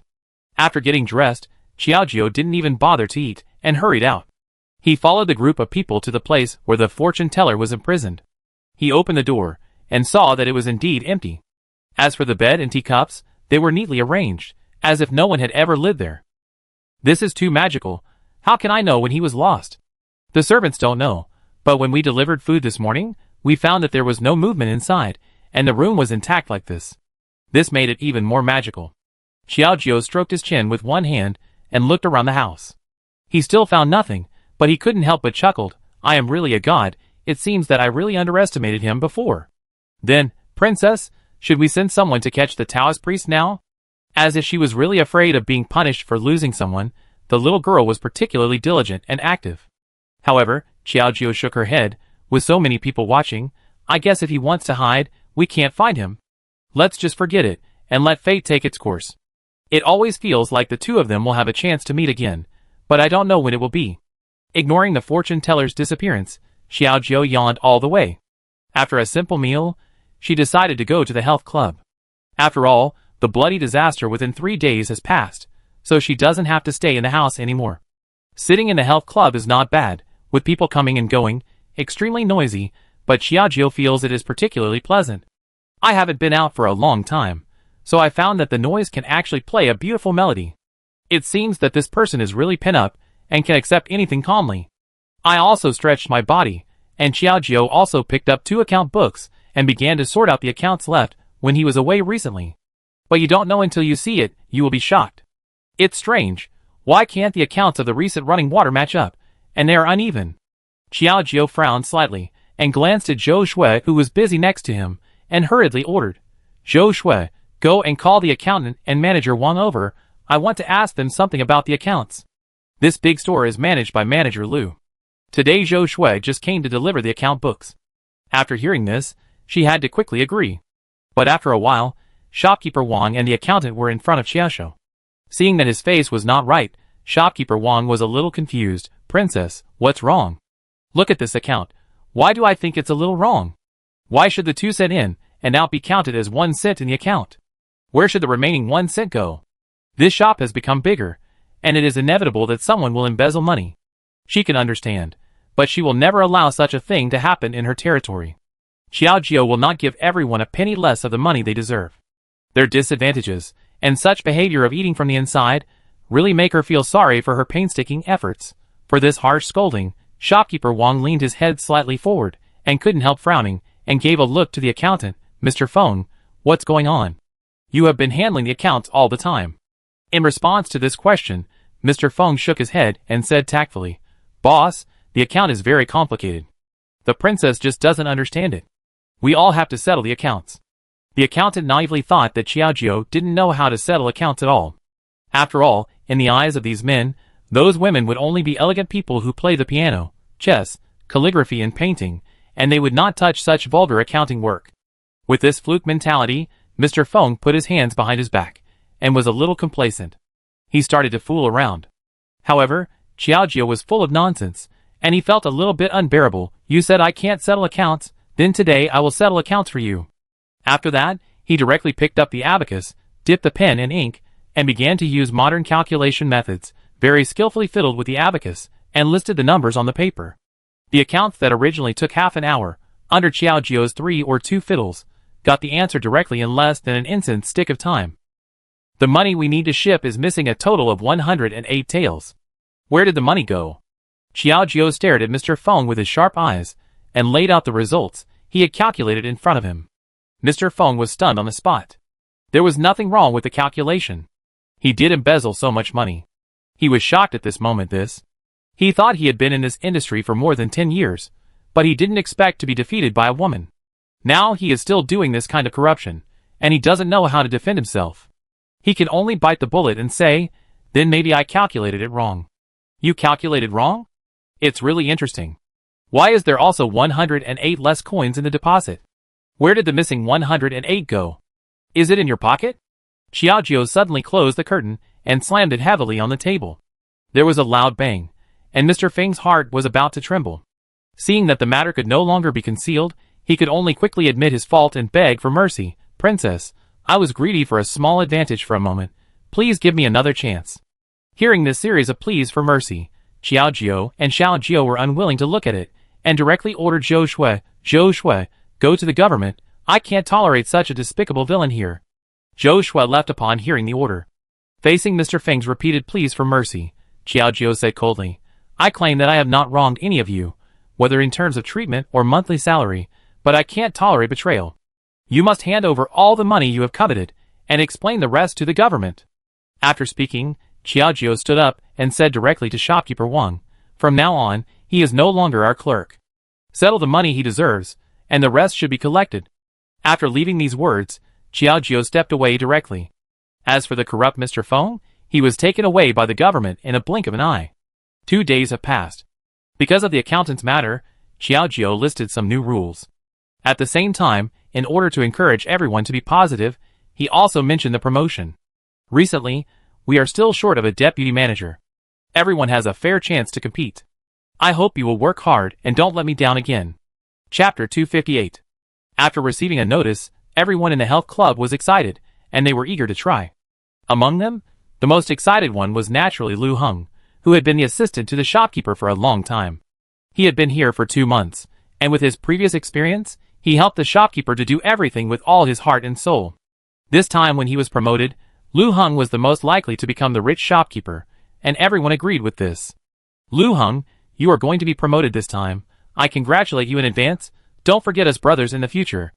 Several people surrounded him with flattery, making Lu Heng a little embarrassed, so he had to quickly follow and cater to him. Don't worry, in the future, whenever I drink, you will definitely have a place to eat meat. Several people were disappointed. After 2 days, Lu Heng had always been very hardworking, but the ones who were promoted were only some low-level guys. No one has ever mentioned Lu Heng's promotion to deputy manager, which makes people feel helpless. Strange, so many days have passed. Has the boss forgotten me? Or is he deliberately testing me? Lu Heng was a little unhappy. He had been very attentive for 2 days, but he got very little. Occasionally, he only received a few compliments. How could this be what he wanted? Today, Xiaojiu just needed money to inspect their business situation, so Lu Heng stepped forward and kept it a secret. Princess, what do you think of me? The abrupt words made people feel at a loss as to how to answer. Xiaojiu thought for a moment and nodded. You are a diligent and good young man. After that, he had nothing more to say. Lu Heng was stunned in the place, and wanted to continue speaking, but was called away by the shopkeeper. He looked at Xiaojiu from a distance, and continued to comfort the guys in the store, as if nothing had happened, and he felt more and more uncomfortable. Damn it, I have worked hard for so long, but you can't see it at all. If this goes on, I'm afraid someone will replace me as the shopkeeper Fu. After thinking about it, Lu Heng took advantage of the lunch break to gather a group of guys, who usually played well, and supported him. Brother Lu, why did you find us here? That's right, it's break time now. We just finished our meal, and are waiting to take a nap here. Some people complained. Although they work hard, they can't miss the rest time. Seeing them like this, Lu Heng couldn't help but curse in a low voice. You bunch of useless people, don't you want the money I give you? This abrupt remark instantly aroused a little interest in people, and several people's ears perked up, and their eyes showed a look of surprise. What do you mean? Give money? Lu Heng didn't say much to them, took out a handful of copper coins from his purse, and distributed them to them one by one. After handing out the money, he was like a big boss, with his hands behind his back, looking at them and said, although it's not much, it's free after all, and you don't have to work hard. Everyone was still a little confused, so there is no free lunch in the world. As a worker, although giving them money is definitely not a serious thing. Brother Lu, just tell us directly. One person shouted, and he always hated these roundabout things. Since the words have come to such a straightforward point, Lu Heng simply stopped beating around the bush and spoke directly and raised his voice. I will not hide it from you. You all know that I am the best rocket in this health club, with outstanding business ability, but it's a pity that the boss doesn't recognize me. You took my money, so you can recommend me to the boss. After I become the deputy shopkeeper, you will definitely benefit from it. Thinking that it was something else, someone couldn't help but laugh and said, Brother Lu, you also know that you are so outstanding, and the position of deputy shopkeeper will be yours sooner or later. Why bother with this? Several people were talking and laughing, and they didn't seem to take this matter to heart. Lu Heng was a little dissatisfied and said angrily in a low voice, If you say so, then give me the money back. I don't need your helper. After that, he stretched out his hand to grab the money, but the man quickly retracted his hand and smiled with an attentive face. Brother Lu, the money has been given away. How can it be taken back? Don't worry, I will definitely say a few good words for you in front of Wang Fei, and I will definitely let you become the deputy manager tomorrow. Several people flattered him, and Lu Heng felt a little relieved. After lunch break, a group of people really ran to Xiaojiu and began to flatter Lu Heng. Some were more straightforward, some were more tactful. Anyway, they started to praise him in various ways. In just half a cup of tea, Xiaojiu had heard about Lu Heng's good reputation no less than 10 times, and he really felt a little confused. It's strange. Why do these two suddenly think so highly of Lu Heng? I wonder what they are thinking. Xiaojiu silently kept these words in mind, but did not show them on the surface. Lu Heng was busy in the distance, looking at the situation here, and he could not help but feel anxious. Damn it, why is there no response at all? Did these guys recommend me well? The more he thought about it, the more depressed he became. When he found a free moment, Lu Heng called a few idle brothers and began to bribe and educate them. What did you say? How come the princess has no idea at all? You can't just perfunctorily deal with me after taking my money. He was so angry that he gasped, put his hands on his hips, and looked like he was disappointed with his son. Several people were a little helpless, and could only say some comforting words to comfort him. However, Xiaojiu, who happened to pass by at the corner, heard all these words directly in his ears, and was a little angry. I said that the promotion was to encourage them to improve their abilities, but I didn't expect it to become such a miserable situation. Xiaojiu felt that the behavior that violated Xiaojiu's original intention was meaningless. Back in the store, under Lu Heng's influence, those people still preferred Lu Heng. Xiaojiu admired Lu Heng at first because of these words, but he no longer thought so after knowing the truth. He felt that Lu Heng was a little hypocritical. Looking at her busy figure, she would secretly look at him from time to time, and he couldn't help but scold her lightly. This Lu Heng is a bit scheming, but a small deputy shopkeeper has fallen to buying people's hearts. I'm afraid it will be difficult to control her in the future. Originally, Xiaojiu did intend to leave this position to her, but he just wanted to test her for a while. After all, in this territory, the deputy shopkeeper also played a decisive role, and his status was not small. But he didn't expect that he was the first to lose his temper. After a slight yawn, when the store was a little vacant, Xiaojiu stood up and clapped his hands, attracting everyone's attention. Everyone come here, I have an important announcement. Upon hearing this, Lu Heng's eyes lit up. Is it about promoting me? With a heart full of joy, Lu Heng stood at the front very actively, as if he had prepared for the coronation ceremony, and also actively greeted other slow people. Soon everyone gathered together. Xiaojiu looked at Lu Heng expectantly, but smiled and said, "Everyone has performed well recently, and the students who deserved it have been promoted. That's all about promotion. I hope you will keep up the good work in the future, and don't think about those crooked ideas. Do you understand?" The words fell, like a bolt from the blue, almost causing Lu Heng to die on the spot. "What? It's over like this? Then my deputy shopkeeper." With a heart full of reluctance, Lu Heng blocked Xiaojiu's way, and then he said incoherently, "Princess, seeing that I have been working hard, don't I deserve a promotion? You did perform well, but your strength and level can only stay in your current position. I hope you will keep up the good work. When the time is right, you will naturally have the opportunity to be promoted." After leaving these words, Xiaojiu did not say anything more to him, and walked away directly.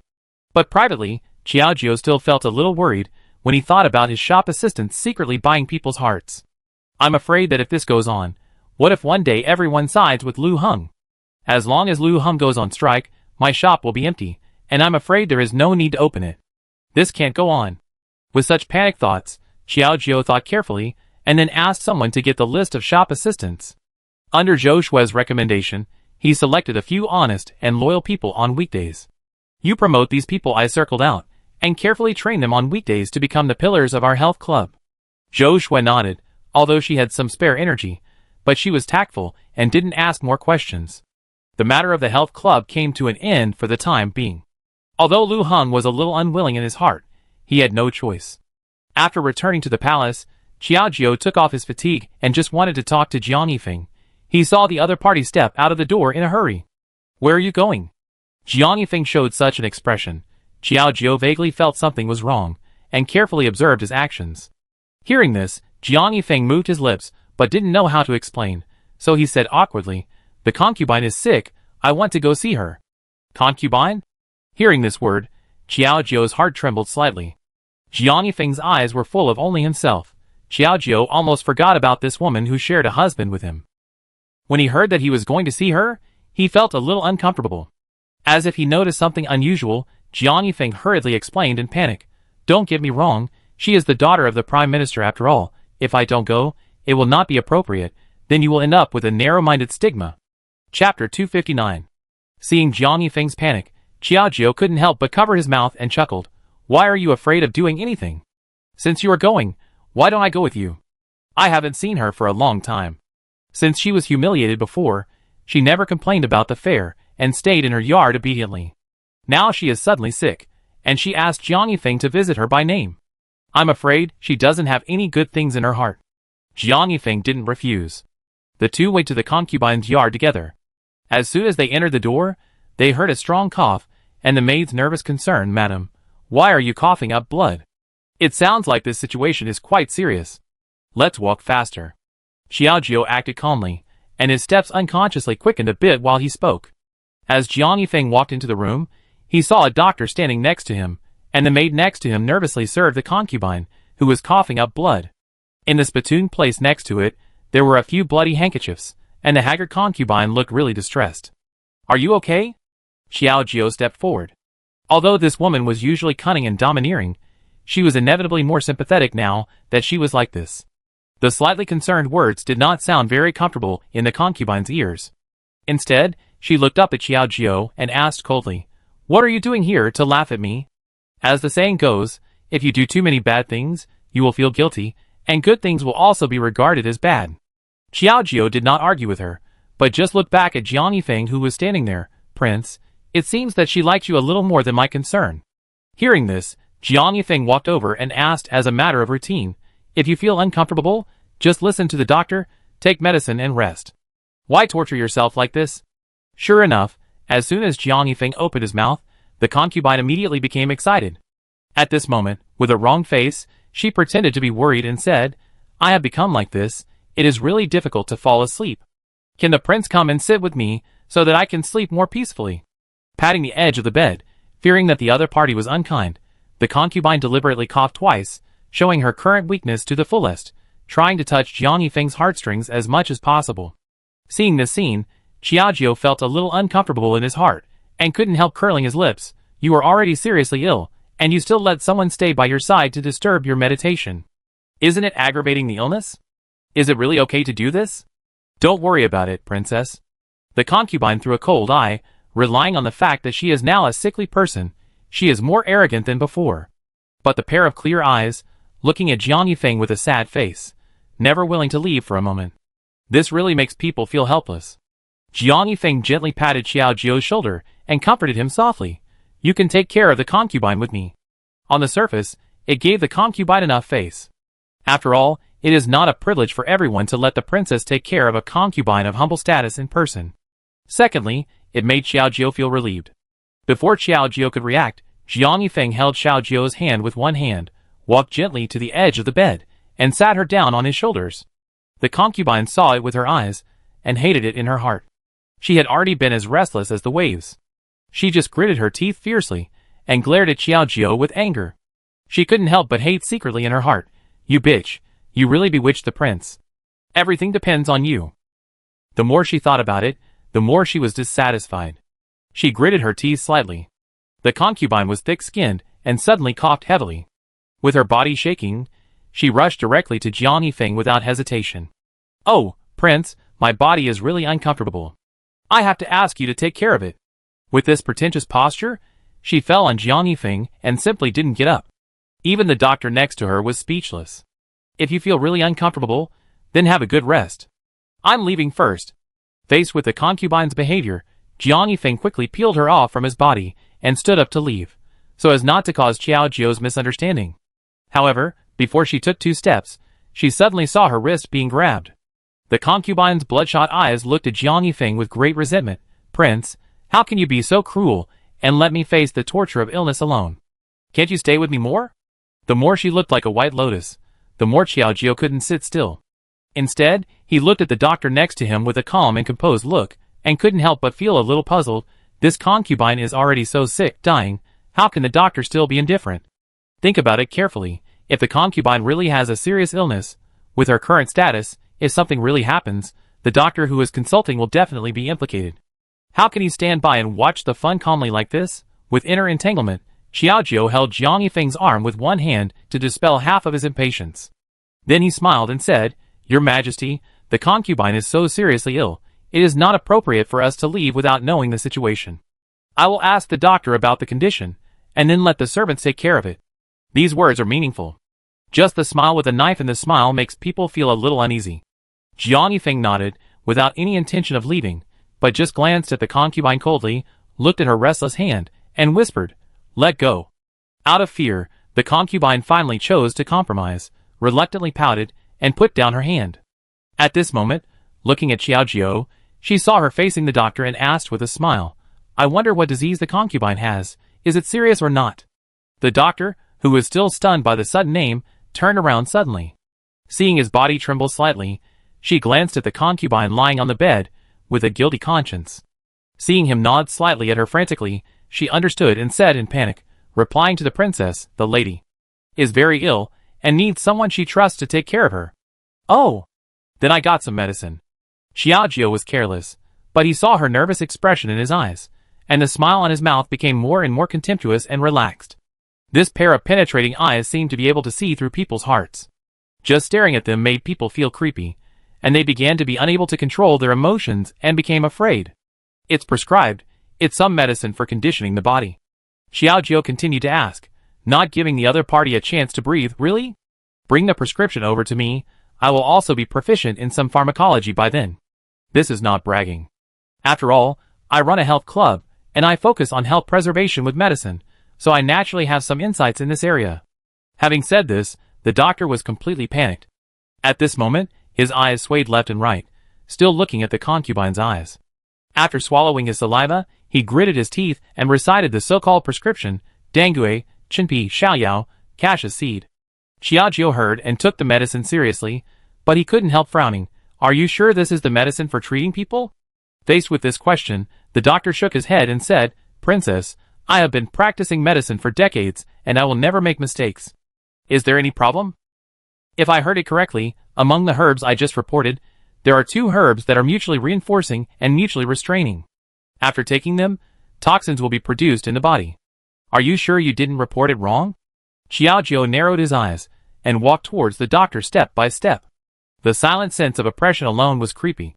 The doctor was frightened and retreated step by step. He just casually recited a few herbs. He thought Xiaojiu was just pretending to know a little about pharmacology, but she really found something wrong. Now, his mind was empty. How could he remember what he had just said? This may be wrong, the doctor said, and gave a new prescription, but it was too different from the previous one. Even Jiang Yifeng next to him had discovered the trick, and couldn't help but shout, How dare you? Your prescription is so varied, and you dare to treat the concubine so perfunctorily, you really want to die. The doctor's psychological defense was completely broken by such a roar. He knelt on the ground with a plop, and cowed out in fear, begging for mercy. Please spare my life, my lord. I am just old and can't remember the content. Faced with his excuse, Xiaojiu didn't pay much attention to it, but instead set his eyes on the concubine, with a confident look, which made people feel a little uneasy. What do you want to do? The concubine frowned, but her heart beat quickly unconsciously, and her panic was self-evident. Xiaojiu snorted lightly, ignored her, and instead set his eyes directly on the doctor. This princess will give you another chance. If you tell the truth now, I can forgive you once, otherwise I will be executed for the crime of murdering the concubine. When these words came out, everyone in the room was shocked, the concubine's face changed, and the doctor was even more frightened. How could he dare to hide it anymore? He had to raise his head quickly, staring at the concubine with horror, pointing at her with trembling fingers, and said, It's her? She is not sick at all. She paid me to lie. As soon as he finished speaking, Xiaojiu slapped his hands. What do you think? Now the truth is out. What else do you have to quibble about? Jiang Yifeng turned his head, and the concubine stared at the doctor fiercely, still unwilling to admit the facts. Your Majesty, I am really sick. This is a quack. He can't see anything. No matter how the concubine argued, they were not fools. Xiaojiu glanced at Jiang Yifeng, seeing his furious look, but chuckled and said, Your Majesty, since the concubine is sick, let her stay in the yard for a while, and don't walk around. Chapter 260. Outside the house, Xiaojiu held Jiang Yifeng's arm, facing the bright morning sun, and seemed to be in a particularly good mood. Occasionally, he could hear the soft singing of the ballad from her mouth, and Jiang Yifeng couldn't help looking at her in confusion. You know she hasn't changed. Why do you say such a thing? Do you just want to lock her in the house? This is obviously an unreliable idea. Haunted by these words, Xiaojiu came back to his senses, put his hands behind his back, and with a gorgeous rotation of his heels, he landed steadily in front of Jiang Yifeng, blocking his way. This pretty figure, under the sunlight, has a bit more indescribable sacredness and brilliance. What's wrong? Jiang Yifeng was a little puzzled, and looked at her with a confused look. Hearing this, Xiaojiu stroked his chin with one hand, and walked around the man thoughtfully, analyzing as he turned. Don't you think that the concubine's illness is a little strange? Do you think she just wants to attract your attention? Let's not talk about the Prime Minister's rebellion. Although there is no direct evidence, everyone pretended to be confused and didn't expose it. However, it doesn't mean that nothing happened. In this case, the concubine not only did not choose to be conservative and abide by the law, but deliberately pretended to be sick to attract attention, which is really thought-provoking. The words awakened the dreamer, and Jiang Yifeng's shrewd eyes sank slightly. It seems that he also thought of this point. He looked up at Xiaojiu, who had set his eyes on his face again at some point. So, do you think there is something strange about her pretending to be sick this time? That's right. So, I give her a chance to continue pretending. The doctor doesn't need to be released. Let him stay as a guest in the palace for a few days. After discussing, Jiang Yifeng finally nodded in agreement. Until the evening, Xiaojiu specially sent 2 people to sneak into the concubine's yard to observe his every move, as expected. When the concubine was alone, she was full of energy, sitting in the yard, drinking tea and wine, and she was happy and comfortable. They knew I was pretending to be sick, but now they want to trap me in the abyss, probably just to restrict my actions, but this is at least within my father's expectations. The concubine and the maid discussed the plan discussed with the prime minister, and the two who were peeping heard everything in their ears, and reported it to Qiao Jiao and Jiang Yifeng in a blink of an eye. Until the other party finished speaking, Qiao Jiao's little finger wandering between the teapot lids finally settled down. After the lid was placed on the mouth of the cup, one hand supported his chin, raised his eyebrows, and glanced at Jiang Yifeng, who was lost in thought. See, I told you that this matter is not that simple. Since the prime minister is involved, I don't know what bad water he is buying. It's better to be careful. So, Jiang Yifeng could only sigh heavily. After thinking for a while, he made a decision and said, "It's better not to alarm the snake in this matter, and wait and see. But I will send someone to keep an eye on the concubine." For 2 consecutive days, the concubine has been pretending to be cool, and there is no new movement, but good news came from the court. The palace hall was majestic and quiet, and everyone stared at the emperor, respectful and awe-inspiring. "My dear ministers, do you have anything to say?" The emperor waved his sleeves, and everyone looked at each other. Some people said something about the financial damage caused by the rebellion before, and wanted to allocate funds for the reconstruction. However, as soon as this was said, it was immediately refuted. "Your Majesty, the construction of the palace has already cost a lot of money, and now it will cost a huge amount of money to repair the ruins. I am afraid that." The rest of the words are self-evident. Everyone knows what is going to be said. Indeed, the treasury is not very abundant now, and the rebellion has also consumed a lot of money. It is willing but not able to repair the palace. I wonder if my dear ministers have any good ideas. As soon as this was said, the prime minister was the first to bear the brunt. Seeing him step forward, wave his sleeves, and then holding the jade scepter, he answered respectfully, reporting to the emperor, "This palace is the symbol of the country, and the residence of the emperor cannot be shabby. If the treasury is not sufficient, how can we increase taxes in the same way as before, so as to temporarily solve the urgent problem?" Said so again.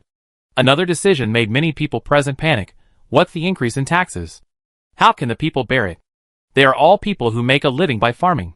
Their income is not high, but it is enough for their food for a month. Can people survive? Jiang Yifeng couldn't help but frown, stepped forward and stood next to the prime minister. After glancing at him coldly, he raised his voice and reminded, "Your Majesty, do you remember how the previous rebellion came about? I hope you will think twice. On the one hand, it is the people's dissatisfaction with the court system, on the other hand." Jiang Yifeng looked at the prime minister next to him, and the meaning was self-evident. Unless he was the one who was causing trouble and sowing discord, how could such a thing happen? And he also dragged the prince and the queen into the water. The prime minister was naturally not a fool. Hearing this open and above-board insinuation, he snorted coldly, "Third prince, this rebellion is a rebellion, and the style is the style. The power of the emperor is indispensable. Do you have any good methods to collect taxes?" The two of them disagreed and started arguing in the court. No one dared to take sides casually. After all, both sides were characters that could not be provoked. Just as the two were arguing, an angry roar came directly from above. "Enough! What do you think this place is? How can you make such a noise in the court?" As soon as these words came out, everyone became quiet instantly, and no one argued anymore, but their eyes all fell on the emperor alone. His decision had already determined everyone's attitude.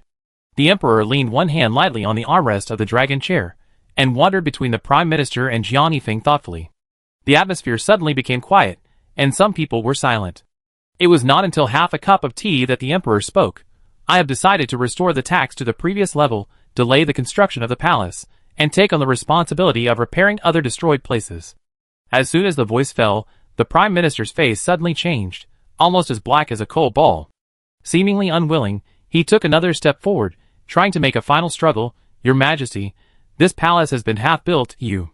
I have made up my mind, and the matter of restoring the palace will be handed over to the third brother to deal with, and today's matter ends here." Because of the previous rebellion, the prime minister was the promoter of all this. The emperor also saw it more or less. On the one hand, there was no solid evidence, and on the other hand, based on his identity, he had never exposed it. After leaving this sentence, he swung his sleeves upwards and walked away quickly with a sullen look on his face. Everyone regained their thoughts when the eunuch next to him said to leave the court. Jiang Yifeng won a victory and attracted many people's pursuit. On the contrary, the prime minister had a dark face, which was really not good. "Third prince, it seems that the emperor trusts you more after all." Facing this rather provocative words, Jiang Yifeng shrugged his shoulders instead of others, and a light smile appeared on the corner of his mouth. Prime Minister, you are joking. The Emperor just chose a plan that is beneficial to both the country and the people. It is not about trusting anyone more. I also hope that the Prime Minister will not pay too much attention to his own selfishness. Jiang Yifeng nodded slightly to him politely, as if he had said hello, and then turned around and left. The tall figure is really intimidating. The Prime Minister stood there in a daze, curling his fists in dissatisfaction. Damn it, it seems that the Emperor has been dissatisfied with me since that rebellion. Now I can only wait and see. In the next 2 days, the Prime Minister not only did not continue to make trouble, but was very enthusiastic to send gifts to the 3 princes' mansion, just in the name of taking care of the concubine. Xiao Jiao checked these gifts one by one and confirmed that there was no problem, but he was a little puzzled. I thought he would really turn over a new leaf, really care about his daughter, and really want to make peace with us. With such a huge hatred before, it was like a fool's dream to say such words now. It was really unbelievable. Just when he was depressed, he suddenly heard another report from outside, reporting to the princess. The Prime Minister's wife came to visit the concubine with gifts. As soon as this was said, Xiao Jiao's slightly bent eyebrows were a little difficult to relax. At this moment, he couldn't help but turn his head to look at the direction of the person coming, and he felt even more uncomfortable. It's okay to send gifts, but why did you come to visit in person? With a full heart of doubts, he looked at the person who came to report again. Where has the person gone? It should have arrived at the lady's residence. Xiao Jiao didn't say anything, and asked people to pack up the gifts directly, and walk towards the concubine's yard with his fists. Under the pretext of handing over the gifts, he happened to see the concubine talking to the Prime Minister's wife. Seeing that the two of them had an unspeakable tangled expression on their faces, they didn't look like they were here to care about the patient. Xiao Jiao stepped into the door and interrupted the two people's chat. Madam Prime Minister, why didn't you say hello in advance when you came? Don't let others say that I, as a princess, didn't fulfill my duty as a host. As soon as the words fell, the concubine's face changed, and the Prime Minister's wife, who was chatting happily, turned her head. What are you doing here? With a somewhat unhappy attitude, this face full of disgust, it is obvious that she is not very welcome. As soon as the voice fell, the Prime Minister's wife next to her patted the concubine's hand and shook her head at her. The subtle actions of the two people were seen in his eyes, and Xiao Jiao didn't pay much attention to them. Instead, he sat down unceremoniously and waved his hand. Come here, bring up all the gifts sent by the Prime Minister's mansion these days. Chapter 261. Everyone brought up the gifts, almost filling up half the table. The concubine was a little surprised, and couldn't help but look at Xiao Jiao twice. What are these? These are sent by the Prime Minister and the Prime Minister's wife these days. Because you are ill, if you eat something you shouldn't, it will only make things worse. As a princess, for your health, I checked these things one by one before I dared to send them to you. What he said was very considerate, but he just wanted to see if there was anything mixed in that shouldn't be there. Since it has come to this point, the concubine will naturally not be stupid enough to refute Xiao Jiao's intentions in front of her, and can only swallow her anger. However, she did not say anything more.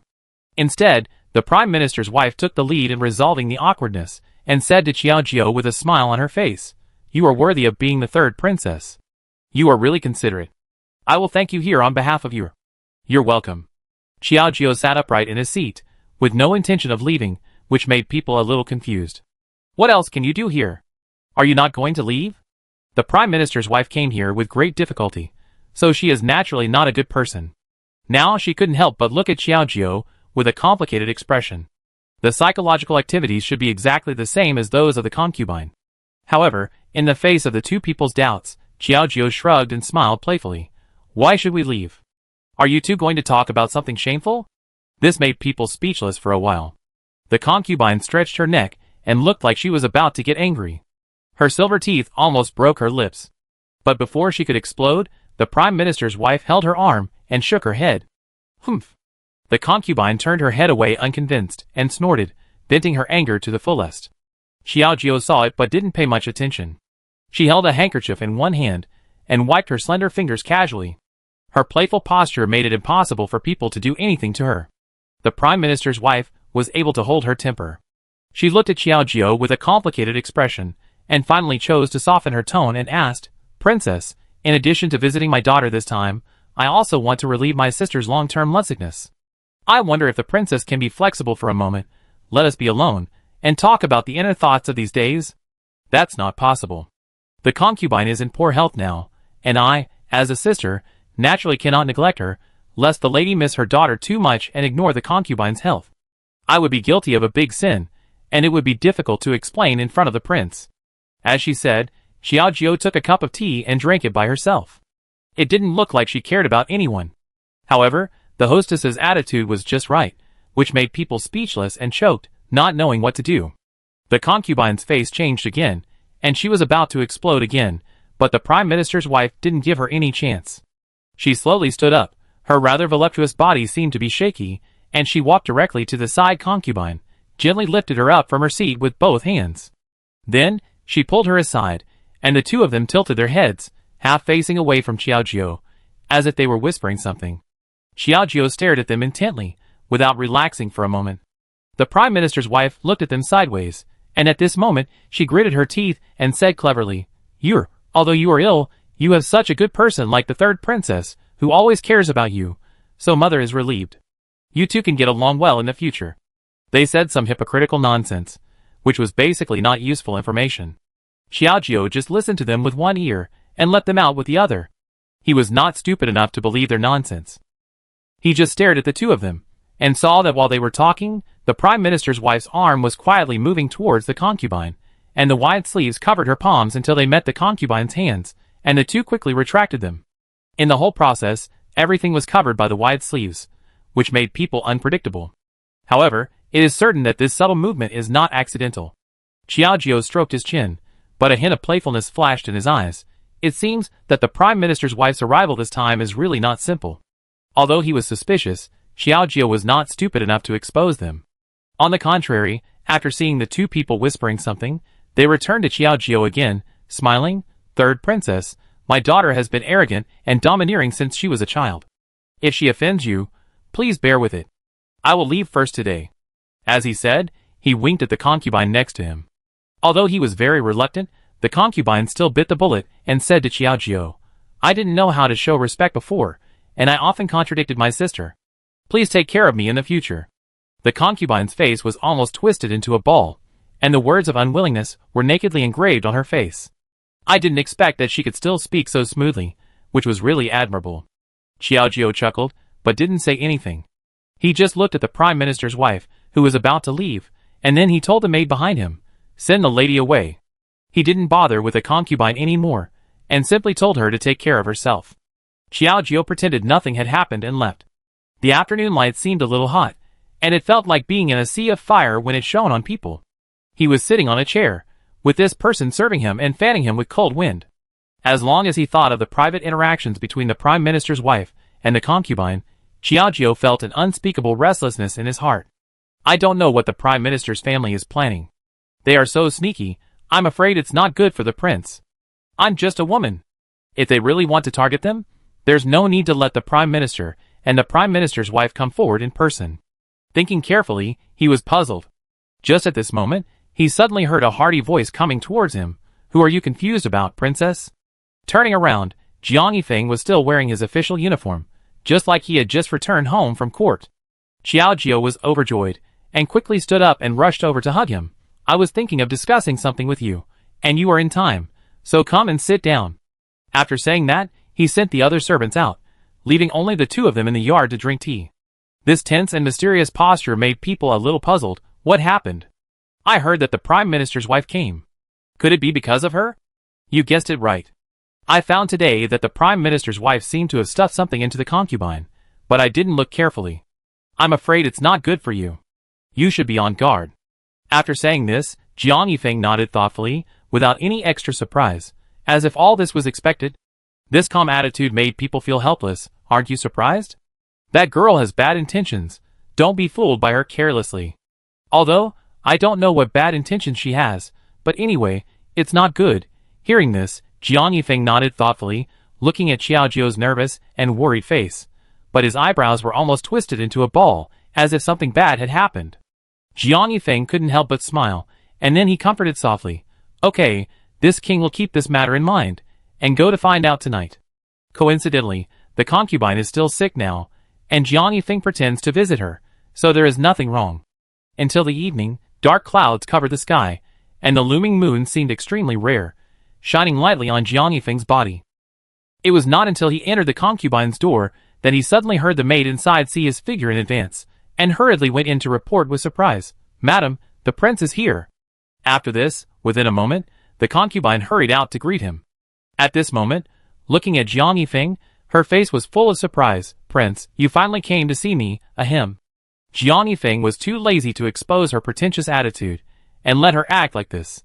Just thinking about what the Prime Minister's wife taught him, he was still a little confused for a while. In order to find out the truth, Jiang Yifeng pretended to smile softly again.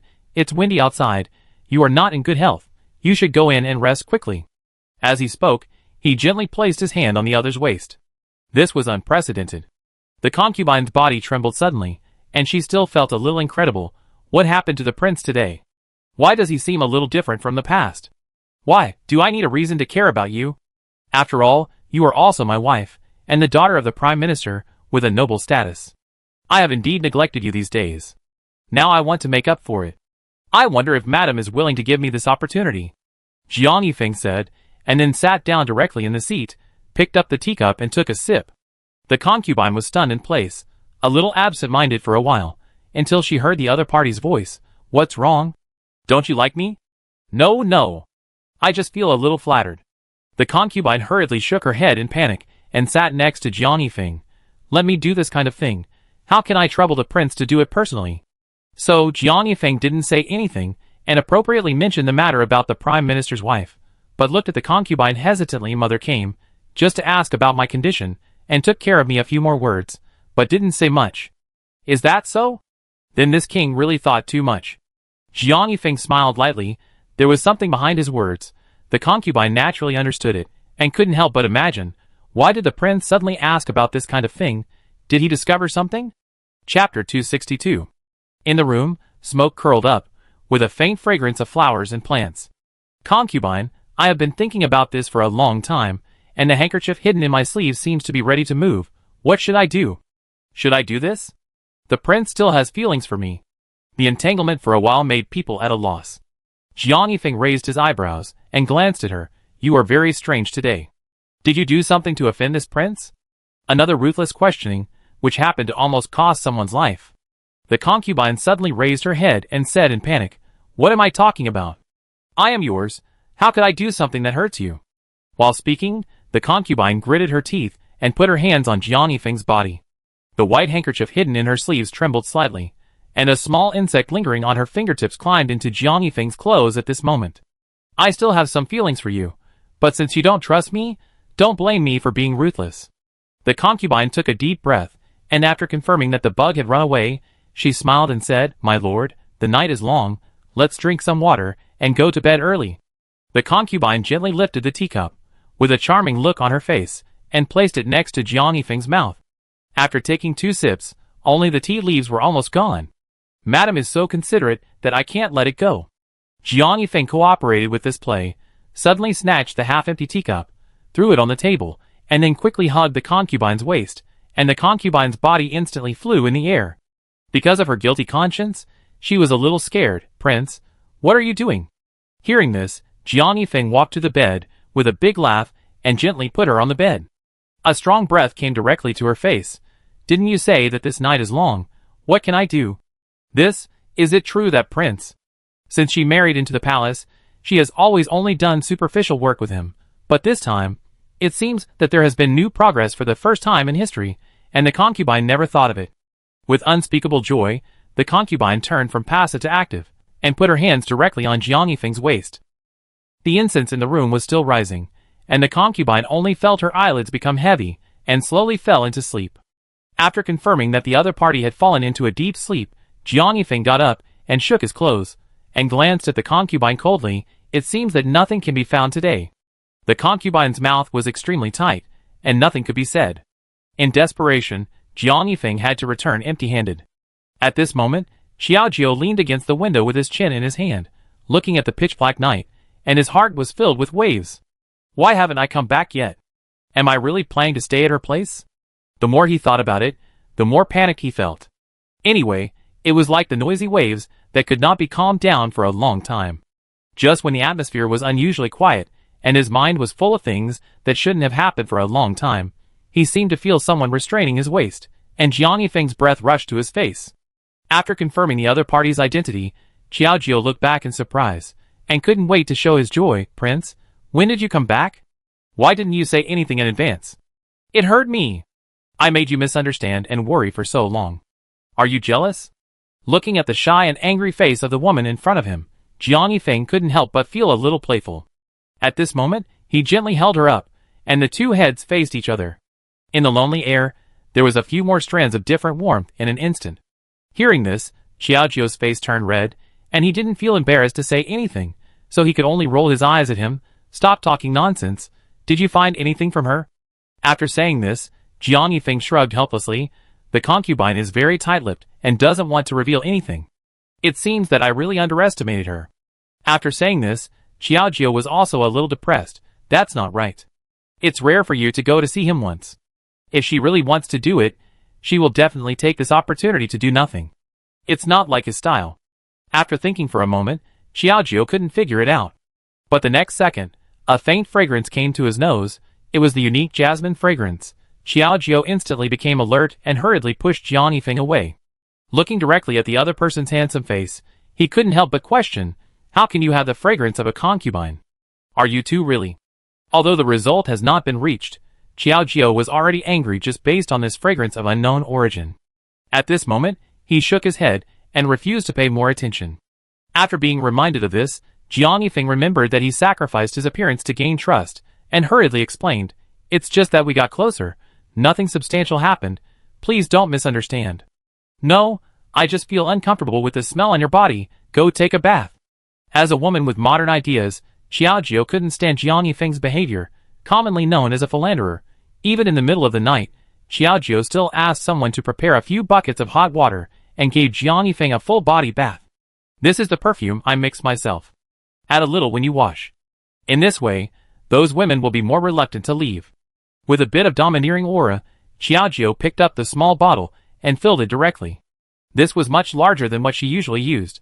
Jiang Yifeng took off his clothes, and he was helpless. You are really helpless, but I enjoy this jealous behavior." It sounded a little wrong. Xiaojiu curled his lips at him. "You are the only one who is good at talking. Since you said to coax with your mouth, why did you touch it?" After simply packing the clothes for her, Jiang Yifeng, soaked in the bathtub, turned his head to look at the busy Xiaojiu, and couldn't help but teasing with a raised eyebrow. "Princess, how about you come in and rub my back? Dream on you. Wash it for me quickly, otherwise don't get on my bed in the future." Xiaojiu threw another cold look at him, turned his back to him, and started to sort out the clothes. But just as he picked up the clothes, he saw a small insect climbing on the cuffs. Xiaojiu was quick and wanted to reach out to catch the insect. But this little insect looked small, but it was very clever and agile, running around on the clothes. "Damn it, I don't believe I can't catch you." Xiaojiu simply took 2 approaches at once, and after some effort, he finally caught the bug in his hand. He carefully looked at the little bug, but he was in deep thought. It's strange, the prince has never been to those places that are easy to attract bugs all day long. How could this little thing be attached to the clothes? And this bug is quite spiritual. It won't go anywhere except this clothes. The bug is so flexible, if it really wants to run, it can disappear without a trace as long as it gets rid of the clothes, but it just stays in the area related to this clothes. After thinking for a moment, Xiaojiu glanced at Jiang Yifeng, who was bathing, and always felt that something was wrong. He happened to go to the surveying room today, and attracted such a bug again. I'm afraid it's not accidental. With this idea, Xiaojiu continued to grope in his clothes, and actually found a folded paper man with his birth date written on it. Is this the legendary witchcraft? When he was doing business with his father in his early years, Xiaojiu had heard of these things, but he didn't expect to see the insects directly today and broaden his horizons. It seems that this matter is indeed not simple. After discovering the secret, Xiaojiu waited for Jiang Yifeng to finish bathing and told him these things. "You are really careless. You fell into her trap without anyone noticing. If I hadn't discovered it in time, you would have been speechless when something happened," Xiaojiu said with a face full of resentment. "This witchcraft is the most taboo in the imperial city. Once discovered, it would be a capital crime. Even if Jiang Yifeng was a royal noble, he would inevitably be implicated." Looking at the bug and the paper man, Jiang Yifeng remained silent, with a pair of misty eyes, floating with unfathomable thoughts. It was not until the next day that Jiang Yifeng had the bug and the paper man secretly bought into the flower bed in the concubine's yard. As the saying goes, give someone a taste of his own medicine, because what was written was Qiao Jiu's birth date. Qiao Jiu simply pretended to be sick. This matter reached the ears of the Prime Minister, and in the court, the Prime Minister used the theory of ghosts and gods to induce the Emperor to investigate. Your Majesty, the fortune teller said that there may be a big change in the imperial city recently, and many sneaky people have been planning for a long time. I heard that the healthy third princess suddenly fell seriously ill. I am afraid there is something strange about this matter. Please investigate it. The Emperor was superstitious to begin with, so he naturally had no objection to this statement. He immediately asked someone to invite a Taoist priest to perform a ritual. As expected, the spearhead was indeed pointed directly at Jiang Yifeng. He looked like he was possessed by a ghost, dancing around Jiang Yifeng. It was him. It was him. He used the witchcraft to make the third princess sick. What? How is this possible? When everyone heard this, it was a big deal. Everyone knew that the rumored third prince doted on his wife like his life. How could he be so vicious to his wife? But the Prime Minister smiled calmly and said, I'm afraid that the third prince's target is not the third princess, but someone of higher status. This was meaningful, and everyone's eyes fell on the Emperor. Everyone knew that there was a contradiction between the two, and they had always been in a state of mutual checks and balances. It is not impossible to say that the third prince used witchcraft to achieve his goal in order to unify the world. Chapter 263. Your Highness, the innocent are innocent. If you want to prove it, let us search you to see if you have used these witchcraft techniques to do anything wrong. The Prime Minister seemed to be enjoying the fun. He would definitely be the first to set an example in such a scene. The Emperor also set his eyes on Jiang Yifeng. Obviously, the Prime Minister's opinion had been recognized by everyone. As everyone's fiery eyes wandered around him, he felt a little uncomfortable. Jiang Yifeng twisted his neck slightly, and a scornful smile flashed across his mouth. Since the Prime Minister has said so, I will cooperate with the investigation. Encircled by the crowd, a group of people came to the third prince's mansion. The violent coughing sound that could be heard through a door was really as shocking as a huge bell.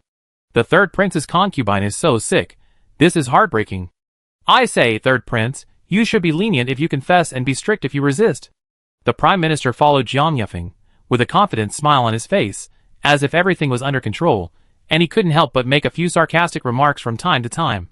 Faced with such provocation, Jiang Yifeng turned a blind eye. With the Emperor's order, collect everything carefully for me, don't miss any clues. The crowd rushed away, and began to spread in Jiang Yifeng's yard, and the sound of crackling followed. Inside the house, Qiao Jiu held the white fat man in one hand, and kept pretending to cough with his lungs. Listening to the noises coming from outside, he couldn't help but smile. It seems that this fish has taken the bait so quickly, and it's not a manager's role. With a playful attitude, Qiao Jiu was indifferent. Instead, people gathered outside the door, and voices came one after another, reporting to the Emperor. Nothing suspicious was found. The Prime Minister was not worried at all, but looked at Qiao Jiu, who was seriously ill in the room, and the door was tightly closed. At this moment, he pulled the corner of Yu Yang's mouth slightly and said, Isn't there still a single room that has not been closed? You made a decision so rashly. How do you do things? Although it was meant to blame, the smug attitude made it feel like gloating. Several people were speechless for a moment, but they still looked at Jiang Yifeng and the Emperor with a little concern. Someone stepped forward tremblingly and said, reporting to the master, the third princess is recuperating in the room. If we disturb her rashly, I'm afraid it will be. It's not that they didn't notice this room, but Jiang Yifeng, the owner, is still standing here. He has always doted on his wife, and he knew that someone disturbed his wife's rest. Isn't this obviously asking for trouble? Faced with this explanation, the Prime Minister nodded thoughtfully, narrowed his eyes slightly, and with a bit of narrow and long obscene air, he directly set his eyes on Jiang Yifeng. He took 2 steps forward and said with a fakey yawnong smile, Your Highness, can we go in and take a look? It's also to prove your innocence. Madam is seriously ill, and is recuperating in there. If we disturb her rashly and something happens, will the Prime Minister be willing to take the responsibility? If they were allowed to go in so easily, it would be inconsistent with Jiang Yifeng's personality, so he would naturally make things difficult for them at this moment. This sentence made the person speechless. The Prime Minister's face changed slightly. He could only look at the Emperor for help. Your Majesty, what do you think we should do? The Emperor was silent for a moment, and before he had time to think more, the door suddenly creaked open, and Qiao Jiu, with a weak body, was leaning on the threshold. Looking at the huge group of people outside, he was not surprised. I have heard clearly what you did outside just now. If you want to stop, stop. As the saying goes, the innocent are innocent, and there is nothing to hide. After saying that, he groped his way down the steps, and lay silently in Jiang Yifeng's arms. The group of people were not polite, and they rushed up directly, and started to fiddle in the house again. But after an instant's stick of time, they still found nothing. You bunch of trash, you didn't look carefully. The Prime Minister was a little impatient, and his angry voice burst out directly at this moment. Those people were too scared to speak, but Jiang Yifeng next to him glared at him with a playful look on his face. Why do you say that, Prime Minister? Are you eager for me to do these things? The Prime Minister's face flushed red, and he seemed a little helpless at the moment. His eyes wandered on Jiang Yifeng's body, and suddenly he had an idea. Yes, the so-called most dangerous place is the safest place. Maybe the thing is on you. If you have the guts, let us search you. As soon as the voice fell, Xiao Jiao couldn't hold his temper, and said symbolically, Don't go too far. You are talking nonsense here without any evidence. This is unworthy of your status. The two people confronted each other, but fortunately, with the support of the Emperor, the Prime Minister finally won a small victory. Old Third, since you think the innocent are innocent, it's probably okay to let them search to prove their innocence, right? The Emperor turned to look at Jiang Yifeng. His words were kind, but his tone was full of an attitude that would not tolerate resistance. Even so, Jiang Yifeng just gave him a face, spread his hands, and looked at everyone with righteousness. Come on. One person stepped forward and searched around, but still found nothing, which made Qinxiang completely speechless, and he couldn't help but wonder in his heart, how could this be? Did you miss it, or did he notice it in advance? No matter which point it was not a good thing anyway. Facing the Prime Minister, who was unable to recover for a long time, the Emperor was also a little embarrassed. Jiang Yifeng put one hand on his back, and gently held Xiao Jiao with the other hand. Seeing the mess they had made, he began to settle accounts. Your Majesty, Prime Minister, now it is proven that I was wronged, right? Now there is such a big misunderstanding. It's a pity for this yard that has just been cleaned. The two of them stood there like two straight tree trunks, looking very stiff, and must have been tangled in their hearts. After a moment of silence, the Prime Minister retreated to advance, and then he tried to squeeze out a smile, but it was full of reluctance. He stepped forward, clasped his fists and flattered. Third Prince, that was also said by the fortune teller of the palace. We are also following the will of heaven and preparing for any eventuality. Please don't be offended.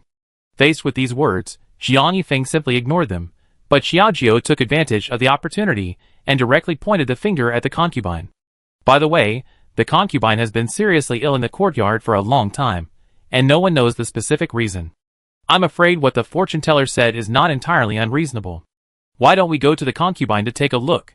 As he spoke, Xiao Jiao winked playfully, which made people speechless. The Prime Minister was immediately in a dilemma. After all, it was his own daughter who said that there was an evil spirit at work. Wouldn't that be a disrespect to him? The atmosphere suddenly became awkward, but Xiao Jiao continued to exaggerate and asked, Why? Don't you want to? Maybe these broken things are with the concubine, which is why she has been seriously ill for half a month and still not recovered. Your Majesty, don't you think so? The Emperor who was named was already somewhat offensive in his reckless behavior, and now he was asking Xiao Jiao. On the one hand, it was to consider safety issues, and on the other hand, it was to give himself a way out. As long as they didn't find any handle with the concubine, the matter just now would be written off. The Emperor nodded. If that's the case, then let's go to the concubine's place. The mighty team went straight to the pear blossom garden. The concubine was still a little confused. Why are there so many people? Your Majesty, why are you all here? The Emperor's presence is a rare honor, but looking at the overwhelming momentum behind him, it's not a good thing. Before he could ask more questions, the group of people got the order and started searching directly. The concubine, who looked confused, was still a little panicked. She walked carefully to the Prime Minister's side, grabbed his arm, and whispered, Father, what happened? Nothing. The Prime Minister answered decisively. After all, this matter was not his daughter's turn. But as soon as the voice fell, a shout came from a distance, reporting to the Emperor, a clue was found in the garden. When everyone heard the noise, they gathered around and saw a guard holding a box. When they opened the box, they saw several scarecrows tied on it, with the birth dates of several people written on them. Among them, there was one for Xiao Jiao, and the Emperor. Seeing these things, the Emperor's face suddenly changed, and his cold eyes fell on the concubine's head. How dare you? The most taboo thing in the imperial city is these witchcraft things. I didn't expect you to break the law knowingly." After these words, even the confused concubine was directly frightened. Out of instinctive fear, she knelt down on the ground. "Your Majesty, this has nothing to do with me. I don't know where these things come from. It must be the prince and the princess. They want to frame me." Although she knew why these things appeared here, the concubine was very clear in her mind.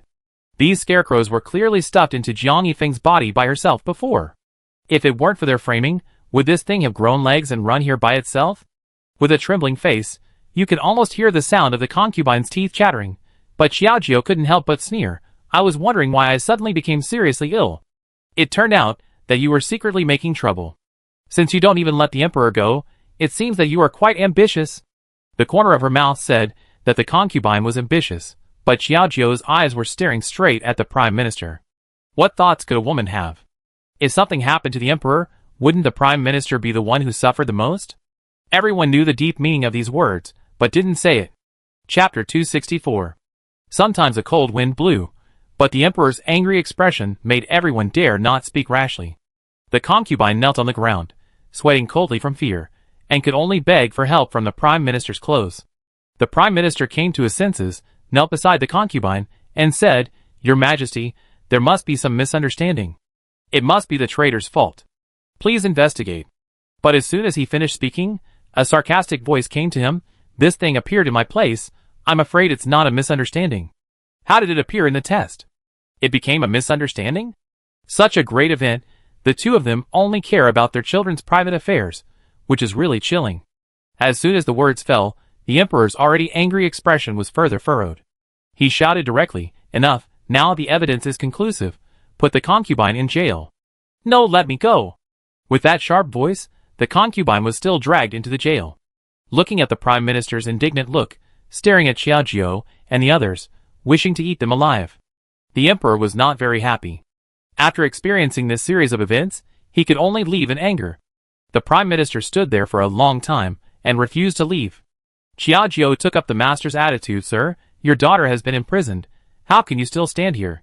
You have trapped her in injustice today, and I will never let you go." After saying this, the prime minister suffocated his face and walked away angrily. Seeing this situation, Xiaojiu yawned slightly, without saying a word, just looked at her back with a little sarcasm, and sighed slightly. "You deserve it, but now you are complaining about the world, which is even more pathetic.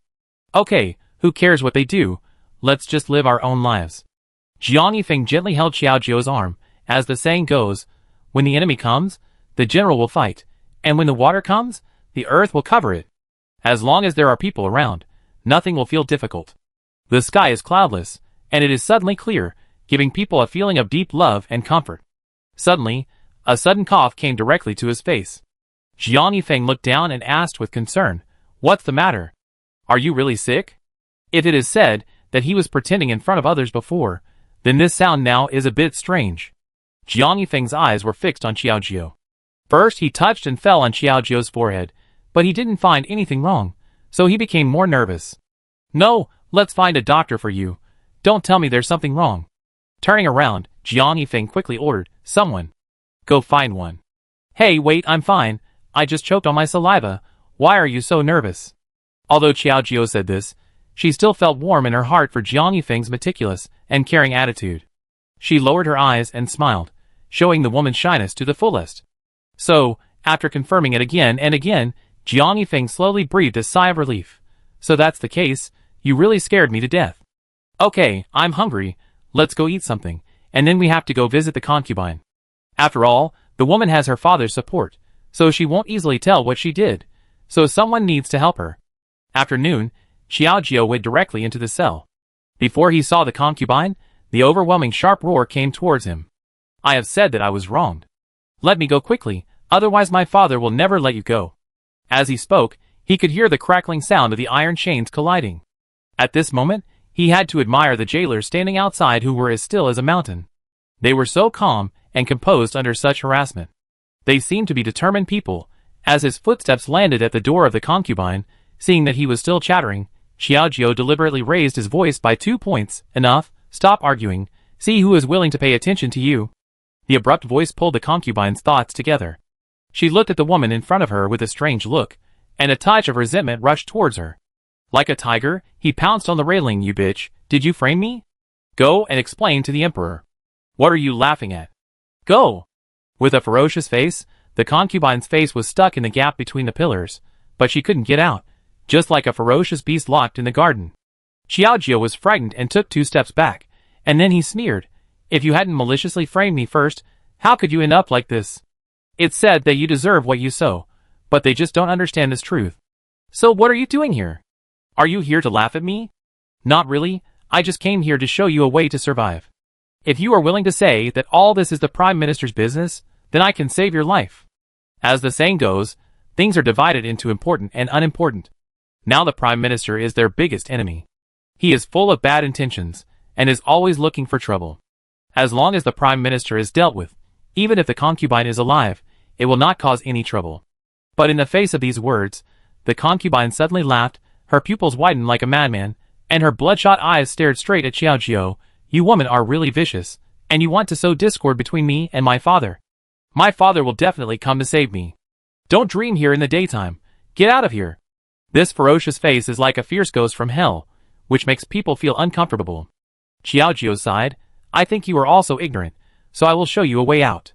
Think about it here, but there is not much time left. When the emperor's order comes down, even if the concubine wants to defend herself, I am afraid she will not have the opportunity. After that, Xiaojie lifted her skirt and left. Occasionally, she could hear the abuse coming from behind, echoing in the dark cell. It was not until she was out of the cell that she breathed a sigh of relief. Looking at the sky in the distance, she didn't know what to think. Why is the princess so sad? Could it be that woman is ungrateful again? Xiaohua, who was waiting outside, came up and gently supported Xiaojie's arm, looking at her with a worried look. Hearing this, Xiaojie shook his head. It's nothing, let's go, the opportunity has been given to her, and it depends on her choice in the end. With that, he walked away directly along the wide road in front. In the dark and damp cell, the concubine kept scratching her skin, feeling uncomfortable. What kind of hell is this place? It's so humid, and there are bugs everywhere. It's disgusting. I don't know when my father will come back to save me. I have always been delicate since I was a child. My white and smooth skin has been scratched red by the harassment of bugs in such an environment. When he kept complaining and left across the bridge, it was only half an hour before the Prime Minister's figure responded. Open the door. As the iron chain swung, the door of the cell creaked open. The concubine followed the sound and looked at the Prime Minister's face. She was overjoyed and rushed over and grabbed his sleeve tightly with one hand. Father, I knew you would come to save me. When can I leave this hellhole? I really don't want to stay here any longer. Facing the concubine's eager attitude, the Prime Minister sighed slightly and soothed softly. My dear daughter, the Emperor is angry now. I will find the right opportunity to plead for you. Let's eat first. The attendant behind him put down the lunch box, which was full of dishes. For dishes and one soup were extremely rich. The concubine happened to have been tossed here for a day, and was already starving. Now she was naturally ecstatic. Thank you, father. Without saying anything, the concubine didn't care about her image and started to eat like a hungry tiger. The Prime Minister just stood there and watched. A little bit of coldness leaked from his eyes. Looking at the concubine, he couldn't help but sigh, my dear daughter, this time your father is sorry for you, and I will definitely avenge you in the future. These words pulled the concubine's thoughts back. With a mouth full of oil residue, she looked up at the Prime Minister with a blank face. Father, what were you talking about just now? But just as she finished speaking, the concubine suddenly felt a sharp pain in her chest, the sweetness in her throat surged out, and a trace of blood gushed out directly. Puff! With his eyes blurred, the Prime Minister remained indifferent. The concubine slid down the table little by little, and now curled up into a ball, looking at the wine glass that was overturned on the ground, the wine with white foam, and suddenly understood everything. Father, why do you treat me like this? I am your daughter. Although she was just a Prime Minister, the product of a one-night stand with a foot-washing girl after drinking too much, she was still his own flesh and blood after all. Who knew that she would end up like this? You are my daughter, so your death is valuable, at least you have preserved your true self. After saying that, she no longer cared about the concubine, who was struggling and twitching on the ground. She just turned around and ordered the guards, clean up all the food and say that she committed suicide out of fear of punishment. The last echo fell in the concubine's ears, and a tear from the corner of her eye flowed down uncontrollably. It turns out that I have been trying so hard to get my father's approval, but I have always been self-indulgent. It was because of her humble origin and unpopularity that the concubine tried her best to change all this. In the end, it was just a dream of lustiness. With the last trace of regret, the concubine slowly closed her eyes, and the dripping tears stained half a piece of hay. Chapter 265. The sun shone slightly in the palace of the three princes. Everyone was still busy with their own affairs. It seemed that the disappearance of the concubine had not had a big impact on them. I heard that the concubine committed suicide out of fear of punishment. What do you think of this? Xiaojiu put down the teacup in her hand. The sorrow on her face forced her to reveal her doubts. Jiang Yifeng chuckled. Her death was expected, but whether she committed suicide out of fear of punishment, shouldn't we ask the Prime Minister? The meaning of these words couldn't be more obvious. I thought of the same thing. I had planned to use the concubine's matter to suppress the Prime Minister, but they didn't have enough evidence, so this matter could only be left unresolved. Xiaojiu stopped struggling and looked at the undulating tea leaves in the cup, which was as complicated as her mood. Indeed, she felt a gentle touch on her wrist. When she looked up, Jiang Yifeng had already pinched her palm, but a warm current surged in, which caught her off guard. What's wrong? Nothing. No matter how the concubine died, now that she is not in the Three Princes' palace, you are the only master, and this also relieves the worry that I have been thinking about. Because of the concubine's matter, Jiang Yifeng felt that he felt guilty towards Xiaojiu for not being able to be with her.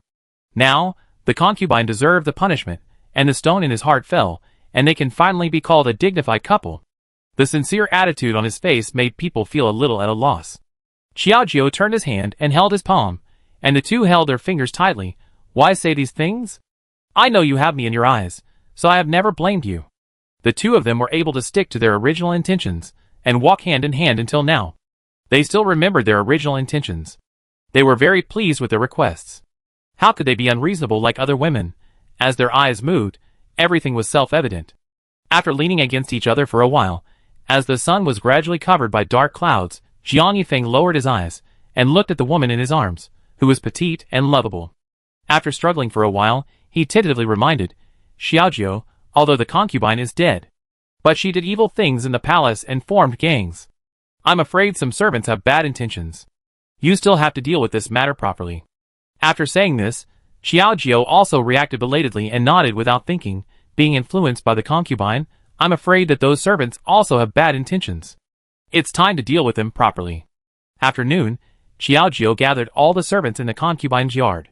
Seeing their eyebrows twisted, their faces showed fear, and they whispered, "What do you think the princess asked us to do? Isn't it to settle the score later?" Following the concubine, these maids naturally knew who their biggest enemy was. They were indoctrinated by the concubine every day, and they usually treated Xiaojiu coldly. Now they were afraid that the concubine would be implicated and deliberately retaliate. Xiaojiu put all these scattered voices behind his mind, pinched his throat to clear his throat, and said to everyone in a high voice, "Okay, don't quarrel anymore. I didn't call you here to perform a big show today." As soon as the words fell, everyone became quiet in an instant, and dared not to make any more trouble. Someone was embarrassed and pouted, not knowing what to say. Seeing that the surroundings were quiet, there was only the rustling sound of leaves in the wind. Xiaojiu stepped forward, put his hands behind his back, and said with a serious look, "Now that the concubine has left, I believe you have seen the past grievances. I am not the kind of person who will accept it, and I don't like to raise a tiger to cause trouble. Take 50 taels of silver, and you can go." After saying that, he winked at Xiao Chui next to him. Xiao Chui understood, took the tray that had been dragged for a long time, walked to the maids, lifted the red cloth, and saw that it was full of silver. Seeing this, the heavy pressure was horrified, and some people knelt down in fear. "Princess, I don't want to leave. I did disrespect you with a concubine before, but now I know my mistakes and repent. Please don't drive me away. I don't want to leave either. Please give me another chance." Some of them knelt down one by one, with nervous expressions on their faces. This attitude is understandable. These maids were sold in, and the youngest started working at least 7 or 8 years old. Not to mention having feelings for the Three Princes' palaces. Even if they leave, they know nothing and can only serve others. How can they support themselves? Although she sympathizes with these people, Xiaojiu has never regarded herself as a charity. At this moment, she frowned. "People are good at the beginning. Since you have violated the original kindness and colluded with the concubine, this has left you a way out. Don't say that this princess is ruthless." After saying this, she didn't say anything more to them, and turned her head away directly. After all, she was not cruel. If someone stabbed her in the back in the future, who would she find to settle the score? Okay, the princess has made up her mind. You all take the silver and pack up and leave. Xiao Chui distributed the money, and those who didn't want to take it had to be stuffed. It was the first time that the money felt so hot in her hands. Seeing those people's hands shaking, Xiao Chui just sighed helplessly. Everything was ready, and everyone lined up to be led outside the palace. Some people even cried out loud, and they really didn't want to leave their only place to survive. Princess, please give us one last chance. No matter what, since Xiao Jiu had made a decision, he would naturally not go back. This money is enough for you to settle down and live outside for a while. When the time comes, you can find a job and support yourself. Why bother so much? Xiao Jiu seemed a little impatient, just listening to their crying, which was a little deafening. The atmosphere was not very optimistic. The birds and beasts around were startled and flew away, which could not cover the crying of these women.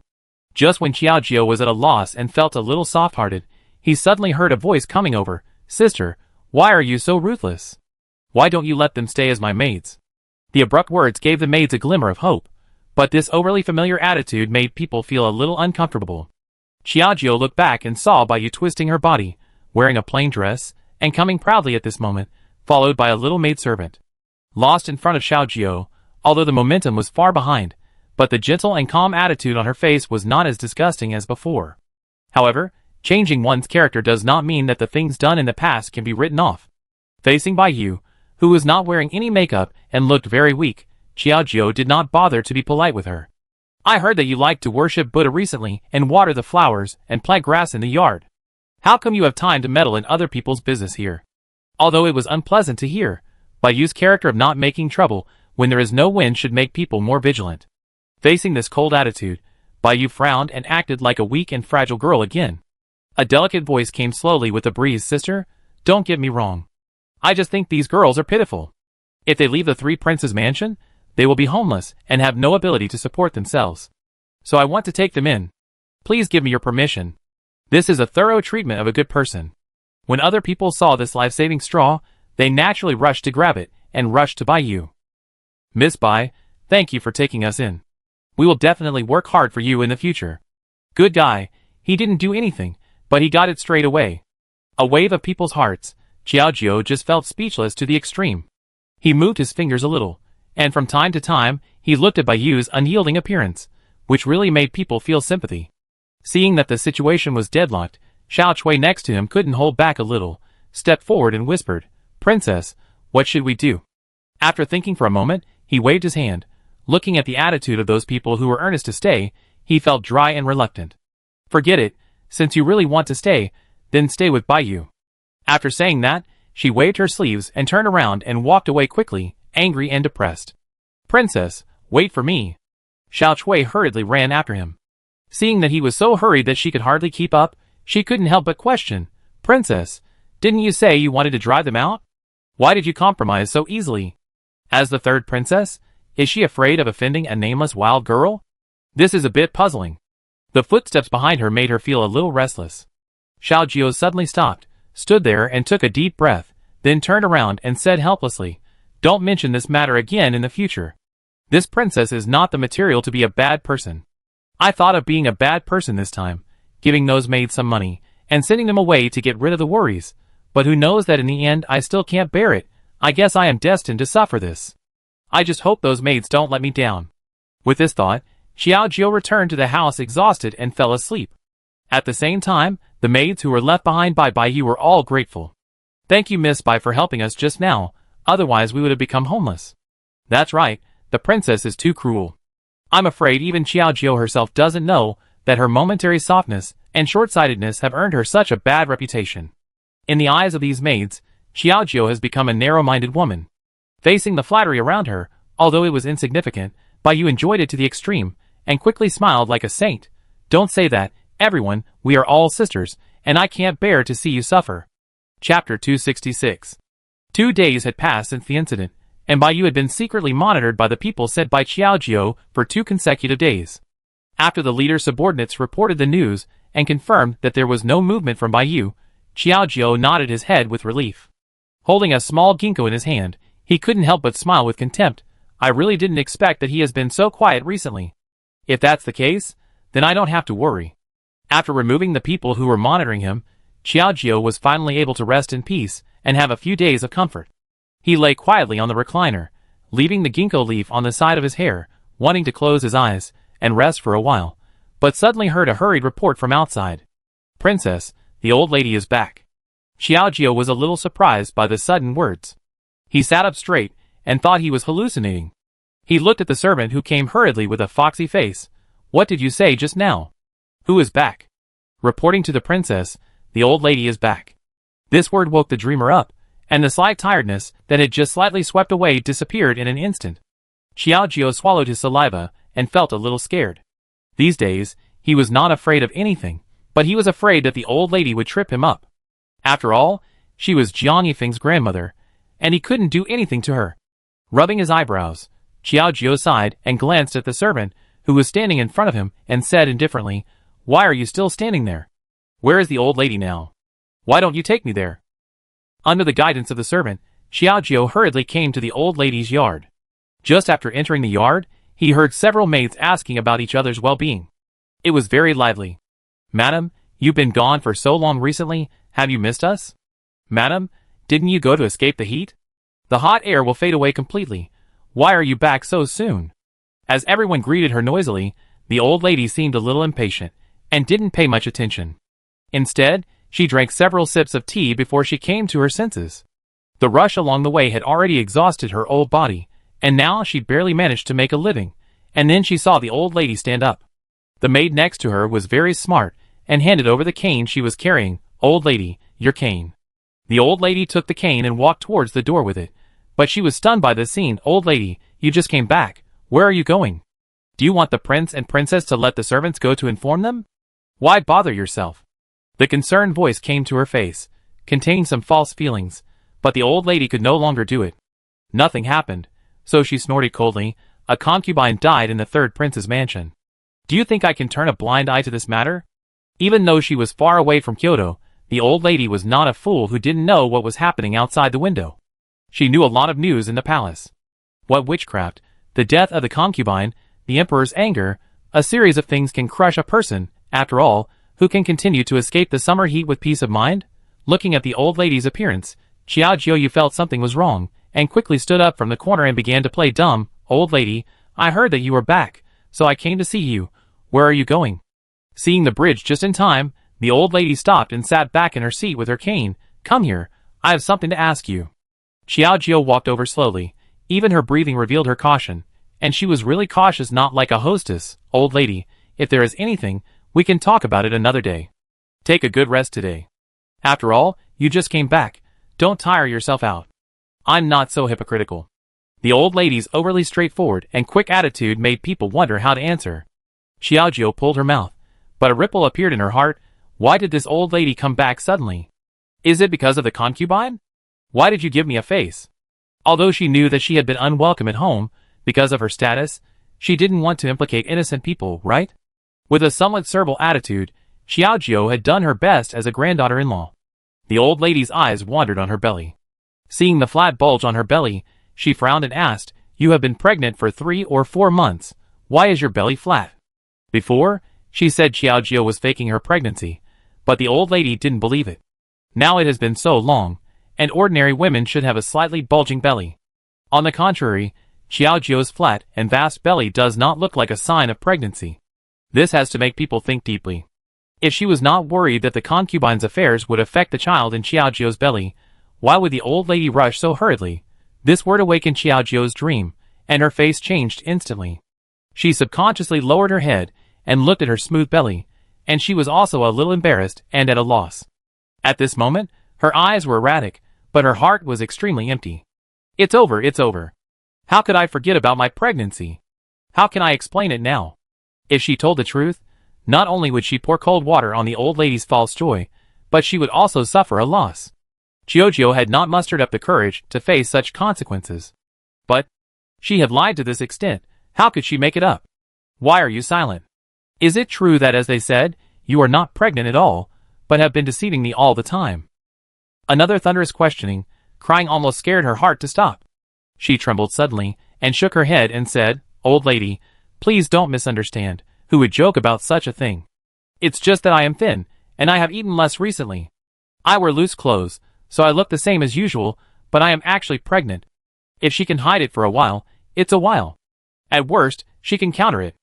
After all, Jiang Yifeng is not in the blessed land now, and she has to find a way." After hearing this explanation, the old lady obviously didn't believe it. The hat full of doubts was still waving around, which made people tremble with fear. But the next second, the old lady suddenly smiled and said, "Okay, then you should take good care of yourself and take good care of the child." Ah! This time, the old lady was particularly straightforward, which made people a little uncomfortable. Qiao's eyes widened, and he was a little confused. The old lady rubbed her temples. "Nothing, you all go back first. I rest for a while. I'm so tired on this journey." With that, the old lady turned around and went back to the room with the help of the maid. As the door closed, Xiao Jiao also breathed a sigh of relief. Fortunately, the old lady didn't continue to ask, otherwise the route would be doomed. As the maid left, Xiao Chui felt a little uneasy. "Madam, it's not a good idea to keep it a secret like this. What if the old lady finds out?" Now the old lady is looking forward to this child, and she will definitely be so angry and desperate when she finds out the truth of the matter. The consequences of this are beyond the imagination of ordinary people, but Xiao also seems a little helpless. Now that the prince is not at home, what else can I do except hiding it? If Jiang Yifeng was by her side, she would at least have someone to rely on, but now facing the old lady alone, Xiao Jiao's courage was stuck, and she didn't dare to act rashly. Or to be more precise, on the one hand, it was out of respect, and on the other hand, she was too guilty to say such words. As they walked along, Xiao Jiao turned back and ordered, "When you go back, remember to tell those maids to keep their mouths shut, and not to reveal my affairs in front of the old lady." Although she concealed her pregnancy, it was only the old lady and the maids outside who were busy, but she couldn't hide it in her own courtyard. How could such a big thing be hidden from the people who followed her every day, who knew that as soon as Xiao Chui went back and gave the order, the old lady directly asked someone to pick up Xiao Jiao's 2 maids to serve, in fact, to ask about Xiao Jiao's pregnancy. Recently, the princess's physical condition seems to be no special abnormality. Do you know why? The old lady tapped her fingers, and knew that she couldn't get anything directly from Xiao Jiao. If she was really pregnant, it would be easy for her to be stimulated, so she chose such a retreat to advance. Hearing this, the 2 girls seemed a little surprised, but they still shook their heads and said, "Madam, the fetus is stable, and her mental state and diet are all good." When these words came out, the old lady frowned instantly and sneered, "Is it really like this?" Before, Xiao Jiao deliberately said that she didn't eat well in order to conceal her fake pregnancy, which led to the unclear symptoms of pregnancy. Now the maid had obviously let the cat out of the bag. The 2 of them nodded foolishly. Seeing this, the old lady suddenly asked, "Have you asked the princess to take safflower paste recently? This thing is good for pregnancy. I see that she doesn't look good. Did you forget?" Hearing this, the 2 girls shook their heads and blurted out without thinking, "Old lady, the lady takes safflower paste every day without missing a meal. Please don't worry, old lady." As soon as these words came out, the old lady was completely furious. Seeing her face suddenly change, she seemed to have aged 10 years in an instant. The deep grooves on her face were really terrifying. Ridiculous. When can pregnant women eat safflower paste, and eat it every meal? Are you going to die or not have children? If ordinary women take it for beauty and skin care, it's nothing. But this safflower paste is a big taboo for pregnant women. They said it so calmly, which is obviously nonsense. Chapter 267. I didn't know what I said wrong. Seeing the strange face of the old lady, the 2 little maids knew that something was wrong. One of them rushed forward and tried to save the situation. "Old lady, don't worry, everything is fine during the days when the princess is pregnant. You don't have to worry." "Hee, do you think I'm a fool? I have also given birth to a child. How can I tolerate such deception?" The old lady's eyes turned cold, and she kicked the girl heavily. "I give you one last chance. Is she pregnant or not?" The kick was so powerful that the girl fell backwards, and her slender palm fell to the ground, scratching the ground and breaking a thread. The breath of pain swept over directly, making people feel a little overwhelmed, and the girls next to them were scared and a little stupid. He immediately knelt down and crawled towards the old lady, begging for mercy and fear. "Please forgive me, old lady, I don't know why you are so angry. The princess is indeed pregnant. With the last stubbornness, after all, she has received benefits. How could she betray her easily at this moment?" Listening to the voice mixed with a little tension, the old lady seemed to have lost her patience and took a deep breath. With anger all over her body, she trembled and sat on the chair with the help of the maid, and then threw a look at the girl next to her. What are you still standing there for? Catch these two ignorant girls and beat them until they tell the truth. Yes, old lady. The two teeth were directly pulled up, and the slaps poured down like thunder and rain, hitting people's faces and hurting like being burned by irons. The slapping sound made people particularly panic. The little maid's face was red and swollen in a short while, and her head was fat. The teeth scratched the skin of her mouth, and blood seeped into the corners of her mouth. The old lady watched coldly from the side, indifferent to the screams and heart-wrenching cries of the two. It was not until the pain was unbearable that one of them lost his temper and said quickly, "Old lady, please stop beating. Let's tell the truth. The princess is not pregnant." As soon as these words came out, the old lady completely lost the last glimmer of hope and almost fainted. Damn it, I was wondering why she hadn't made any move for so long. It turns out that she had really been deceiving me. It's really ridiculous. The more she thought about it, the angrier she got. The old lady staggered to her feet, but the maid next to her was shocked and hurried to help her up.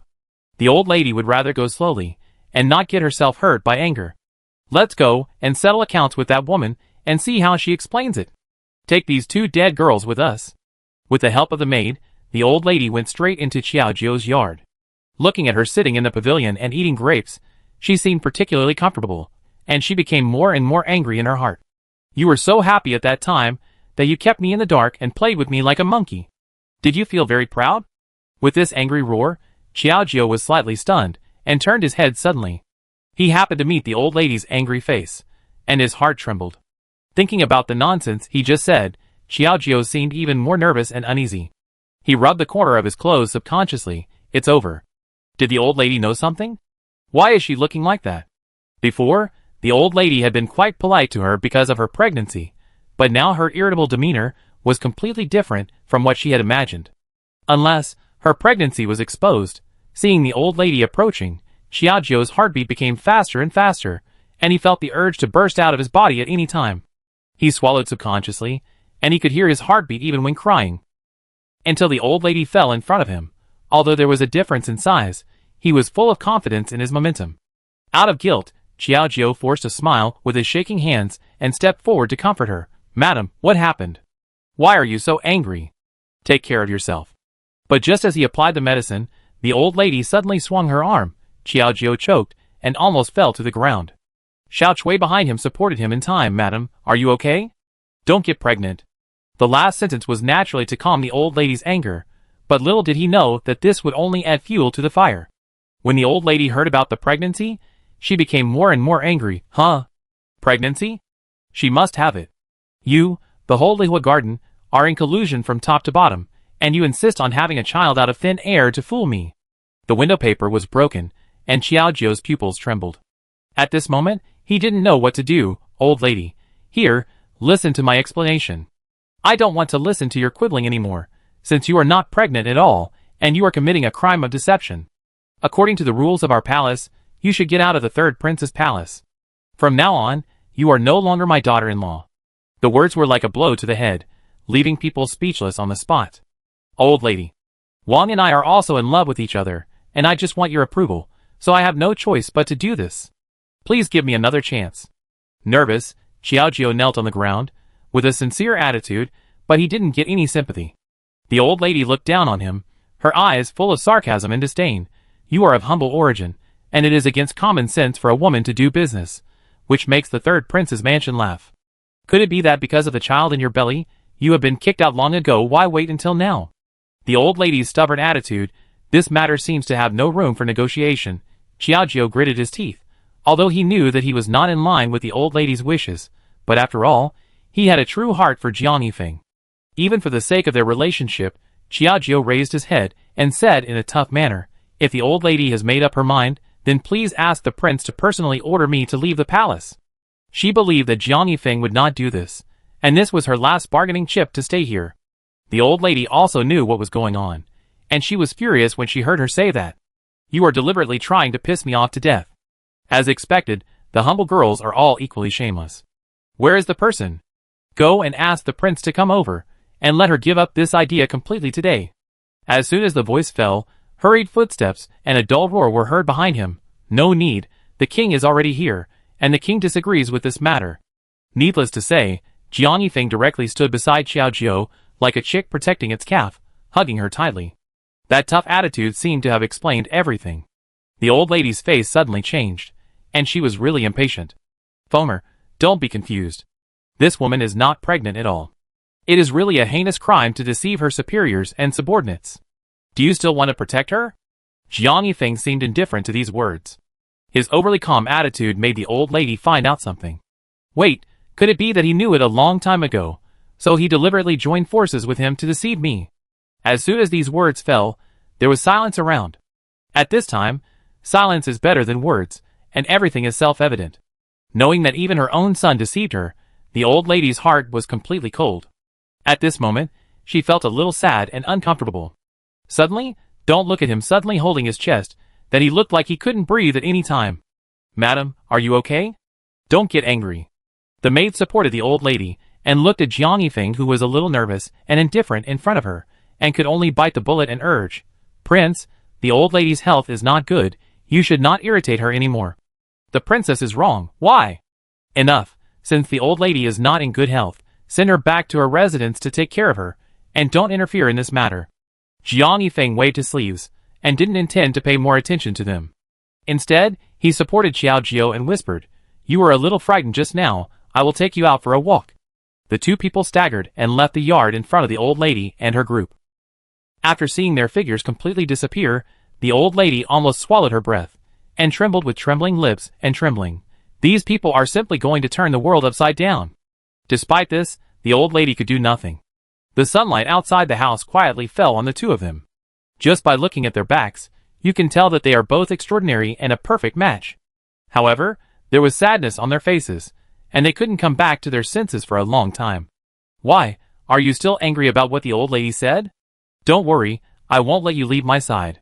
Jiang Yifeng gently supported Xiao Jiao's shoulders and tried to comfort her with the most gentle voice.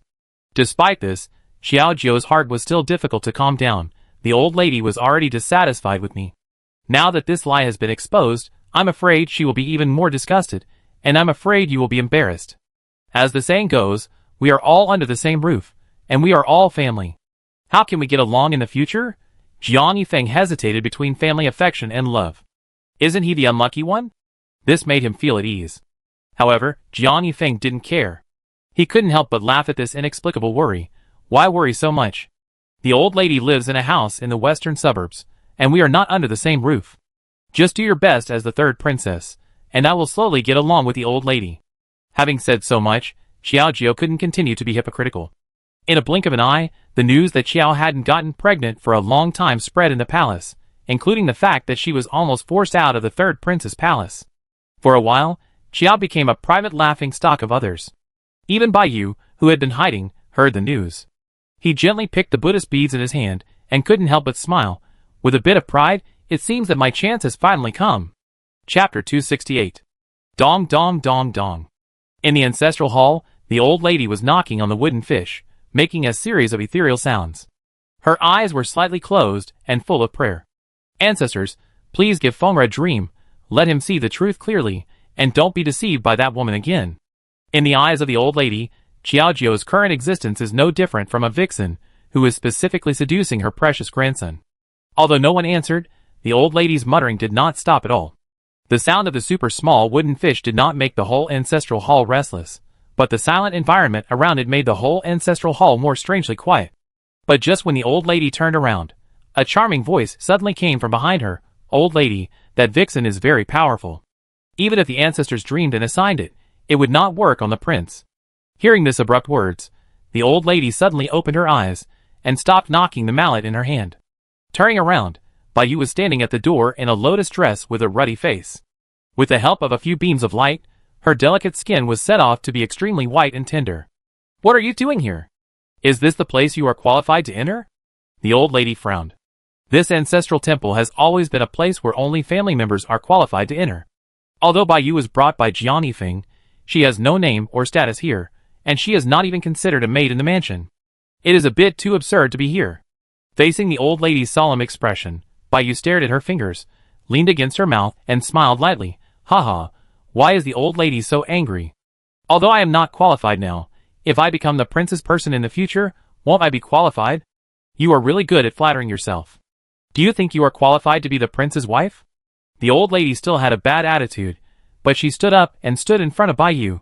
Go out and talk. For the sake of her ancestors, she didn't want to get angry and save face for those ancestors.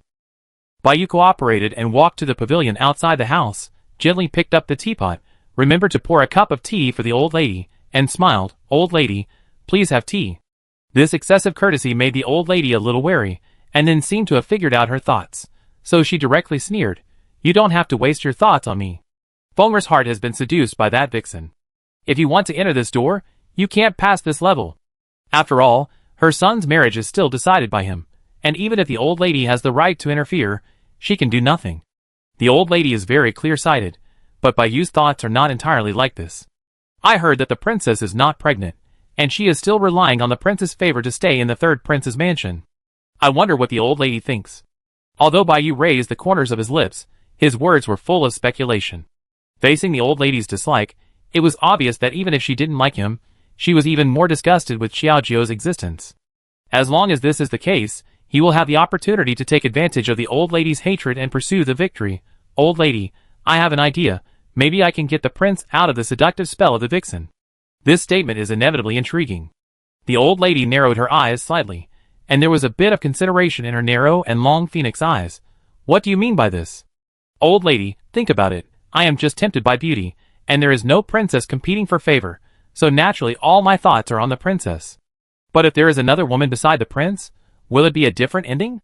The words awakened the dreamer, and the old lady suddenly realized. At this moment, looking at Baiyu, the smiling face is smiling but hiding a knife. It is obvious that she is playing her own tricks, and she can't help but feel a little playful. So, who do you think is qualified to be the woman beside the prince? As the old lady said, she gently shook the teacup in her hand, and the tea underneath began to overflow. I thought Baiyu would evade the question for a while before drawing a conclusion, but he was very confident, and his smile was even stronger at this moment. Although Baiyu is not talented, if the old lady can place me by the prince's side, she will definitely be able to separate the prince's thoughts from that woman. Excessive confidence made people speechless. The old lady frowned slightly, thinking that there was something wrong with her ears.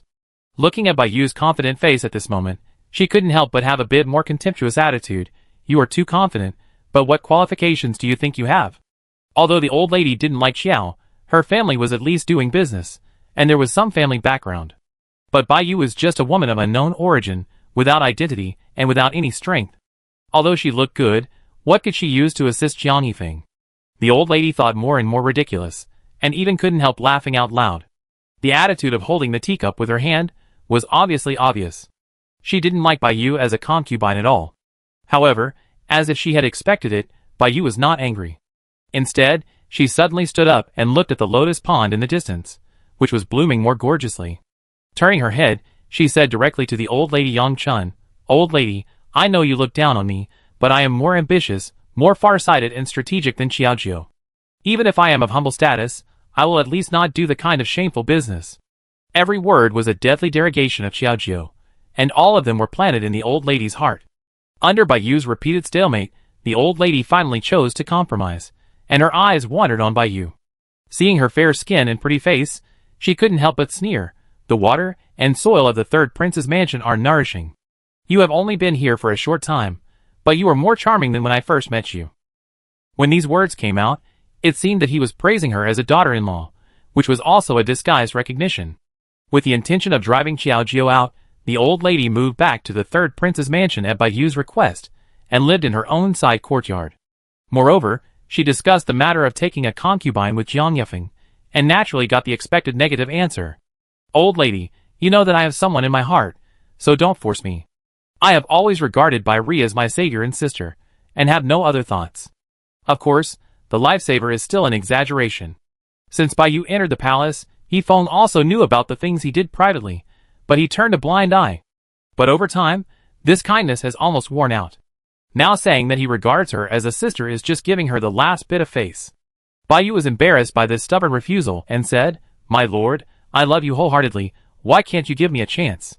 As soon as he finished speaking, a cold look fell directly on him, as if it could move people 1,000 feet, and Bai Yu was instantly frightened and dared not act rashly. I don't want to repeat what I said a second time.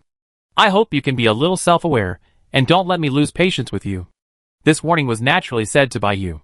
Swallowing his saliva, Bai Yu moved his lips. A trace of complex emotions flashed in his eyes, and he looked down at the old lady unwillingly, and whispered, "Old lady." The old lady understood and sighed. But she still knew the temper of her grandson.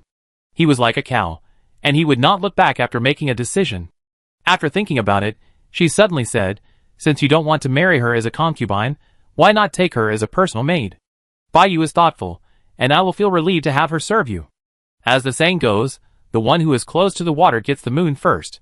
Although the old lady did this, she also had her own calculations, and everyone knew it, but no one spoke up to break this window paper. Without waiting for Jiang Yifeng to choose to agree or refuse, Bai Yu took the initiative and knelt down directly. "Thank you for your help, old lady. Bai Yu will definitely serve the prince well." At this moment, Jiang Yifeng's next words were blocked in his throat, and the old lady also smiled and nodded. Jiang Yifeng was quite helpless, and could only watch the two of them singing in unison, which was more exciting than singing a big drama. Taking a deep breath, Jiang Yifeng was too lazy to get involved in their calculations. He just stood up and clasped his fists and said, "Since the old lady said so, it's not easy for me to refuse. I have something else to do, so I leave first."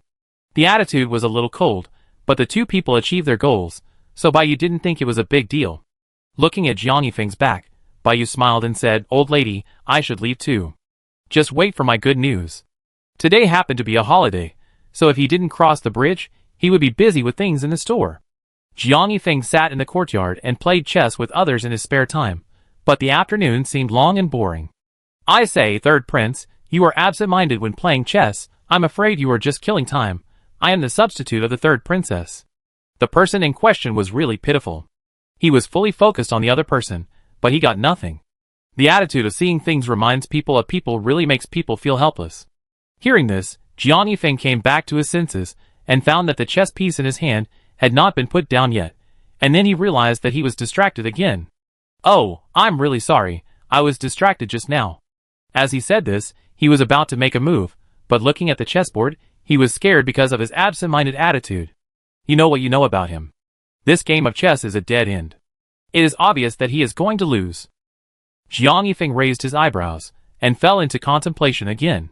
Suddenly, he put the black piece in his hand back into the chess box, and then said, "Forget it, I am absent-minded today, and I don't have the heart to play chess.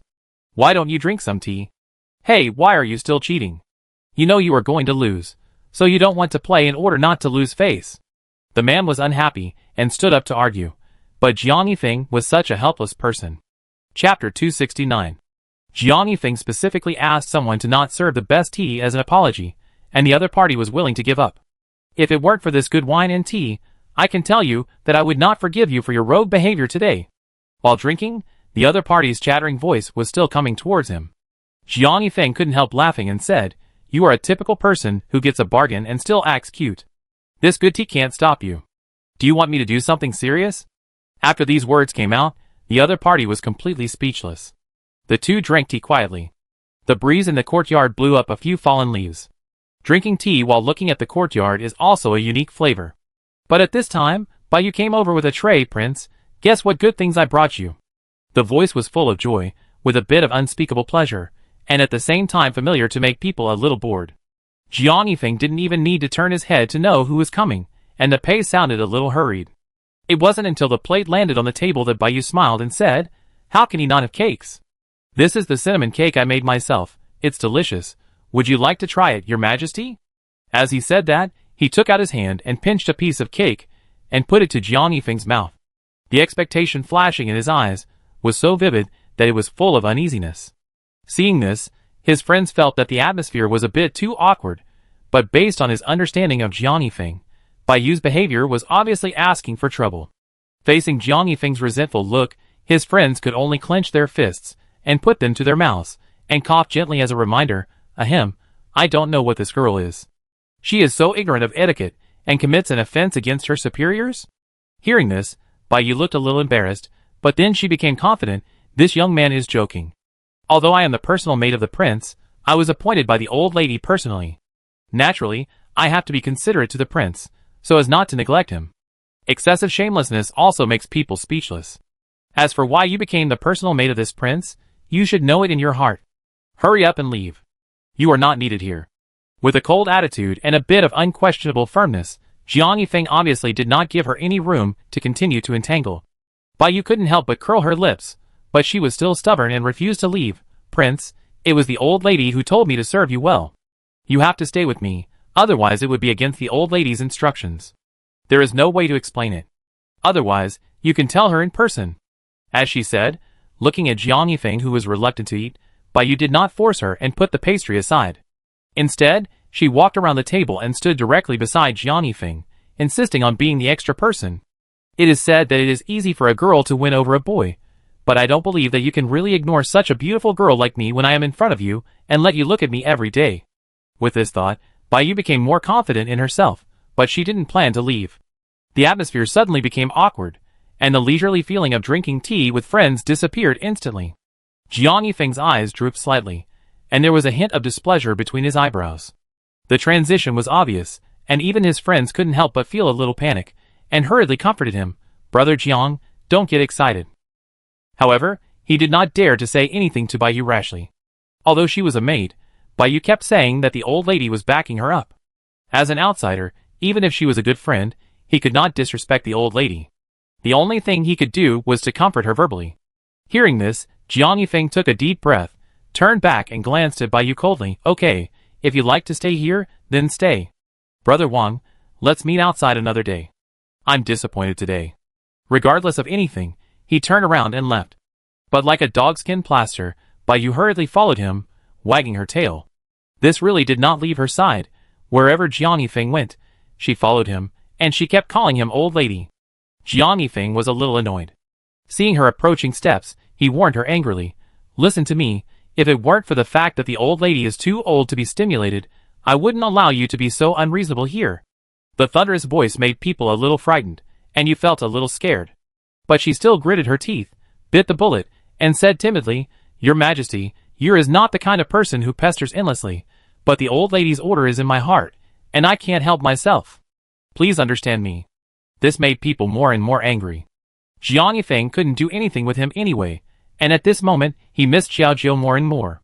He randomly found a place, and was about to bring Xiaojiu's figure to his mind to ease his anger, but suddenly, he heard a sneer from outside. Who was I thinking was so shameless? It turns out to be you again. Xiaojiu walked in. She was dressed rather plainly today, but her noble and elegant demeanor was incomparable. Jiang Yifeng was slightly startled and looked up. Seeing Xiaojiu calling him, he couldn't help but feel a little more happy. He hurriedly went up to her and said, Madam, you are finally back. I missed you so much. Jiang Yifeng really had no way to deal with women, especially those with backers. Now that Xiaojiu was back, it was considered an additional crisis in his heart. He simply ignored Bai Yu's existence, and was too lazy to argue with her. His thoughts were all focused on Xiaojiu, and he was not willing to leave any for others. By the way, why did you come back so early today? Have you finished your work at the health club? When talking about the health club, Xiaojiu also ignored Bai Yu's existence, sat down with a happy face, and casually leaned his arm on the table. With a smug look, he raised his eyebrows and smiled. Business is good today, and there are many repeat customers, so I don't have to wait there. After saying that, he narrowed his eyes slightly and rolled his eyes at Bai Yu, who knew that when I came back, I saw an ungrateful person who pestered my home every day. I don't know what's in his mind. What are you pretending to be? This was clearly aimed at Bai Yu, who knew it very well. Her displeasure was written all over her face. Don't go too far. I was appointed by the old lady after all. What qualifications do you have to say that to me? Oh, I've heard about your affairs. I asked you to serve the prince, not to be his follower and cause trouble for him. Get out of here quickly. Looking at this woman, Xiaojiu felt a little uncomfortable. She just went to the health club, but in the blink of an eye, she was at the old lady's place, and became Jiang Yifeng's personal maid. Don't think you don't know what she is planning. As the saying goes, the one who is close to the water gets the moon first. I'm afraid that what she is thinking about now is how to seduce her man. As a lady with a sense of sovereignty, how can she bear it? The sonorous and powerful words, without giving the other party any mercy. Bai Yu was speechless, but at this moment, she crossed her arms and sneered arrogantly. I'm sorry, The old lady asked me to follow the prince every step of the way. If you feel dissatisfied, why don't you tell the old lady? I'm afraid that if she is more arrogant, you can hear the ballad she is humming from her mouth. Xiaojiu only felt the veins on his forehead bulge slightly, and he felt a little uncomfortable for a while. The old lady asked you to be a personal maid, not to be the master of the house. Who gave you the courage to regard me as a person? Do you mean that you never leave me alone, even when I was having sex with Huang Yi? Bai Yu's face changed slightly, as he asked her word by word. He didn't know how to answer. He forgot that he was here. Even if he had a backer, he could only be a humble maid. Me? Come on, get this woman out. Don't let her in without my order. Xiaojiu said nothing, and with a wave of his hand, 2 little girls came and pushed Bai Yu out directly. This set of operations was as smooth as flowing water, straightforward and neat. Jiang Yifeng was a little surprised watching from the side. Aren't you afraid that the old lady will say something wrong about you if you do this? The reason why he was forbearing was not only because of the old lady's affection, but also because he was worried that his behavior would implicate Xiaojiu. Unexpectedly, Xiaojiu is a free-spirited person, and now he doesn't care. Faced with this doubt and groundless worry, Xiaojiu clapped his hands, looking calm and confident.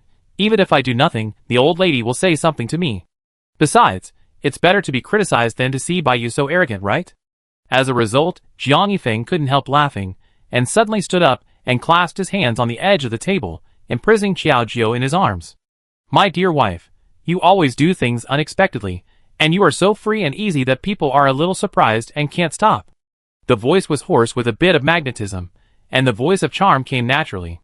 Xiaojiu's heart beat slightly, swallowed his saliva, and couldn't help but be a little nervous. Just talk. Why are you so close? What do you think? Jiang Yifeng raised the corner of his mouth and went straight to Xiaojiu's lips.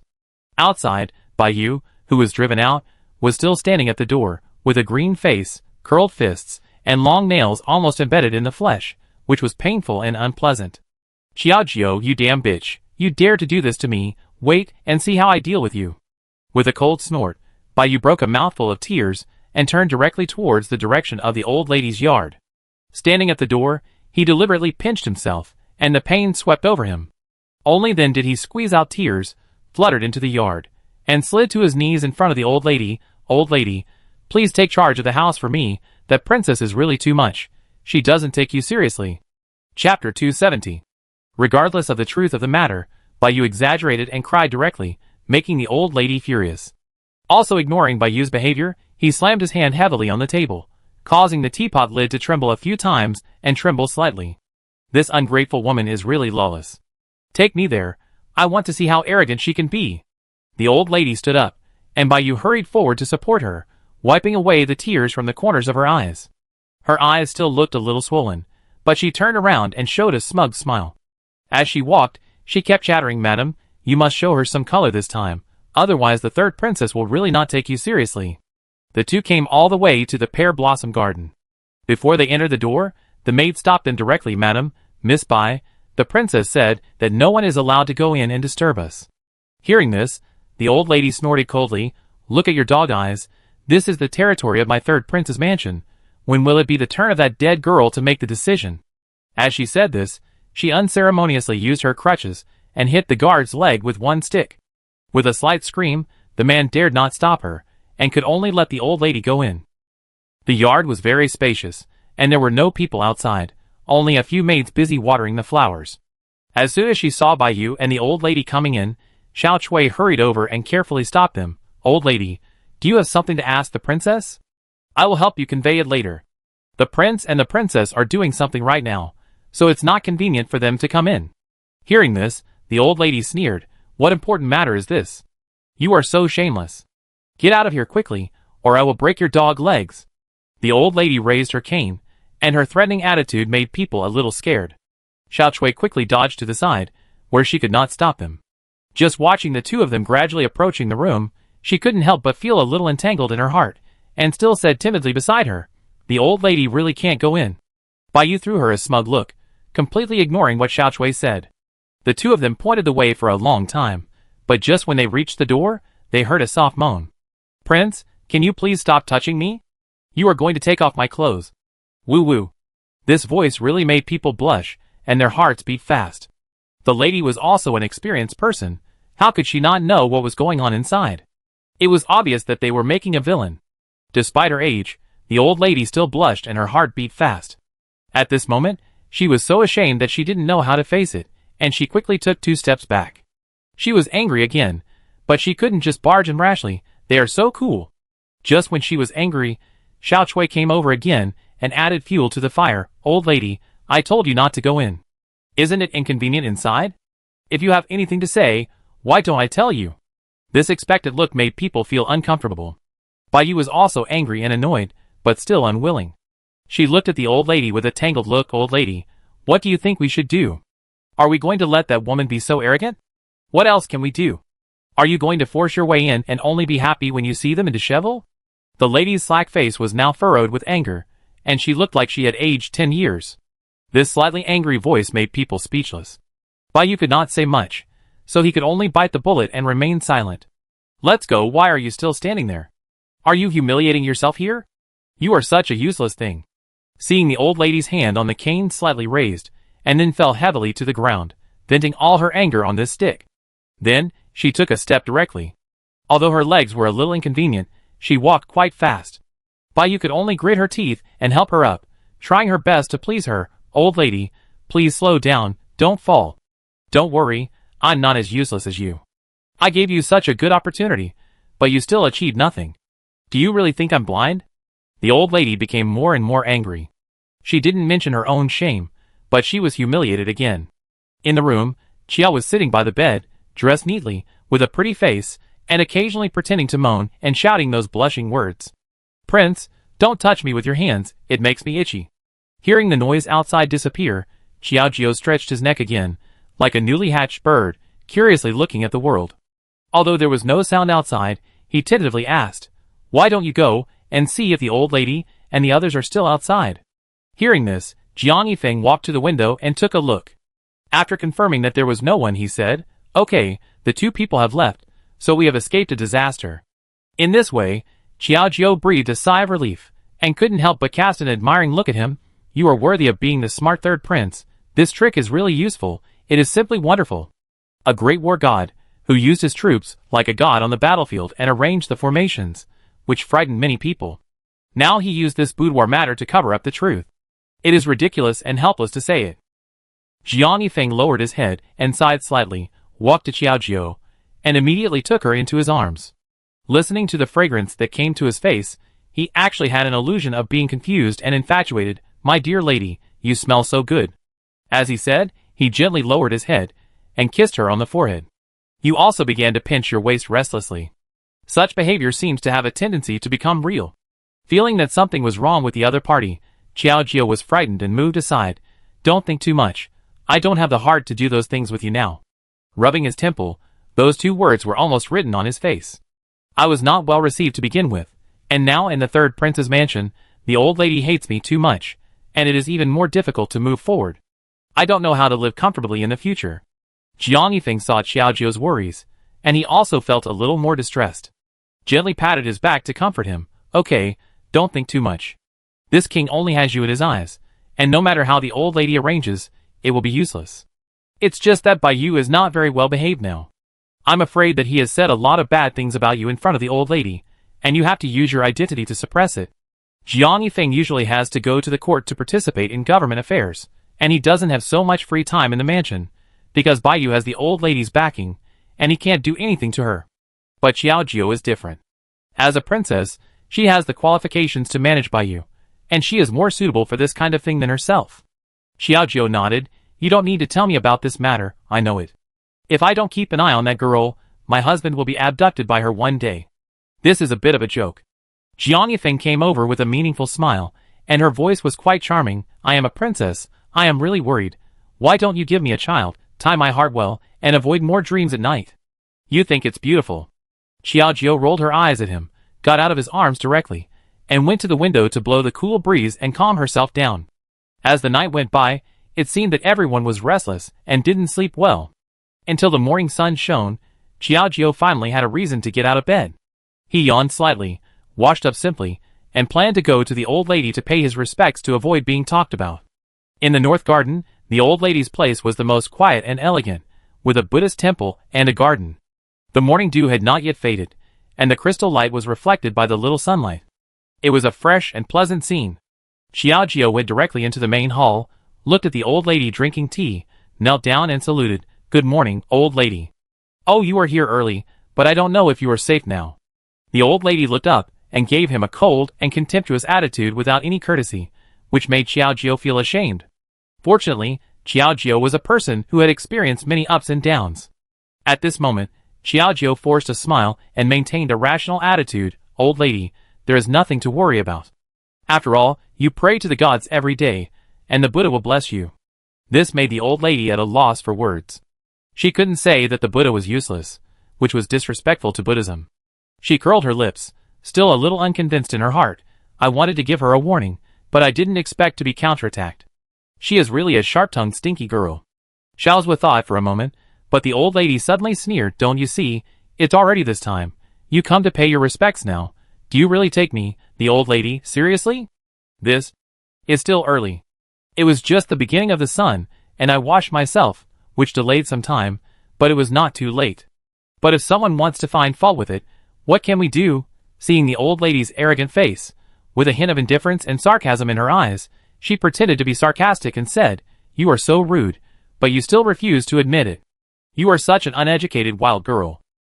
Just at this time, Baiyu also came out from behind the scenes, holding a cup of hot tea in her hand, and sent it to the old lady. She was so well behaved. "Old lady, drink some tea. Why bother with her?" Hearing this, the old lady, she nodded with satisfaction, as if to deliberately provoke Xiaojio, and gave Baiyu her praise generously. She is a sensible girl, unlike some people who refuse to admit their mistakes and make excuses, which is simply ridiculous. Everyone knew who he was referring to, but Xiaojio seemed indifferent. He tried hard to suppress his unhappiness, and smiled with a generous attitude. "Don't be angry, old lady. I was a little tired after sleeping with the prince yesterday, so I got up a little late." Chapter 271. This sentence can be regarded as a naked provocation. Isn't it obvious that it is aimed at Baiyu and the old lady's faces? Compared to the old lady, Baiyu's face is even uglier. She tried every means to get what she wanted, but someone just wanted to rub salt into her wounds. "Don't go too far." Baiyu gritted her teeth, with an angry posture. Unfortunately, no matter what, she is just an unknown woman. Xiaojio put his hands on his waist, twisted his slender waist, raised his eyebrows slightly, with a somewhat proud and calm attitude. "I'm just telling the truth. If you really want to blame, you can only blame the prince for being too hard yesterday." "I can't resist." Xiaojio said it without changing his face or heartbeat, but it made others, who heard it, couldn't help but cover their mouths, and their faces were more or less red. The old lady really couldn't listen, but she really didn't know where to start. He slammed the table heavily, and the furious voice rushed over. "Enough, stop talking, go quickly, you don't need to pay respects anymore. I'm upset when I see you." This boudoir joy in front of everyone is bound to make the old lady embarrassed, but the old lady of the third prince's mansion is a face-loving person, naturally knows what is more important. Baiyu gritted her teeth, a little unwilling, but she couldn't disobey the old lady's wishes. She could only watch Xiaojio turn around and leave arrogantly, but she was helpless. "Humph, isn't it just relying on your own beauty to be favored by the prince? What's so great about it?" The lips that were originally cherry red were bitten and turned slightly white at this moment. Turning to look at the old lady, she saw that her face was not looking good either, so she approached. "Old lady, you see, she is too arrogant, this won't work." The old lady was angry just now, and she couldn't tolerate anyone talking nonsense at this moment. Turning her head, she stared at Baiyu with anger in her eyes, and she was even more angry. "So what do you want? Let her continue talking, and everyone will come to see the joke together, and let my third prince's mansion lose face." Obviously, the old lady was very angry about this matter, and the situation did not look optimistic. Baiyu squeezed her hands, realizing that the situation was not good, and then she quickly raised a smile. "Madam, I don't have any special intentions, I just want to defend you." Seeing that the old lady's expression had not yet relaxed, Baiyu could only lick a smile and persuade her. "Madam, don't you always like to eat mung bean cakes? When I went out before, I saw someone selling mung bean cakes, and they tasted delicious. How about I buy some back for you as afternoon tea?" This was pleasant to hear, and the old lady happened to be greedy, so she kept her lips closed and nodded slightly, which meant she agreed. Now, Baiyu Song could only go out to buy things, but she complained a lot along the way. He was swinging a sweet-scented osmanthus cake in his hand, thinking about what happened earlier, and his lungs were about to explode. The old lady didn't count on it, but instead made that woman angry. What was the point of me trying so hard to please her? The more he thought about it, the more unwilling he became. Just when he was depressed, the arm that was swinging the sweet-scented osmanthus cake was suddenly held down by someone. Before Bayu could react, his body began to retreat uncontrollably. Hey, who are you? Let me go! With a scream, Bayu was pulled into a small alley. The other party let go of her hand. Bayu was still a little frightened after breaking free from the restraint. She felt sore and painful on her hand, and couldn't help but get angry. But the people of the third prince's mansion, if the prince knows about it, he will definitely not let you go easily. As he said that, he tidied his clothes again, and after reluctantly giving the gift, he took a look at the green bean cake that was not broken, and then he breathed a sigh of relief. I didn't feel any extra movement from the other party, and thought they were wronging me, so I straightened my chest and raised my head, and resumed my arrogant attitude. However, a man suddenly walked out of the alley. He looked particularly tall, and tall in the beam of light. He had an old face with 2 tufts of beard, and looked shrewd and calculating. His narrow and long fox eyes were a bit shrewd and cunning. Bayu was slightly stunned, and looked at it from top to bottom, and a ripple appeared in his heart. This man is well dressed, he must be from a wealthy family, although I look kind, but I am smiling with a knife. I am also a person with poisonous thoughts. Bayu is very accurate in judging people. At this moment, he gritted his teeth, and seeing the crowd surrounding him, he dared not say anything. I could only bite the bullet and tiptoe, trying not to fall behind in momentum. Who are you? I am the third prince's man. Don't be ungrateful. Let me go quickly. Let's just forget about it. The man spoke, with a leisurely attitude. Really? No matter how powerful the third prince is, what can he do to me, a prime minister? After this, Bayu was slightly surprised, and looked at him again with a look of disbelief. He had the temperament of a prime minister, but was it really something a high-ranking official should do to block a woman at the entrance of an alley? So why did the prime minister block me here? Did he want to flirt with me? Bayu sneered. Since he was a high-ranking official, he didn't need to be so scared. Could he really do something to him? Unless he wanted to make a big deal out of it. Qin Xiang was particularly impressed by such courage and boldness. He couldn't help but laugh twice, put his hands behind his back, and walked towards him with big steps. Not bad, you have some courage. I didn't misjudge you. What do you want? I'm in a hurry to send something to the old lady. If he sees that I'm late, he will definitely be suspicious. When the matter gets out of hand, no one will benefit. In order to make the other party trust him, Bayu shook the osmanthus cake in his hand. It looked like it was in good shape, but it was just to ensure his own safety. I thought that this momentum could eventually turn the situation around, but who would have thought that the prime minister had already seen through everything? The shrewd eyes looked back and forth at Bayu, as if they could penetrate people's hearts, which was really uncomfortable. She is just a nameless girl.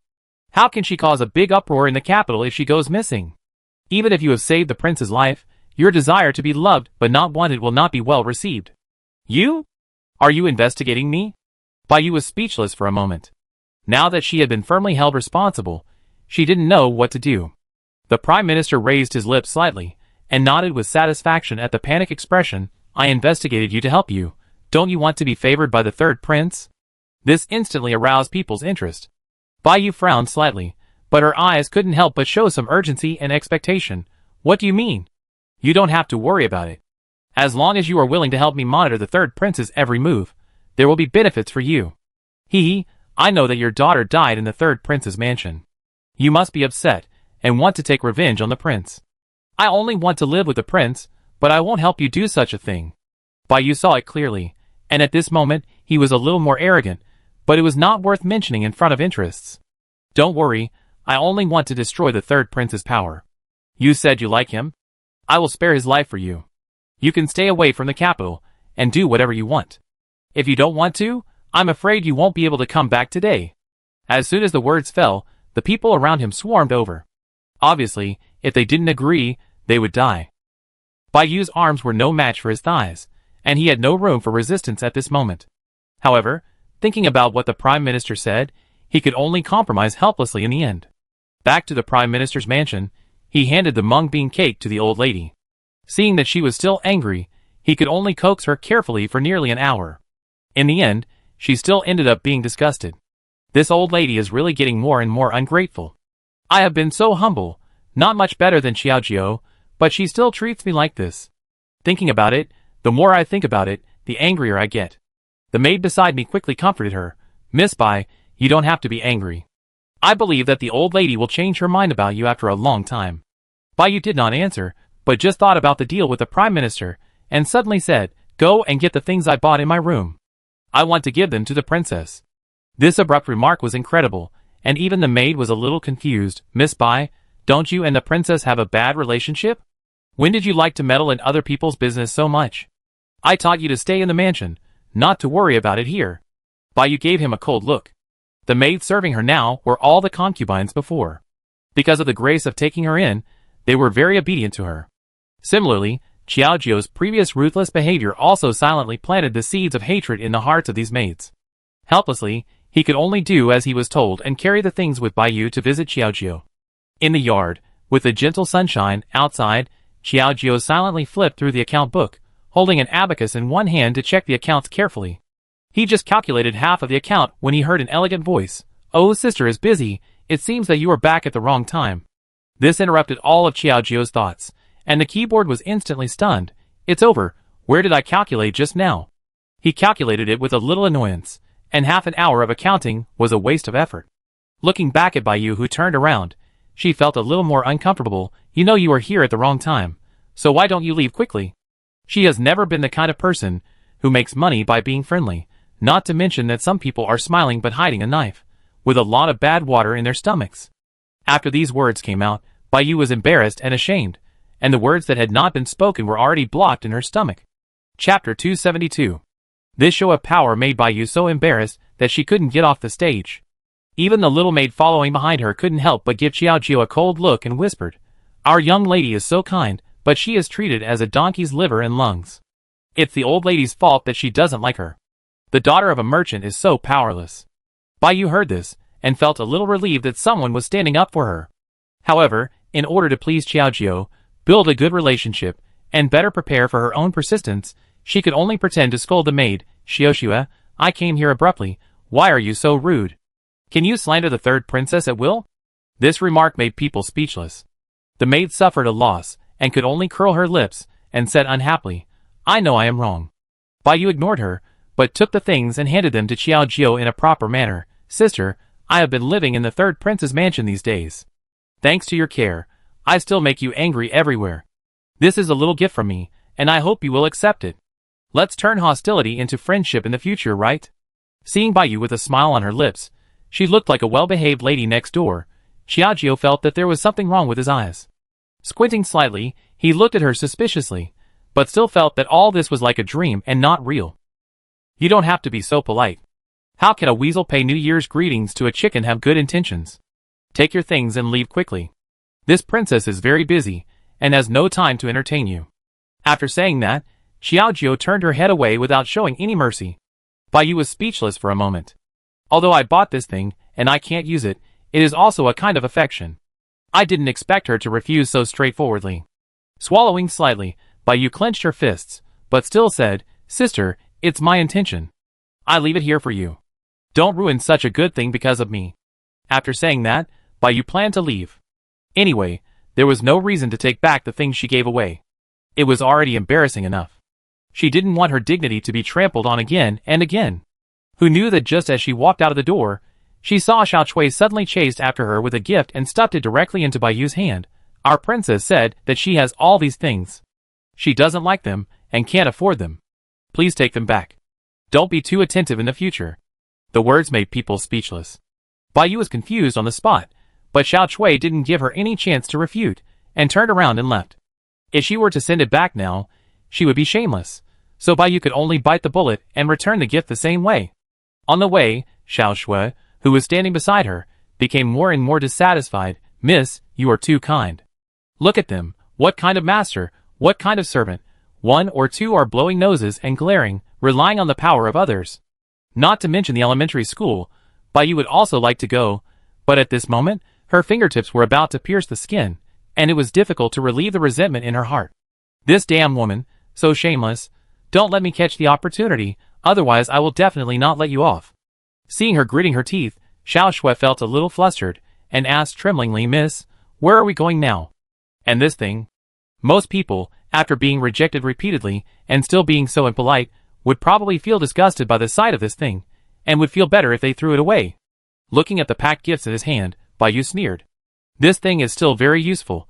Then, Baiyu went directly to the old lady's residence with the things in his hand.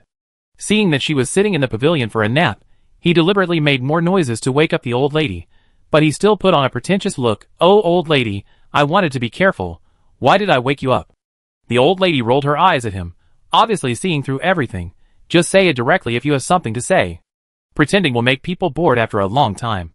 So Baiyu was not polite, and put the gift on the table. The old lady looked at it carefully, and couldn't help but frown slightly. "Isn't this something I asked someone to send to you? Why is it returned? Do you look down on it?" "No, old lady, don't misunderstand. It was, the princess returned it." Relying on his shameless attitude, Baiyu turned right and wrong in his mouth, and these gifts became things that Xiaojiu looked down on. "I thought it was yours. The princess would give it some respect." But he was full of words, full of sarcasm, and returned it. Baiyu felt more and more wronged, but the old lady was furious. "This woman is getting more and more ungrateful. She really doesn't take me seriously. Isn't it? Old lady, it's okay for me to be wronged, but he doesn't even give you face. You can't let him go on like this." Baiyu winked and made eyes, hoping that the old lady would be furious and get seriously ill, and that Xiaojiu would be the one who made her so angry, so that she could reap the benefits. After being repeatedly instigated by Baiyu, the old lady could no longer keep her composure, and she stood up directly, leaning on her crutches to settle accounts with Xiaojiu. But just after taking 2 steps, the maid next to her hurriedly came up and whispered in her ear, "Old lady, don't forget the prince's warning. If you continue like this, I'm afraid your relationship will get worse and worse." When talking about this matter, the old lady instantly became a little timid. This stinky boy was deceived by that woman, and now he doesn't even recognize me as the old lady. Speaking of it, she was full of hatred and anger, but she couldn't do anything about Jiang Yifeng. Even if he was angry again, he could only grit his teeth and swallow his anger. Forget it, I don't need to make my relationship with my grandson so stiff for that woman. Anyway, the evil will be punished by God. Seeing that the old lady sat down again, Baiyu was a little confused. "Old lady, you are not going to let this matter go like this, right? Otherwise, do you want to see Feng'er and I at odds? Although this daughter-in-law doesn't like her, she is her own body, and the old lady is not stupid enough to be so absurd." Once this was said, people were speechless. Baiyu swallowed his saliva, feeling annoyed and helpless. This old lady, what's the point of me relying on him? It's better to rely on the Prime Minister. With this idea, Baiyu really told the imaging interface directly in private about his thoughts. Now, the old lady can't help me, the prince is indifferent to me, not to mention Xiaojiu, who doesn't care about the daily necessities. I have no place to stand in this palace of the 3 princes. You have to help me. With a hostess's attitude, Baiyu made her conditions very reasonable. The Prime Minister heard it, but couldn't help but give her a cold look. "It's been less than a day since we started working together, and you come to me for help. It's really embarrassing. Just help me or not." Baiyu gritted her teeth. If she hadn't been forced, how could she be so humiliated? "Why are you so excited? I didn't say I wouldn't help." Taking advantage of the time of the court the next day, the Prime Minister directly asked the Emperor to hold a banquet, under the pretext of building a good relationship with the 3 princes' palace and advancing and retreating together. The Emperor had no reason to refuse, and could only nod. "Since the relationship between the concubine and your 2 families has made things so tense, you can take this opportunity to build a good relationship. What do you think, third brother? Since the Emperor has said so, I can only obey your orders respectfully." Although he didn't want to deal with the Prime Minister, Jiang Yifeng had no choice but to do so since he had such an idea. On the day of the banquet, the scene was particularly lively. Jiang Yifeng brought Xiaojiu to attend, and Baiyu, as a personal maid, also followed with a thick face. But today, Baiyu seemed particularly well behaved. She didn't talk much and didn't feel uncomfortable. She was just a vase, and stood silently beside her lover. Xiaojiu peeked at her from time to time. I felt that this silence was a bit unexpected. "You said, why is Baiyu so normal? It feels a bit wrong. Isn't it good for her to be like this? If there is any more trouble, I'm afraid it will be difficult to end it." Jiang Yifeng's mood was not happy, but he was not angry either. He just drank wine and ate peanuts, and he looked particularly calm and composed. The only special thing was that the Prime Minister seemed particularly enthusiastic today, and he urged people to drink 2 glasses of wine from time to time, which made people feel helpless. Before, It was my little girl who did something wrong, so she ended up like this. I shouldn't blame this matter on you, the third prince. I apologize to you here. The Prime Minister held a glass of wine and drank it by himself. Jiang Yifeng and Xiao Jiao couldn't refuse, so they could only accompany him to drink. It has to be admitted that the Prime Minister's ways of urging people to drink are endless, and one sentence is a glass of wine. Time passed little by little, and the surroundings were very noisy. After 3 rounds of drinking, Xiao Jiao felt a little drunk. No, you can't drink anymore. If you drink any more, you will pass out. Xiao Jiao looked at Jiang Yifeng helplessly. As if noticing Xiao Jiao's abnormality, the Prime Minister winked at the Prime Minister's wife. The Prime Minister's wife nodded, stood up, and walked towards Xiao Jiao. Princess San, have you drunk too much? How about I take you to rest for a while, so as not to make a fool of yourself at the table later? Hearing this, Xiao Jiao nodded with this intention. Thank you, Prime Minister's wife. After she left, Jiang Yifeng was somewhat worried, but the Prime Minister pretended that nothing had happened and continued to persuade him to drink. Hey, Prince, don't worry. This is the Prime Minister's residence. What else can go wrong? It is because this is the Prime Minister's residence that Jiang Yifeng has to worry. Chapter 273. As his fingertips passed by, Jiang Yifeng's mind was like the wine in the glass. Third Prince, why don't you drink any more? I heard that you can drink 1,000 cups without getting drunk, but don't say you are drunk now. The Prime Minister held the wine glass with a smile on his face, but he always gave people the illusion that he was smiling with a knife. Jiang Yifeng glanced at him slightly, and was speechless for a while, but the irritability in his heart became more and more intense. Suddenly, his heart trembled suddenly, and he dropped the wine glass in his hand on the table, and then stood up and said, "This wine is almost finished, and I am a little drunk. Let's go out for a walk." After leaving this sentence, Jiang Yifeng looked at the Prime Minister and nodded with a smile. He didn't say hello to him, but turned around and chased in the direction where Xiao Jiao was taken away just now. It felt a bit tiring to walk and run all the way. Damn it, where was he taken to? Looking around, there seemed to be nothing else to see except the flowers everywhere, red like fire, green like shining. Jiang Yifeng scratched his hair in anger, and at this moment, he suddenly heard a faint scream from the flowers. Help, don't come over, help. With a bit of trembling fear, Jiang Yifeng's thoughts were pulled back in an instant. At this moment, he looked in the direction of the sound, and saw that a flower bush not far away was very restless, as if someone was deliberately stirring it. Who is over there? Jiang Yifeng frowned and walked over. He was upset at the moment, and now he encountered such a thing again. When he went forward, he saw a woman sitting next to the flower bed in dishevel, looking pitiful, facing a few people in servants' uniforms. Seeing someone coming, several men looked a little panicked. Oh no, how could someone come? Seeing them looking at each other, they obviously knew that the guests who came today were all high-class guests. Seeing such an unbearable scene, they were afraid that they would not be able to get a good result if they turned back. This young man, please save me. The disheveled woman looked at Jiang Yifeng without saying a word, crawling over on her knees. Her crystal-clear eyes looked a bit charming. She tightly grabbed Jiang Yifeng's trouser legs, and was unwilling to let go for a moment. It was really not a good feeling to be pulled by clothes, but seeing the miserable state of the woman, Jiang Yifeng could only slightly side glance and maintain his gentlemanly demeanor. He looked up at the cunning people again and warned them coldly, "If you don't want to die, get out of here." The words fell like a tiger roaring, and everyone dared not neglect it at all. They stumbled and scattered, and disappeared in an instant.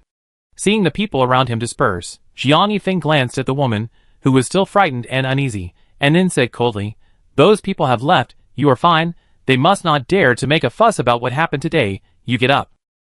Don't say that he doesn't know how to be sympathetic to women. The main reason is that Jiang Yifeng really doesn't want to touch women other than Xiao Jiao. He always feels that he has cheated on her physically. Hearing this, the woman stood up timidly, holding a handkerchief in her hand, wiping her tears, occasionally raising her beautiful eyes, carefully peeping at him, and constantly saying words of gratitude, "But thank you for saving me just now." Jiang Yifeng didn't intend to pay attention, but remembered the purpose of his coming here, so he lowered his head and asked, "Do you know where the Prime Minister's wife lives? Where is your wing room?"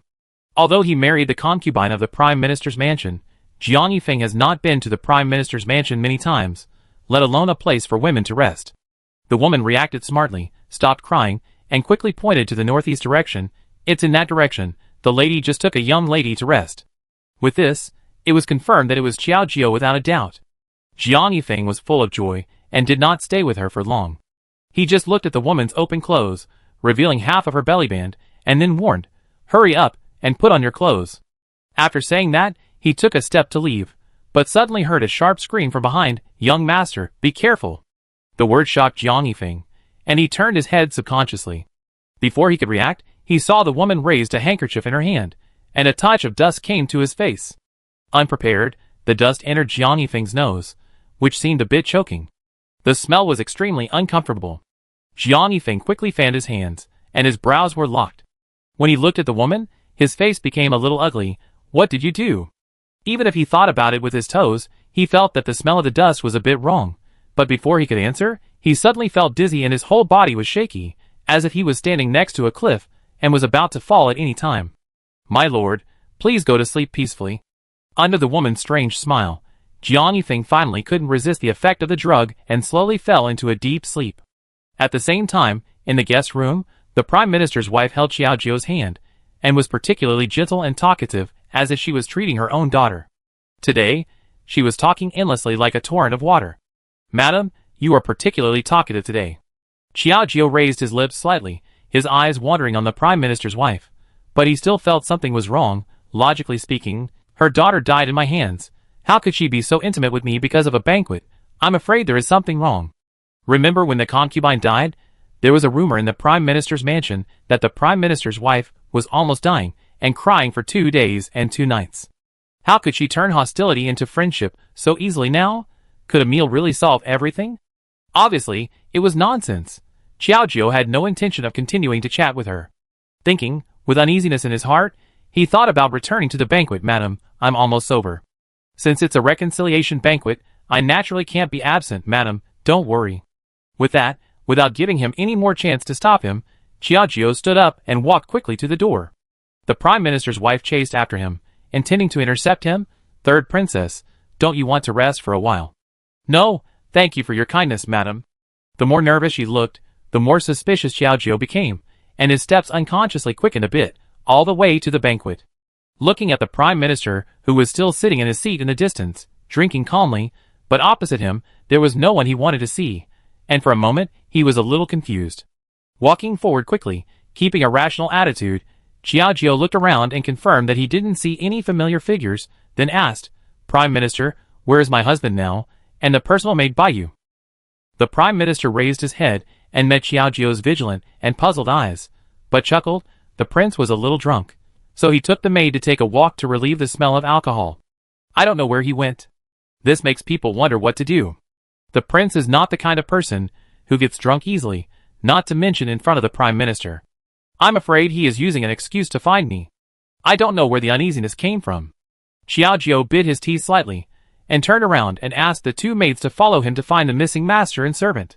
A person wandered in the back garden of the Prime Minister's mansion, and the photons he saw were exactly the same as what Jiang Yifeng saw. At this moment, people were a little confused. Where did this person go? I've been looking for him for a long time, but there's no sign of him. Xiaojiu sighed deeply, and with his hands on his waist, he couldn't help but feel a little annoyed, but his uneasy mood became stronger. At this moment, a maid suddenly ran over. "Princess, do you think this is something from the prince?" The maid held a handkerchief in her hand. Xiaojiu took it and looked at it carefully. "Isn't this the thing she embroidered for him?" She hurriedly asked, "Where did you find it?" After confirming that the handkerchief fell near this garden, Xiaojiu asked someone to search more carefully. Looking at Xiaojiu, who was constantly searching, the maid who was flirted with before now pretended to be nothing, and stood up in front of Xiaojiu. "Madam, I wonder what you are looking for. Do you want me to help you?" Seeing someone coming suddenly, Xiaojiu was overjoyed and hurriedly asked about Jiang Yifeng and Baiyu. Everything went as expected, and the little maid pointed to the direction of a room. Several people did not dare to neglect it, and ran to it happily.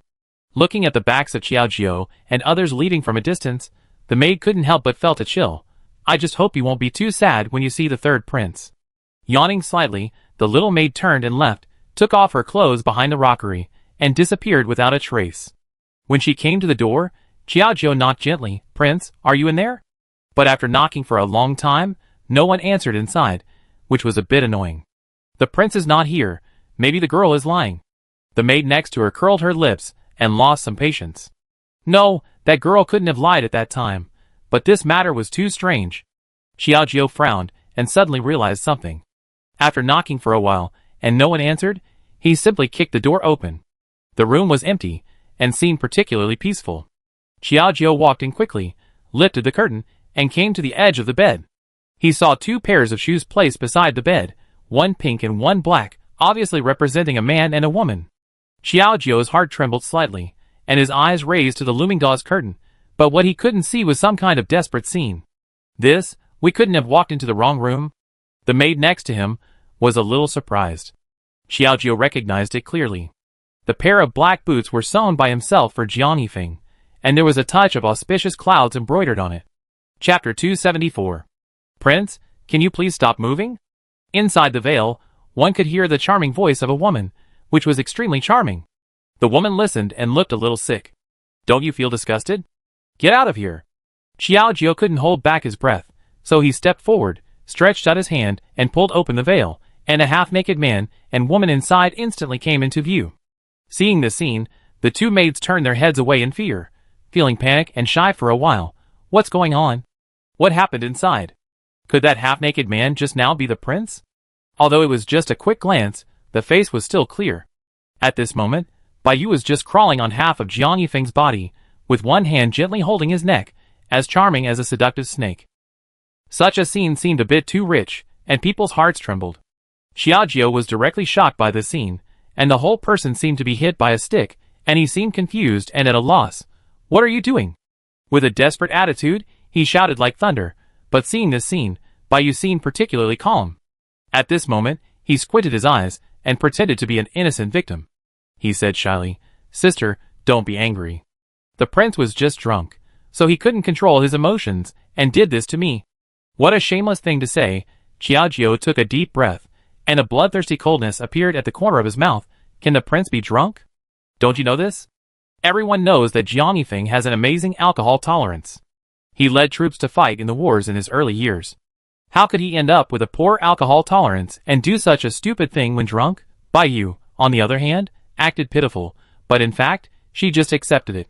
I'm afraid she has been thinking about it for a long time and has died. But no matter what Xiaojio said, Baiyu had an attitude of a dead pig not afraid of boiling water. Now I have slept with the prince, and it's meaningless for the princess to say anything. Anyway, this matter can be regarded as consensual. Please help me. As he said, he watched Baiyu get up, and put on clothes without any hesitation. Her half-naked body was printed with a small red strawberry, which was actually pinched by herself. In order to stimulate Xiaojio, Baiyu also touched it particularly prominently, and this time she almost sent Xiaojio away on the spot. My heart felt that it lost its light in an instant, and went cold. It took a long time to come back to my senses. It was just that she couldn't bear to watch this disgusting behavior, so she turned her head away until she put on her clothes. Sister, since this has already happened, it can't be changed anyway. We can be considered a family in the future. Baiyu raised her lips slightly, and got off the bed, one hand gently holding Xiaojio's arm. That smiling but dagger-hiding look really made people feel disgusted. Get out of here. I'm not one of those stinky men who can be fooled by your nonsense. Xiaojio pushed him aside heavily with one hand, and Baiyu fell down with a trend. Her buttocks fell on the bed, and then stuck to Jiang Yifeng's naked body. Seeing her slender fingers moving back and forth on the man's strong chest muscles, he couldn't help but sigh. The prince's physical strength is really good. You? I don't know where she got such shameless courage to say such shameless words. Xiaojio's heart was beating violently, as if it would jump out at any moment. Taking a deep breath, Xiaojio looked at the 2 maids who turned around, and then angrily said, What are those 2 still standing there for? Hurry up, and put clothes on the prince. Could it be that he slept with other women, and in turn asked his wife to dress him? How could there be such an unreasonable reason in the world? The 2 little maids did not dare to neglect it. After tremblingly changing Jiang Yifeng's clothes, they looked at Jiang Yifeng, who was still sleeping, and then asked tentatively, Princess, what should we do now? What else can we do? Family shame cannot be forgiven. Don't make this public. For the sake of the 3rd prince's mansion, Xiaojio had to swallow his anger and glared at Baiyu, who was still pretending to be serious, and warned her sternly, Don't think that you can do whatever you want just because you slept with the prince. If today's incident gets out, you will suffer. Sister, why are you so angry? People know about it. Baiyu winked and made eyes, as if he was deliberately provoking Xiaoqiao, which really made people angry, but they couldn't do anything about him. I guess this must be the legendary bitch. In order to preserve the face of the third prince's mansion, Xiaojiu naturally couldn't let the two of them stay here any longer. He could only let someone support Jiang Yifeng and planned to find an excuse to leave. But as soon as he went out, he saw the prime minister standing upright at the door, surrounded by several servants. Xiaojiu was slightly stunned, looked back at Bai Yu and Jiang Yifeng, and couldn't help but whispered, "How long have you been standing here?" The prime minister's eyes wandered on the two people behind him. "I have heard everything outside the door. This bitch is too much. She dared to seduce the prince. It's really too much. I didn't expect the princess to hide it." "What do you mean?" Xiaojiu looked at him vigilantly, always feeling that this guy was up to no good. As expected, the prime minister put his hands behind his back and pretended to be righteous. "Although this girl is too much, it stands to reason that since the prince has already had physical contact with her, if he wants to marry her, this matter must be publicized. The implication is that the fact that the two slept in the same bed should be spread, but isn't this obviously a slap in the face of the third prince's mansion? Jiang Yifeng was drunk and did such a stupid thing with a personal maid. How could he still have shame?" Xiaojiu took a deep breath and naturally could not agree. "Please don't interfere in our family affairs, Prime Minister." After saying that, he planned to take people away, but the Prime Minister was unyielding. She exchanged glances with Bai Yu secretly and became more arrogant and natural. Although face is important, the innocence of this woman is equally important. The princess intends to deal with the prince's affairs in such a sloppy way. Isn't it too much? With the Prime Minister's step-by-step pressure, I am afraid that if I don't give an explanation for this matter, I will not be able to get off the stage. Xiaojiu gritted his teeth slightly, glared coldly at Bai Yu and Jiang Yifeng, who was unconscious behind him, and the more he thought about it, the angrier he got. Perhaps because of his face, he could only nod his head. The Prime Minister is right. I will discuss this matter with her after the prince wakes up, so you don't have to worry about it. After saying this, Xiaojiu didn't bother with her anymore, and took people back to the third prince's mansion. Just as he entered the door, Xiaojiu finally felt that he had regained some face. His eyes swept over Bai Yu, and he shouted angrily, "Lock this woman in a remote place for me, and don't let her get close to the prince again." Hearing this, Bai Yu was a little unwilling, struggling and unwilling to obey the order. "I have already had physical contact with the prince, and I am also a member of the three princes' palaces. Why do you want to lock me up? Are you jealous?" Not only jealous, but even want to kill her. If it weren't for the last bit of bottom line in his heart, Xiaojiu really wanted to make things difficult for her. "Shut up, or I will have someone bring you a needle, and sew up your mouth." With such a threat, Bai dared not to provoke him randomly when he encountered something, lest Xiaojiu really couldn't stand such a blow and did something to hurt himself. In desperation, he could only obey them obediently, and was taken away. Looking at Bai Yu gradually disappearing, Xiaojiu's heart was still like a turmoil, and he felt very uncomfortable. The maid next to him said cautiously, "Princess, what about the prince? Take him to the room, let me be alone." Xiaojiu left directly after saying that. Now his mind was full of anger. How could he care so much? As time passed, Xiaojiu locked himself in the study and sulked. He didn't see anyone and didn't even have a meal. When Jiang Yifeng woke up, he found that he had returned to the third prince's mansion, but it was Chai Zi who was there. Unfortunately, there was no one to take care of him. "Where is the person coming?" Jiang Yifeng looked at the maid who hurried in front of him and asked directly, "Where is the third prince's concubine now? Why is there no one?" Upon hearing this, the maid didn't know how to answer. She just thought of Xiaojiu's angry face and hesitantly said, "The princess has locked herself in the study now and doesn't see anyone." "Why?" Jiang Yifeng frowned slightly. This situation usually means that she is angry, and she is afraid that nothing good will happen again. However, the little maid didn't know the specific reason, so Jiang Yifeng could only get up and go to ask for clarification. "Knocked on the door, madam. Did anything happen to you in there? I heard that you don't seem to be happy. Isn't this nonsense? Just like he cheated on her, how could he be happy?" Xiaojiu took a deep breath, tried to suppress his anger, and coldly scolded, "Go accompany her Bai Yu, don't come to me again." As soon as the words fell, Jiang Yifeng seemed confused. What nonsense was he talking about? Why should I accompany her? Knocked on the head, Jiang Yifeng only remembered the scene where he was drugged, and the rest was unknown. However, Xiaojiu didn't talk to him much, which made people feel helpless. Turning around, Jiang Yifeng could only focus on his personal guard. "Tell me, what happened in the Prime Minister's mansion? Why did the princess suddenly change her temperament?" Hearing this, the guard told everything he knew, but surprised Jiang Yifeng What? I slept with that woman, it's nonsense. Chapter 275. After understanding the situation, Jiang Yifeng could no longer sit still, and hurried back to knock on the door. Shujio, open the door quickly, I really didn't know about that matter, you must believe me, I will never betray you. Jiang Yifeng's memory only stayed on the eve of his fainting, and he really didn't remember anything about the following events. Now that there was such a big misunderstanding, how could he just let it go? The knocks on the door got louder and louder, and the shaking amplitude became larger and larger, and the door was almost about to collapse. Xiaojiu, who was sitting inside, was full of doubts and uneasiness. He was also upset by the noise outside. He couldn't help but glare coldly at the door and roared in a low voice. Enough, I said I don't want to see anyone, if you have any grievances, just hold them in. I have no place to express my grievances, so how can I care about him now? Even if it's not intentional, this person has already slept with him. What else does he want? The more he talked, the more uncomfortable he felt. Xiaojiu only felt a strong sense of pain at the tip of his nose, and even felt a little difficult to breathe. The tears brewing in his eyes really had nowhere to go. You bastard, you said you would never betray me for the rest of your life. Why do you treat me like this? Where did I let you down? Burst after burst of abuse came in his face, and Jiang Yifeng, who was outside and close to the door, felt more and more uncomfortable. He clenched his fist slightly, looked at the tightly closed door, and gritted his teeth. Shujio, since you don't open the door, don't blame me. As he said that, he took a few steps back, put all his strength into his feet, and kicked it directly. There was a loud bang at the door, and then a bang sound was heard. The door was kicked open, revealing a thin figure, crying with her face covered. Frightened by the violent movement, she looked up suddenly, and in front of the dazzling beam of light, there was a tall and slender figure. Xiaojiu was shocked and upset, and couldn't help but said angrily, Who let you in? Didn't I tell you to stay outside? Having said that, Jiang Yifeng looked at the tear marks on the face, and could only say that he couldn't control his emotions.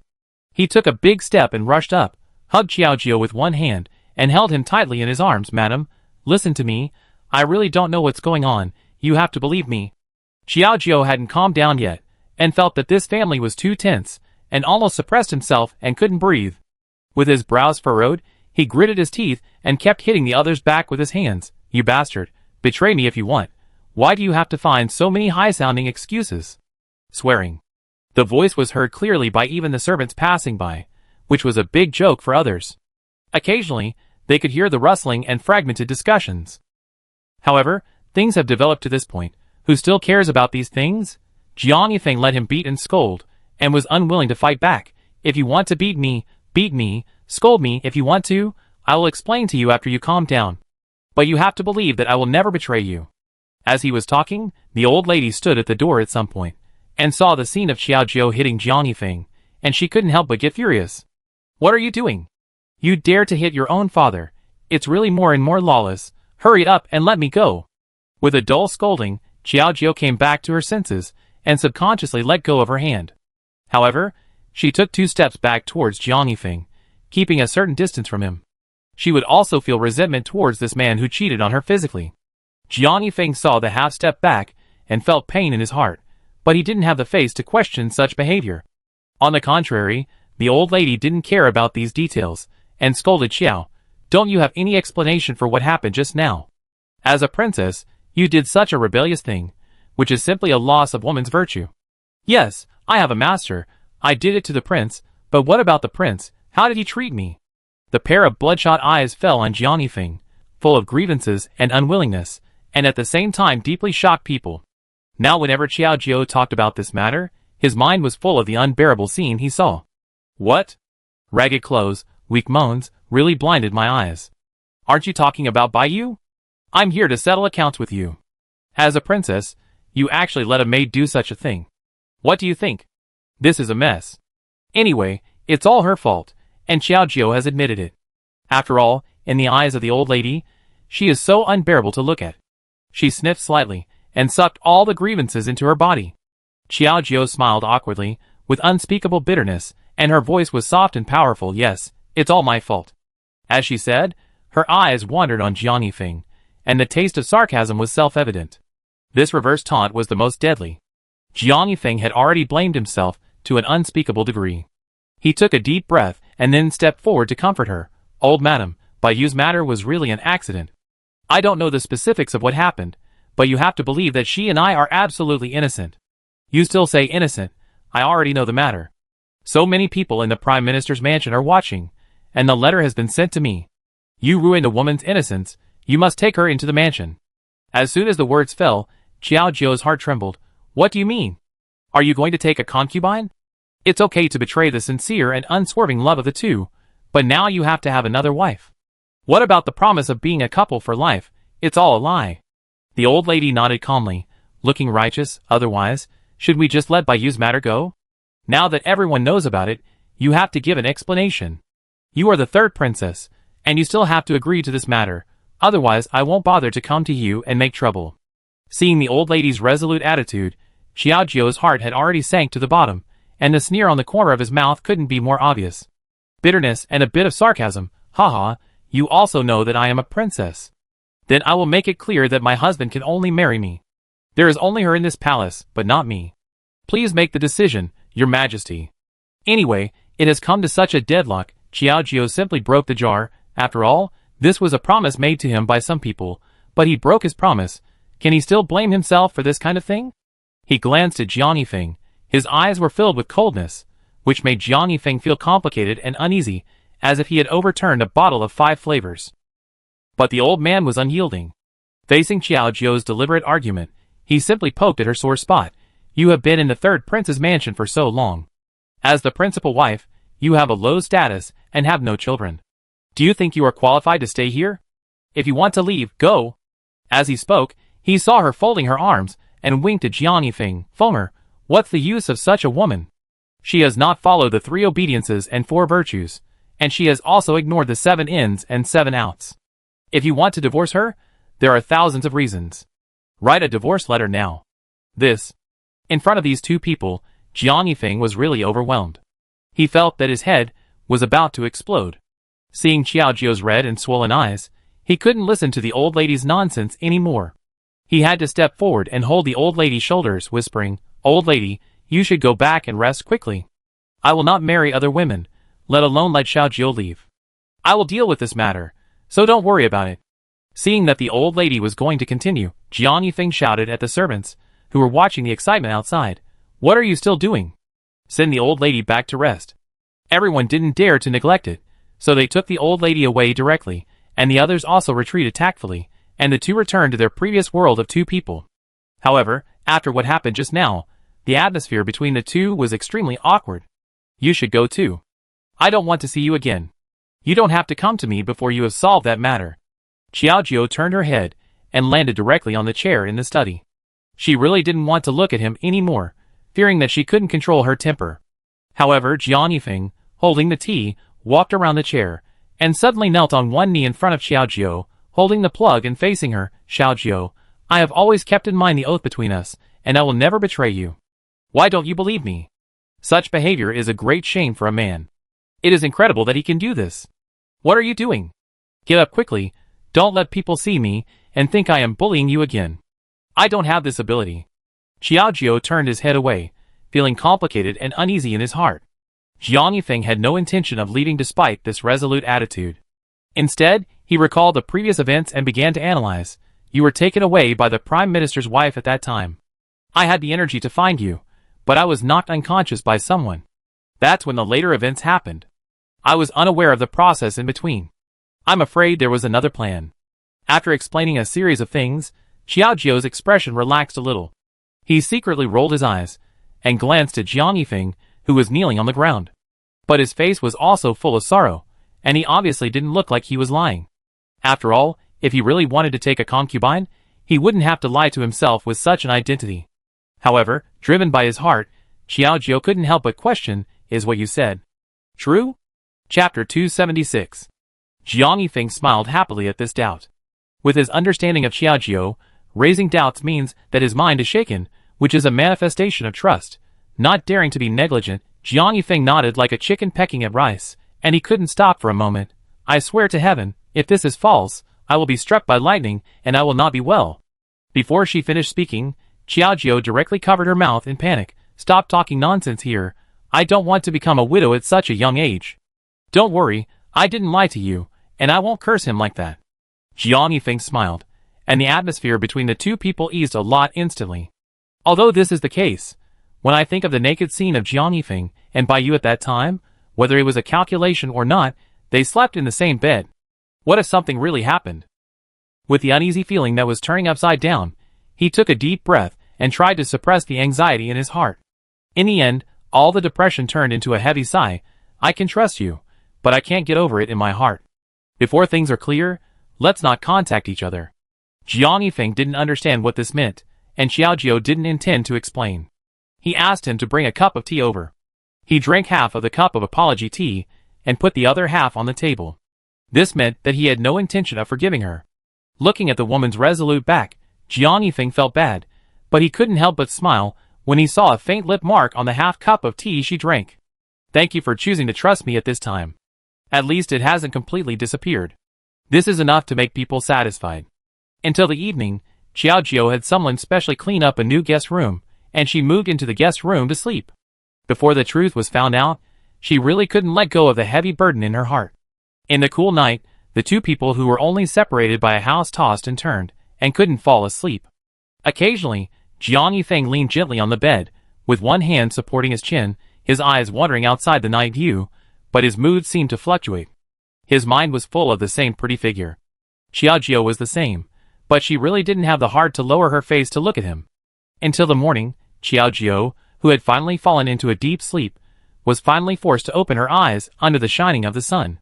Looking at the sparkling dots outside, the morning dew had not yet dispersed, and one by one it drooped down along the tip of the leaf. Xiaojiu yawned slightly, asked someone to help him wash up, and then heard a sound coming, gurgle gurgle. Touching his stomach, it was churning. Because of what happened yesterday, Xiaojiu had not been able to eat much, so now he was naturally a little uncomfortable. Pushing open the door, a strong beam of light shone in, and Xiaojiu subconsciously stretched out his hand to block the sunlight. But when he let go of his hand, he looked at the sun with a slight glare, and the table in the courtyard was now filled with large and small meals. Fragrant porridge, steamed buns, and mochi balls and pastries were all included. What's going on? How come these girls are so sensible today? Xiaojiu seemed a little surprised, and his body floated over uncontrollably when he smelled the fragrance. He took a deep breath, and the restlessness in his stomach became stronger, and he couldn't help swallowing his saliva. Looking around, there was no one. Xiaojiu didn't say anything, and sat down with chopsticks in his seat, and touched the bowl and chopsticks. Even the temperature was just right. Today, these girls are so considerate that it's a bit surprising. I don't know where they got such a great awareness. Nodding with satisfaction, Xiaojiu rarely showed a gratified smile, holding a spoon while eating steamed buns and drinking porridge, looking particularly comfortable. Next to the tall bushes, Jiang Yifeng hid there carefully, not daring to breathe. But he couldn't help but secretly stick his head out, observing Xiaojiu's satisfied expression, and felt much more comfortable in his heart. But just when both of them were in a state of joy, Xiaojiu ate too fast, and suddenly felt something stuck in his throat, so he coughed twice. Cough, cough. He kept hitting his chest, trying to cough out the thing, but he seemed so powerless. Help, help. It was really embarrassing to choke to death while eating. Seeing this, Jiang Yifeng could no longer hold his breath, and rushed out immediately, patting Xiaojiu's back violently. Don't move, just cough it out naturally. With the man's nervous attitude, the half piece of steamed bun stuck in his throat was finally spit out.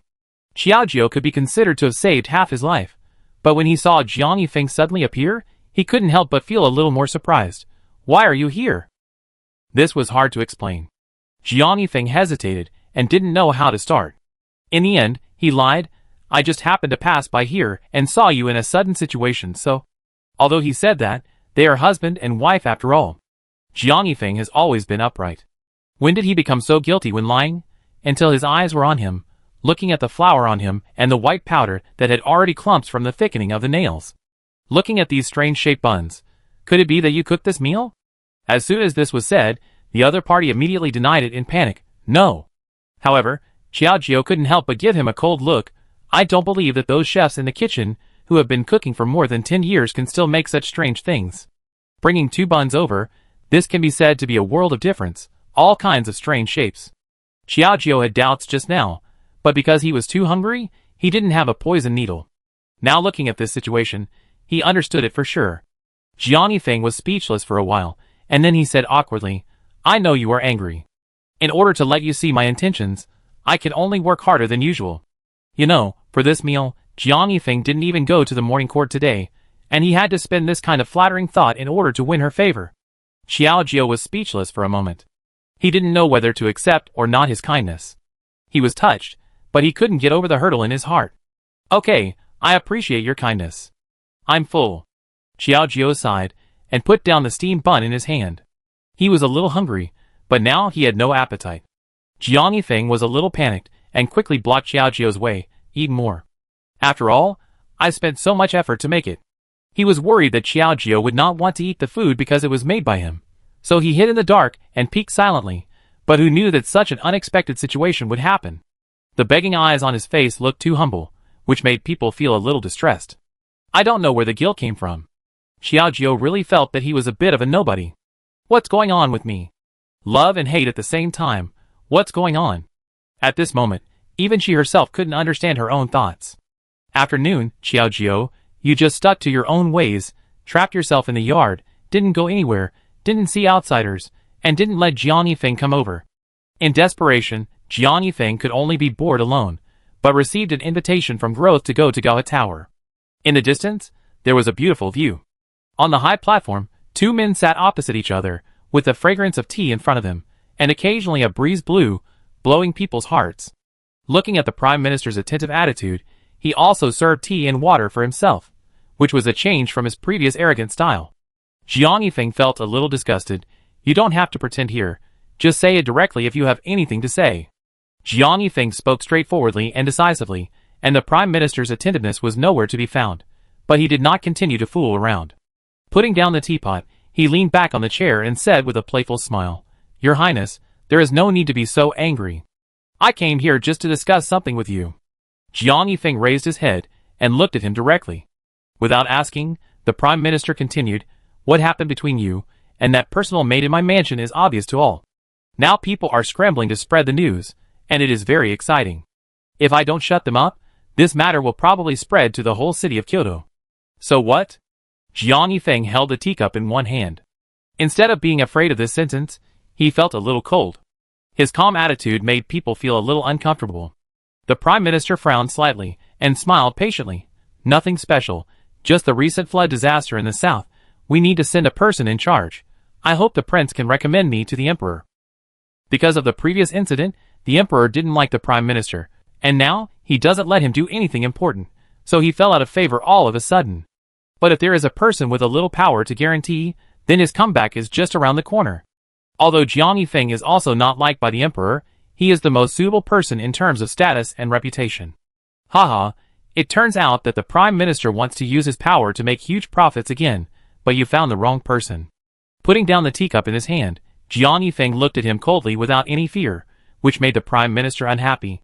He warned him in a sinister tone, Prince, don't blame me for not reminding you. The relationship between you and that girl is not very bright. If this matter spreads. Before he finished speaking, Jiang Yifeng directly intervened. I heard that the Prime Minister has a private gambling house in Jindu. It is taboo for officials to open gambling. I wonder what the emperor would think if he knew it. If he wants to threaten me, he must have this ability. Chapter 277. Because each of them had something on the other, the two parted unhappily. Originally, he wanted to use this incident to suppress Jiang Yifeng, but the Prime Minister's plan was ruined, and Bai Yu felt bad. This Prime Minister is not very reliable.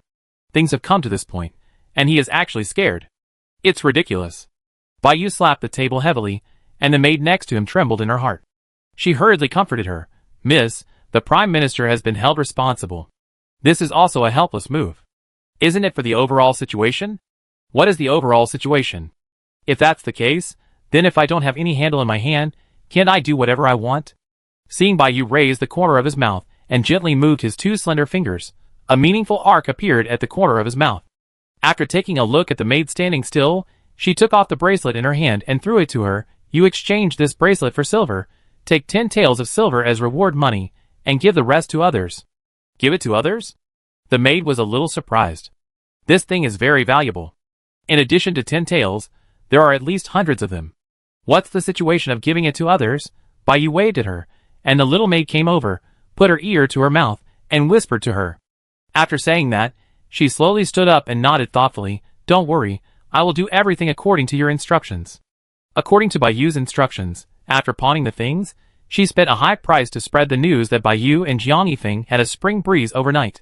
This time, the whole city knew about it, and even under the influence of the incident, a series of insults about Xiaojiu were aroused. Several people in the tea house were talking very heatedly. One of them clapped his fan in his hand, and he was very angry. It is said that the third princess is very stingy. It is normal for a man to have 3 wives and 4 concubines. Now, although he has slept with a lowly maid, it can be regarded as an insult to her innocence. Now he doesn't care about it. Do you think there is such a reason in the world? Another person sneered. It is obvious that the third princess is not a good person. When have you ever seen a case of a woman doing business since ancient times? Isn't she just going against the will of heaven? This kind of thing is not uncommon. Several people became more and more angry, but they didn't realize that Xiaojiu, who was sitting at the next table and talking about business with other ladies, listened to all these words at this moment. Although it was just some fabrication and the facts have not been fully proven, as the person involved, it was somewhat uncomfortable to be scolded and pointed at for crying. He looked at the ladies in front of him again, and saw that they were all staring at him with strange eyes, which made him feel even more ashamed. He hurriedly explained awkwardly, "Well, ladies, don't listen to the slander of those villains. I have done many things that are made up out of nothing. Why take it seriously? Although it is said that way, how many people say it is scary? Even if Xiaojiu is not wrong, if too many people say that he is not wrong, it will become wrong. Who is willing to do business with a person who is full of bad reputation?" One of the ladies shook her head, holding the teacup and taking a sip with some discomfort. Listening to those people talking more and more fiercely, she still couldn't suppress her restless emotions. She stood up quickly and said in a panic, "Oh, I'm so sorry. I just remembered that the master didn't let me spend money recently. How about we cooperate again next time we have a chance?" After saying that, she moved her butt and ran away without a trace. That speed was even more exaggerated than someone's, but was on fire. Xiaojiu was embarrassed and stood there stupidly, twitching his mouth, and tentatively looked at the other lady. As expected, Guiyan found an excuse and left in a hurry. Now it's good, a big order was negotiated for nearly an hour, but it turned out to be a lonely talk. What's going on? Xiaojiu slapped the fan in his hand on the table in annoyance, lying his head on the side in annoyance, listening to the chattering over there, but didn't dare to step forward rashly. If he was going to act rudely now, his image would be tarnished by those people, which would not be worth the loss. I never thought that I, Xiaojiu, would end up like this today. God is blind. He sighed heavily, and was too lazy to say anything. Now that there was no business, Xiaojiu returned to the health club first. As expected, because of the bad reputation, there were fewer people inside. Those who came were old customers, who had paid for membership before. Seeing that Xiaojiu finally came back, Zhou Shui hurriedly came up and said in panic, "Princess, you are finally back. Come and see quickly. Those people want to make trouble." When you hear about making trouble, it is not a simple matter. Under Zhou Shui's guidance, Xiaojiu was pulled to the backyard to look at several women. He looked ferocious, and didn't know how he had offended them. However, he still crossed his hands, with his good temper, and stepped forward to greet them with a smile. "Ladies, I don't know what happened that made you look dissatisfied." "Oh, so this is the narrow-minded third princess. There is nothing special. I just want to come and see what kind of monster this scum among our women is. Yes, she looks pitiful, but it's a pity that she is narrow-minded and vicious. It's really disgusting and unbearable to look at. I thought it was a business conflict, but who knew that she would be insulted right away, and she was really merciless." Xiaojiu was stunned in an instant like a petrified person, with a frozen smile on his face, and he looked embarrassed and ashamed. Zhou Shui was a little impatient. "You guys should keep your mouths clean. Our princess has always been upright. How can we allow you to slander us like this? If you don't want to buy anything, get out." Hearing this was like a raging fire, which intensified the situation at the scene. One of the women crossed her legs and said with disdain, "Haha, you have bad behavior and narrow-mindedness, so you still want people to criticize you." Another woman also followed up, "That's right, even if she is a maid, no matter how low her status is, she is a woman who has slept with the prince. Why not take her as a concubine?" Everyone chattered non-stop, as if they didn't take Xiaojiu seriously. Seeing them talking so enthusiastically, if you didn't know, you would think that this courtyard was specially set up for them to have a tea party. After taking a deep breath, Xiaojiu couldn't hold back her anger any longer. "Okay, shut up. I just want monogamy. What can you do to me? After a series of scolding, several women were shocked. However, seeing her stubborn attitude, they felt even more uncomfortable. You have no sense of womanhood. It's really pitiful for the prince. I don't know how he likes you. You are wrong. It's because the prince likes me that he follows me. Do you have the ability? After these words, the people who were directly addressed were speechless. They didn't have the ability to make their husbands listen to them. At this point, these ladies naturally felt inferior. However, women who believed in polygamy could not accept Xiao Jiu's behavior at all. Even if they were driven out, the voices of criticism were still endless, and even became more and more intense. Now, everyone knows that Xiao Jiu advocates monogamy, which messes up the bottom line in the hearts of all women. This matter reached the ears of the old lady, and she was so angry that she was furious. This woman is getting more and more absurd. I tolerated her business before, but now she is talking about monogamy. It's just shameless. Seeing that the old lady was about to faint from anger, Bai Yu quickly acted like a good girl and tried to comfort her, saying, "Don't be angry, old lady, the third princess is such a person. What can you do to her?" This sounded like a deeper meaning. The old lady gritted her teeth, and her face was instantly covered with haze, and the deep ravines looked more like a canyon that had experienced thunder and rain. Haha, there is no way to deal with him. Do you really think I can't cure her? I will go to the palace and ask the Queen Mother to make the decision for me. The old lady went directly to the palace. Relying on the little friendship she had with the Queen Mother in the past, she went directly to ask the Queen Mother to make the decision. Queen Mother, this Xiao Jiu is really outrageous. She is already wearing a lot of clothes outside, but she is tying Fonger and is unwilling to divorce. Now I can only ask you to make the decision. Looking at the old lady's earnest pleading, the Queen Mother felt a little helpless. Because of the good impression before, the Queen Mother still valued Xiao Jiu, but it was not easy to directly reject the old lady's face. After coughing twice, she began to persuade him in a soothing manner. From what I have seen, the third prince's consort is well educated and has a talent for business strategy. She is a rare and virtuous wife. There must be some misunderstanding. What other misunderstandings could there be? But she admitted in front of everyone that she wanted monogamy. You said that there is no such absurd reason in the past and present. I am afraid that as she continues to toss like this, my third prince's mansion will lose face. Please give me a divorce letter, and let them force a divorce. When the old lady was so excited, she almost knelt on the ground with her hands and knees. Fortunately, Bai Yulan next to her helped her down. Seeing this scene, I, the Queen Mother, was a little bit in a dilemma. She was with thought for a moment, and then said faintly, "After all, this is about marriage. I still need to think more, and you should calm down." Chapter 278. After the old lady was forcibly asked to leave, the Queen Mother called the princess over. "Lu Ping, you have heard all the rumors about the third princess, right?" Glancing at Lu Ping, she was much more dignified and steady than before, so the Queen Mother dared to tell him these things. Otherwise, it would be useless to talk about it like before. Lu Ping nodded. The third princess always does things unexpectedly, first a woman doing business, and then monogamy. It seems that she is afraid that the Queen Mother will be angry. After all, as a member of the royal family, face is the most important thing. Xiao Jiu has repeatedly violated the virtues of a woman, and as the Queen Mother, she is somewhat embarrassed. However, the Queen Mother did not take it seriously at all. Instead, she smiled and said, "The third princess's mind is filled with alien things, which may be different from those of ordinary people. I think your personality is similar to that of the third princess. I wonder what you think of her thoughts." After hearing this, Lu Ping did not know how to answer. After a moment of hesitation, she came to the Queen Mother's side, with a flattering face, and squatted to gently massage her legs. She said awkwardly, "If it is according to Lu Ping's idea, I actually think there is nothing wrong with what the third princess did. After all, women are also human beings. And if I find a consort in the future, won't he be devoted to me?" Although she said so, the truth was different. The Queen Mother frowned slightly. "Your little head is not very smart. As a royal relative, how can you lower your status to compare with ordinary people?" Although she admired Xiao Jiu a little, her birth was a flaw after all. In the eyes of the Queen Mother, although Xiao Jiu is important, the face of the royal family is more important. However, after weighing the pros and cons, she still said, "Well, you have always had a good relationship with the third princess, so just remind him. If both sides take a step back, there will be a broader sky, and it will not end up being divorced." According to the Queen Mother's instructions, Lu Ping really went through Xiao Jiu, and in the name of drinking and having fun, he gave her a good advice.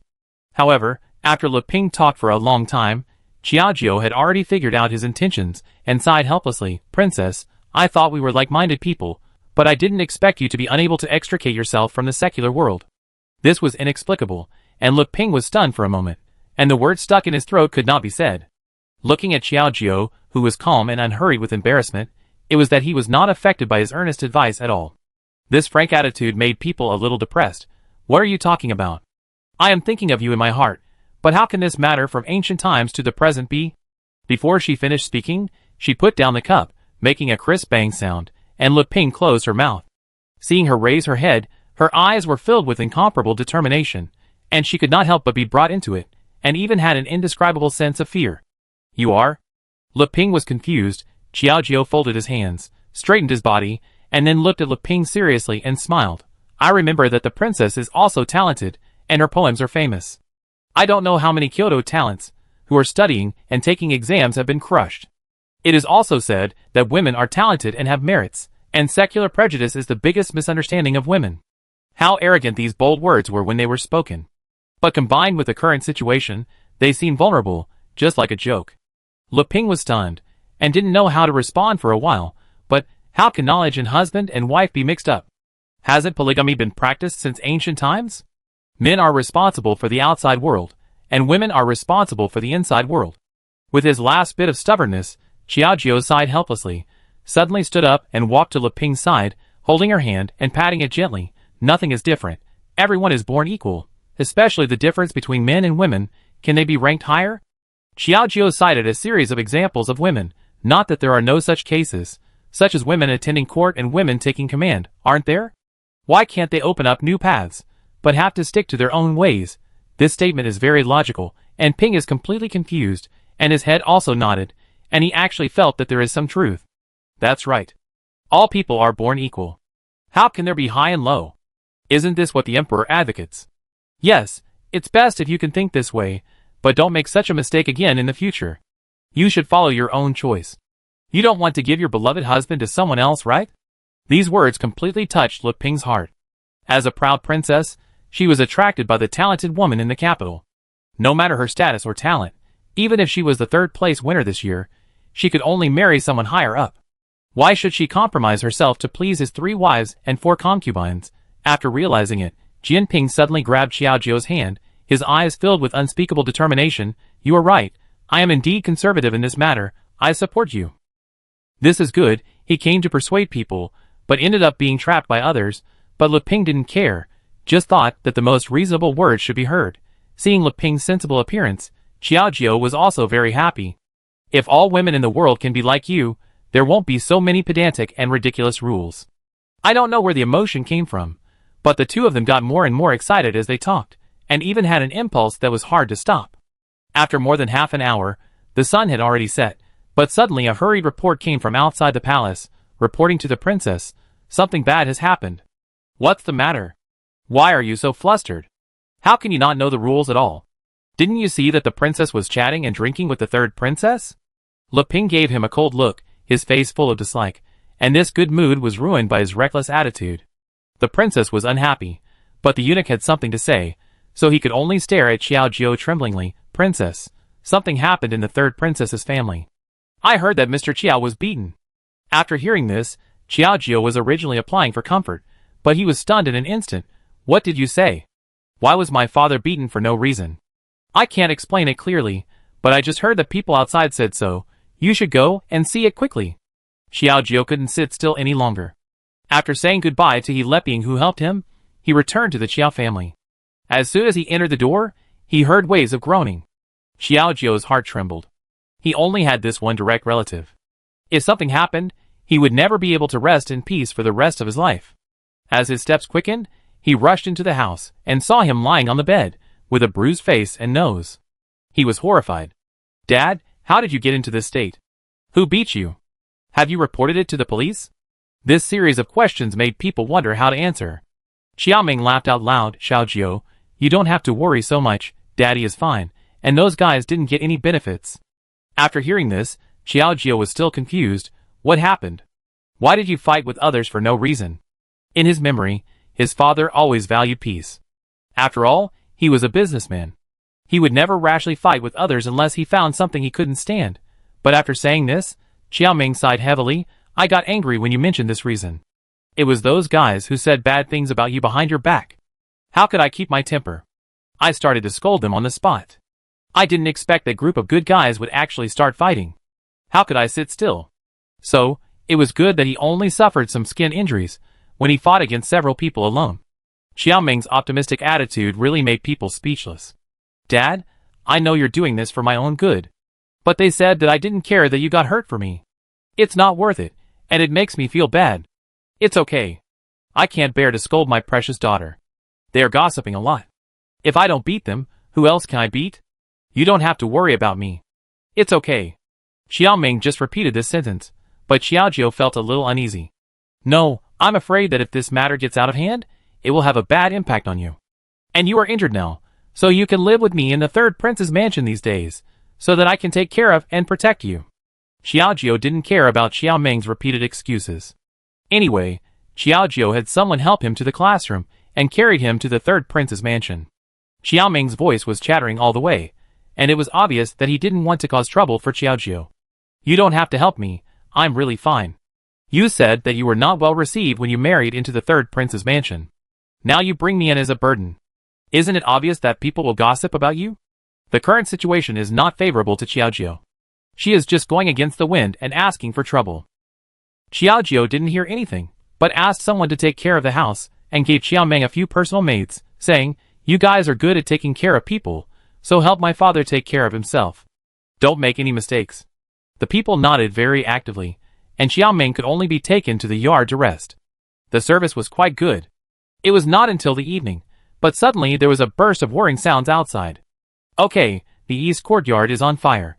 This sound woke up Xiaojiu, who was half asleep, and said, East courtyard, isn't that the yard where my father lives? Something happened. Chapter 279. Xiaojiu rushed over following the sound.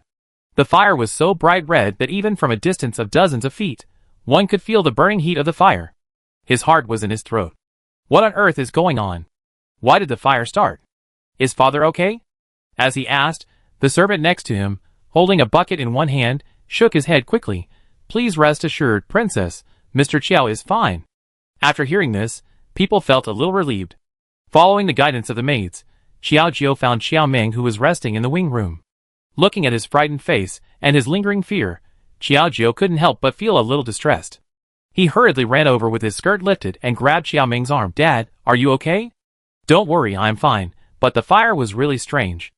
Fortunately, the prince was careful, otherwise I would really be buried in the sea of fire. Prince? Xiaojiu hadn't reacted yet when he saw Jiang Yifeng walking down the corridor, followed by two followers. The followers each held an arm in their hands, and they were holding down a person, which made him even more confused. What's going on? Who is this person? The guy didn't look like a servant in the third prince's mansion. He looked ferocious and evil, and it was obvious that he was not a good character. With a bit of vigilance and scrutiny, Xiaojiu was a little confused for a while, but he felt that the other party was not a good person. Jiang Yifeng took a deep breath and explained, This guy is the arsonist tonight.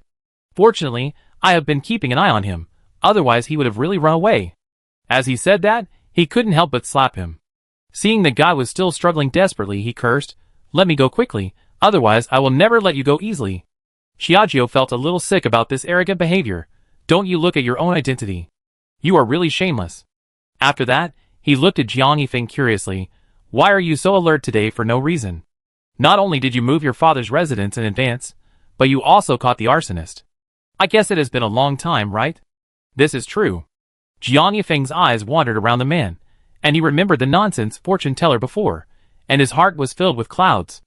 Do you still remember? A madman who talked nonsense. Even if he talked nonsense, it happened to be related to you, so I have been keeping my eyes open, but I didn't expect that he really got it right. Hearing this, Xiaojiu also said coldly, which was a bit unbelievable, I didn't expect that the fortune teller didn't lie to us, and he really has some skills. Today, we can escape danger, thanks to him. At the same time, he was grateful, and heard the guy next to him cursing, which was really disturbing. How to deal with this guy? Hearing this, Jiang Yifeng couldn't make up his mind for a while. I have interrogated him before, but he is stubborn and refuses to say anything. It's not sure if he has a mastermind behind the scenes, or if there is a deep hatred. Anyway, Jiang Yifeng can't do anything with him. After thinking for a moment, he said, leave that person to you. Logically speaking, he should have been handed over to the government for disposal, but this guy's behavior must have caused the greatest harm to Xiaojiu, so it was not too much to hand him over to her for disposal. Hand him over to me for disposal? Then I won't let him off easily. Xiaojiu's eyes suddenly became cold, thinking of what this guy did, which almost caused her to lose her loved ones, which was naturally unforgivable. As the footsteps gradually approached, the man couldn't help but feel panic, staring at him tremblingly, gritted his teeth, and said angrily, what do you want to do? Even if I broke the law, I should be handed over to the government for disposal. Why do you use lynching on me? Haha, don't you know that the prince is an official? This sentence directly made him speechless. Xiaojiu pulled out a dagger from her body and pressed it against his neck. The corners of her mouth had a slightly cold and playful voice. Tell me, should I kill you directly or let you live a life worse than death? You dare. I don't know where he got such courage, and he dared to arrogantly provoke Xiaojiu. Facing the unrepentant and stubborn attitude, Xiaojiu was already furious, and he would not give up at this moment. With a wave of his sleeves, he turned his head and looked at Jiang Yifeng with a firm gaze, and said in a loud voice, Your Majesty, this man has a vicious mind and wants to hurt my father. I hope your Majesty can put him in the water dungeon. The water dungeon is different from the ordinary cell. It is closed on all sides, and only the water in the middle rises slowly over time until it is above the head, which can make people experience a short period of suffocation. Frequent back and forth. Life is worse than death, which is the real mental torture. Since the princess has said so, let's do as you say. Jiang Yifeng did not stop him, and waved his hand at the servant, dragged this man to the dungeon. With the man cursing, the matter was finally temporarily resolved. But after a night, no one knew who spread the rumor, and Jiang Yifeng was directly slandered as being afraid of his wife. This was now talked about with relish among the crowd, and many people laughed at them. Originally, the family was headed by men, and it was common to have 3 wives and 4 concubines, but now Xiaojiu turned the tables. Monogamy was fine, and she tamed her husband, and Jiang Yifeng unknowingly became a weak person in the eyes of others. Xiaojiu listened to these words, but he felt uncomfortable all over, and even the cakes in front of him were tasteless. These people are really boring. What does other people's family affairs have to do with him? What is a soft-eared and useless man? The more he thought about it, the angrier he became. Anyway, what they said was not human, but Jiang Yifeng, who was next to him, was not angry at all, but laughed unkindly. What's your name? They are talking about you. Xiaojiu was just defending him, but now it has become a joke. The more he thought about it, the more depressed he became, and he was almost blushing with anger. Jiang Yifeng, however, with a pleasant attitude, gently leaned beside Xiaoziu, and gently comforted him. My dear wife, this is actually not a bad thing. At least the emperor can be a little happier. In the court, he was already struggling, with the emperor in front and the prime minister behind. Now he has been slandered as a henpecked man, but he is relaxed and comfortable. At least let outsiders think that he is not a tyrant, so he doesn't have to suffer those people's true right. There is some truth in this, but Xiaojiu is not happy in her heart. You are open-minded, but I don't like them saying bad things about you. Seeing Xiaojiu's mouth, Jiang Yifeng couldn't help but laugh, gently stroking her soft hair. Okay, the king doesn't mind. Why should the lady be upset? Let those people talk about it. Anyway, the relationship between us has never changed. Having said that, Xiaojiu could only nod shyly, and a warm current rose in his heart, and the previous things began to gradually let go. 2 days later, Jiang Yifeng was still afraid of the lady's matter, and was talked about by outsiders, and even those court ministers couldn't help but tease him a few times. However, the emperor was happy at that time, and didn't say anything. It was not until the tide receded that he found his confidant to discuss with him. You must have heard about the third prince. Since he cares so much about his wife, Xiaojiu is the reason to restrain him, but in order to restrain Jiang Yifeng, the emperor had forced Xiaojiu into the palace, but he finally let him escape. If he does something provocative this time, Jiang Yifeng's matter will probably end badly. He could only look at the minister next to him.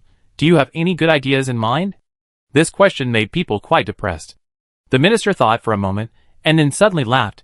It's not a good idea, but since the third prince is interested in his wife, I can't directly attack the third princess, but we can start with the people around them. As the saying goes, a word awakens a person from his dream. The emperor suddenly had an idea. You said that. I remember that Xiaojiu has a cousin. Although the two have never contacted each other, the relationship between their fathers is good. Or maybe it was his round chin. The emperor's mouth corners couldn't help but rise, and the next day he casually found a reason and directly ordered to marry Liu Yueru. This time, my family was in an uproar. Everyone thought it was a good thing from heaven, and was very happy. The lights were hung and the publicity was made. It was luxurious and lively. However, Qiaojiu heard such a rumor and felt that it was not a good thing. The emperor and the Liu family are strangers. Why did he suddenly let Liu Yueru choose a concubine? I'm afraid there is something fishy. I have to go and see them. Jiang Yifeng followed her, but Qiaojiu had already arrived at the Liu family. The joyful atmosphere really caught up with the specifications of a girl's marriage. Such happiness may not be a real happy event. Qiaojiu sighed slightly and stepped into the threshold. Just then, I saw the Liu family and several relatives chatting and laughing inside. The sharp laughter was a bit irritating, but the content was very revealing. Master, when I enter the palace and become a concubine in the future, I will definitely repay you for the favor of the emperor. Liu Yueru behaved very well, and won the favor of others. Oh, you are such a well-behaved girl. I am afraid you will be successful in the future, and become the mother of that country. The more they talked, the more exaggerated they became. Even Qiaojiu couldn't listen anymore. He stepped forward and interrupted their exaggerated dreams directly. Do you think that pie will really fall from the sky? Chapter 280. The abrupt tone, like a sharp arrow, shattered everyone's fantasy. They turned around at the same time, and their eyes fell on Qiaojiu.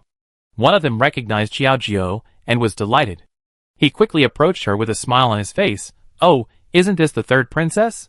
I haven't seen her for a long time. Yes, the third princess has been doing well recently. You came to congratulate her today, but you didn't bring any gifts, which is a bit too shabby. These people have ugly faces, and the words fawning are written all over their faces. It's really hard to look at them. Qiaojiu pulled the corner of his mouth awkwardly. Uncles and uncles, I came here to find Leroux this time. Let's talk about the past when we have time. After appeasing these aunts and uncles, he approached Liu Yueru. Today is different from the past. In the past, Liu Yueru would feel jealous when she saw Qiaojiu, and she would pretend to curry favor with him. But today, she was arrogant, holding her hair with one hand, and her face was full of disdain. Oh, my cousin is here. It really makes my little house shine. The weird tone made people feel a little uncomfortable, but Qiaojiu still forced a smile and asked tentatively, what do you think when the emperor chooses you as a concubine? What else can I think? This is a blessing that ordinary people can't get in several lifetimes. Naturally, I have to be happy and grateful. This was a strange thing to say. Liu Yueru turned around and rolled her eyes at him, which made people feel particularly embarrassed. Qiaojiu pulled the corner of his mouth, not knowing how to tell her. After thinking for a moment, he persuaded her in a tactful way, the battle in the harem is either you or me. Do you think you can survive in it? Have you ever thought about why the emperor suddenly chose you as his concubine? What do you mean? Doesn't it matter if the emperor thinks I'm beautiful?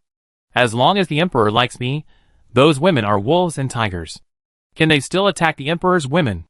I have to admit that Liu Yueru's thinking is very clear, but after thinking so much, she didn't think about the detailed reasons. Qiaojiu couldn't help but burst out laughing, feeling a little helpless. You have long passed the age of waiting to marry. The emperor will risk being ridiculed to marry you. Do you really think that the emperor is interested in you, and not for other purposes? According to custom, women who have passed the age of waiting to marry are considered to be older leftover women, and generally cannot get married. However, Liu Yueru's conditions are not bad. Although her family's business is not very successful, it can barely make a living. In addition, she is beautiful and has studied in a private school for a few years. She can be regarded as a generous and decent family. However, she is arrogant and always wants to fly up to the tree and become a phoenix, so the marriage has been delayed again and again. Now that she has waited for the opportunity to turn from a black chicken into a phoenix, I am afraid she will not give up. As expected, Liu Yueru looked at Qiaojiu with disdain, even mixed with a trace of anger. Haha, you have become the third princess, so you can't stand others being above you, right? I have said long ago that I am destined to be rich and powerful, and now it has just come true. If you don't like it, you can leave. I don't welcome you here. Liu Yueru pointed at the door, which meant to order him to leave. Even the relatives next to him didn't like Qiaojiu. That's right. We are all family. Yueru's attack is a great event. It will bring honor to the family. Why do you dislike it so much? I'm afraid you are narrow-minded. After all, our third princess has a bad reputation outside. Everyone laughed at him happily. Qiaojiu was mixed in these noisy voices, and felt a little embarrassed. What am I being sentimental about? Forget it. I just hope you don't regret your decision today. Some people are really blinded by the benefits in front of them.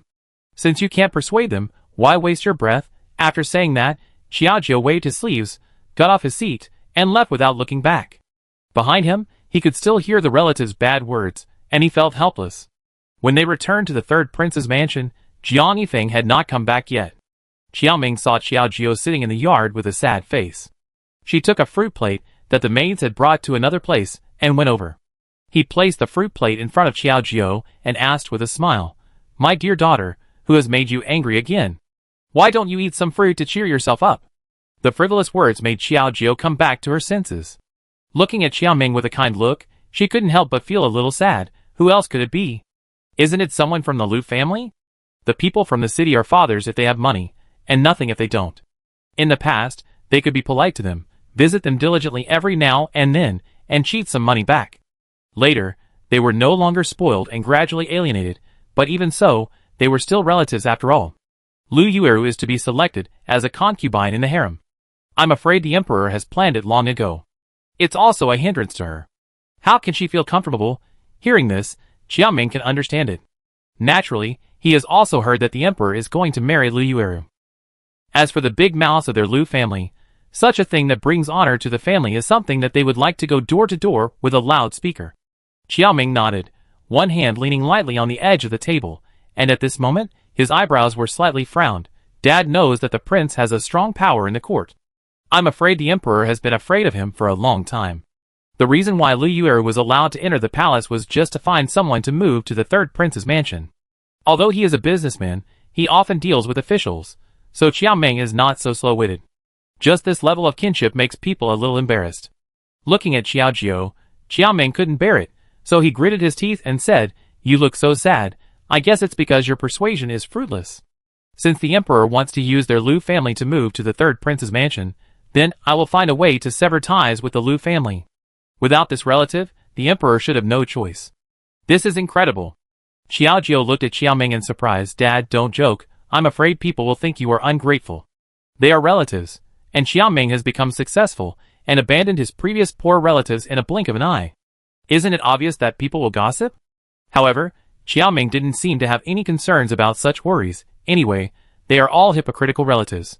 We don't interact with each other on weekdays, so there is no need for them to cause trouble for us. No, it's not good for the end of the year. You are old. How can you suffer such grievances? Xiaojie shook his head. He disagreed with this matter. His psychological quality is good, but Xiaoming is so old, it's time to enjoy his old age. He can't be abused by the crowd with him. Xiaozhua thought for a moment. Xiaojie took a deep breath and made a solemn decision. Leave this matter to me. After sending Xiaoming away, Xiaojie directly called 2 maids and wrote a part of the treasures in the treasure pavilion. Pack these things in your family, and send them to the Lu family in the name of the 3 princes' mansion as a gift to them. After giving the order, Xiaojie specially asked for a few etiquette maids in the palace in his own name. Since he was going to enter the palace, he naturally had to remember the palace rules in his heart, otherwise he would be doomed if he was not careful, and he sent them all to the Lu family. Seeing such a big show, everyone in my family was a little confused. What does Xiaojie mean? He was very impressed with us before, but now he is so hypocritical. Is he trying to curry favor with us? Lu Yueru looked at these things, and was a little excited before. After all, such treasures are not seen every day. But thinking about the palace, there are all kinds of delicacies and rare treasures, so there is nothing to be happy about. Instead, they look down on such behavior. After hearing this, Lu's father quickly gave Lu Yueru a look. Don't talk nonsense. There is also a etiquette nanny from the palace here, and your bad reputation will be spread. After hearing this warning, Lu Yueru behaved a little better. Seeing her parents put away all the gifts, she began to learn the complicated rules under the guidance of the etiquette nanny. After nearly half an hour, Lu Yueru couldn't stand it anymore and threw the teacup in her hand heavily. What kind of broken rules are these? Who is so boring? There are so many rules for drinking tea. The more she thought about it, the angrier she became. Looking at the tea spilled on the ground, the etiquette nanny glared at her fiercely and warned her sternly. Miss Lu, you haven't even entered the palace yet, but you are so wanton and ostentatious. Do you think it's so easy to be a concubine? I hope you can show more respect. Although she was just an etiquette nanny, She taught hundreds of palace maids, and her momentum was not inferior to Lu Yueru at all. After being frightened by the two nannies, Yueru didn't dare to speak loudly anymore. She could only grit her teeth and be tossed by them for more than 2 hours, which was considered to be until dark. It was not until the next day that Xiao Jiao came to visit her out of friendship, but he was treated as a punching bag. What vicious women you found for me. Do you know how they treated me? You are probably seeking revenge. This was a random attack from the beginning. Xiao Jiao looked at her fierce appearance, but sighed and shook his head. You have only experienced the tip of the iceberg, but you can't keep your temper. What are you still doing as a concubine? Such a sarcastic attitude made Lu Yueru speechless in an instant, and she had been holding back her anger for a long time and had nowhere to vent. Humph! Get out of here. I don't want to see you. I'm not here to see you. I'm just here to urge you. After all, we are relatives, and you can't lose my face. After leaving this beautiful counterattack, Xiao Jiao turned around and left. His chic attitude made people stamp their feet in anger.